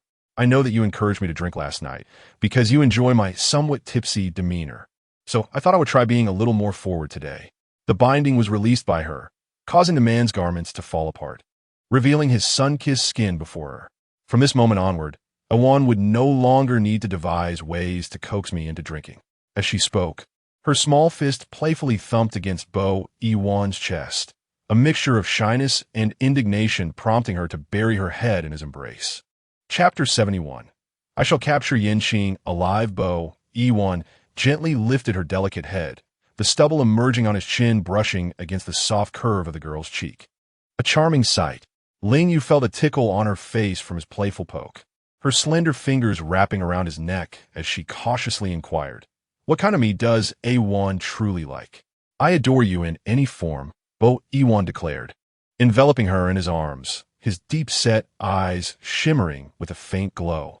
His lips inched closer to her ear, whispering, "As long as it is you, Yue, I shall always cherish you." Ling Yue felt a sudden warmth flood her cheeks, recalling how she had boldly invited him to please him while fully awake. Shyly glancing at the man's loose robe and the sash in her own hands, her heart raced at the thought of what might come next. Her feet playfully splashed in the water, and suddenly she realized she was firmly ensnared by him. Before she could utter a word, his warm lips descended upon hers.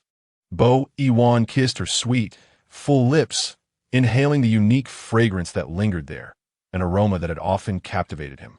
He found himself surrendering to desire, for only his Yue could render him so utterly vulnerable, willingly plunging into another abyss. The second battle against the Day Kingdom was set to unfold the day after tomorrow. In this clash, the Great Zhao would launch a midnight assault on the border cities of the Day Kingdom, with Bo Yue personally leading the charge, ruthlessly decimating the unsuspecting Day Kingdom's garrison and shattering their morale. Yanqing's eyes glinted with crimson as he recalled his father's expectations. His father commanded him to slay Bo Yue to prove his loyalty. With determination, Yanqing brandished his sword and spurred his horse into battle, rallying his comrades with a fearless cry, "Let me take on the challenge." Thus commenced their first confrontation. To his astonishment, Yanqing realized that despite Bo Yue's extraordinary prowess, the prolonged engagement had visibly drained his stamina. Unbeknownst to him, this was a deliberate evasion on Bo Yiwan's part. While Bo Yiwan admired the boy's spirit and tenacity, he noted his lack of experience, yet he was not disappointed. After a fierce exchange of blows spanning dozens of rounds, Bo Yiwan suddenly commanded a retreat. Joy illuminated Song Zhongyan's face as he stood atop the city, shouting, "Yin Qing, follow my orders and pursue the victory." Bo Yiwan, fully aware of Song Zhongyan's command, allowed a smirk of cunning to grace his lips. This retreat was a ruse he had orchestrated. He quickly masked his amusement, struggling to fend off Yin Qing while feigning panic as he retreated northwestward.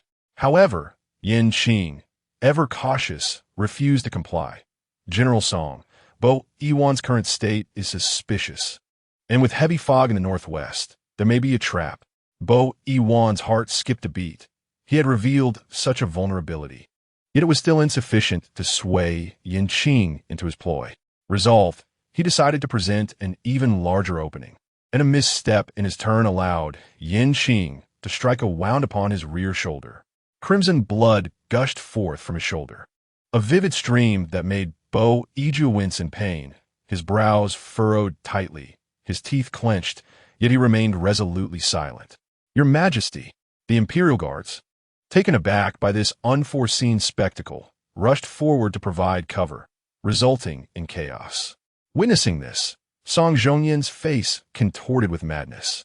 "Yin Qing, even at this juncture, you hesitate to pursue Bo Yijue and claim his head. Once he is slain, I shall devise a means to sideline you, and I will garner all the accolades of this campaign, securing greater favor in the Day Kingdom." Even the usually cautious Yin Qing found himself entangled in conflict. Bo Yijue's actions today were indeed peculiar, necessitating vigilance. However, having already wounded Bo Yijue, if he did not pursue now, when would another opportunity arise? He yearned for his father's recognition. Perhaps by eliminating Bo Yijue, his father would once again place trust in him, even if just a modicum. Yin Qing ultimately steeled his resolve, leading a contingent to pursue relentlessly. The soldiers of the Zhao kingdom shielded Bo Yijue as they retreated northwest, reuniting with the ambushers already lying in wait. "Your Majesty, why must you endure this?" Bailey Huai never anticipated that this scheme to lure the enemy would involve the injured sovereign himself as bait. Eunuch stepped forward to hastily bandage Bo Yijue's wounds. Filled with concern, "This servant shall escort you back to the residence." Bo Yijue, however, remained composed, wiping the cold sweat from his brow, and repeatedly instructed the others. "Ensure you remember, I desire Yin Qing captured alive. This subordinate shall obey." Meanwhile, Yin Qing led his pursuing forces deep into the northwest, only to find themselves ensnared in a fog-laden ambush. Despair washed over him as he gazed skyward and accepted his fate. Bo Yijue was indeed relentless, capable of such sacrifices. Yin Qing and his men fought valiantly, carving a bloody path back. After nearly an hour, they finally glimpsed the city they had guarded for so long. He shouted to Song Zhongyan atop the walls, "We are ambushed. Quickly, open the gates." Yet, to his utter dismay, the response was a mocking laugh. "You forfeited the chance to slay Bo Yijue. How dare you return with any semblance of honor?" Chapter 72. A Jew. "Do not conceal anything from me. Your Highness, it is dire." The emperor appears to have been injured at the front. Ling Yue, who had been seated in her residence, engaging in a game of chess with Xiao Xuanzi, dropped her piece in shock upon hearing this news. Anxiously, she pressed the servant who delivered the message. "How is he?" Replying to Your Highness, the emperor is on his way back to the residence. Ling Yue, filled with worry, glanced around, finally deciding to rush to the entrance, where she could glimpse the road ahead. After a moment's hesitation, she stepped outside. "Your Highness, the Emperor has issued orders. You cannot go out." The guards swiftly barred her path. With delicate hands forming into fists, Ling Yue insisted on leaving, her small voice chiding. "If he disregards my words and fails to care for himself, then I need not heed his commands. I shall go out to welcome him." At that moment, a procession appeared at the end of the road. Ling Yue turned at the sound, finally catching sight of the tall, imposing figure of the man she longed for. Only then did she relent and refrain from leaving the residence to meet him. As Bo Ijue's steed arrived at the entrance of the residence, he had caught sight of Ling Yue, who appeared eager to venture out. Intrigued, he inquired, "Where does my dear Yeye wish to go?" He masked the pain from his injuries, his voice and demeanor remaining unchanged from his usual self. "Where else could I possibly go?" Ling Yue, disregarding the sweat and blood that stained him, anxiously reached out to assist him down from the horse. "Where are you injured, Ijue?" Bo Ijue paused for a moment, recalling that he had issued orders to conceal his wounds from her, wishing to spare his beloved Zhao any worry. Observing her delicate hands smeared with his blood, his gaze darkened. "Do not touch me. Return and wash your hands first. I will touch you." The young woman persisted, drawing closer with a soft yet stubborn voice. "Ijue, you are hurt. What has transpired?" With a sigh, Bo Iju gently reassured her, "In battle, injuries are inevitable. I am fine." Ling Yue, filled with concern, lifted her gaze to meet his, grasping his arm through the bloodied armor as she led him into the residence. Bo Ijue opened his mouth to ask, "How did you know about my?" "Ijue, you must not conceal such important matters from me in the future," she chided, her eyes brimming with worry. "Do you believe I am unworthy of knowing even your injuries?" "No, yeah." Bo Ijue felt a momentary panic, ready to explain, but Ling Yue's voice became increasingly insistent. "Do you think I can only share in your joys and not your sorrows?" Yeah, that was not my intention." Bo Ijue felt a peculiar thrum at his temples. Having lived for so many years, it was the first time someone confronted him in such a manner, yet he found himself unable to feel anger. "Then, Ijue, you must tell me everything. Let's not dwell on this matter further, and please do not keep secrets from me." Disregarding the blood and grime that clung to him, Ling Yue began to remove his armor and battle garments, dampening a cloth to wipe his face. After a brief pause, Bo Ijue gently grasped her hand, his deep voice softening. "Very well. Let me see your injuries. I have summoned a physician, and he will arrive shortly." The tremor in her voice revealed her distress. Bo Ijue sat quietly beside the bed, his tone subdued. "I did not wish to burden you with worry. That is why I concealed it." Ling Yue's eyes glistened with unshed tears. "I would rather worry for you than be a fool who does not even know when her husband is injured." She cautiously lifted the torn inner garment, revealing dark stains of blood. A harrowing wound was visible on his shoulder, striking her gaze like a lightning bolt. Sensing her shiver beside him, Bo Ijue felt a pang of guilt. He gently held her hand, sincerity rippling in his eyes. His voice, low and tender, conveyed, "This is my fault. I promise you it will not happen again." Soon the physician arrived to tend to Bo Ijue's shoulder injury, and Ling Yue learned from eunuch Yi that Bo Ijue had intentionally exposed himself to danger, allowing Yanqing to fall into a trap and be captured. Ling Yue cast an irritable glance at Bo Iju, her almond-shaped eyes fluttering with emotion. "You, for the sake of your objectives, would rather inflict pain upon yourself, leaving me to fret and worry." She took the healing ointment from the physician with determination, gently tending to the man's wounds while murmuring playful yet affectionate reproaches. "Iju, your eagerness to find your brother shall not be pursued further, but from now on, you must never again use your own body as bait for the enemy." Chapter 73. Employing beauty to persuade Yanqing surrender. Yanqing had been captured by the forces of Zhao. Moments ago, he had been despairing, surrounded by foes, while Song Zhong Yin merely watched the spectacle from the city walls, trapping him outside the gates and forcing him to confront the returning Zhao army alone. He had never anticipated that after fighting his way back with such difficulty, he would ultimately fall victim to his own people from the Day Dynasty.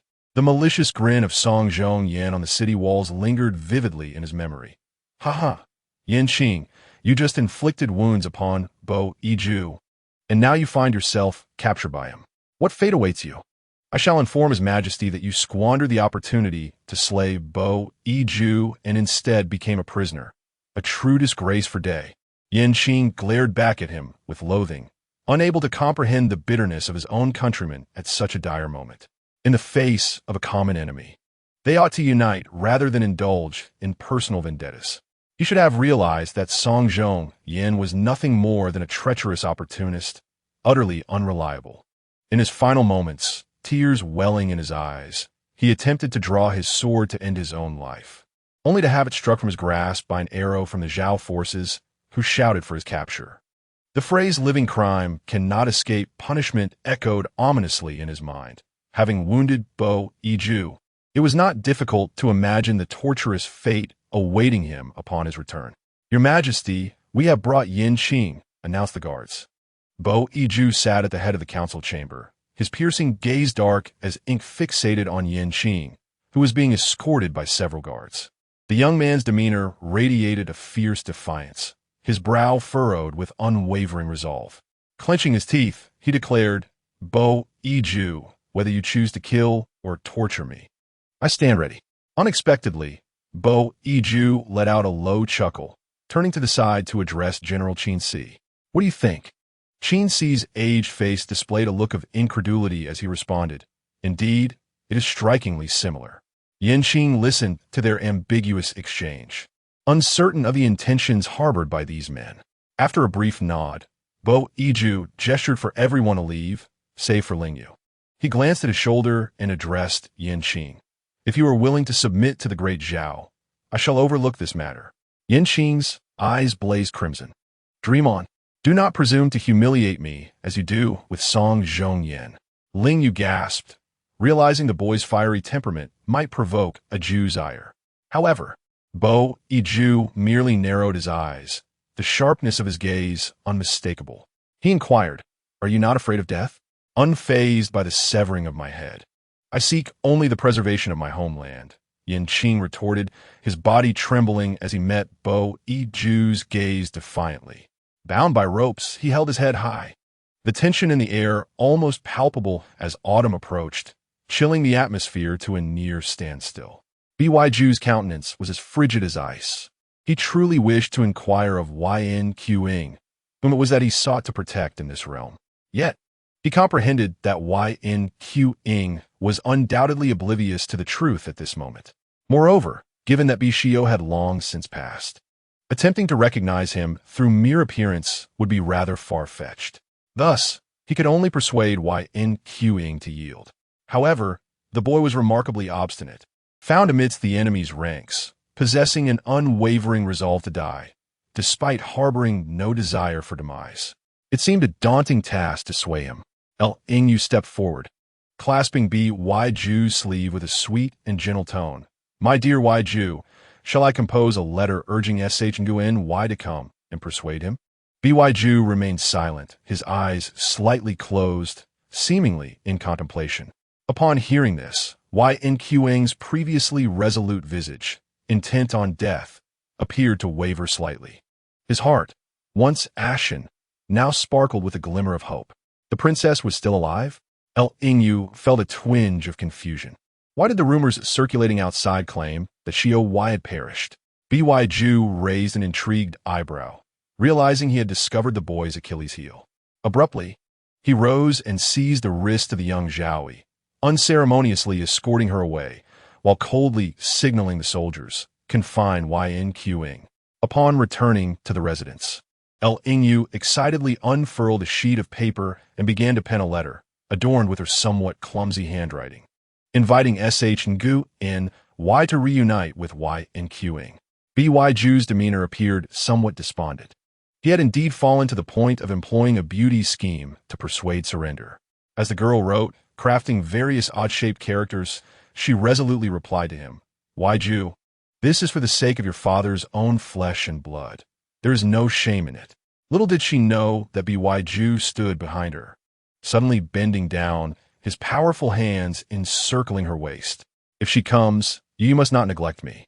Ling Yue paused in her writing, gazing at the former tyrant, who had transformed into a jealous suitor for her sake. "Yiju, she and I are merely friends who share some common topics. How could I possibly yet?" In the next moment, Yiju tightened his embrace, asserting, "You is mine," feeling a tingling sensation at her waist from his hold.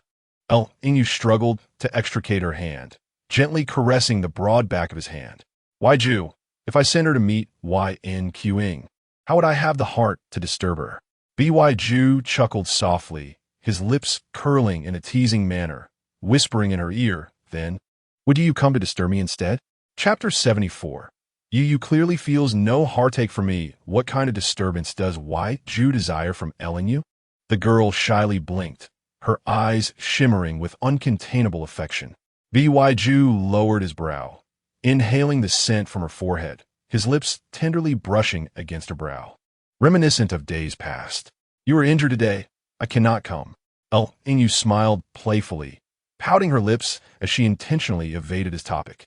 Wai Ju glanced at the ink and paper on the table, suddenly reminiscing about the pleasures they had shared previously. It had been a while since Yu had adorned him with flower patterns. The girl raised her sleeve to cover her smile, her expression betraying a hint of guilt. Wai Ju, I was foolish before. I did not realize that such adornments were exclusive to women in the earthly realm. She found herself utterly perplexed. In the demon realm, nearly everyone bore a distinctive pattern upon their foreheads, a fact she later learned from other young eunuchs. This revelation ignited a stubbornness within Bo Ijue, whose handsome features were tinged with a mischievousness. I command you to draw, and thus it shall no longer remain a beauty's exclusive adornment. With no argument left to offer, Ling Yue reluctantly took up her brush once more, embellishing his forehead with a delicate pattern of a small red lotus. That night, enveloped in the soft embrace of a mink velvet blanket, the autumn chill seemed to spare the chamber where they rested. Lying flat was uncomfortable for Bo Ijue, as a shoulder-borne injury. Initially, he tried to lie on his side to avoid pressing the wound, yet facing the gentle and delicate Xiao Yi, he found himself unable to resist gazing at her. The candlelight had long since extinguished. In the darkness, illuminated only by the faint moonlight filtering through the curtains, Ling Yue timidly met his gaze, instinctively sensing that he would not let the matter rest so easily. Noticing the glimmer in her eyes, Bo Ijue's voice emerged. Husky and low. Yeah. He leaned closer, cautiously planting a kiss upon her lips, his warm palm caressing her soft form, his voice a rough whisper filled with longing. Ling Yue trembled with a delightful shiver and softly protested, "A Jew, you are injured. Please do not tease." Soon enough, she tasted the consequences of her bold words from earlier in the day. Bo Ijue's voice grew even huskier, deliberately lifting the tone at the end of his sentence.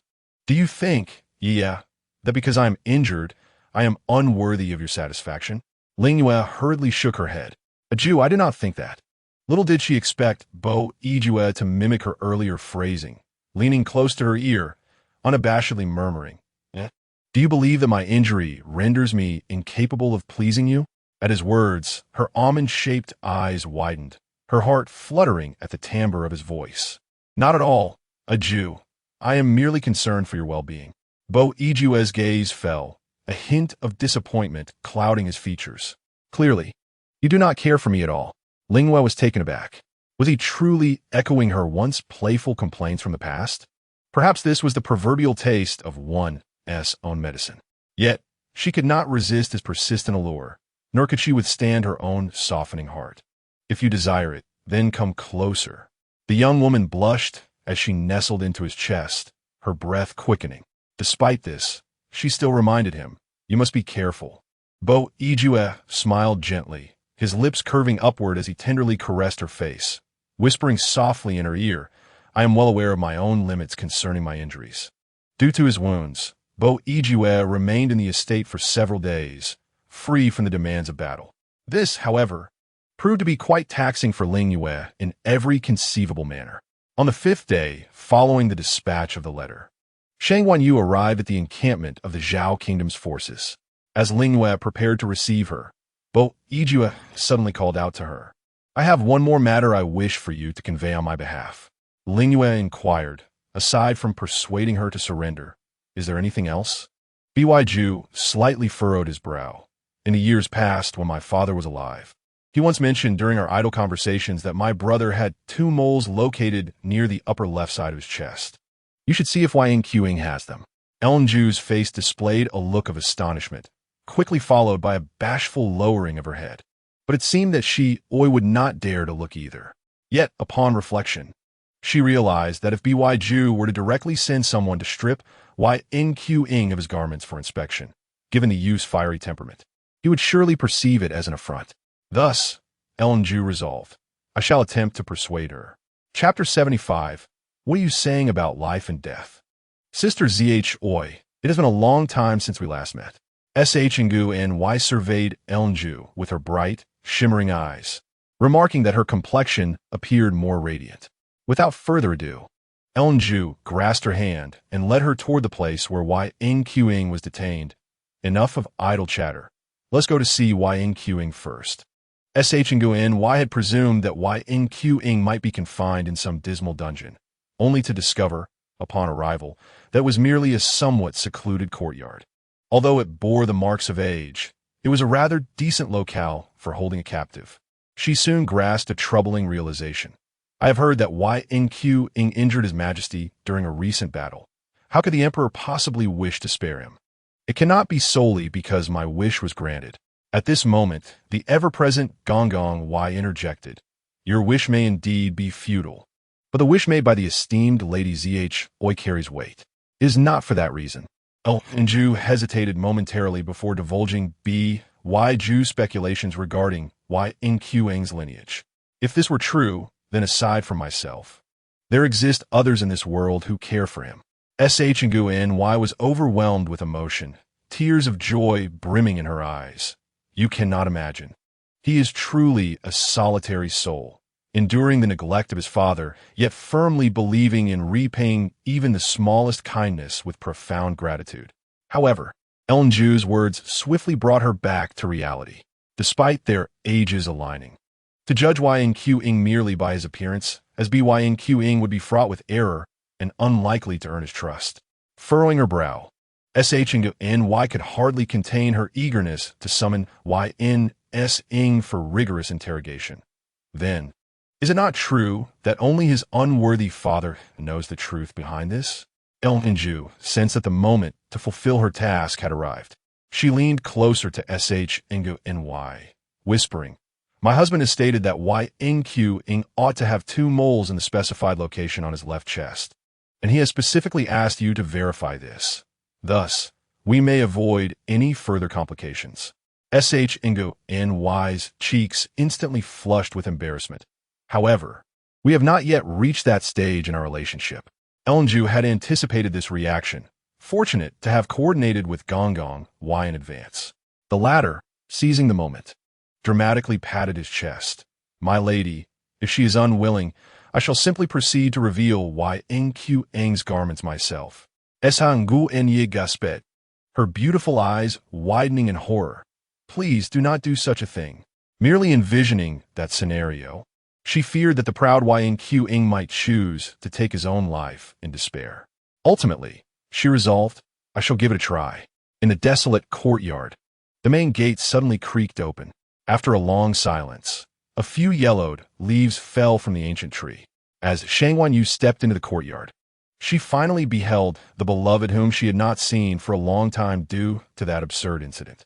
The young man, trapped within, lifted his gaze, incredulous at the sight of her enchanting figure. The courtyard gate suddenly slammed shut, awakening him to the reality that this was no dream. Yanqing trembled as he approached, wishing to reach out and touch her, yet fearing that as a mere prisoner, he would tarnish her dignity.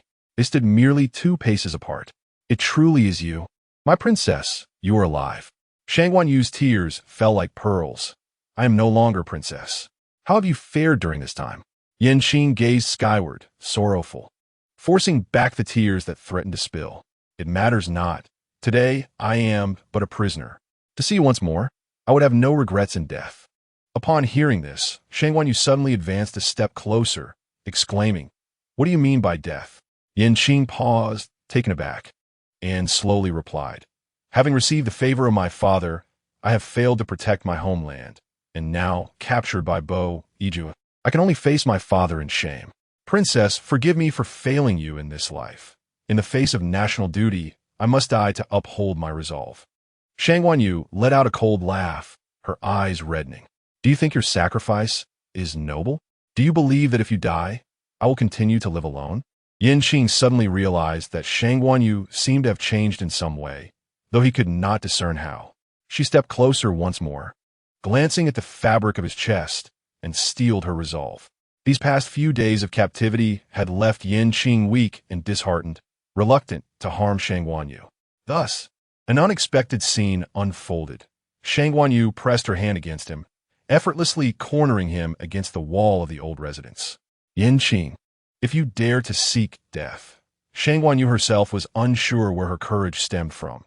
She merely understood that if she did not persuade him, this obstinate youth, steadfast in his loyalty and righteousness, might take drastic actions. Yanqing's eyes widened in shock as he felt the soft sweetness upon his lips, followed by a sudden sting. From now on, I will tie my purity to your fate. If you die, I shall follow you into death.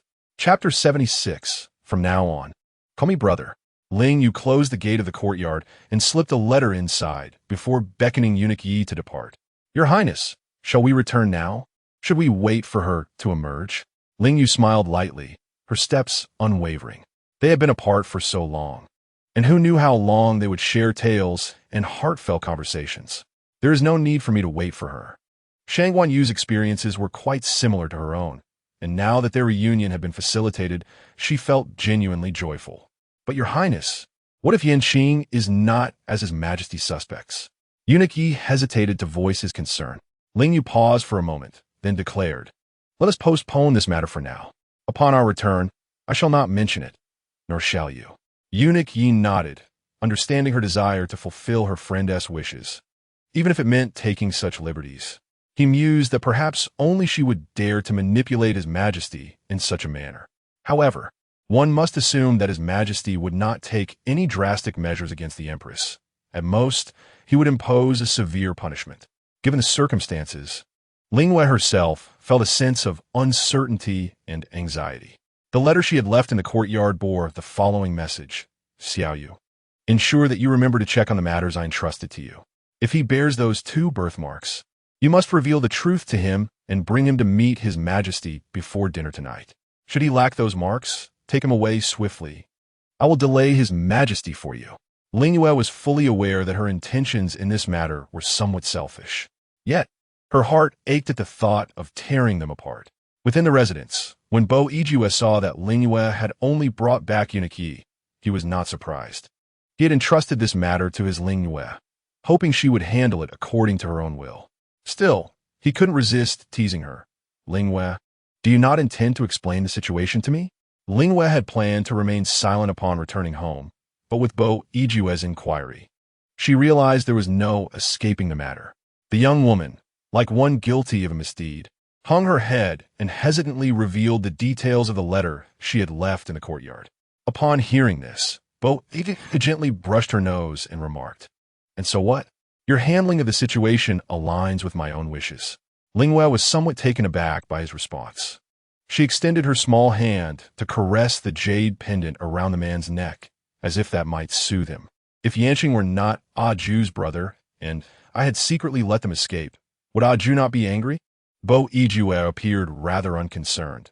If their identities do not match, I would indeed feel a tinge of disappointment.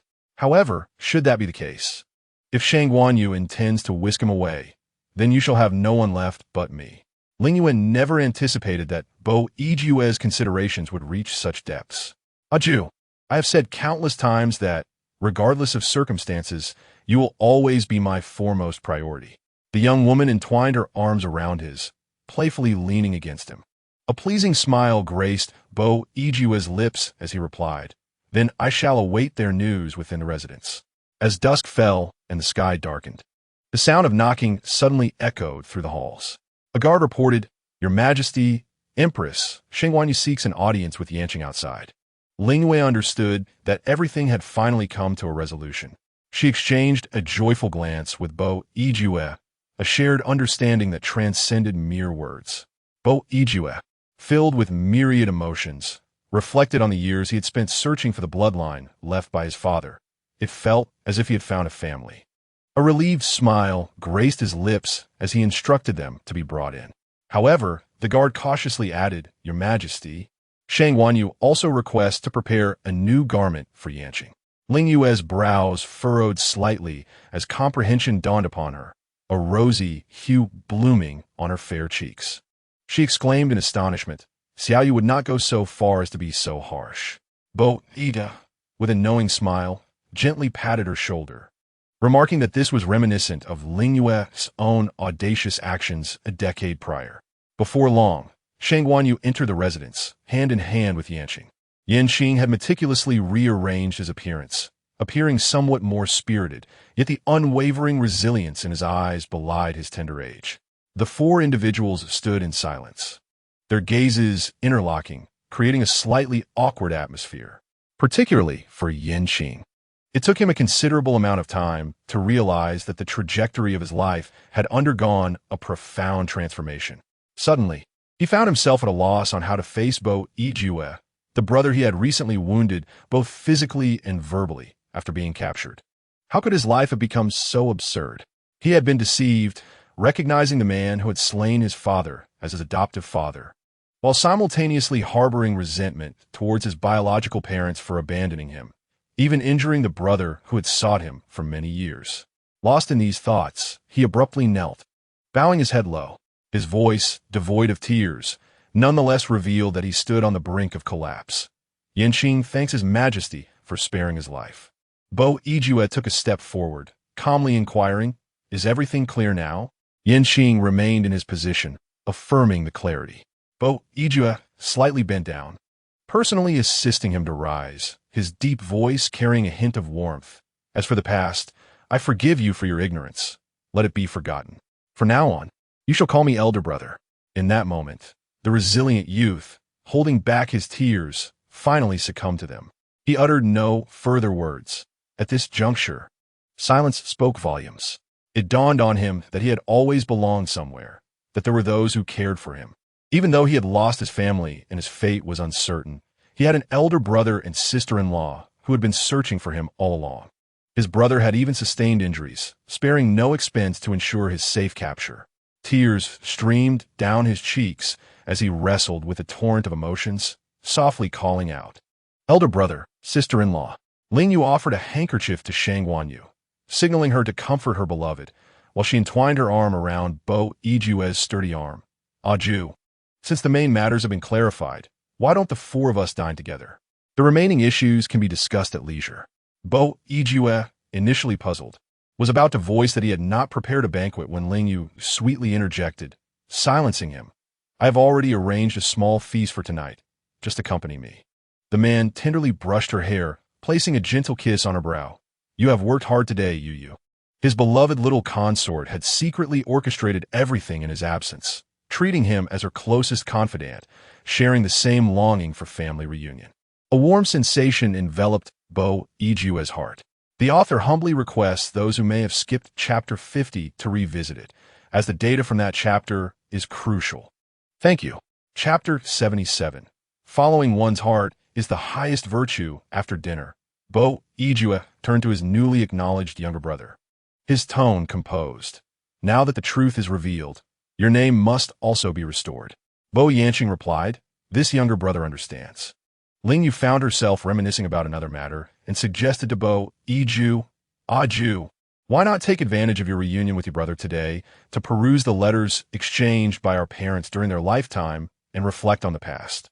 Bo Yue had always held Bo Zhao's letters in great esteem, carrying them by his side, even amidst the chaos of war, as if to keep her close to him. In those tumultuous times, despite the clamor of battle, Bo Zhao often wrote to his wife about domestic affairs and the well-being of their two children. Each yellowed and weathered sheet of paper represented one of the few tender moments amidst the turmoil of war. Now, with the world transformed and the two children grown, the author of those letters had long since departed from this realm. Bo Yue felt a profound sentiment. It was indeed fitting for the two brothers to read several family letters together in such a poignant moment. "What you say is indeed true," he responded. Gently, he caressed her cheek with his fingertip, saying, "I shall first take Yanqing to the study for a candlelit discussion." His gaze then casually swept over Shang Guanyu. "I permit you both to keep each other company for a while." Shang Guanyu stood frozen, still processing what had transpired, unable to comprehend what had irked Bo Yue. In the next moment, she was pulled away by Ling Yue. Observing her joyous and lively demeanor as she ran off with Shang Guanyu, Bo Iju felt inexplicably deceived by the little palace maid. Your Majesty? Bo Yanqing hesitantly called, pulling him back from his thoughts. At that moment, Bo Iju made a resolute decision, his expression remaining composed. He said calmly, "Once our parents' vengeance is thoroughly avenged, I shall ensure an early marriage for you both, granting her the title of your princess." A rare smile graced Bo Yanqing's features. "Thank you, Your Majesty." Yet, he could not fathom why his elder brother had suddenly broached this subject. Bo Iju, with his tall and straight posture, strode directly towards the study, muttering, "At that time, do pay closer attention to your princess and ensure she does not come seeking me unnecessarily." Meanwhile, Ling Yue led Shangguan Yu to a garden within the estate, where they sat by the pond, engaging in light conversation. The little enchantress spoke plainly and playfully, resembling a girl gossiping with her friends in front of screen. "Xiao Yu, do tell me what you did today that resulted in tearing his garments." The he in question was, of course, Bo Yanqing. Shangguan Yu blinked her delicate eyes, the hint of shyness evident even in the night. "Oh, can I really say that?" Ling Yu understood and playfully tilted her head. "Then I shall not press." She then retrieved a lotus-shaped lantern from her sleeve and handed it to Shangguan Yu, saying, "It is said that writing your wishes on paper and placing it inside the lantern makes them more likely to come true. Since you have finally reunited and your status has stabilized, I made this lantern for you upon hearing you were coming. Take it and make a wish." Shangguan Yu accepted the lantern, her face lighting up with a smile. "Sister Zhao Yi, you are truly wonderful." Yet, as she began to write her wish, her nose suddenly tinged with a bittersweet sensation. Several months prior, she found herself in despair, forced into marriage by her elder brother. Her identity as a princess rendered utterly insignificant overnight. With a heart resigned to fate and the sorrow of never reuniting with her beloved, she arrived in Xiangyan City. Yet, by a stroke of fortune brought about by Ling Yue's appearance, her life took an unexpected turn, leading to the present circumstances. Shangguan Yu placed her wishes upon a lantern, watching it float upon the pond, and sighed, "Sister, you are truly kind and have a good heart." Ling Yue shook her head, her mind swirling with countless thoughts. "I recognize my own shortcomings. Choosing to assist one side inevitably offends the other. My heart is quite selfish, and perhaps I am not as benevolent as I seem. Previously, I released you, intending to facilitate your union with Yanqing. But that was merely because I recalled my own origins and wished for you to be with your true love, as I longed to be. In the past, I often advised Awan against taking lives, yet one day, while disguised and strolling with him, I witnessed someone insult him and attempt to claim him for themselves. In that moment, I found no inclination to counsel him, even wishing to intervene myself." Hearing this, Shangguan Yu waved her hand before Ling Yue's dazed face, saying, "Sister, that is not how one should perceive it. Rather than call it selfishness, it is more akin to following one's true heart. In this world, there are seldom choices that please all. Perhaps it is the norm to show favoritism. Thus, dear sister, adhering to one's heart is the truest form of goodness." Ling Yue lingered in contemplation, finding herself somewhat bewildered by the latter part of Shangguan Yu's statement, finally responding with a smile. "Perhaps your interpretation holds merit." After an extensive conversation with Bo Yanqing, Bo Iju granted him another residence, allowing him to live alongside Shangguan Yu. Upon seeing Shangguan Yu called away, Ling Yue understood that her Ju was once again consumed by jealousy.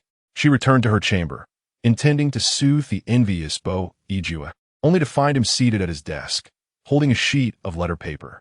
Upon hearing the faint sound of footsteps, Bo Iju placed the letter down and, with a smile, drew the young lady into his embrace. "Yeah, come see what this is." Ling Yue glanced up, her expression somewhat bashful. "It is a letter I privately left for Xiao Yu today. Why has a Jew sent someone to retrieve it? I quite admire Ye's handwriting. I shall cherish it every time I see it." Bo Iju replied, showing her the box he used to store letters, his voice gentle. "Do you know, aside from those from my father and mother, there are also yours within?" Ling Yue nodded, her voice sweet and melodic. "I am aware now. By the way, I have a question that remains unanswered." Bo Iju's tone shifted, and an unsettling premonition stirred within Ling Yue. Her cheeks flushed, What is it, a Jew? Bo Ijue's long fingers, as distinct as bamboo joints, gently traced a line on the letter paper from today, where it boldly stated, "I will help you keep the emperor occupied." His voice was low and alluring. "I wish to know, yeah, what plan do you intend to employ to occupy me?" The words slipped from Bo Ijue's lips, and in an instant, Ling Yue's cheeks flushed a deep crimson. Her heart quivered intensely. How could it caught her so off guard? A delicate pink hue spread from her neck to her porcelain-like collarbone, accentuating the jade pendant at the end of the red thread, which gleamed with a flawless luster. The man's deep, somber voice lingered in the air, and she wondered how long he would need to keep her here if they truly intended to flee together. The young woman's face was particularly bashful, her softly curled lashes fluttering like butterfly wings. This was indeed her worst-case scenario, and although circumstances had seemingly improved, the conclusion felt decidedly amiss. Bo Ijue's eyes sparkled with a myriad of emotions as she met his gaze, and she could not help but swallow hard.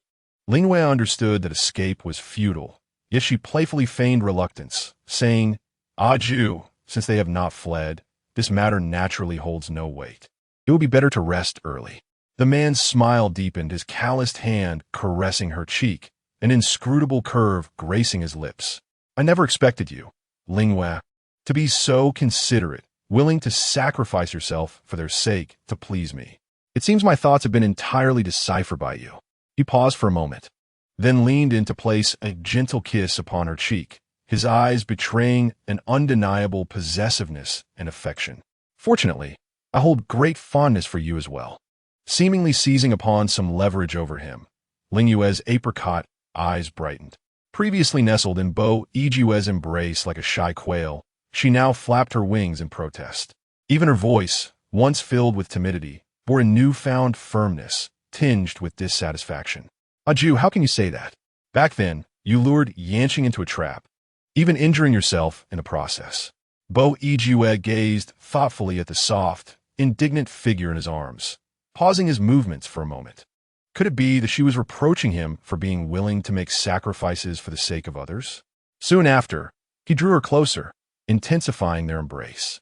The playful caress transformed into a tender rubbing, filled with affection. His deep-set eyes quietly traced the contours of her lovely face. After a while, he spoke, his voice gentle and light-hearted. "Ling Yue, if it were for you, I would be willing to give even more, even my life." Ling Yue was momentarily taken aback, her eyes widening in surprise. "Ah, Jew, that is not what I meant." Bo Ijue placed a long finger against her lips, signaling her to refrain from further words. Whether it was true or not mattered little. Ling Yue only needed to understand that he was speaking from his heart. Those words pierced her very core, and she felt her cheeks grow warmer still. Staring at him, her heart raced. Bo Ijue had just declared he would sacrifice everything, even his life, for her. Was this truly what she desired? Indeed, matters of life and death weighed heavier than mountains and should not be taken lightly. The two gazed deeply into each other's eyes, their emotions palpable, as only their erratic breaths filled the silence. The atmosphere in the chamber grew increasingly delicate. The window stood wide open, the autumn air outside resplendent. Yet the chill seemed utterly incapable of infiltrating the room. Ling Yue playfully bit his fingertip, her voice light and teasing. "What I truly meant to say earlier is that, Adjun, you genuinely worried me that day." However, Bo Ijue did not respond to her words. Instead, his peripheral vision caught sight of the finger she had mischievously nibbled, and he suddenly brushed it across his own delicate lips, intrigued. "Sweet," he murmured, a wicked smile gracing his handsome features, his voice gravelly. "I desire to taste more." Ling Yue responded softly, her almond eyes shimmering with shyness and allure. With her gaze cast downward, she wrapped her arms around Bo Ijue's slender waist, retreating a few steps towards the bed. Bo Ijue swept his sleeve over the candlestick, the warm flicker of the candlelight dancing before finally dwindling to mere embers, dispersing into wisps of ethereal smoke. Ling Yue, nestled in the soft embrace of fine mink, felt the man's tender kisses erode her last vestiges of consciousness. Whether in a dream or in the realm of reality, she felt like a solitary boat amidst tumultuous waves, confronting a surging undercurrent. In the endless darkness of night, devoid of any glimmer of light, a tempest assailed her, leaving her feeling helpless and alarmed. Then, she seemed to catch sight of Bo Ijue's silhouette, and this time, without a moment's hesitation, she rushed forward to embrace him tightly. She always remembered that Bo Ijue was her sole anchor in this world, her only salvation. Chapter 79. Drawing a little cat demon, it proved true that if Shangwan Yu had indeed eloped with Yanqing, Ling Yue could have delayed Bo Ijue for a day and a night on their behalf. The following morning, when Bo Yanqing intended to greet his elder brother, he was promptly advised by Eunuchy to turn back. Your Highness, His Majesty issued an edict last night, stating that he is still recovering from a shoulder injury and will not receive anyone. Upon hearing of his brother's injury, Bo Yanqing felt a moment of guilt, for it was he who had inflicted that wound. Please convey my regards to my brother, he instructed the eunuch, and inform him that I have urgent matters regarding the Day Kingdom to discuss. He had just been conferred the title of prince by Bo Ijue the night before and had yet to update his title. After relaying his message, Bo Yanqing returned home. However, on the way back, he was soon filled with astonishment. After all, the condition of his brother's shoulder should not have impeded his ability to meet with others, especially since he had seemed perfectly fine the day prior. It was not until nightfall that Bo Ijue emerged from his chamber, cradling the delicate and weary Xiao Jiaoi in his arms. Having experienced a fervent encounter, Ling Yue found herself in a daze. Feeling utterly fatigued despite having not eaten throughout the day, she genuinely wished to understand where Bo Ijue derived his stamina and wondered when he might finally forget that wicked little booklet she had thoroughly dismantled. Bo Ijue commanded his servants to swiftly prepare a sumptuous dinner and led her to wash and adorn herself. Ling Yue raised her delicate brows, playfully chiding him. The day is nearly over, yet I wonder for whom I am to dress up. Since there is no one else to meet, it is, of course, for my exclusive enjoyment. Bo Ijue replied with a smile gracing his lips, appearing entirely unwearied. Were it not for his concern that her body might not endure, Bo Ijue would have even been unperturbed about prolonging the time a little longer. The man cherished the girl sitting before the vanity. Whenever he had the time to meticulously groom her, he felt a profound sense of accomplishment, as if he had personally crafted this exquisite masterpiece, his heart swelling with affection. Was he perhaps overstepping his bounds? During their meal, Ling Yue stared blankly at the man, Bo Iju, who was continuously serving her dishes with unceasing fervor. She thought to herself, could it be that he has forgotten he himself hadn't eaten for an entire day and night? His gentle voice echoed in her ears. This is your favorite dish. Come now, Yu, eat a bit more. This dish is even better than what we have in the palace. I shall have the palace chefs learn from it. Just as Ling Yue swallowed a mouthful of food, Bo Iju had already blown on the next bite to cool it before bringing it to her lips. Aju! Ling Yue held back her laughter and shook her head vigorously, managing to evade his feeding for the moment. She seized the chopsticks from his hand, turning the tables and bringing them to his lips instead. Bo Iju paused in surprise, yet he opened his mouth to swallow the morsel. He was clearly taken aback, his striking eyes revealing a hint of displeasure. Yu, how dare you refuse me? Seeing him in such an uncharacteristic state of bewilderment, Ling Yue's eyes sparkled with mischief, and she could not help but smile. Aju, let me share a tale I heard in the demon realm. There was a cat demon who needed to embark on a 3-day journey, but had several little kittens to care for, making it inconvenient to take them along.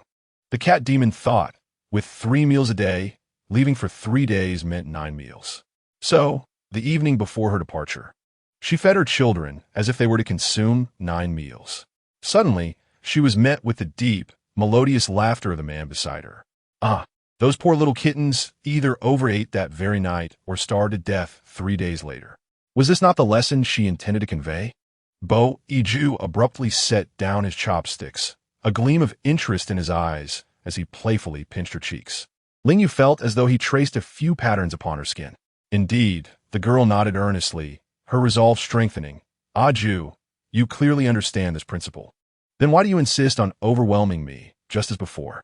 Bo Iju let out a low chuckle, his gaze becoming increasingly roguish. I certainly know that 3 days and nights are excessive, but a day and a night pose no issue. Ling Yue gasped, covering her flushed cheeks, feeling a mix of shyness and astonishment at the man's audacious thoughts that sometimes bordered on the absurd. All right, Yu, the story is concluded. It's time to continue our meal. Bo Iju swiftly masked his previous mirth, returning to serve her as he had before. The girl's face remained a vivid crimson, her eyes cast downwards, unwilling to take another bite. Only then did Bo Iju cease his feeding. Yet, he reached out with his long fingers, gently tracing her cheek once more. Ling Yue hesitantly inquired, Aju, what are you doing? I am drawing a little cat demon. He replied. Chapter 80. The little sorceress seeks to execute Bo Yanqing on the following day. Bo Iju finally rescinded the order to dismiss visitors. A multitude had gathered outside the estate. Not only Bo Yanqing, but also Bailey Huai and Xiao Yi among them. Your Majesty, you have finally consented to meet with us. When we came yesterday, we were all turned away by Eunuch Yi, they remarked. Bo Iju, holding Ling Yue's hand, maintained a composed demeanor.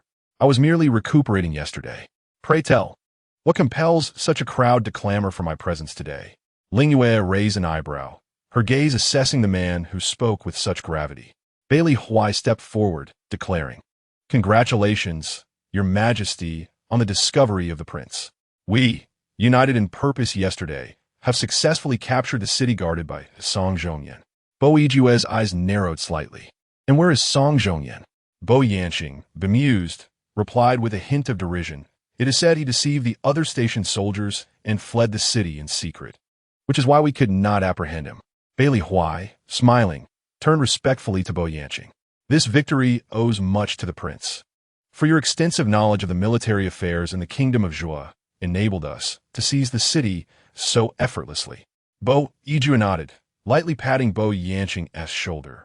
His praise evident. Excellent. With you, Yanqing, akin to a sharp blade, I shall ensure that your talents are not overlooked henceforth. Bo Yanqing reflected deeply, lamenting, Had I known the truth sooner, I would not have toiled so hard for the realm of that old rogue, Yin Song. Heaven knows the irony of my life. I once guarded the very man who murdered my father, while my own sovereign sat upon a throne I was led to believe was mine to protect. The endless hatred manifested on the youth's face, his anger palpable as he trembled with rage.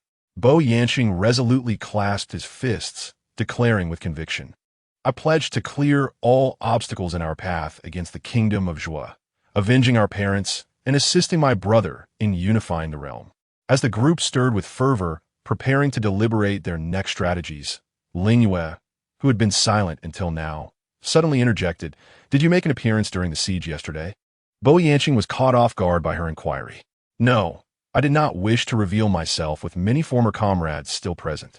Then this is fortuitous, she replied, a glimmer of cunning crossing her eyes, startling Bo Iju. Aju, perhaps it would be wise to conceal the truth of our kinship and declare that Yanqing has perished rather than surrendered. Oh, Bo Iju observed his little consort with newfound interest. She had been by his side for some time now, evolving in ways that delighted him, her actions becoming increasingly bold. Many eyes abruptly turned towards Ling Yue.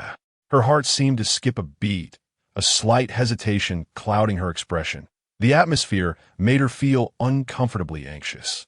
Bo Iju extended his arms, drawing her closer, gently bending down to reassure her, Fear not, speak freely. Feeling the warmth beside her, she gently nodded and continued. When General Song defected, it forced the strategist and Aju to alter their battle tactics repeatedly. If the Zhou kingdom learns that Yanqing has already acknowledged us, they too will undoubtedly change their strategies. However, if we claim that Yanqing has been executed, the Zhou kingdom will remain oblivious to our alliance with the prince. Thus, they will not hastily modify their usual combat strategies. Bailey Huai felt a jolt of admiration for the young Zhaoi. Although the strategy was somewhat convoluted, it was indeed the most effective means to leverage the prince's strengths. However, I believe, Your Highness, that your words are indeed accurate. Yet, concerning the prince's reputation, I am uncertain of his thoughts on this matter. Bailey Huai bowed to Bo Iju and Ling Yue, hesitatingly glancing at Bo Yanqing. It is merely a matter of a name. As long as we can successfully deal with the old pest Yin Song, I am willing. Bo Yin Qing smiled lightly, feeling relieved. After all, the former Yin Qing had indeed perished. Then let us proceed, as Jowie has instructed. Bo Yiju looked at her with admiration, his broad palm gently caressing the jeweled hairpin atop Ling Yue's head. His little Jowie was growing bolder by the day. How delightful. Chapter 81. The little sorceress's powers have ascended. Another morning dawned. As Ling Yue awoke, she discovered that the magic within her had been awakened to a significant extent. Contemplating a possibility, she decided to test it during her morning routine. As anticipated, she successfully froze all the water in the basin into blocks of ice. Ling Yue felt a twinge of displeasure. Just when the scorching heat of summer had allowed her to regain her fire control abilities, now that autumn had arrived, she was only just regaining the power to conjure ice. As Bo Yiju was preparing to change his attire, he passed the vanity and noticed a frown on the little Jowie's face. He languidly settled behind her, gently wrapping his arms around her waist. What troubles you? Is it that my hairstyle today does not meet your approval? Ling Yue turned to glance at him. Bo Yiju was clad in a light, partially open night robe, clearly having shed part of it, but not entirely. His sun-kissed chest was well-defined, the loose garment slipping off his shoulders as if it might fall at any moment. Ling Yue felt her cheeks flush and her heart race at the sight. She feigned calmness, steadying herself, and focused on the ridge of his chest, suddenly placing her small, icy hand upon it. He was so mischievous, always teasing her. Now was the perfect opportunity to chill him a bit. A playful and wicked smile danced across her delicate features, a glimmer of mischief sparkling in her clear eyes as she gazed at Bo Yiju. Yet, in the instant he felt the chill, he merely opened his eyes slightly, a silent smile gracing his lips as he quietly observed her. Feeling a sudden wave of embarrassment, Ling Yue attempted to retract her hand. However, in that moment, she felt the warmth and pressure on the back of her hand, incredulous. Bo Yiju had also extended his long, defined fingers and firmly trapped her audacious little hand against his warm chest. The man's enigmatic voice, rich and magnetic, seemed to express a tenderness towards her, yet also an insatiable desire. Why are your hands so cold? Yeah? Allow me to warm them. A crimson hue crept up Ling Yue's cheeks as she hurriedly shook her hands, signaling Bo Yiju to release her. Yiju, I was merely jesting with you. Do not freeze yourself. However, this time, his grip was as steadfast as a mountain, showing no inclination to loosen his hold. Bo Yiju languidly closed his eyes, appearing to savor the moment. Since I have not commanded you to stop, you must not cease. Keep holding on a little longer. Ling Yue's eyes widened in surprise.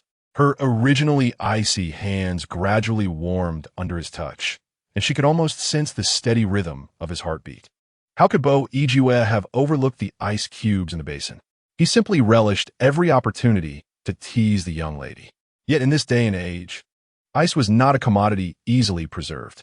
Finally, unable to suppress his curiosity, he softly inquired, "Where did you procure the ice?" Yeah? Ling Yue's almond-shaped eyes sparkled with moisture. Her cheeks tinted with a charming blush, revealing a profound shyness and delicacy. Yiju, release me first, and I will show you. Bo Yiju let out a low, husky chuckle, reluctantly loosening his grip. The young girl, both stubborn and bashful, personally changed into a fresh outfit for him and led him to the garden of the estate. In his presence, she swiftly pointed at the pond, causing all the water to freeze instantly. Bo Yiju was visibly captivated by this extraordinary phenomenon, a smile of indulgent affection blossoming in his gaze. My curiosity grows ever more insatiable. What other abilities did you possess in the demon realm? Yeah? Ling Yue tilted her head in contemplation. If her innate magic were fully awakened, she could restore all her former powers.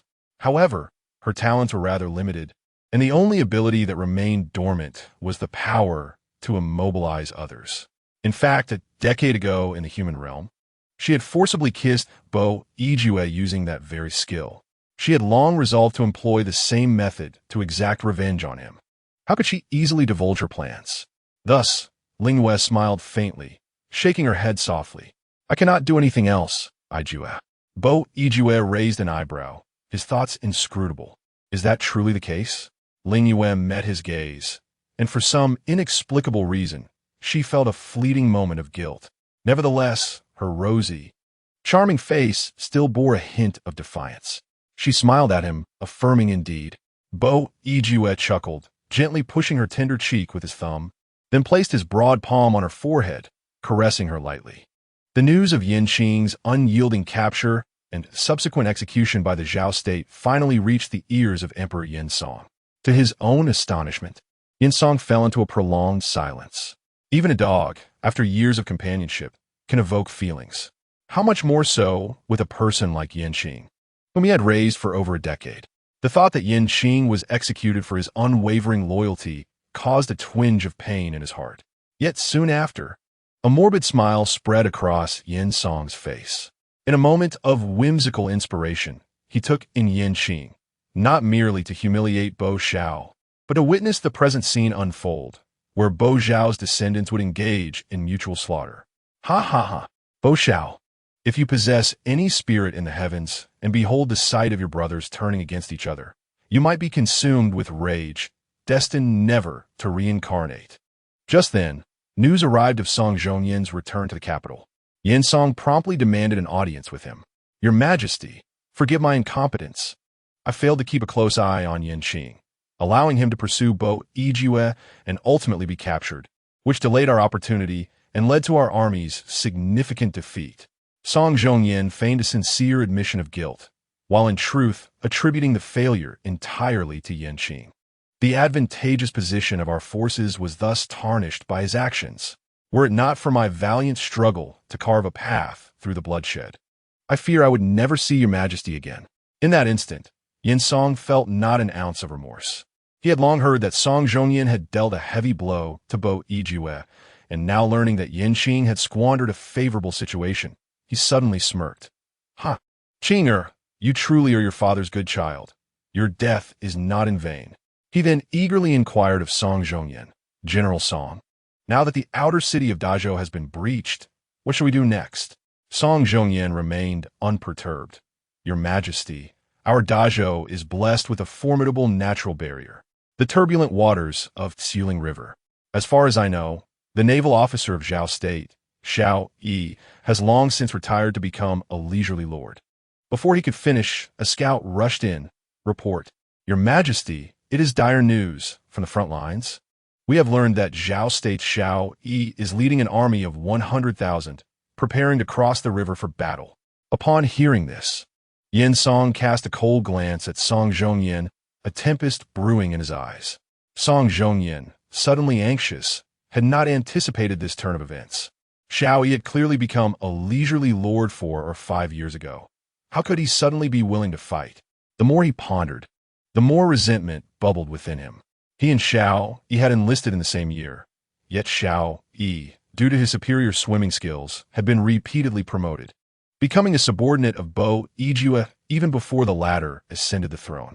Meanwhile, he had toiled for so long merely to attain the position of a general, only for Bo Yue to trust an enigmatic woman over him. His defection today was entirely Bo Yue's fault for being blind. To demonstrate his loyalty to the state of Dazhou, Song Zhongyin hastily advised, Your Majesty, Xiao Yi is exceptionally skilled in water tactics and commands a well-trained naval force. Employing conventional methods may prove insufficient for victory. Chapter 82. Forever open-hearted, forever reckless on the Zhao state side. All was serene. With the first battle victorious and Bo Yue having reclaimed the flesh and blood of the late emperor, the atmosphere in the council chamber was exceedingly harmonious. On the eve of battle, Xiao Yi raised a toast. Your Majesty, should we triumph in this battle, Dazhou will have no strength left to resist, and the unification of the realm shall be imminent. Bo Yue reciprocated with a cup of tea, remarking on Xiao Yi's willingness to venture forth again, promising grand rewards upon his victorious return. Just as he took a sip, he realized that the tea had been surreptitiously exchanged for wine by the little concubine Xiao beside him. Excellent. The little enchantress had grown bolder. He slightly furrowed his brow, then feigned nonchalance as he downed his drink with gusto. Xiao Yi continued, Your Majesty, I seek no accolades. Once the war in the Daylight Kingdom concludes, I merely wish to return to Fanling City and live as a leisurely lord, tending to the princess. Well said, Bo Yijue nodded, raising his glass in return. He understood Xiao Yi's disposition well, and thus remarked, I shall await your good news here. Soon, he had arranged matters concerning the river crossing with the others. Many ministers had intended to offer their congratulations, but unexpectedly, Bo Yijue stood abruptly, brazenly lifting the Jiaoyi consort into his embrace. Ling Yue's innocent facade was marred by shock, mirroring the astonishment of those present. Your Majesty? Some voices attempted to interject, but Bo Yijue merely dismissed them with a calm. When Xiao Yi returns, you may visit me at the manor. To Ling Yue's surprise, Bo Yijue did not take her directly to the chamber for punishment. Instead, he led her to the courtyard and summoned for some wine. Beneath the moonlight, the man's visage bore a cold and alluring charm, leaving Ling Yue uncertain whether he was intoxicated. Her porcelain-like face took on a faint blush, her watery eyes blinked gently. Yijue, I only mimicked how you had bullied me before. Bo Yijue chuckled softly, slowly lifting her chin with his fingertip, his gaze laden with an undeniable intensity. Have you considered, Yue, what I might do if I were to become inebriated? Ling Yue, with an innocent expression, replied, but Yijue, if you only drink a couple of cups, you won't become drunk. Before her words could fully escape, the man suddenly lowered his head, capturing her soft, sweet lips. Instinctively, she pushed against him, yet Bo Yijue's strength was incomparable. Amidst his fervent kiss and embrace, she soon found herself unsteady, involuntarily leaning into him. The faint scent of alcohol wafted into her nostrils, filling her head with warmth and a dizzying sensation. The fragrance that enveloped her was irresistibly alluring, while within the depths of his profound and graceful gaze lay an enigmatic dominance. Bo Yijue inhaled gently, his voice husky as he declared, Tonight, I wish to revel in intoxication with you. Ling Yue's eyes misted over, her apricot-hued orbs slightly reddening. If time could rewind, she would never dare to engage in such playful antics again. Yijue was utterly unreasonable. He was clearly not drunk, yet he insisted on dragging her into his revelry. Initially, Bo Yijue tenderly brushed his lips against her cheeks and mouth, gradually trailing down her jawline to her neck, eliciting shivers from her. Finally, he released her, imparting a meaning-laden statement. Indeed, Yue, your courage has grown considerably. Ling Yue shook her head vigorously, vowing not to be so bold again. Yet he tenderly cradled her flushed face, whispering softly, I hope you will always be open before me, always unrestrained. As time passed, Ling Yue's memories began to blur. Inexplicably, she found herself willingly downing another cup. On a slightly cool autumn night, the intoxication of wine is indeed contagious. The following day, Bo Yijue awaited news of the battle at Suling River alongside Ling Yue. However, after a prolonged wait, he received word that Xiao Yi had suffered a crushing defeat, a revelation that narrowed his eyes with a fierce intensity. He had witnessed Xiao Yi's prowess and trusted in his abilities. Thus, the truth behind this defeat could not possibly be so simple. What had transpired? Bo Yijue's voice turned frigid as he inquired. Bailey Huai responded, Your Majesty, the beasts of the day kingdom, devoid of humanity, have resorted to despicable tactics to ensure our failure, disregarding the livelihoods of the common people by poisoning the very source of the river, an atrocity beyond comprehension. Yinsong's actions are utterly outrageous. A chill enveloped Bo Yijue. The Tsuling River was not only a natural barrier for the Day Kingdom, but also the lifeline for its citizens. Nearly half of the population relied on the river's waters for their daily sustenance, for bathing, cooking, and drinking, an unbroken cycle of life. In Song's actions, shameful in the context of war, blatantly ignored the lives of millions, rendering his cruelty incomprehensible. Ling Yue, standing beside Bo Yijue, listened intently, her heart aching. She pondered what manner of person could so callously disregard the plight of the world's populace for the sake of illusory imperial power. Suddenly, a commotion arose from outside, and her curiosity piqued as she glanced up, only to witness Xiao Yi, bloodied and near lifeless, being carried back. Her heart quivered at the sight. Perhaps owing to Bo Yijue's formidable prowess, She had never truly witnessed the brutal realities of the battlefield. At this moment, she was profoundly shaken. Having seen Xiao Yi in good health, the sight of him now, so bloodied, was beyond her comprehension. Yue, she called out tremulously. Bo Yue enveloped her in his embrace. His voice deep and laced with fury. Summon the imperial physician at once. Ling Yue nestled against him, her eyes reddening as she recalled Xiao Yi's last wish before departing for battle. He merely wished to return to Fanling City, to quietly protect the woman he loved but could not possess. Ling Yue, grateful to be by the side of the one she cherished, began to empathize deeply. If she were the former county princess of Fanling City and received such news, how would she react? This thought consumed her, leaving her in a state of turmoil. Eventually, she regained her composure and, with a trembling hand, tugged at Bo Yijue's sleeve, her tone resolute. Yue, I wish to write a letter to Fanling City. Chapter 83. Conquering the Day Kingdom within 10 days? Is Ye truly intent on writing to that county princess? Bo Yue regarded her, feeling as if she were a matchmaker, eager to unite yet another pair. In truth, Ling Yue had just consulted her own divination. Although her predictions were not guaranteed to be accurate, the outcome she had dreaded had indeed materialized. With a heavy heart, she glanced at Xiao Yi. If Yue did not convey the matter to that county princess, countless regrets would surely follow. Bo Yue nodded. If she wished to play the matchmaker, then let her do so. Yeah, pin your letter, and I shall ensure it is delivered with utmost urgency. At that moment, Xiao Yi's bloodied hand stirred slightly. He parted his lips, his voice barely audible, almost a whisper. Do not write, do not tell her. Let her forget me. Ling Yue, holding the paper and pen she had just retrieved, cast a bewildered glance at Bo Yue. This was a common affliction among many soldiers. Why did they so often prefer to conceal their injuries? Did they truly believe that by hiding, they could spare their loved ones from worry, or even lead them to forget? Just then, the voice of Eunuch Yi pierced through. Your Majesty, the imperial physician has arrived. In the urgency of the situation, Eunuch Yi swiftly ushered the physician inside. After taking Xiao Yi's pulse, the physician's expression turned grim. Bo Yiju's voice, sharp as ice, inquired, Do you know what poison that old wretch Yin Song has administered? The physician's voice trembled as he replied, Your Majesty, the poison is the long-lost Pabing sand from Ningguo, which should not exist in Zur.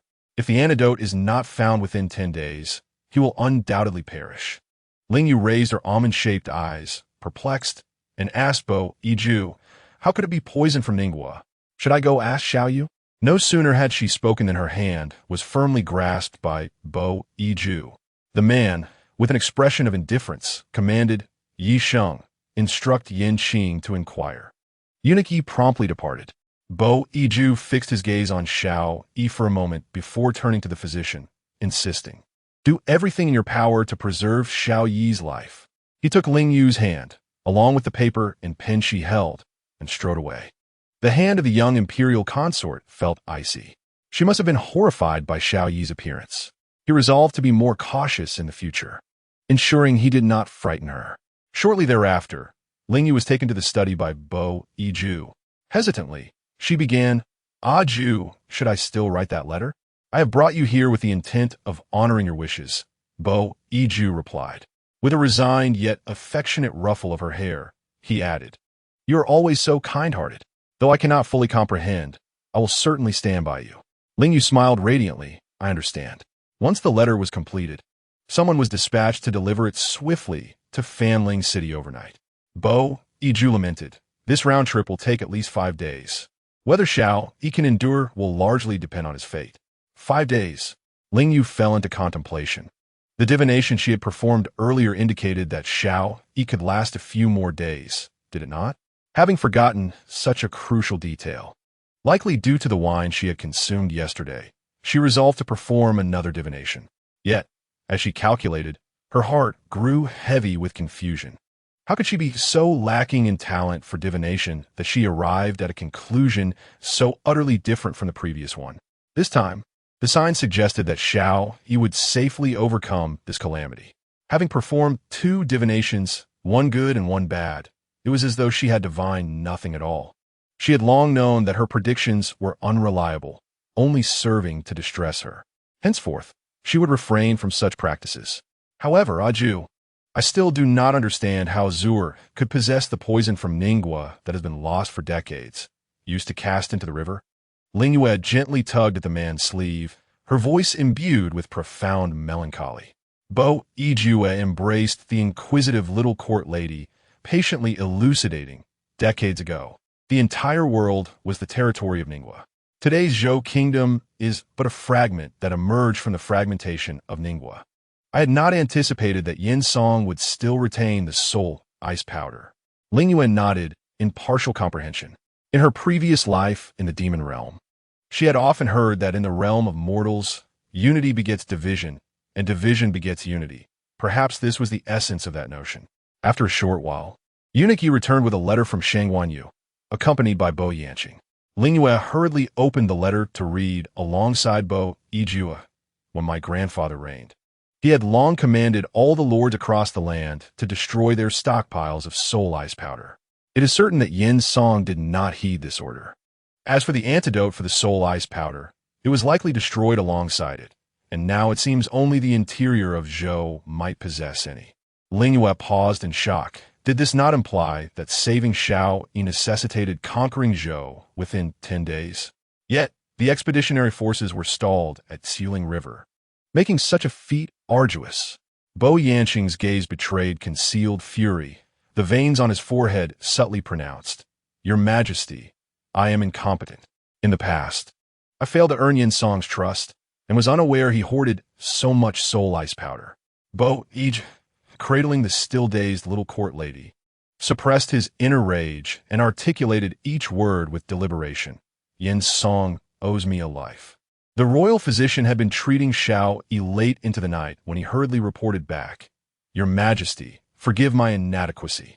Were it not for General Zhao's robust constitution, a man with 3 arrow wounds and over 10 sword injuries would have perished long ago." He paused to catch his breath, and Bo Yijue's countenance darkened to an extreme. The physician quickly continued, "I can only staunch the general's injuries, but the poison is already spread, and there is truly no antidote." "You may leave," Bo Yijue replied, his temper restrained. He was already aware of the absence of an antidote. "Your Majesty, Your Highness," came a frail voice from the bed where Shao Yi lay. Ling Yue and Bo Yijue hurried to his side, their concern palpable. "For the great cause of unifying the Zhou kingdom, I die without regret." Silence. Bo Yijue's eyes were crimson, filled with boundless hatred for Yin Song, alongside an overwhelming sense of loss for his last comrade in arms. Ling Yue felt the man beside her gripping her hand tightly, his warmth intensifying.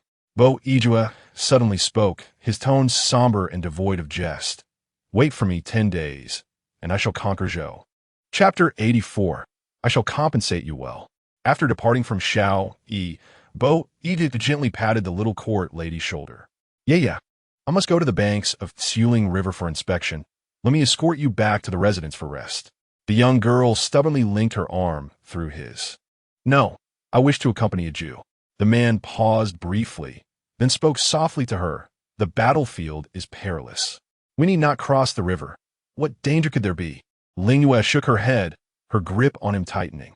Bo Yiju gazed calmly at her, inwardly contemplating. It seems that is indeed the case. Even if danger lurks, I must proceed. Today, witnessing Shao Yi's demeanor revealed to me the challenges that a Jew faces daily. A pair of small hands playfully scratched at his arm, and Bo Yiju found himself unable to resist her charming antics. After a moment of careful consideration, he confirmed that there was no real peril in heading to the riverbank, and thus he nodded, saying, "I shall take you there, but do not let it happen again." At the Ling riverbank, gazing at the tumultuous waters, comparable to ocean waves, Ling Yue felt a profound shock within her. "How fierce this river is," she murmured. It was precisely due to the ferocious current of the Ling River that Yin Song was able to successfully separate the Diyu kingdom from the Ning kingdom years ago. Bo Yiju patiently explained to the young Shao Jiaoyi the various historical events that had transpired over the past decade and more. "Oh," Ling Yue nodded, somewhat understanding. Yet her gaze was irresistibly drawn to the river's surface, appearing entranced. Does you have something on her mind? The man's deep, enigmatic eyes shimmered with concern. The young girl shook her head, pondering, I wonder if only this river were less fierce. Could we easily launch an attack? Bo Iju chuckled lightly. What does you mean by this? But soon, a possibility struck him. Could this little sorceress be contemplating freezing the entire river surface? In the next moment, a glimmer of hope sparked in his sword-like gaze. To his astonishment, Ling Yue indeed pointed towards the river, and immediately, a thin layer of ice floated upon the water. However, the relentless waves soon shattered and disrupted that fragile layer, reducing it all to fleeting bubbles. Ling Yue pouted, murmuring, "It truly is fierce." Bo Iju chuckled softly, embracing her in front of several soldiers, his voice low and magnetic. Enough, enough, this is not Yu's fault. Yet, Ling Yue was ignited by his words, resolutely declaring, "No, I shall try again," with her brows slightly furrowed and a remarkably serious expression. Her apricot eyes seemed to reflect the stars and the vast sea. With another pointed gesture, a markedly different result emerged. A path resembling one paved with ice appeared before them, remarkably stable despite the river's relentless currents. "Your Majesty, this! Truly, heaven aids our great Zhao." The crowd erupted in exclamations of astonishment. With this, our troops could cross the river without relying on the navy, nor fear being poisoned. The joy on by Li Huai and others' faces was unmistakable as they knelt, beseeching the emperor to deploy the troops immediately. Bo Iju, though shocked, maintained his composure. His eyes shimmered with genuine brilliance as he softly inquired, "Will this harm U.S. health?" Ling Yue tilted her head charmingly, resting lightly against his shoulder. "No, just a little tiring." "Then that is good." A glimmer of joy passed through the man's eyes as he gently brushed aside her hair, placing a soft kiss upon her forehead. Bo Iju tenderly set his little Jiaoi down, momentarily suppressing his emotions, and handed a military token to Qin Si. General Qin promptly returned to organize the troops, gathering them here in succession to cross the river. Remember to keep noise to a minimum and prepare for a surprise attack. The old minister obeys. Once all arrangements were promptly made, Bo Iju took Ling Yue to a secluded spot by the riverbank to sit down. Whenever the river's icy path was eroded by the flowing waters, Ling Yue would quickly freeze it again.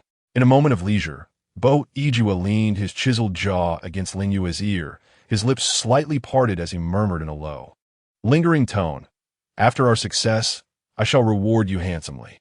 Ling Yue's delicate brows furrowed slightly, her fair cheeks tinged with a hint of pink as she replied, "I desire no reward." The man responded with an intriguing "oh," adding, "Yet I have not specified the nature of the reward."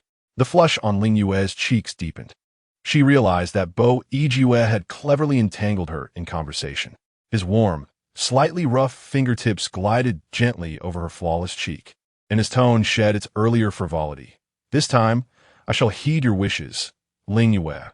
I have no ulterior motives." Bo Iju's heart was filled with a complex mix of emotions. He had previously vowed never to put his Ling Yue in harm's way for the sake of warfare.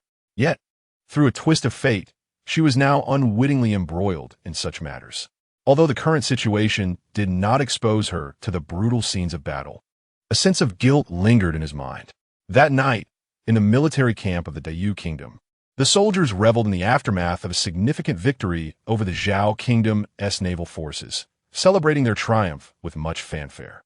Song Zhongyan, in particular, was lost in visions of further promotion, raising his cup in celebration among the revelers.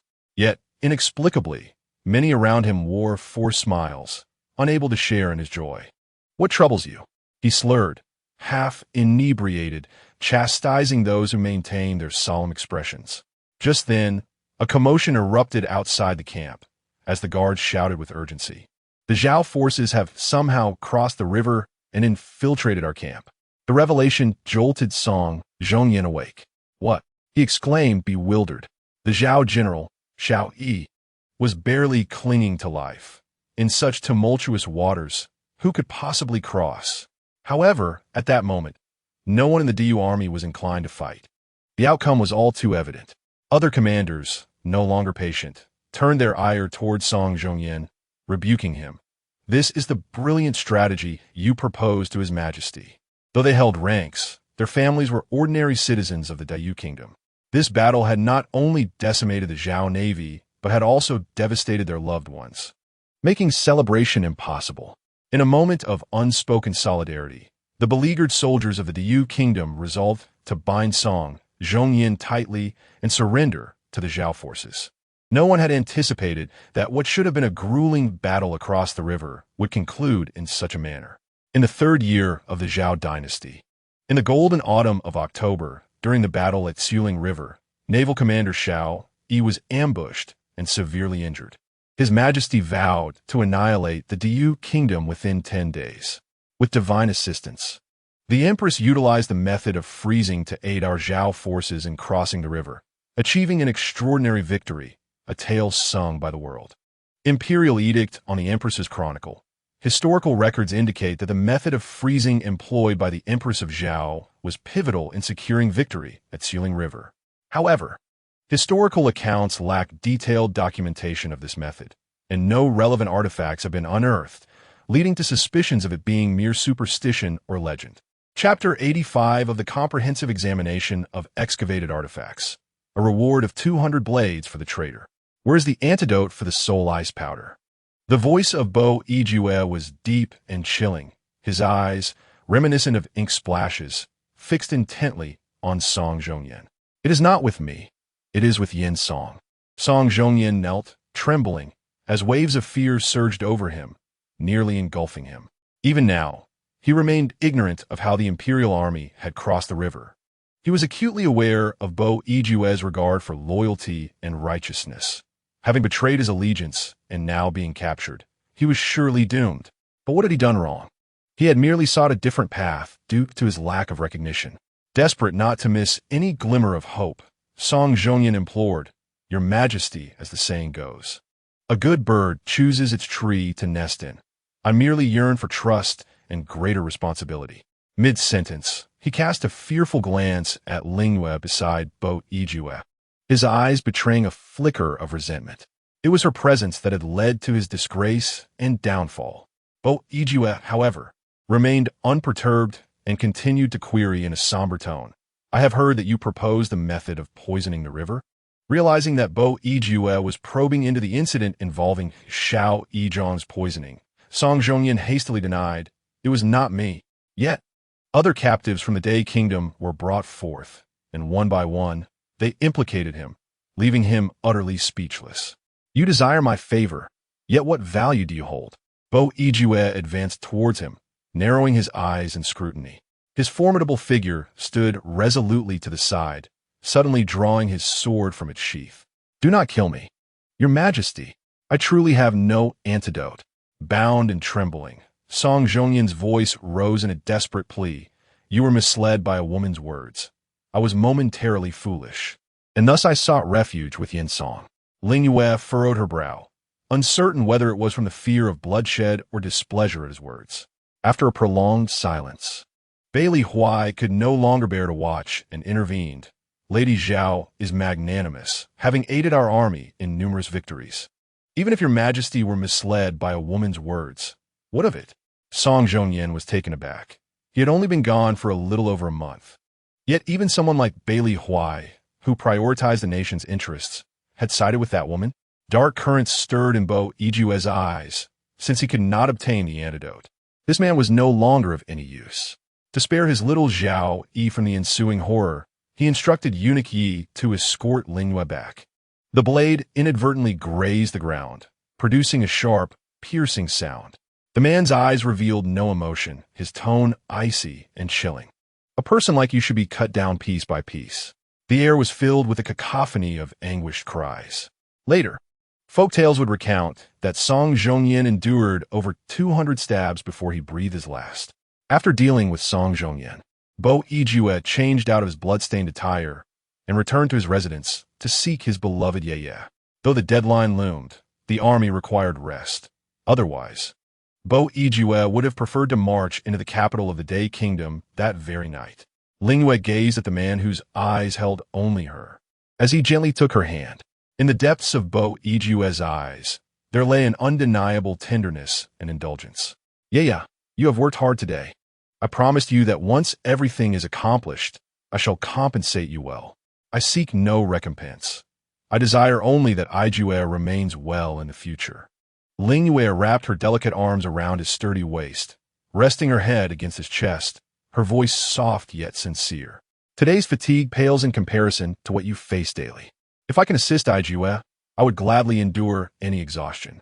Upon uttering these words, she tilted her head to observe his visage, but noticed the subtle motion of his angular throat, as if he wished to speak, yet remained silent.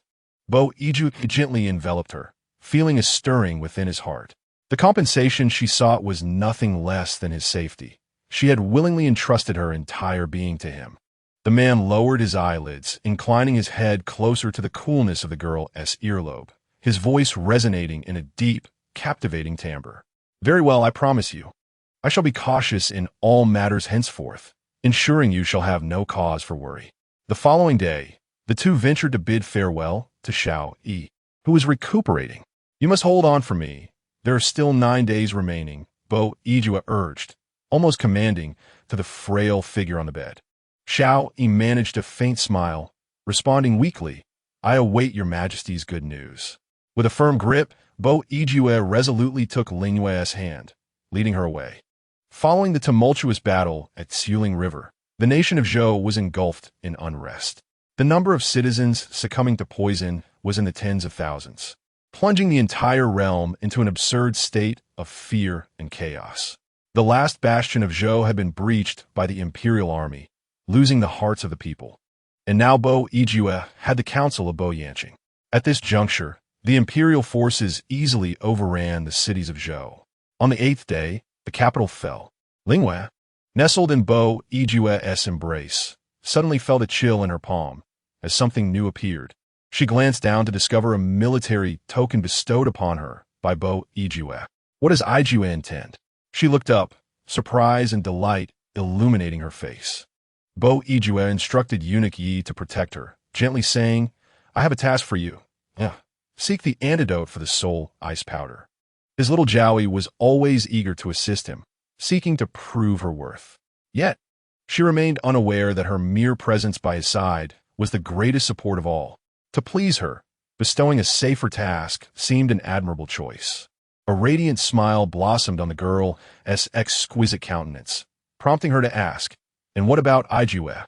Bo Ijue affectionately ruffled her hair, responding nonchalantly, I shall join Yanqing in the palace to besiege Yinsong.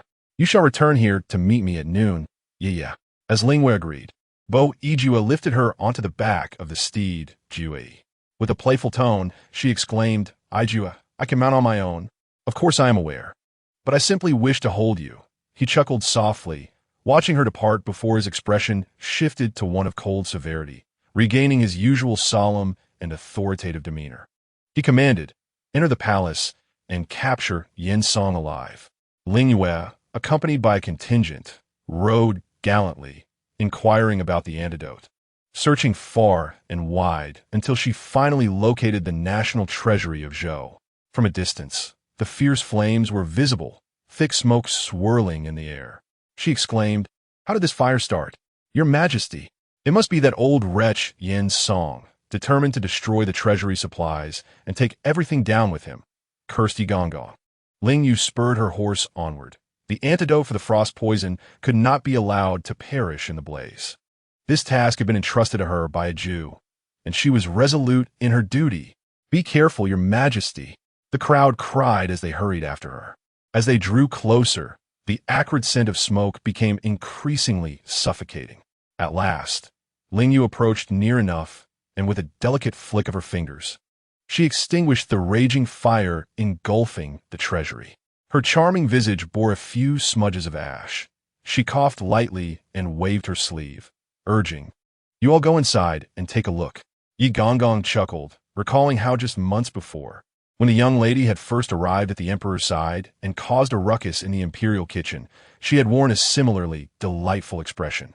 Who could have imagined that in such a brief span, this young girl had matured into the esteemed consort accompanying the sovereign in his quest to unify the realm.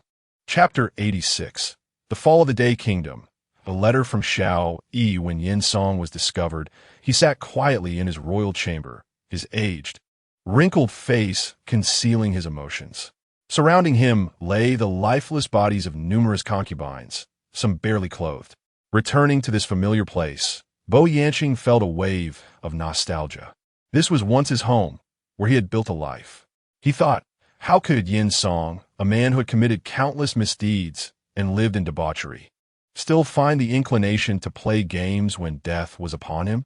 Bo Yijue did not allow Bo Yanqing to confront Yin Song directly, but instead gestured for him to listen from the outside. Bo Yijue, you have finally arrived, Yin Song said with a strange smile. I knew you would not let me go, but there are several matters I must divulge to you. He had long coated his hand with arsenic, intending to take his own life if things turned dire. Yet, before his demise, he was determined to reveal the truths that would haunt Bo Yijue for a lifetime. Though his death was inevitable, he would ensure that no one would find solace. Bo Yijue remained composed, nodding slightly. Pray, let me hear your frantic barking. Yin Song was momentarily taken aback. Did this young man dare to insult him? Listen well. Bo Xiao was in fact killed by me and by Su. The moment the words left his lips, the courtiers of the Zhao kingdom, save for Bo Yijue, were left in stunned silence. Whispers filled the room, particularly from Qin Si, who had previously interacted with Bo Xiao, exclaiming, how could the late emperor's murder be connected to Prime Minister Bai? He turned his astonished gaze towards his sovereign, only to find that despite the anger etched upon the emperor's face, there was no trace of surprise. Bo Yijue shot Yin Song a cold glance, his voice frigid. In truth, I have known all along. That Bai Su was also eliminated by my orders. Yin Song's heart trembled when Bo Xiao was slain. Bo Yijue had been but a mere child. How could he have remained silent all these years? What kind of resolve did that child possess? Seeing that Bo Yijue did not react with the expected fury, Yin Song decided to reveal his trump card. He laughed madly. What does it matter if you know? Byu, I must inform you that Yin is, in fact, the flesh and blood of Bishio. You have slain him with your own hands. If Bishio were to learn of the fratricidal strife between you, would he not rest in eternal torment? In a fit of rage, Byu drew his sword, his eyes glimmering crimson, the fury burning brightly within them. His facade was but a ruse. The more agitated Byu became, the more exhilarated Yin felt, babbling incessantly. Bishio's woman was indeed a sight to behold. Yet she preferred to plummet with her child rather than submit to me. As fate would have it, the child miraculously survived, and upon seeing him, he bore an uncanny resemblance to his mother, compelling me to take him in. How fortuitous, for his name contains a character that phonetically aligns with mine. Is this not a grand destiny? Upon hearing these words, Byu's countenance darkened to such an extent that it seemed as though ink could drip from it. His restraint evidently pushed to its limits. His mother had met such a tragic end. Yin savored his triumph with a wicked grin, fully aware that he was on the brink of the most perilous fate. However, as he raised his hand, Byu seized the opportunity. A blood-curdling scream pierced the air as a bloodied arm fell to the ground. How dare you? Yin, having failed in his attempt to take his own life, clutched his severed limb in agony, his visage twisted in pain. The chilling atmosphere intensified as Byu roared. Continue to scream, if you dare. At this juncture, Yin could only seethe with impotent fury, desperately hurling words meant to provoke Byu. The child is truly pitiable. I have raised him like a dog, yet he calls me Father Emperor daily. A mere token of my favor brings him immense joy. Before he could finish, Byu, unable to contain himself any longer, stormed into the hall, delivering a vicious kick to Yin's severed arm. Yin shrieked, finally recognizing his assailant, his pupils narrowing in shock. What was happening? Hadn't Yin been executed by the Zhao kingdom? Just as he attempted to speak, a wave of excruciating pain shattered his thoughts. In that moment, the once reserved Yin transformed, his pent-up rage beyond the realm of words. The youth, with a scowl, remained silent, delivering kick after kick. strike after strike for a duration of 15 minutes. Ju escorted the others away, knowing that the enmity between his brother and Yin required further reckoning. In the kingdom of Zhu, the royal surname was Yin, ruled by a single emperor for 32 years. During the latter years of the Yin dynasty, it fractured and established itself as an independent nation, divided by a river, only to be ultimately overthrown by the Zhou emperor and the Zhou emperor. At noon, Ling Yue met with Ju as agreed. Both her and the eunuch Y's faces bore a troubled expression. Ling Yue, feeling a sense of disappointment, approached Ju, suddenly realizing someone was missing. Where was Qing? He needed solitude for a moment. Ju refrained from inquiring about the antidote. He had already discerned the situation from her demeanor. Ultimately, Y could no longer contain his words. That old rogue Ing has set the entire treasury ablaze. Although the Empress has extinguished the flames, the servants and soldiers are unable to locate any trace of the antidote. Ling Yue's almond-shaped eyes brimmed with tears, her lashes glistening with droplets of sorrow. Ju furrowed his brow, ever so slightly. His warm palm gently caressed Ling Yue's cheek, tenderly soothing her emotions as he embraced her close to his heart. It was not her fault. She had performed admirably. Your Majesty, I believe we should hasten back to bid General Xiao a final farewell. Today marks the 8th day, whispered Yi Gongong. Ju gazed skyward, a melancholy sigh escaping his lips. Then let us return to the riverbank. At that moment, a soldier arrived with a letter.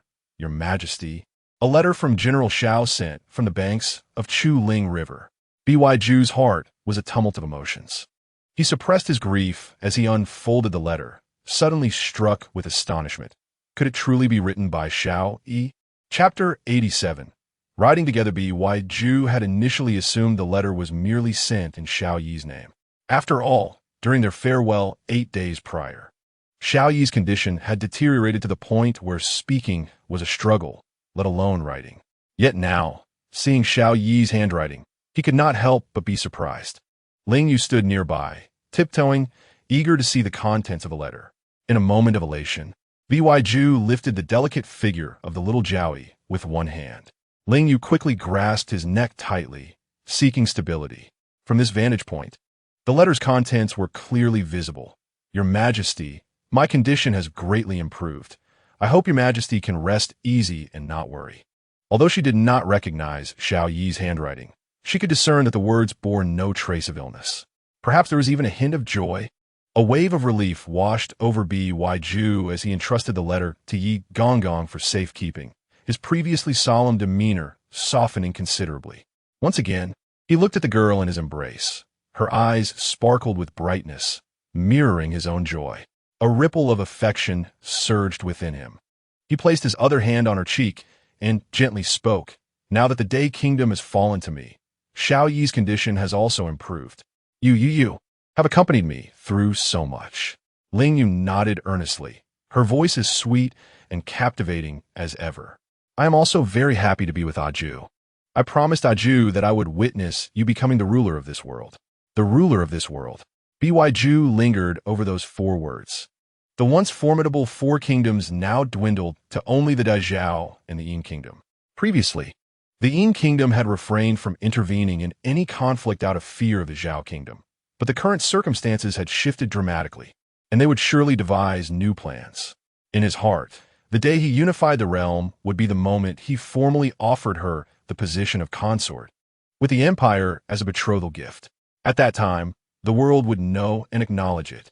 But presently, the pressing concern remained Xiao Yi's condition. Ju leaned down to place a gentle kiss on her forehead. You, shall we set out now to check on him? Ling Yue nodded obediently, suddenly feeling herself lift as Ju mounted his horse, taking her along with him. She felt somewhat at a loss as she gently poked Jue's chest with her index finger, her cheeks flushed with embarrassment. There were so many people watching them, and they were riding the same horse. The man behind her chuckled softly, and it seemed that Ye's memory was not particularly reliable.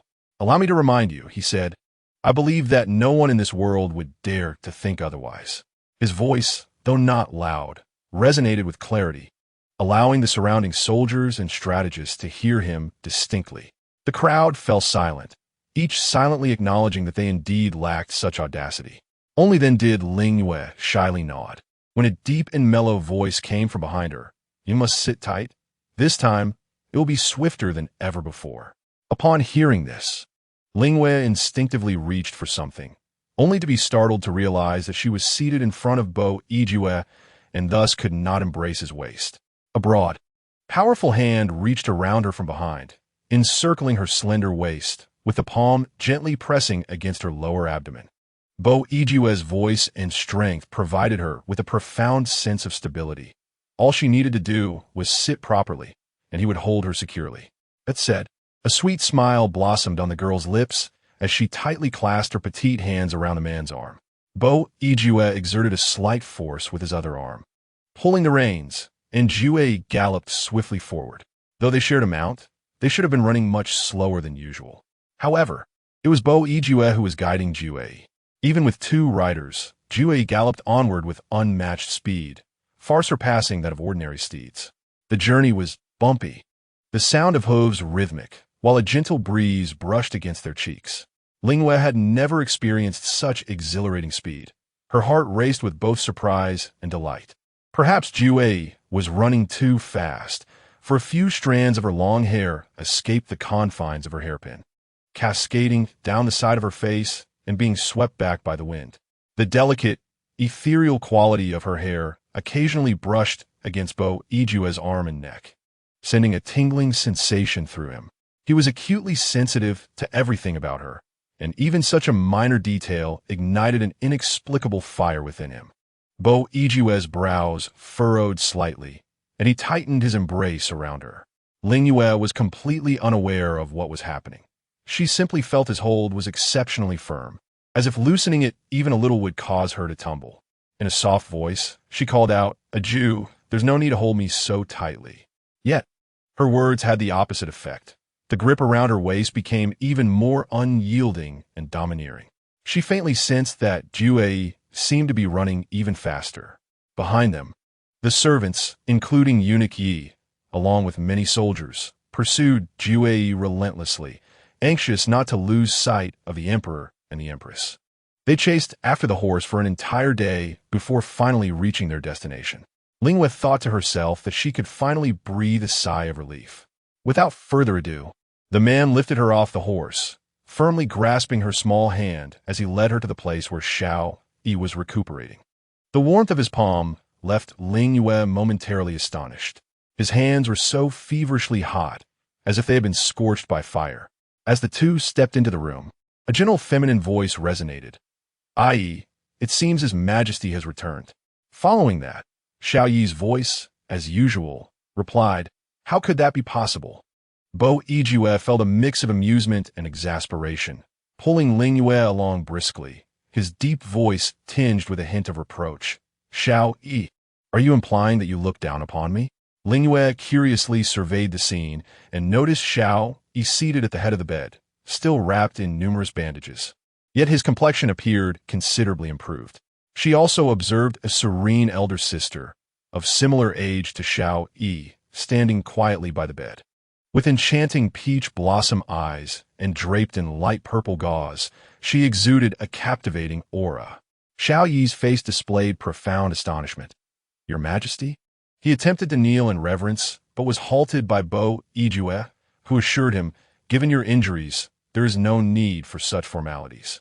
Indeed, your Majesty is truly wise and valiant, possessing both literary prowess and martial strategy, managing to cross the Tsuling River and conquer the Dai Kingdom within a mere 10 days. Xiao Yi commenced a flurry of flattery, bewildered as he queried, "But why have I not received any news of victory before your Majesty's return?" Observing Xiao Yi's recovery, Bo Yue felt a great sense of relief. He nodded and said, "Thus, I have come personally to deliver the good news." At that moment, the woman in purple gauze seemed to hesitate, her words caught in her throat. Bo Yue regarded Xiao Yi's eyes with intriguing intent, prompting him, "Now, dear Aiching, please speak." Chapter 88. The subject's daughter requests marriage from His Majesty. Xiao Yi suddenly smiled faintly, attributing his gratitude to the consort, who insisted on writing a letter to the princess of Fanling, and she actually came to find me in person. Ling Yue could now ascertain that this sister clad in purple gauze was indeed Xiao Yi's beloved, the former princess of Fanling. The princess gazed at Xiao Yi with a worried expression, her eyes brimming with concern. How could you even think of hiding this from me? Do you not cherish your life? Xiao Yi silently bore her reproach yet wore a smile, nodding repeatedly, it is my fault. He reminisced about a few days prior when his beloved had learned of his injuries and traveled a great distance from Fanling to the banks of the Tsiuling River. That day, upon regaining consciousness, he saw the princess weeping like a rain-drenched pear blossom, disregarding the blood on him as she grasped his hand earnestly, saying, "Perhaps I didn't realize the weight of your presence until you left. Then I felt a sense of unease. You do not know. On the day you departed with His Majesty, I stood at the back of the crowd, bidding you farewell." He gently tightened his grip on her fingers in response, conveying, "In truth, I was aware I saw you. At that moment, I had sought His Majesty's leave to rejoin the campaign, hoping to grant you peace. But upon seeing your farewell, I knew I could not let you go." Soon after, he heard a statement from his beloved that left him in turmoil. "I've already lost my father. I cannot afford to lose you as well. I will not allow you to perish, nor do I wish to forget you. You must live well." Just then, Bo Ijue's voice pulled Xiao Yi from his reverie, inquiring, "So how was the poison you ingested ultimately resolved?" The princess, somewhat timidly, took the initiative to respond, "Your Majesty, my father is, after all, a noble of Ningua. When he destroyed the soul-freezing powder, he left behind several dozen stones of antidote at home, saying it was for emergencies." As she spoke, she struggled to hold back tears, her voice tinged with a hint of sorrow as she addressed Xiao Yi. "You have been so gravely injured, and yet you would not tell me. Do you realize how unjust it would have been for you to die without my knowledge, had it not been for the Empress's letter?" Xiao Yi could only smile in return, attempting to soothe her. "I merely did not wish to burden you or cause you distress. Moreover, the Emperor and the Empress are already seeking the antidote for me. I am not so easily doomed." However, his words struck a chord with Ling Yue, and her excitement regarding the antidote was palpable. "No, that man, Yin Song, is utterly insane. He has burned everything in the treasury, including the antidote, likely intending for all the poisoned citizens to perish alongside him." She had felt guilty, often thinking that if she had been able to locate the treasury of the Day Kingdom sooner, perhaps the antidote could have been preserved. Had Xiao Yi not fortuitously survived, she would have been burdened with guilt for failing to fulfill the task entrusted to her by a wand, with the support of the noble Empress. The princess felt more justified, exclaiming, "How dare you say that?" Her beautiful peach blossom eyes glared at Xiao Yi, and in a tone laced with disdain, she reprimanded him. "When I first arrived here, you looked as if you were on the brink of death. Had the physician not said you still had a breath of life left in you, I would not have wasted even a drop of antidote on you." Xiao Yi willingly accepted her affectionate rebukes, a warm smile gracing his pale lips, as if color had returned to his face. After a while, he could no longer resist changing the subject, attempting to divert the conversation. "Your Majesty, there is a matter I must bring to your attention." Bo Iwan cast him a fleeting glance, urging him not to be coy. Xiao Yi smiled, making a case for his beloved. "The princess has transported all the antidotes from her home and distributed them to the poisoned soldiers and surrounding citizens. Approximately 80% of the people in this area have recovered." The princess was quite displeased with Xiao Yi's attempt at diversion, casting him a glance filled with mild reproach. "Yi, do you no longer wish to hear me speak?" Bo Iwan observed the silent exchange between them, reminiscent of the scene from 4 or 5 years ago. Back then, he had not yet found his Yu, while Xiao Yi had already become acquainted with the princess of Fanling City. During that period, Xiao Yi and the princess often shared such sweet moments, consistently allowing him to stumble upon their tender interactions. Otherwise, just the other day, when he took Yu to see the lanterns, he would not have made a point to show off in front of Xiao Yi, had it not been for the sudden suicide of the old city lord of Fanling. They would not have faced such insurmountable barriers and might have long since become a couple.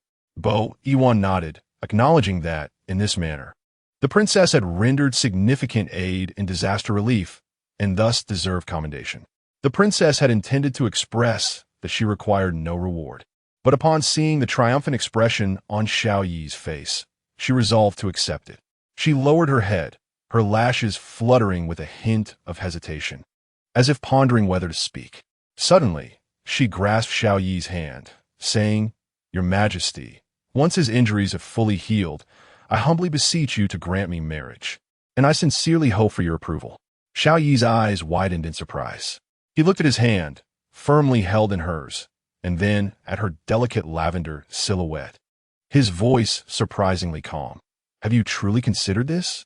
The princess tightened her grip, her fair wrist trembling slightly, her tone gentle and earnest. "I've thought it through. I mentioned it to you before. Having lost my father, I cannot bear to lose you as well. Instead of dwelling in the past and missing those dear to us, it is better to try to move forward, especially since what happened cannot be blamed on you." Finally, she lifted her gaze to meet the eyes of the one who had silently watched over her in Fanling City. "Do you not wish for this?" Xiao Yi nodded vigorously, suppressing tears, and placed his other hand over hers, resolutely affirming, "Xiao Yi has always wished for this." Ling Yue, as a deity of marriage, found great joy in witnessing such moments. However, just as she was savoring the scene, she was tugged away by Bo Yiju, her little head tilting in confusion. "Your Majesty?" Xiao Yi hesitantly called out. Bo Yiju paused at the doorway, saying, "I grant it. You should take care of your injuries promptly, lest the princess change her mind while waiting." "Thank you for your grace, your Majesty." Xiao Yi and the princess exchanged joyful smiles, glancing at their intertwined fingers, their laughter deepening. Chapter 89.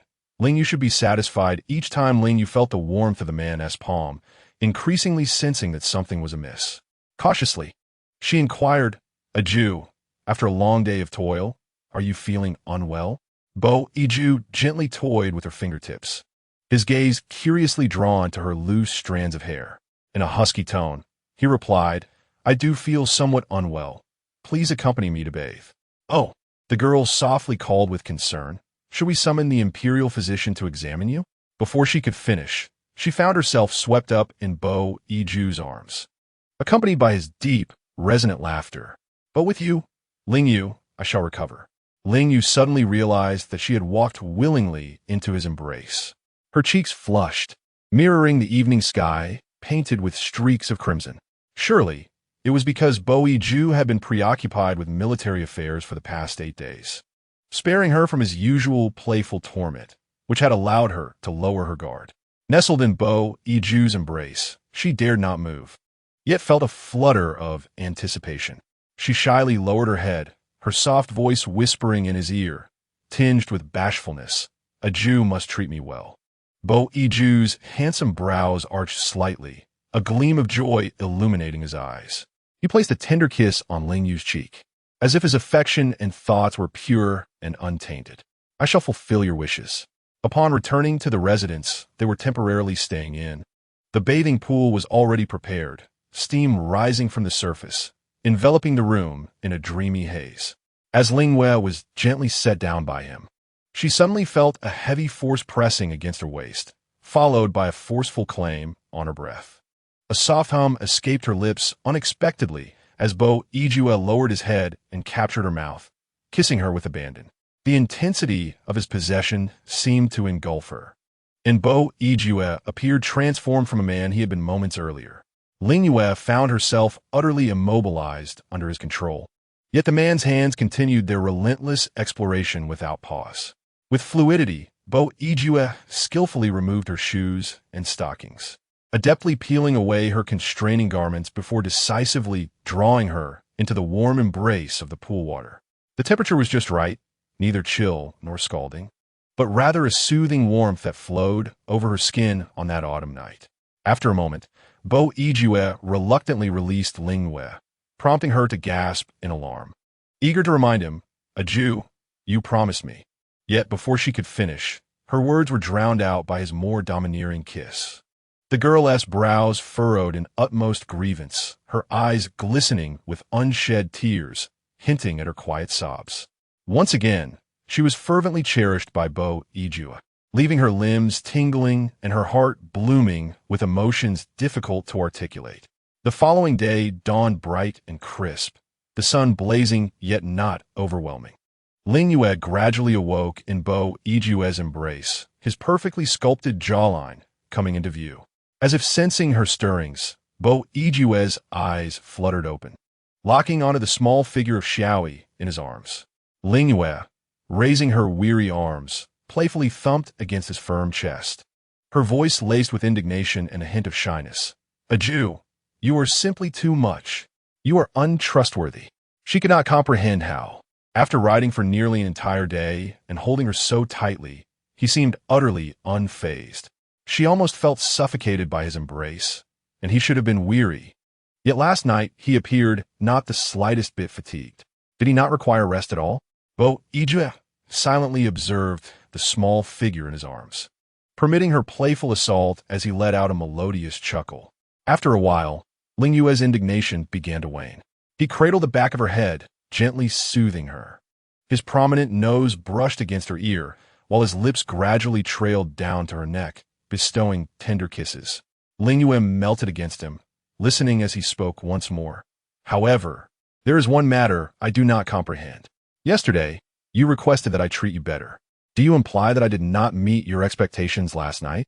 Ling Yue stiffened, lifting her head in disbelief, her almond eyes sparkling with confusion. "So, a Jew, is this what you believe better means?" Feigning nonchalance, Bo Yijue closed his eyes again, suppressing the playful glimmer in his gaze and the smile tugging at his lips. Adopting a serious demeanor, "It appears that you think I have not treated you well in the past." Ling Yue's eyes widened in surprise. Her expression flustered as she gazed at him. "A Jew? I did not say that." Why had their playful banter turned back to her perceived shortcomings? "Oh." The expression on Bo Yijue's face softened slightly as he nodded with interest, indicating that Ye must be quite satisfied each time. Ling Yue was immediately flustered by his words, her cheeks warming at the mere exchange. She finally comprehended that in situations like these, she was destined to be at a disadvantage. Furthermore, she found it impossible to reason with the shameless Bo Yijue, seemingly resigned to silently endure this from now on. The young girl, brimming with indignation, averted her gaze to the side. Bo Yijue gently lifted her small face, gradually turning it towards him, and softly changed the subject. "The important matters have been settled. It is time to return home. Shall I take you back today?" "Home?" Ling Yue hesitated, her voice barely above a whisper. Bo Yijue tenderly inhaled the fragrance from her neck, his voice low and lingering. "Now that my father's vengeance has been avenged and my younger brother has been found, with you by my side, I have family. The palace shall naturally become our home." Upon hearing this, Ling Yue's heart fluttered, and she nodded hopefully. "Yijue, I wish to return home with you." 2 days later, they arrived back at the royal palace of the Zhao kingdom. On the evening of their return, Bo Yijue took Ling Yue and Bo Yanqing to visit the tomb of Bo Xiao to pay their respects. Bo Yanqing knelt before the grave, tears streaming down his face. In the days prior, consumed by grief and rage, he had shattered the composure he typically maintained, personally exacting revenge on Yen Song. Yet his fury remained unquenched. He once had a happy and complete family, but everything was obliterated over a decade ago due to the chaos of war, leaving him to live in despair and isolation until now. Fortunately, his elder brother had endured countless hardships over the years to find him again, like a drifting leaf returning to its roots. "I have been unfilial, mistaking a thief for a father for so long. From now on, I shall devote myself to assisting my elder brother and safeguarding the legacy you established." After paying their respects, the three departed from Bo Zhao's resting place. Bo Yijue cast a sentimental glance back. The green mountains remained, and the sunset glowed anew. Chapter 90. Does Ye wish to play outside? Upon returning to the palace, a young eunuch delivered a message. "Your Majesty, envoys from the state of Yin will arrive tomorrow to pay their respects." Bo Yijue's gaze was indifferent yet profound. "I have yet to send anyone to inquire there. The state of Yin has taken the initiative to approach us." "Your Majesty, will you meet with the envoy?" "Yes." Bo Yijue glanced at the small hand he held, recalling his promise to his little Zhao, to take her on adventures after pacifying the realm. Regardless of the state of Yin's stance, it was imperative to resolve their matters promptly. It appeared that in recent years, the state of Yin had maintained a relatively amicable attitude towards the Zhao kingdom. Therefore, it was only fitting to receive their envoys with courtesy. Convey my decree. Tomorrow, a banquet shall be held to entertain the envoys. Yanqing, as my younger brother and a noble of the Zhao kingdom, you too shall attend. Bo Yijue regarded his brother with a hint of approval. Yes, elder brother, Bo Yanqing replied respectfully. The following day at noon, the Zhao kingdom hosted a banquet for the envoys from the state of Yin. The feast was of state banquet standards, with Bo Yijue seated beside Ling Yue. And besides Bo Yanqing, numerous ministers for the previous dynasty were present. The envoy from the kingdom of Yin stepped into the banquet hall, presenting an abundance of tributes as customary. He addressed the gathering, saying, I, Zhang Qian, envoy of His Majesty of the Kingdom of Yin, extend my regards to the great Zhao Emperor and offer my congratulations on the continued prosperity of your realm. Byu, in relatively good spirits, commanded his attendants to accept the offerings brought by the envoy and instructed him to be seated. The feast commenced. Ling Yue gazed at the array of dishes, many of which were unfamiliar to her. Her eyes sparkled with curiosity. Byu, with a tender expression, gently pinched her nose, amused by how this little foodie became so inquisitive at the sight of food. A smile spread across his brow as he rolled up his wide sleeves, delicately picked up a piece of meat with his chopsticks, and softly said in a voice only they could hear, Today, some of the dishes are unique to the Kingdom of Yin. I am uncertain if you will find them to your liking. Would you care to try? Ling Yue nodded adorably, her cherry-like lips parting in delight as she bit into the food from his chopsticks. Zhang Qian, seated below, though unable to hear their conversation, observed their interaction with keen interest. He had long heard of this woman's extraordinary abilities, capable of predicting celestial phenomena and even freezing tumultuous waters, truly a boon to the Zhao nation. It was no wonder that the reputedly aloof Byu would suddenly bestow such honor upon her and shower her with affection. A woman of such rare talents and exquisite beauty would surely be cherished wherever she went. Lost in thought, Zhang Qian pondered the implications. If heaven permitted such a remarkable woman to appear in the kingdom of Yin, would the Zhao nation still dominate the world as it does now? Just then, he felt a piercing gaze upon him. Byu's eyes seemed to harbor an imposing pressure, fixed intently on him. How dare a mere envoy of Yin persistently stare at his beloved Zhao? To alleviate the awkwardness, Zhang Qian quickly rose to propose a toast. From this day forth, the Kingdom of Yin wishes to maintain a lasting friendship with the great Zhao and coexist in peace. Byu interrupted coldly. What if I am unwilling?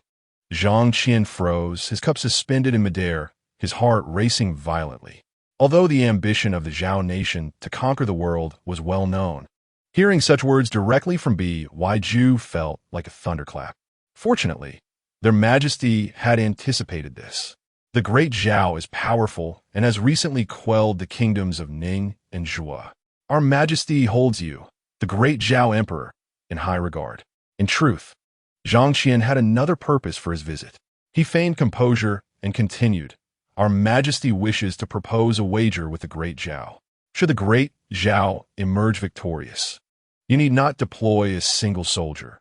The kingdom of Yin shall bow in submission, and the people will be eternally grateful. If it results in a draw or a loss, we implore the great Zhao to uphold the promise of peaceful coexistence. Dare you accept this challenge, great Zhao Emperor? Byu suddenly laughed coldly. Ensure your emperor has given this matter due consideration. Do you truly believe my Zhao would ever lose? Ling Yue's almond-shaped eyes seemed to shimmer with excitement. Were such words uttered by another, they would undoubtedly be perceived as arrogant. However, when these words emerged from her beloved Ajin's lips, they did not strike her as frivolous or exaggerated. Instead, they stirred her heart profoundly. Ajin has always instilled in her a sense of unwavering safety and reliability, providing her with ample confidence, to the extent that she had long forgotten another crucial fact. Bo Yijue was the chosen one of the human race, and certain matters were perhaps preordained. Unbeknownst to her, all present from the Zhao kingdom shared the same spirited resolve and held no doubts. Zhang Qian was utterly intimidated by Bo Yijue's words. He even began to waver, contemplating whether to unilaterally alter his sovereign's decision. Yet, in the end, he gritted his teeth and presented the Emperor Yin's personal letter. Bo Yijue opened the missive, his brows furrowed, as if hesitating over whether to acquiesce. Suddenly, he turned to the petite Xiao Jiaoyi beside him, a smile playing upon his lips as he inquired, "Would you like to go outside and play?"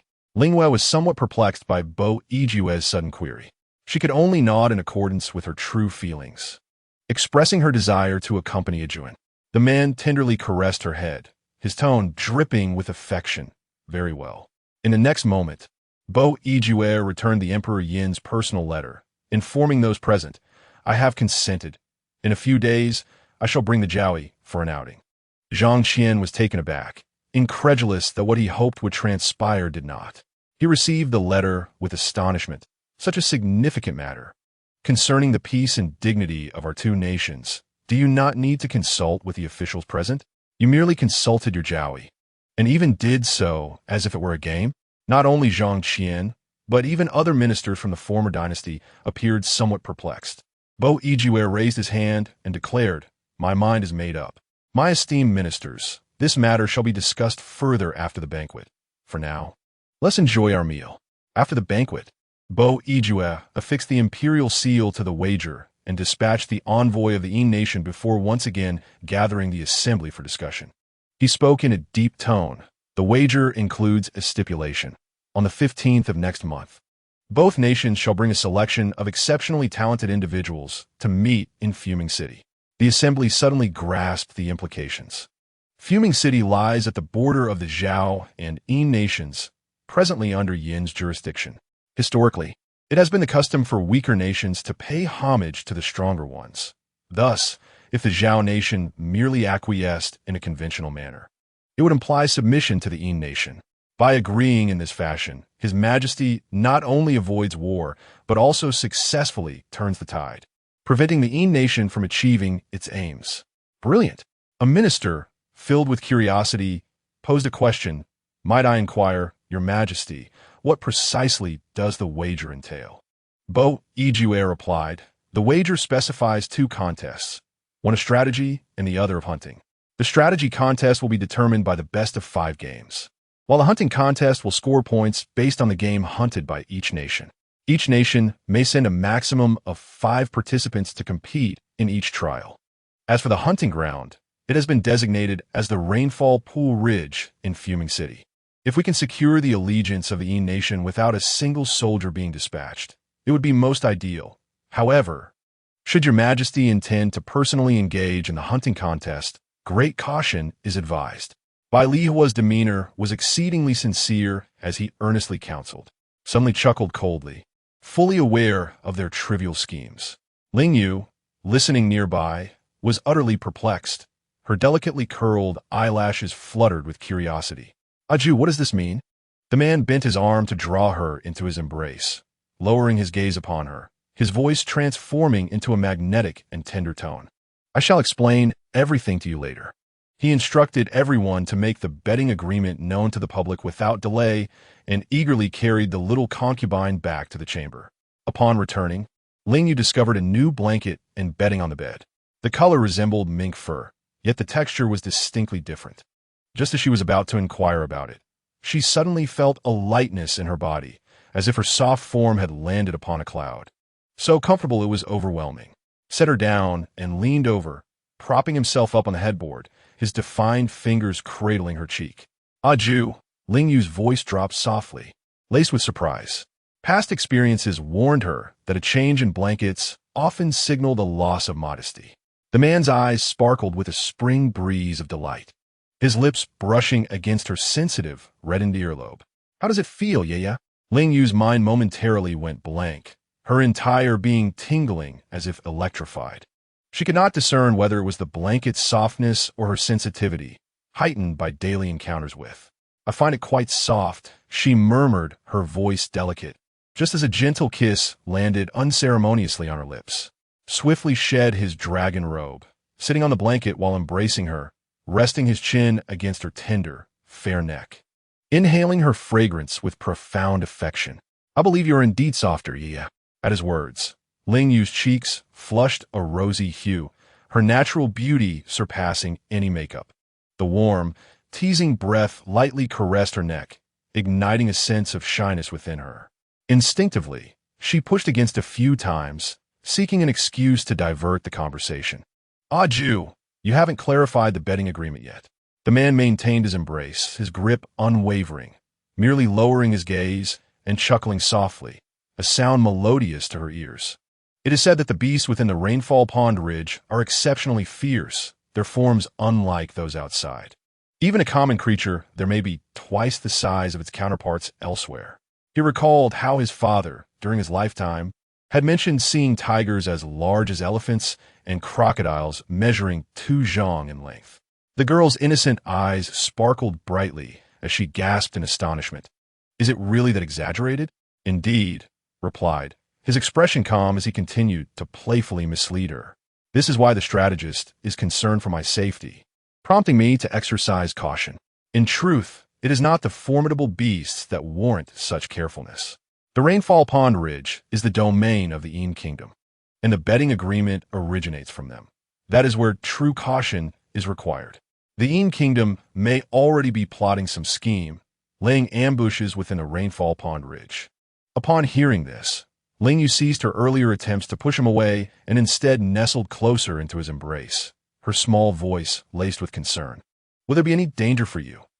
Ju? B.Y. Ju gently shook his head with a smile gracing his lips, no.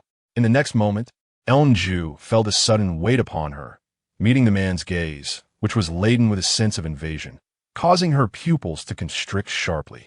The man's exquisitely handsome visage loomed directly above her, drawing ever closer, for I am far more ferocious than those wild beasts. Kindness is often met with ingratitude. Ju resolved to cease her concern for B.Y. Ju. He was indeed too fierce. B.Y. Ju, with a satisfied expression, embraced her, his slightly calloused, yet gentle hands repeatedly soothing the sulking girl in his arms. Ye, are you angry? Let me tell you a story. I don't want to hear it, she replied, her voice somewhat hoarse, bashfully closing her eyes, and with a soft, feeble push against the man's strong waist. She attempted to distance herself. Suddenly, she heard a curious, tearing sound, oddly pleasant to her ears. She raised her eyes to discover that B.Y. Ju was tearing a corner of the blanket from her. She widened her eyes in astonishment. Ju, what are you doing? This blanket is a tribute from the Yin Kingdom, made from the fur of a rare bird from the Loytnling. As he spoke, B.Y. Ju tore away another piece of the fabric, his voice slightly hoarse, yet chillingly seductive. The sound of the fabric ripping resonated, captivating the heart, much like the allure of his voice. In the past, when Ye was not by his side, he had received such a blanket, but found it disturbing to his peace of mind.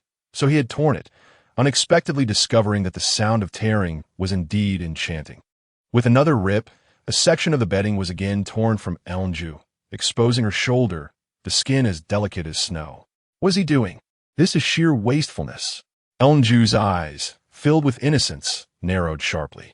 She instinctively leaned closer to B.Y. Ju, her voice tinged with a hint of pleading. Ju, please don't tear it anymore. B.Y. Ju chuckled softly, a hint of melancholy in his laughter, yet it seems Ye does not favor it. His long fingers, like bamboo stalks, gently lifted her chin, seemingly lingering on the recent scene. Better to tear it, so that I may share this delightful sound with you. Ju bashfully lowered her head, her delicate brows furrowing. It was not that she disliked the blanket. Rather, she was frightened by his fierceness. The soft hands of the girl climbed around the man's neck, her expression reaching the height of shyness, her tone laced with a hint of grievance. I actually quite like it. B.Y. Ju's smile deepened as he bent down to place a kiss on her brow, expressing his interest. I too believe that such a treasure is best shared with you. Otherwise, it would be rather dull. Chapter 92. No face-to-face absolute E. When the situation in the daytime realm had stabilized, B.Y. Ju had just finished addressing the mountain of memorials accumulated in the court. He promptly selected an auspicious day to bestow marriage upon By-Ing and Sh-Nguyen. However, By-Ing could hardly anticipate that just days after his wedding, he would receive a tremendous mission from his elder brother. I require you to govern in my stead for a time until the wager between the two nations concludes, at which point I shall return to the palace with your imperial sister-in-law. Bien Yanqing felt an overwhelming burden of responsibility. Your Highness, as a newcomer, I fear this may not be appropriate. I have great confidence in you. There is nothing amiss, replied Emperor Bai Yiju, firmly patting his shoulder. Let your father also take a good look at you. Even while Bien Yanqing was still in the daytime realm, Bai Yiju had recognized his qualities of cautious strategy and unwavering loyalty, thinking to himself that this brother certainly did not disgrace the bloodline of the Bien family. Thank you, Your Highness. You shall do me utmost. Bien Yanqing respectfully accepted the jade seal from his hand. After finishing his affairs at court, Bai Yiju returned to his chambers, where his beloved Xiao Jiaoyi had just awoken. As Ling Yue rose, she stumbled into his warm, broad embrace. Her flowing black hair cascaded naturally, looking exquisite even without adornment. Bai Yiju skillfully styled her hair, sharing the delightful news of the day. Yeah, the important matter has been settled. I shall be able to take you out to enjoy ourselves for several days. Ling Yue was overjoyed, but soon recalled another matter. But aren't we supposed to go to Yin Kingdom for the bet next month on the 15th? The man looked at her with deep, inscrutable eyes, his tone slightly teasing. That is indeed a matter for next month, but what about this month's 15th? Every 15th of the month, under the full moon, held something he eagerly anticipated. Like today, he had not forgotten it all. I do not wish to go out tonight, Ling Yue said, her delicate head shaking hurriedly, her refined features flushed with a light pink hue. Bai Yiju furrowed his brow slightly. If she did not wish to go out, should he alter their plans? But soon, he recalled certain unfulfilled wishes from their prior excursion in Fanling City. He chuckled softly. Then we shall remain in the palace tonight. Tomorrow, I will take you out. Ling Yue looked at him with a hint of trepidation, utterly perplexed by his peculiar thoughts. Later that night, Bai Yiju, in her presence, led Zhu Yi into Huayao Garden and instructed Eunuch that there was no need to stand guard outside the chambers. Ling Yue suddenly realized what was happening and dashed away. However, her small steps were no match for him. Bai Yiju playfully circled the garden with her a few times.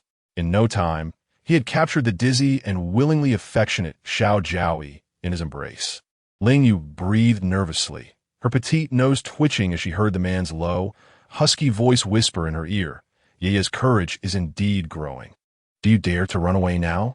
His voice, magnetic and wild, rose slightly as he tightened his hold around her waist and lifted her into the carriage.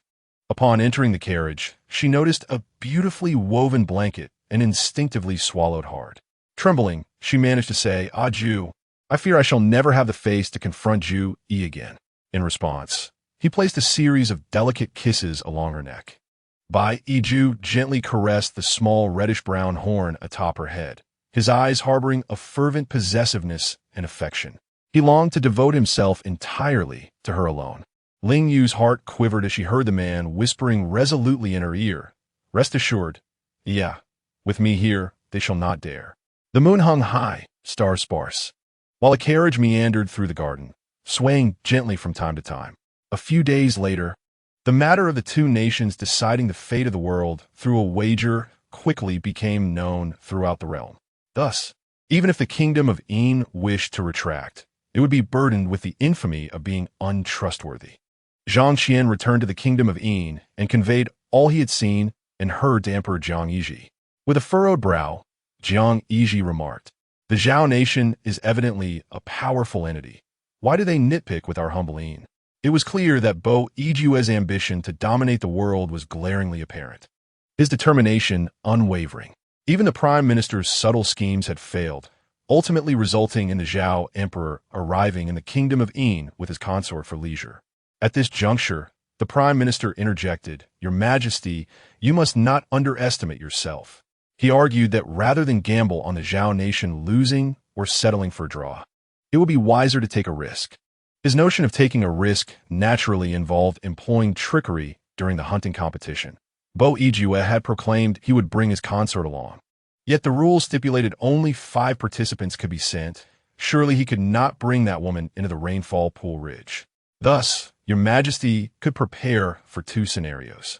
Jiang Yiji, pondering, mused, "Are you suggesting I interfere in the wager competition? But you know well that Bo Yijue's fate is not ordinary. Should this scheme be uncovered, it could lead to dire consequences." The prime minister pressed on, "But your majesty, would you truly resign the legacy of the late emperor to Bo Yijue without a fight?" After wrestling with his thoughts for a considerable time, Jiang Yiji finally felt a flicker of uncertainty. "Speak on, prime minister." The prime minister, seeing his moment had arrived, beamed with joy. As a veteran who had served the late emperor, he had always hoped the current ruler would take decisive action. However, Jiang Yiji had been excessively cautious since ascending the throne, even paying tributes annually to appease the Zhao nation. "Your Majesty, I propose that while Bo Yijue hunts at the Rainfall Pool Ridge, we abduct his woman and use her as leverage to compel him to concede. Alternatively, we could send forth our capable individuals from the Kingdom of Yin to lie in ambush around the Rainfall Pool Ridge, directly confronting Bo Yijue." As he concluded, the Prime Minister made a slashing gesture across his throat. "Of course, Your Majesty, you may pursue both avenues. With such an extraordinary woman by your side, seizing the throne would be assured." Jiang Yiji paused, astonished at his Prime Minister's audacity. He was well aware of the grim fates that had befallen those who had previously offended Bo Yijue. Reluctantly, he conceded, "As for this matter, I truly cannot decide. I shall leave it to you to manage. Just ensure that if any misfortune arises, Bo Yijue does not lay the blame at my feet." Chapter 93, Before Me. You need not be invulnerable. On this day, Ling Yue embarked on a new journey alongside Bo Yijue. Much like their previous excursion, Bo Yijue had once again brought along the likes of Eunuch Yi and other attendants. Lord Yi possesses a profound awareness and understanding. He is acutely aware of the emperor's previous satisfaction with him as a mediator in resolving conflicts, and he anticipates that this journey may see him continuing in that role. Within the carriage, Ling Yue gently rests her hands against Bo Yijue's arm, leaning into his embrace, her soft lips parting slightly as she inquires, "Where shall you take me this time, a Jew?" Bo Yijue tenderly caresses the back of her head, playing with a few strands of her hair, replying, "I wish to take you to a mountain village to experience the local customs and culture." In a serene moment, the carriage suddenly jolts violently. Ling Yue, unable to maintain her balance, inadvertently collides with Bo Yijue's abdomen, her hands flailing momentarily, inadvertently brushing against his firm abdominal muscles through his garments. Bo Yijue furrows his brow, about to chastise the driver for such reckless driving, only to find that his little jowie is already filled with self-reproach. "A Jew, did I hurt you?" Her almond-shaped eyes brim with concern, her small hands hesitatingly hovering nearby, uncertain whether to comfort him. Fortunately, she is not currently adorned with horns. Otherwise, she would have genuinely feared that the recent jolt might have punctured him. Observing her reaction, Bo Yijue's resolve shifts, and he is struck by an impulse to tease her. His expression shifts from cloudy to one of feigned grievance as he states, "Yeye has caused me pain." "Oh," Ling Yue gasps, her mouth slightly agape in confusion, as her hand instinctively reaches out in concern. At that moment, Eunuch Yi unceremoniously lifts the curtain, intending to plead for the emperor's forgiveness, only to be met with the sight of his majesty feigning vulnerability before the empress. He hastily lowers the curtain once more, recognizing that further observation would only exacerbate matters. Ling Yue timidly caresses him a few times, her cheeks flushed with a delicate shyness. "Does it still hurt, a Jew?" Bo Yijue's eyes, which had briefly lifted in amusement, quickly returned to their normal state. He feigns a pained expression, furrowing his brow once again. "It still hurts." Ling Yue, filled with compassion, is led into a cycle of comforting him, repeatedly expressing, "I never realized a Jew was so sensitive to pain. Simply colliding with you would cause such distress." Bo Yijue. Yet Ling Yue remains oblivious to his astonishment, continuing to confide in him, "A Jew, you have endured so many wounds in battle. It must have been even more difficult. Last time, When Yanqing injured you, you deliberately concealed your pain from me. In truth, Aju, you need not be so strong before me. You need not appear invincible. At that moment, remorse washes over him, and he lovingly lifts his little jowie, cradling her face with tenderness as he gazes at her. Her eyes shimmer with unshed tears, and suddenly, Bo Ijue's heart tightens as he leans down, reverently kissing her almond-shaped eyes. Ling Yue is momentarily bewildered by the sudden kiss, her head cradled in his hands, rendering her unable to move. Her lively eyes can only flutter, squinting and closing as her moist, crimson lips murmur, "Aju, what are you doing?" After the kiss, Bo Ijue simply presses his cheek against hers, offering no verbal response.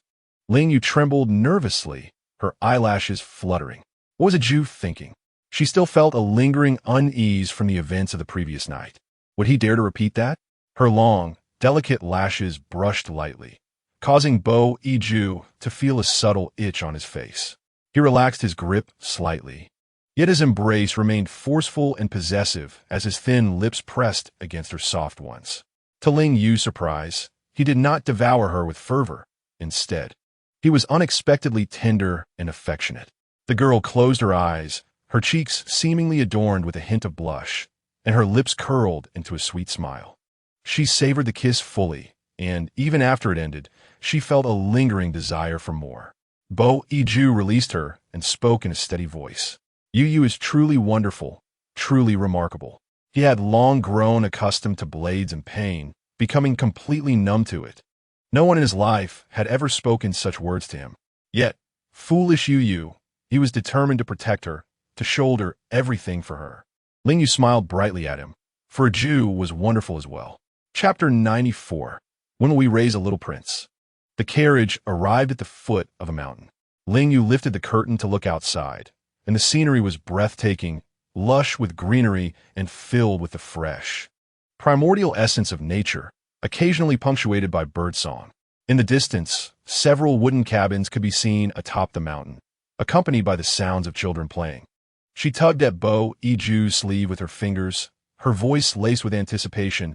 "Aju, have you been here before?" "Indeed," he replied, looking at her with a doting expression.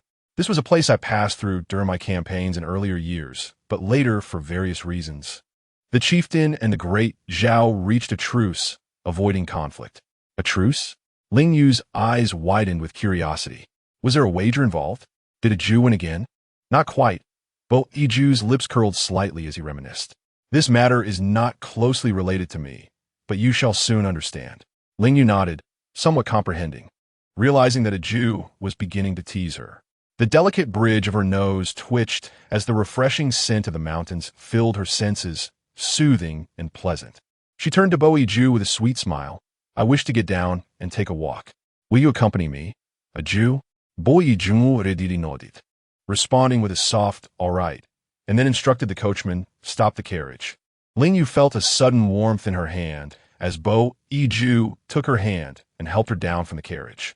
Walking along the winding mountain path, the delightful fragrance invigorated her spirit. Although Bo Iju had long strides, he patiently adjusted his pace to match Ling Yue's smaller steps. Hand in hand, they strolled leisurely through the countryside, where simple wooden cabins and fields came into view. In front of one large cabin, many children were playing. Ling Yue glanced over curiously, her eyes sparkling. "Aju, what are they playing?" "They are playing Kuju," he replied. "Are you interested in this, Yu?" Bo Iju grasped her small hand, shaking his head helplessly. How is it that this little enchantress possessed such an insatiable curiosity? The esteemed eunuch chuckled. "Your Highness may be unaware, but this game of Kuju is primarily a pastime for men." However, before he could finish, he was met with a piercing glare from Bo Ijue, prompting him to quickly silence himself. Bo Ijue, bending slightly, spoke softly. "Is it that you wish to go and take a look, yeah?" Ling Yue nodded, her hands affectionately wrapping around the man's arm, her gaze lingering on the game of Kuju. "You may go," Bo Ijue murmured with a fond smile, quickly grasping her intent.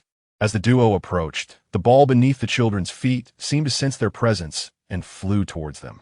Bo Ijue instinctively shielded Ling Yue, returning the ball with a precise kick that landed it in the net. So a Jew possesses skill in this as well. The delighted exclamations of the children illuminated Ling Yue's eyes with wonder and admiration. Though Bo Yue had little interest in the game, having seen it as a mundane entertainment in the military, her charming expression filled him with a sense of pride. Ling Yue took small, eager steps, seemingly keen to join in and kick the ball herself, tugging at Bo Yue's hand to hurry along. Eunuch Yi observed from behind, pondering that it might be unfair for His Majesty to engage and play with children in such a manner. Surprisingly, Bo Yue indeed followed her into the fray. The children did not regard them as outsiders and willingly passed the ball to them.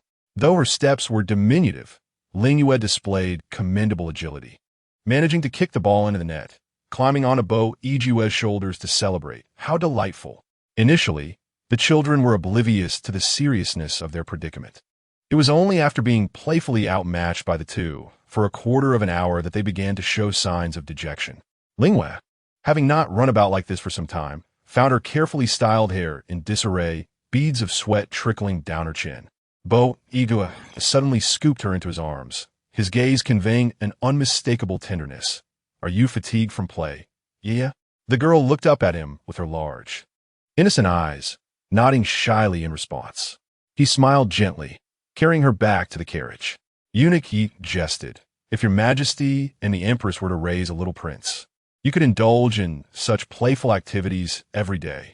Chapter 95. The husband of a stronghold. As for the little prince, Bo Yue was in no rush to have one.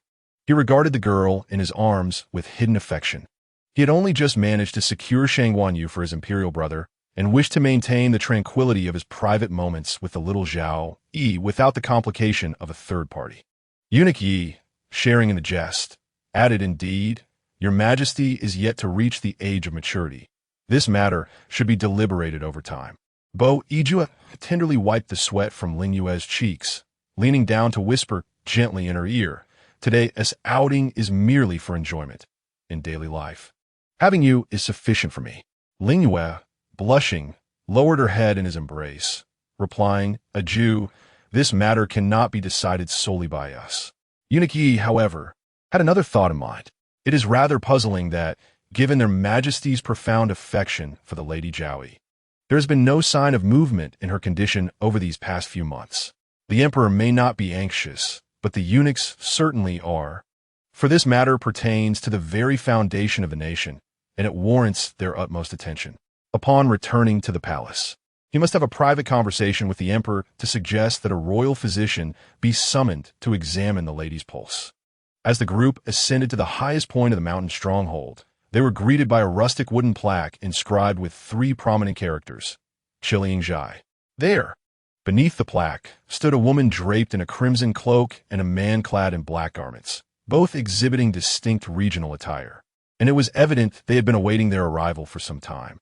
Upon spotting the approaching carriage, the man hurried over, kneeling in reverence. "Your Majesty, you have finally arrived."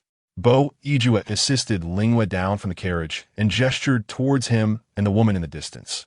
"Rise. Qian, you have been here for quite some years now. What are your thoughts on being the lord of this stronghold?" Ling Yue's eyes widened in curiosity at the term lord of the stronghold.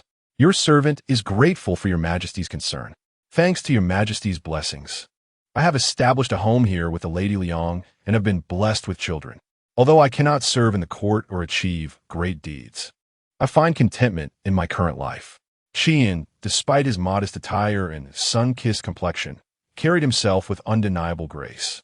A warm smile graced his lips, and the brightness of his teeth reflected his vivacity. Ling Yue's gaze shifted to the woman draped in crimson. Her features were striking, exuding a sense of confidence and ease. It dawned on her that the leader of Qiliang Zhai was, in fact, a woman. She looked up at Bo Yue, as if a realization had struck her. No wonder he referred to this individual as the Lord of the Stronghold. Bo Yue affectionately tousled her hair and smiled at Qian. "Please, share your story with the Lady Huanzhao." "Yes, your Majesty," Qian replied respectfully, then invited them both inside to sit. "My husband, I shall prepare some fine wine for you," the Lady Liang said with a gentle smile to Qian before hastily departing, leaving Ling Yue unable to stop her. Back in those days, I was merely an unnamed soldier in the army. Qian began recounting the events of the past. At that time, the emperor was leading his troops to attack Qiliangzhai. However, the Lady Liang, utilizing the terrain to her advantage and excelling in the art of throwing darts, managed to thwart our forces. Though the darts could not inflict severe damage upon the imperial troops, they successfully delayed the army for quite some time. I took it upon myself to volunteer and confront the stronghold's leader. Ling Yue's admiration was evident on her face. A sister who can throw darts.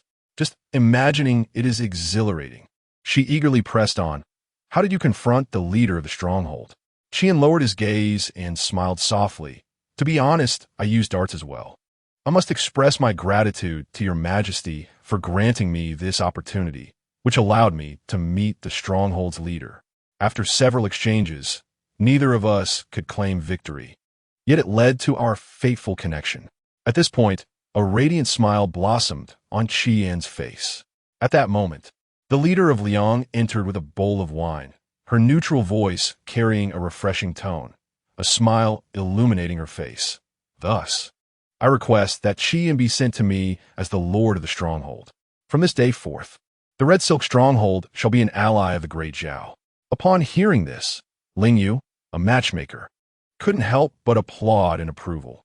For the sake of the people of the Red Silk Stronghold and the great Zhao's peace and stability, Qian is willing to sacrifice himself for the nation. He truly deserves the title of a contemporary hero. The crowd fell silent, perplexed by her words. Only Bo Yiju quickly grasped the little sorceress's intent, chuckling fondly. Yu, is that truly how you interpret the phrase sacrifice for the country? Chapter 96. I can learn, isn't that the meaning? Ling Yue's eyes sparkled playfully, her voice softening. Can it not be considered a selfless dedication to the greater good of the nation? Her innocent demeanor and earnest inquiry left Qian, a stalwart man, feeling bashful. Qian lowered his head slightly, his gaze tenderly fixed on his wife, and smiled. My actions are not solely for the sake of the nation. They're also for my own aspirations. However, in the future, I am willing to dedicate myself to His Majesty's mission. Look at you, speaking so flowery when you hardly have a life to spare, and yet you talk of self-sacrifice. I truly wonder who you learned that from. The leader of Liang responded, her displeasure evident. She deftly filled everyone's bowls with wine and then raised her own in a toast. Your Majesty, Your Highness, please. Bo Yiju exchanged a meaningful glance with Ling Yue before downing his drink with gusto. Ling Yue took a tentative sip, feeling the effects of the alcohol even before savoring its flavor. She discreetly tugged at Bo Yiju's sleeve, her voice tinged with a hint of complaint. Yiju, I do not wish to drink. Bo Yiju playfully brushed his fingers against her nose, a smile gracing his lips. Then you shall not drink. In the next moment, he raised her bowl, gesturing towards Qian and his wife, and down another cup of clear wine. Your Majesty is truly a man of vigor, splendidly carefree. The leader of Liang admired, refilling everyone's glasses. Listening to the continuous sound of wine pouring into bowls, Ling Yue felt a surge of anxiety. At this rate, even Bo Yiju's limited capacity for alcohol might not withstand the onslaught. Suddenly, her eyes lit up, forming a delightful crescent as she called out to the woman pouring wine. Leader Liang, I wish to see you throw darts. Will you take me to witness it? The leader of Liang promptly grasped her hand, excitement radiating from her. I didn't know Your Highness had such an interest. Let's go. Bo Yiju watched in astonishment as the little consort was whisked away, a tightness forming in his chest, feeling an unexpected emptiness. Nevertheless, he cast a reluctant yet indulgent glance at Ling Yue, his voice deepening. Yi Sheng, accompany them closely. The woman draped in a crimson cloak took Ling Yue's hand, dashing forward with a gust of wind. The cloak billowed gracefully behind her, leaving a shadow of deep red in its wake, leaving Eunuch gasping for breath. Ling Yue struggled to keep up, wondering where the leader of Liang was taking her. Naturally, it was to the training grounds. The woman in front turned back and smiled at her, saying, Your Highness, it is too kind of you to call me the leader of the stronghold. You may simply call me Xiaoyu. To be called Xiaoyu, Ling Yue never expected that the seemingly bold and carefree leader Liang would possess such a gentle and charming name. Upon arriving at the martial arts arena, Liang Xiaoyu suddenly seized 6 flying darts from the platform. With her hands crossed before her, she focused intently for a brief moment before hurling them toward the target at the far end of the arena. Whoosh! The 6 darts flew swiftly, each striking the target with precision, hitting above the 8-ring mark. Impressive, Ling Yue exclaimed. I want to try. She picked up a dart, asking, Can you teach me? Xiaoyu? Before she could demonstrate, Liang Xiaoyu took up another dart, squinting slightly as she aimed to the side and swiftly threw it, striking down a pigeon that was soaring overhead. Steward, Yi promptly rushed to retrieve the bird for them. The subordinates of Red Silk's stronghold praised, Leader, your skills have truly improved. However, Ling Yue merely blinked at the pigeon, thinking, how plump it is. It must be delicious. She smiled. Let this be a welcoming gift from Xiaoyu to your highness. Liang Xiaoyu waved her sleeve casually, instructing her subordinates to take the pigeon away. I will inform His Majesty to ensure it is roasted for you. Steward Yi smiled obediently, keeping a close watch on the 2 women, wary that Liang Xiaoyu's usual carefree demeanor might inadvertently lead to some unintentional slight against the esteemed consort. With a cheerful smile, Liang Xiaoyu demonstrated the dart-throwing technique while explaining to Ling Yue, Your Highness, observe closely, first like this, then that way, and finally release it just like so. Ling Yue listened, somewhat bewildered, but attempted to mimic Liang Xiaoyu's form and threw a dart. The sound of a crisp clang echoed as the dart fell to the ground just a few steps away from them. Do not be disheartened, Your Highness. It is common for beginners to struggle, Liang Xiaoyu reassured her, anxiously peering around as if to catch her hand and demonstrate once more. Ling Yue eagerly nodded, brimming with enthusiasm. I am not discouraged at all. I can learn. Steward Yi stifled a chuckle. Leader, it would be remarkable if your teaching methods actually worked. Liang Xiaoyu shot him a defiant glance, retorting, Your words are misguided. My whole clan has learned this way. You are indeed impressive, Steward Yi replied, bowing his head in respect, truly admiring the 2 remarkable women, one bold enough to teach, the other brave enough to learn. After numerous attempts and failures, Ling Yue grew increasingly determined. As she grasped another dart, her small hand was suddenly held firmly. A teasing voice from behind exclaimed, It's fine to watch the dart throwing. But why is Yu getting involved? A Jew, Ling Yue exclaimed joyfully, immediately leaning into Bo Yiju's embrace. She stood on her tiptoes and whispered into his ear, I just helped you get the leader out of here. You're not too drunk, are you? Bo Yiju then realized that she had been assisting him in escaping from his drinking predicament. He dismissed the remaining onlookers, gently caressing her small head with an expression of unparalleled tenderness. Glancing at the scattered darts that lay strewn across the ground, Bo Yiju softly coaxed. Why not allow me to teach you? Can a Jew do it too? Ling Yu's eyes widened in surprise, only to be interrupted by the sound of blades slicing through the air.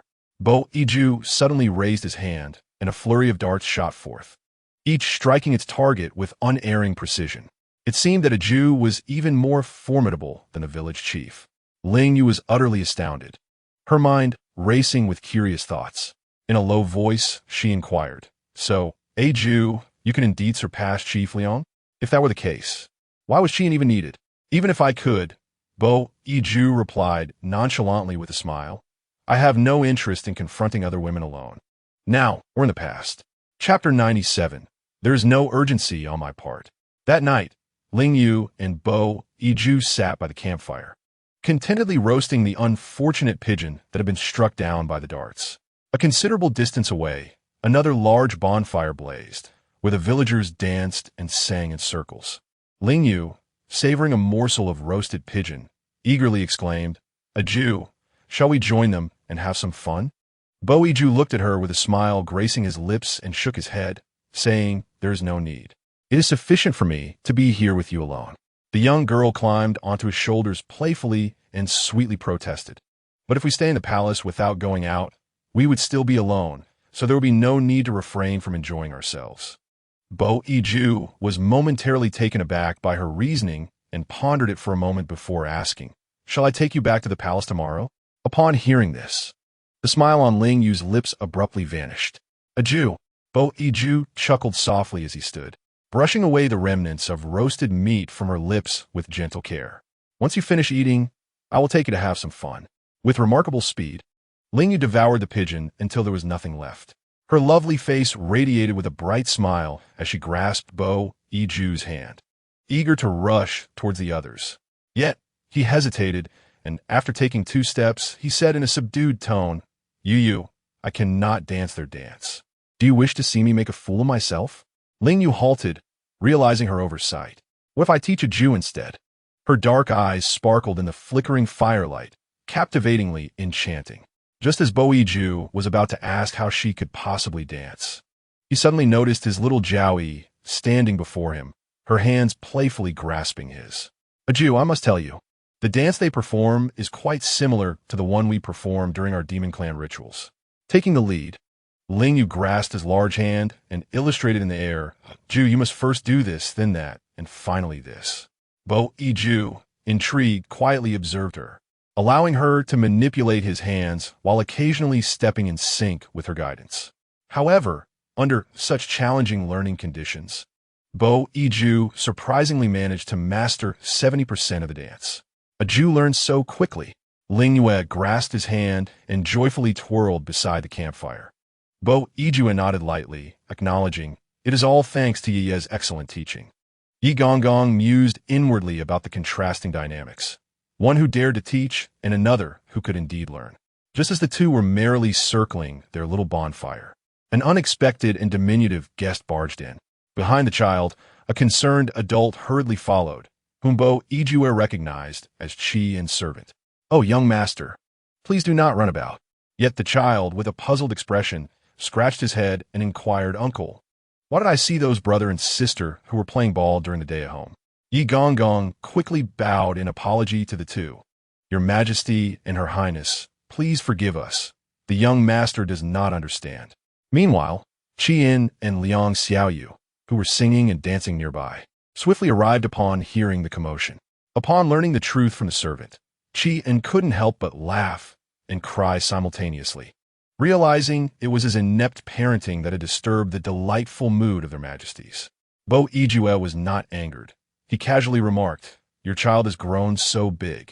Liang Xiaoyu promptly tugged at her son's little ears, pulling him aside, saying, your Majesty and Her Highness will also have a little prince. Bo Yiju surveyed the petite Xiao Jiaoyi beside him and suddenly embraced her, a smile curving at the corners of his lips. There is no need for me to hurry on this matter. Ling Yue playfully nudged him, noticing that he was heading towards an elegant bamboo house, which was indeed their abode in a mountain stronghold. She teased him, playfully striking his chest. A Jew, you seem quite anxious. The following day, at the break of dawn, while Bo Yiju was engaged in conversation with Qi in the chieftain's quarters, Liang Xiaoyu quietly approached the bamboo house and knocked on the door. Your Highness, it is I. Ling Yue heard the voice and struggled to rise from the bed, replying, Xiaoyu, I do not wish to throw darts today. Liang Xiaoyu stifled a laugh. It is not for that reason. Come quickly, I have summoned a doctor for you. Though puzzled as to why Liang Xiaoyu would call for a doctor on her behalf, Ling Yue nonetheless tidied herself and stepped out of the bamboo house. Liang Xiaoyu led her to a secluded area. Curiously peering inside, Ling Yue was surprised to discover that the physician was also a woman, albeit veiled, obscuring her features. Liang Xiaoyu urged, please help the princess check her pulse. Perhaps she's already with child. Ling Yue was instantly bewildered, her cheeks flushing a delicate pink. Such matters cannot progress so swiftly. It may not be so quick. Liang Xiaoyu noted seriously as she scrutinized her.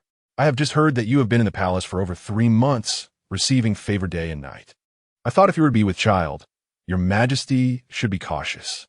Initially bashful and reluctant, Ling Yue ultimately extended her wrist with a glimmer of hope. The princess is not pregnant, the doctor stated after a moment of examination. Ling Yue lifted her gaze, pouting slightly as she prepared to withdraw her wrist. See, I told you there was nothing. Perhaps we should examine your constitution further, the doctor suggested. Liang Xiaoyu assisted her in repositioning her wrist and gently advised. Although this place is a remote and impoverished area, the physician's skills are indeed commendable, particularly concerning fertility. Should any issues arise, we might seize the opportunity to address them. That is true, Ling Yue acquiesced with a nod.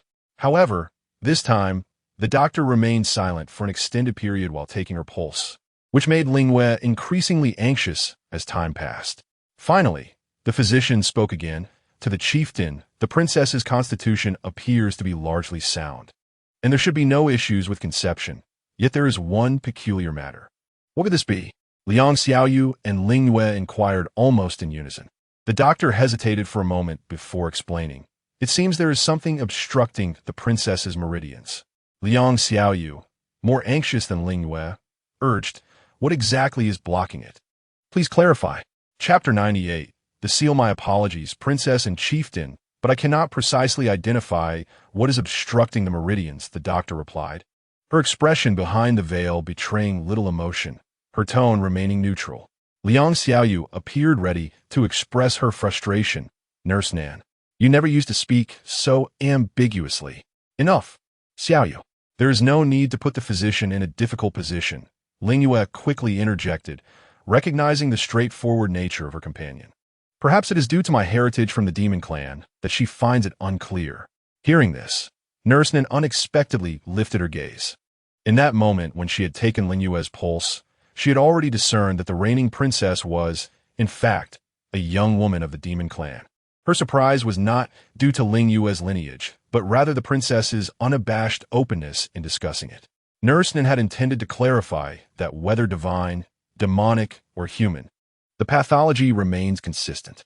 As for the peculiar obstruction, it should not exist within the meridians at all.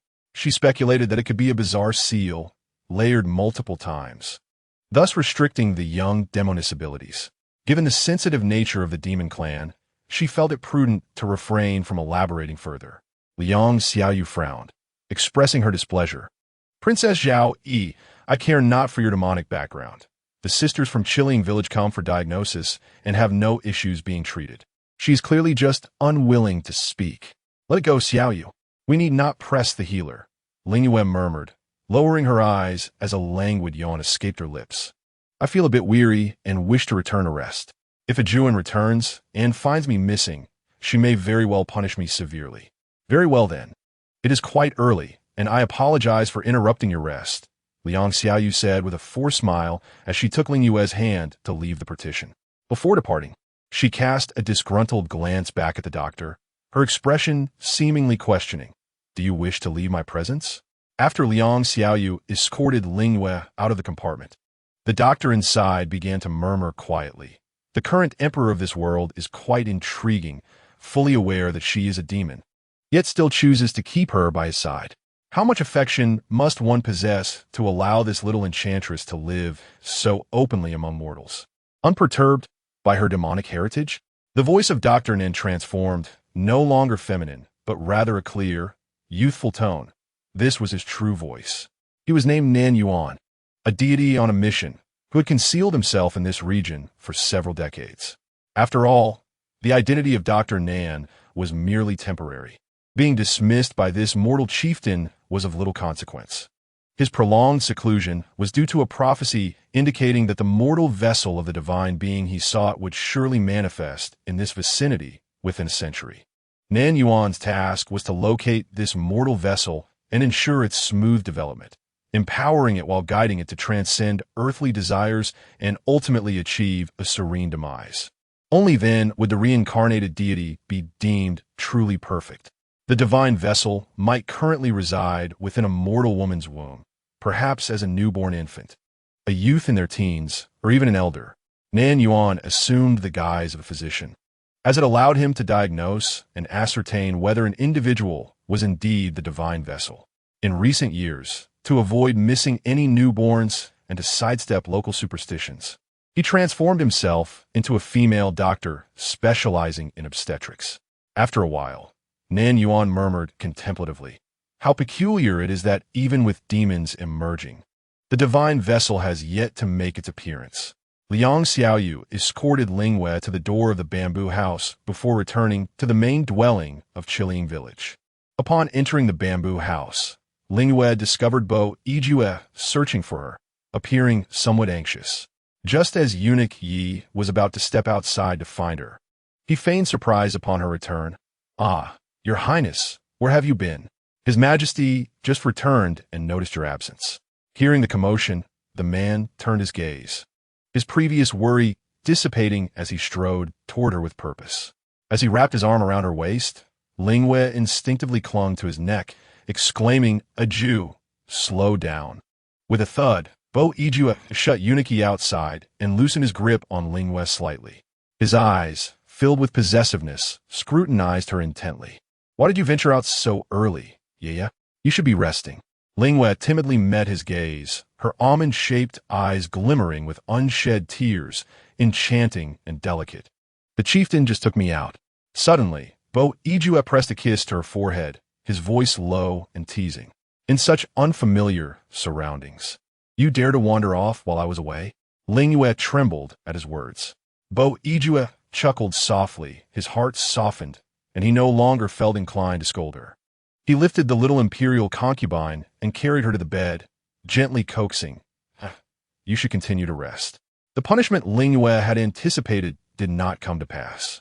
He simply sat at the edge of the bed, gently covering her with a quilt, tucking in the corners. Rising so early, it was evident that Yia had not rested sufficiently today, so I shall guard your slumber a while longer. Ling Yue's heart fluttered as she reached out from beneath the covers, grasping his arm with a tender grip. "Awan, I promise I won't wander off again." At this, Bo Ijue slightly lifted the corners of his lips and leaned down to whisper in her ear, "From now on, when you venture out to play, I will be right beside you, ensuring you awaken safe and sound, so you cannot escape." "Awan, I would run away." Ling Yue suddenly turned her head to face him, playfully pecking his thin lips before turning back. The man's sharp gaze instantly sparkled with delight as he lowered his voice further, teasing, "And yet, hasn't Tia just run away?" His warm palm cradled the young maiden's cheek, assertively holding her captive, while Bo Ijuan's kiss descended upon her soft lips as if claiming her. "But I have returned. Haven't I?" The girl's unfinished words were drowned in a kiss brimming with possessiveness and affection. Bo Ijue greedily savored the essence that belonged solely to Ling Yue, only reluctantly releasing her after a prolonged moment. Gazing at her petite and enchanting figure, he felt a dryness in his throat. The kiss had left him yearning for more. However, recalling that Yia had not rested enough today, he suppressed his intense possessiveness. His voice turned low and languorous. "Where exactly did you go, Yia?" Chapter 99, what was that? Ling Yue took a few deep breaths before pitifully responding, "Just now. The village chief came to find me and took me to see a doctor here." "Oh." Bo Ijue raised an eyebrow in curiosity. "My Yia was perfectly fine, lively beside the bonfire last night. What need had you to see a doctor?" Ling Yue pouted slightly, downplaying the matter. She expressed concern that I might be with child and insisted that Awan should keep an eye on me, then took me to see the doctor here. Upon hearing this, Bo Ijue tenderly held her small hand, examining it closely. His fingertips, roughened by labor, brushed delicately against each slender finger. A soft hue graced his face. "And what did the doctor say?" "The doctor said, 'Not yet,'" she replied shyly, a lovely blush blooming on her cheeks. "Then the village chief insisted the doctor check my pulse to see if there were any issues with my constitution." Bo Ijue chuckled softly, though a hint of displeasure crept into his voice as he called out toward the door, "Yisheng, please relay to Qi and that he should manage his own people." "Ah, certainly," the eunuch replied eagerly from outside, though he had no intention of actually delivering the message.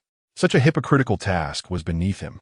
Last night, he had overheard Liang Xiaoyu discussing with the villagers about a highly skilled female, doctor renowned for her expertise in matters of fertility. Thus, he had discreetly commissioned Qi In and his wife to assist in bringing the esteemed Lady Zhao to see this miraculous physician. What significant ailments could there be with Yeya's health? Bo Ijue continued to inquire with genuine concern. Ling Yue had no intention of concealing her experiences and candidly recounted. "The doctor stated that there is nothing wrong with my body, merely that something is obstructing my meridians, albeit in a rather muddled manner." Upon hearing this, Bo Iju's gaze darkened momentarily, his concern evident. "Yu, can this truly be considered as having no issues?" Ling Yue smiled softly, attempting to comfort him in return. Perhaps it is due to my heritage from the demon clan? It is understandable that the physicians of this world have never encountered demons and are thus unaware. The worry in the man's eyes did not dissipate. He merely closed them slightly and responded gently, I hope so. You should rest well. His warm hand tenderly caressed the girl's forehead and cheek, and Ling Yue soon drifted back into slumber.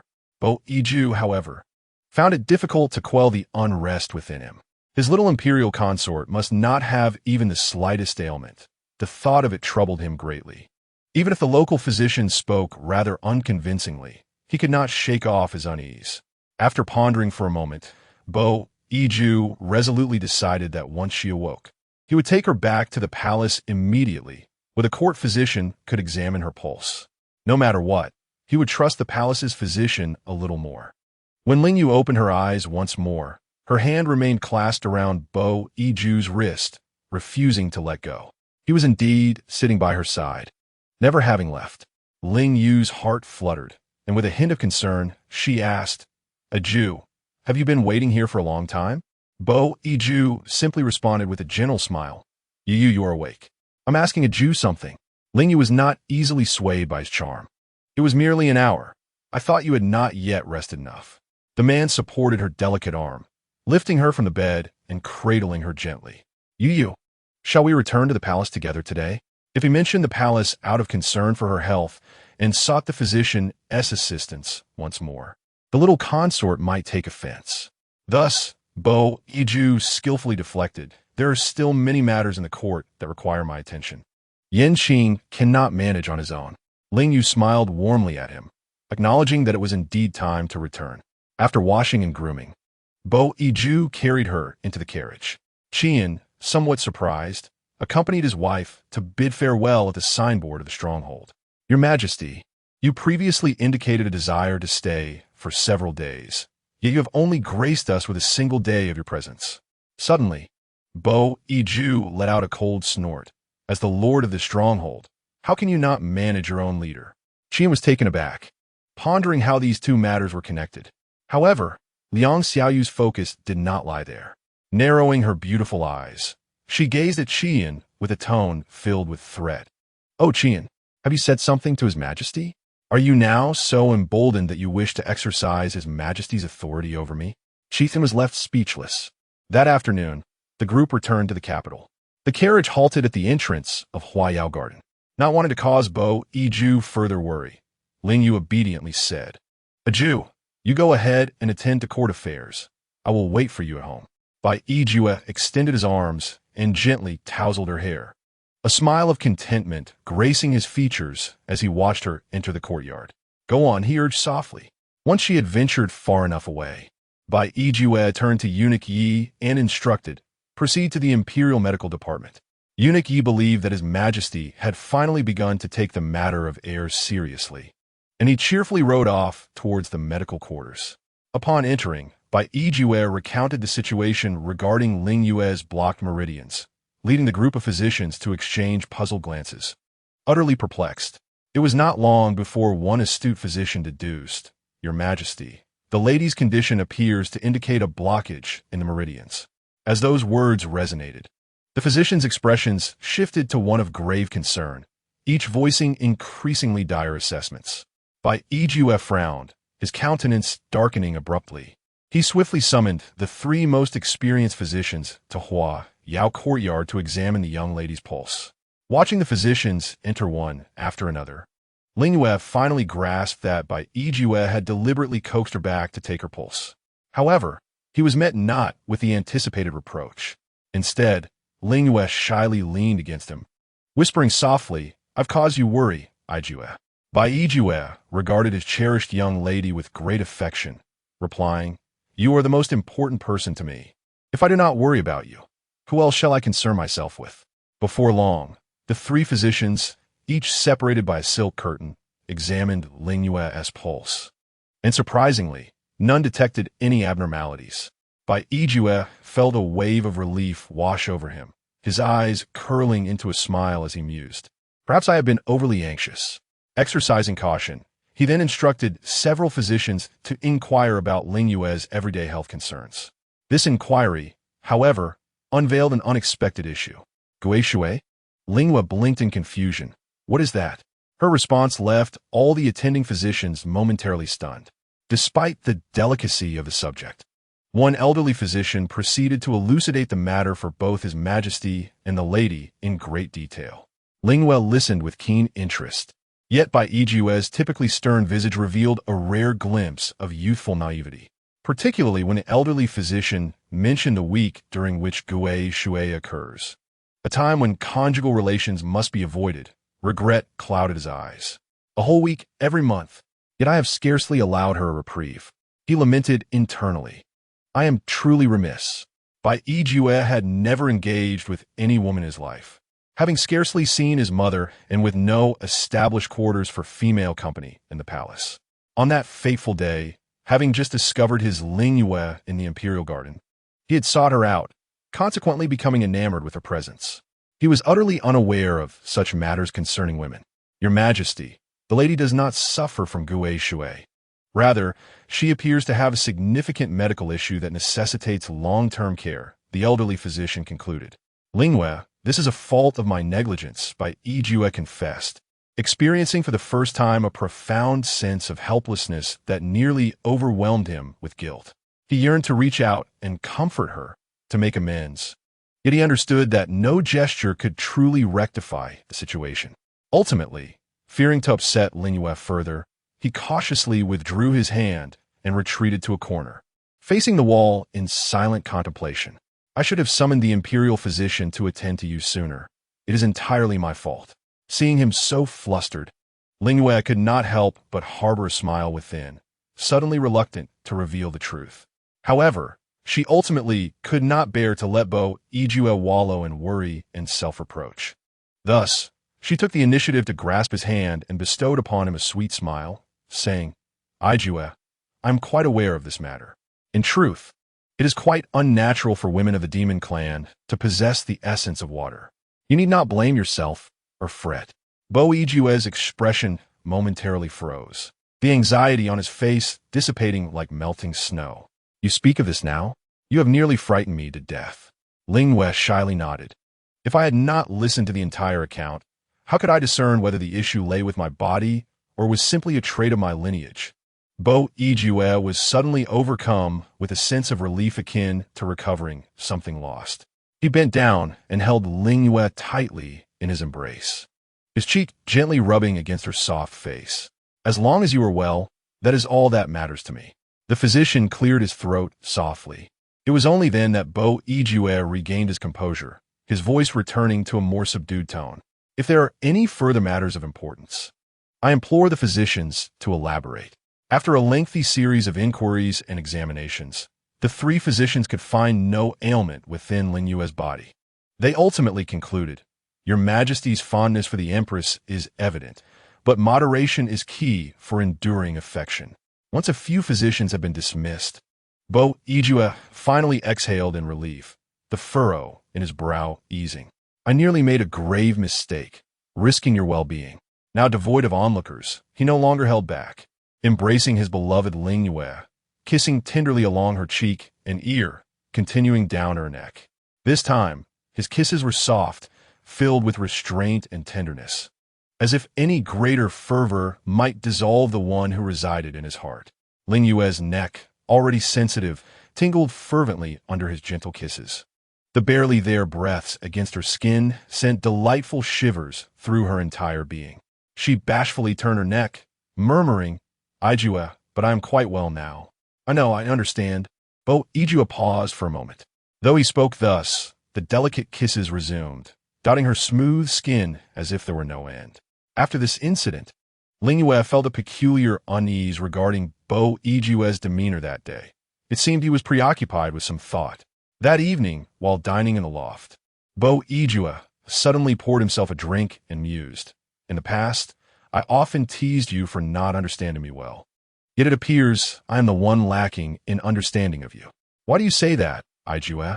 Ling Yue smiled as she served him some food, but Bai Yue's attention was clearly elsewhere. His thoughts were distant, yet he diligently offered dish after dish to Ling Yue's mouth, though the positioning was somewhat off. Before long, Ling Yue playfully chided. Yue, do take a look at me.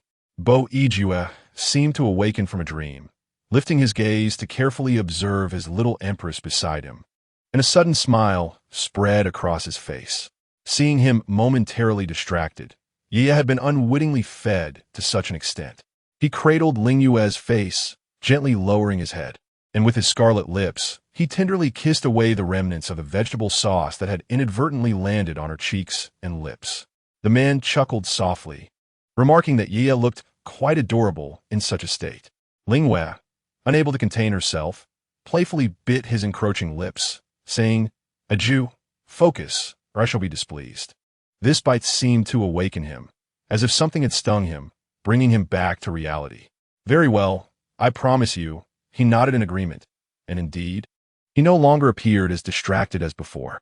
After their meal, he took the initiative to lead Ling Yue, claiming he wished to take her for a stroll beyond Huayao Garden. Oh yes, that sounds delightful. You have yet to show me other parts of the palace, Ling Yue replied. Having resided in the palace for quite some time, but rarely venturing beyond Huayao Garden. Thus, she readily agreed. This time, Bo Yue brought her to the imperial study. The vast shelves were lined with an array of books, meticulously organized and classified. As they walked towards the most secluded corner of the library, Ling Yue noticed that the books around them visibly aged, their pages becoming increasingly yellowed. Bo Yue reached the last row of shelves, casually picking up a few tomes to peruse before instructing the steward, summon more people to transport all these books to the sleeping quarters. Ling Yue glanced up to see that this row of shelves was designated for ancient mythology. The steward, while directing other servants to carry the books, chuckled, Your Majesty, you have always been skeptical of tales concerning spirits, yet today you actively seek out numerous texts on gods and demons. Upon hearing this, Ling Yue gazed at the man beside her with curious eyes, pondering his intentions. Bo Yue, with a smile playing at the corners of his mouth, lifted her gently and whispered, Today's events have made me realize that my understanding of Yi is still woefully insufficient. Hence, I wish to know you even more.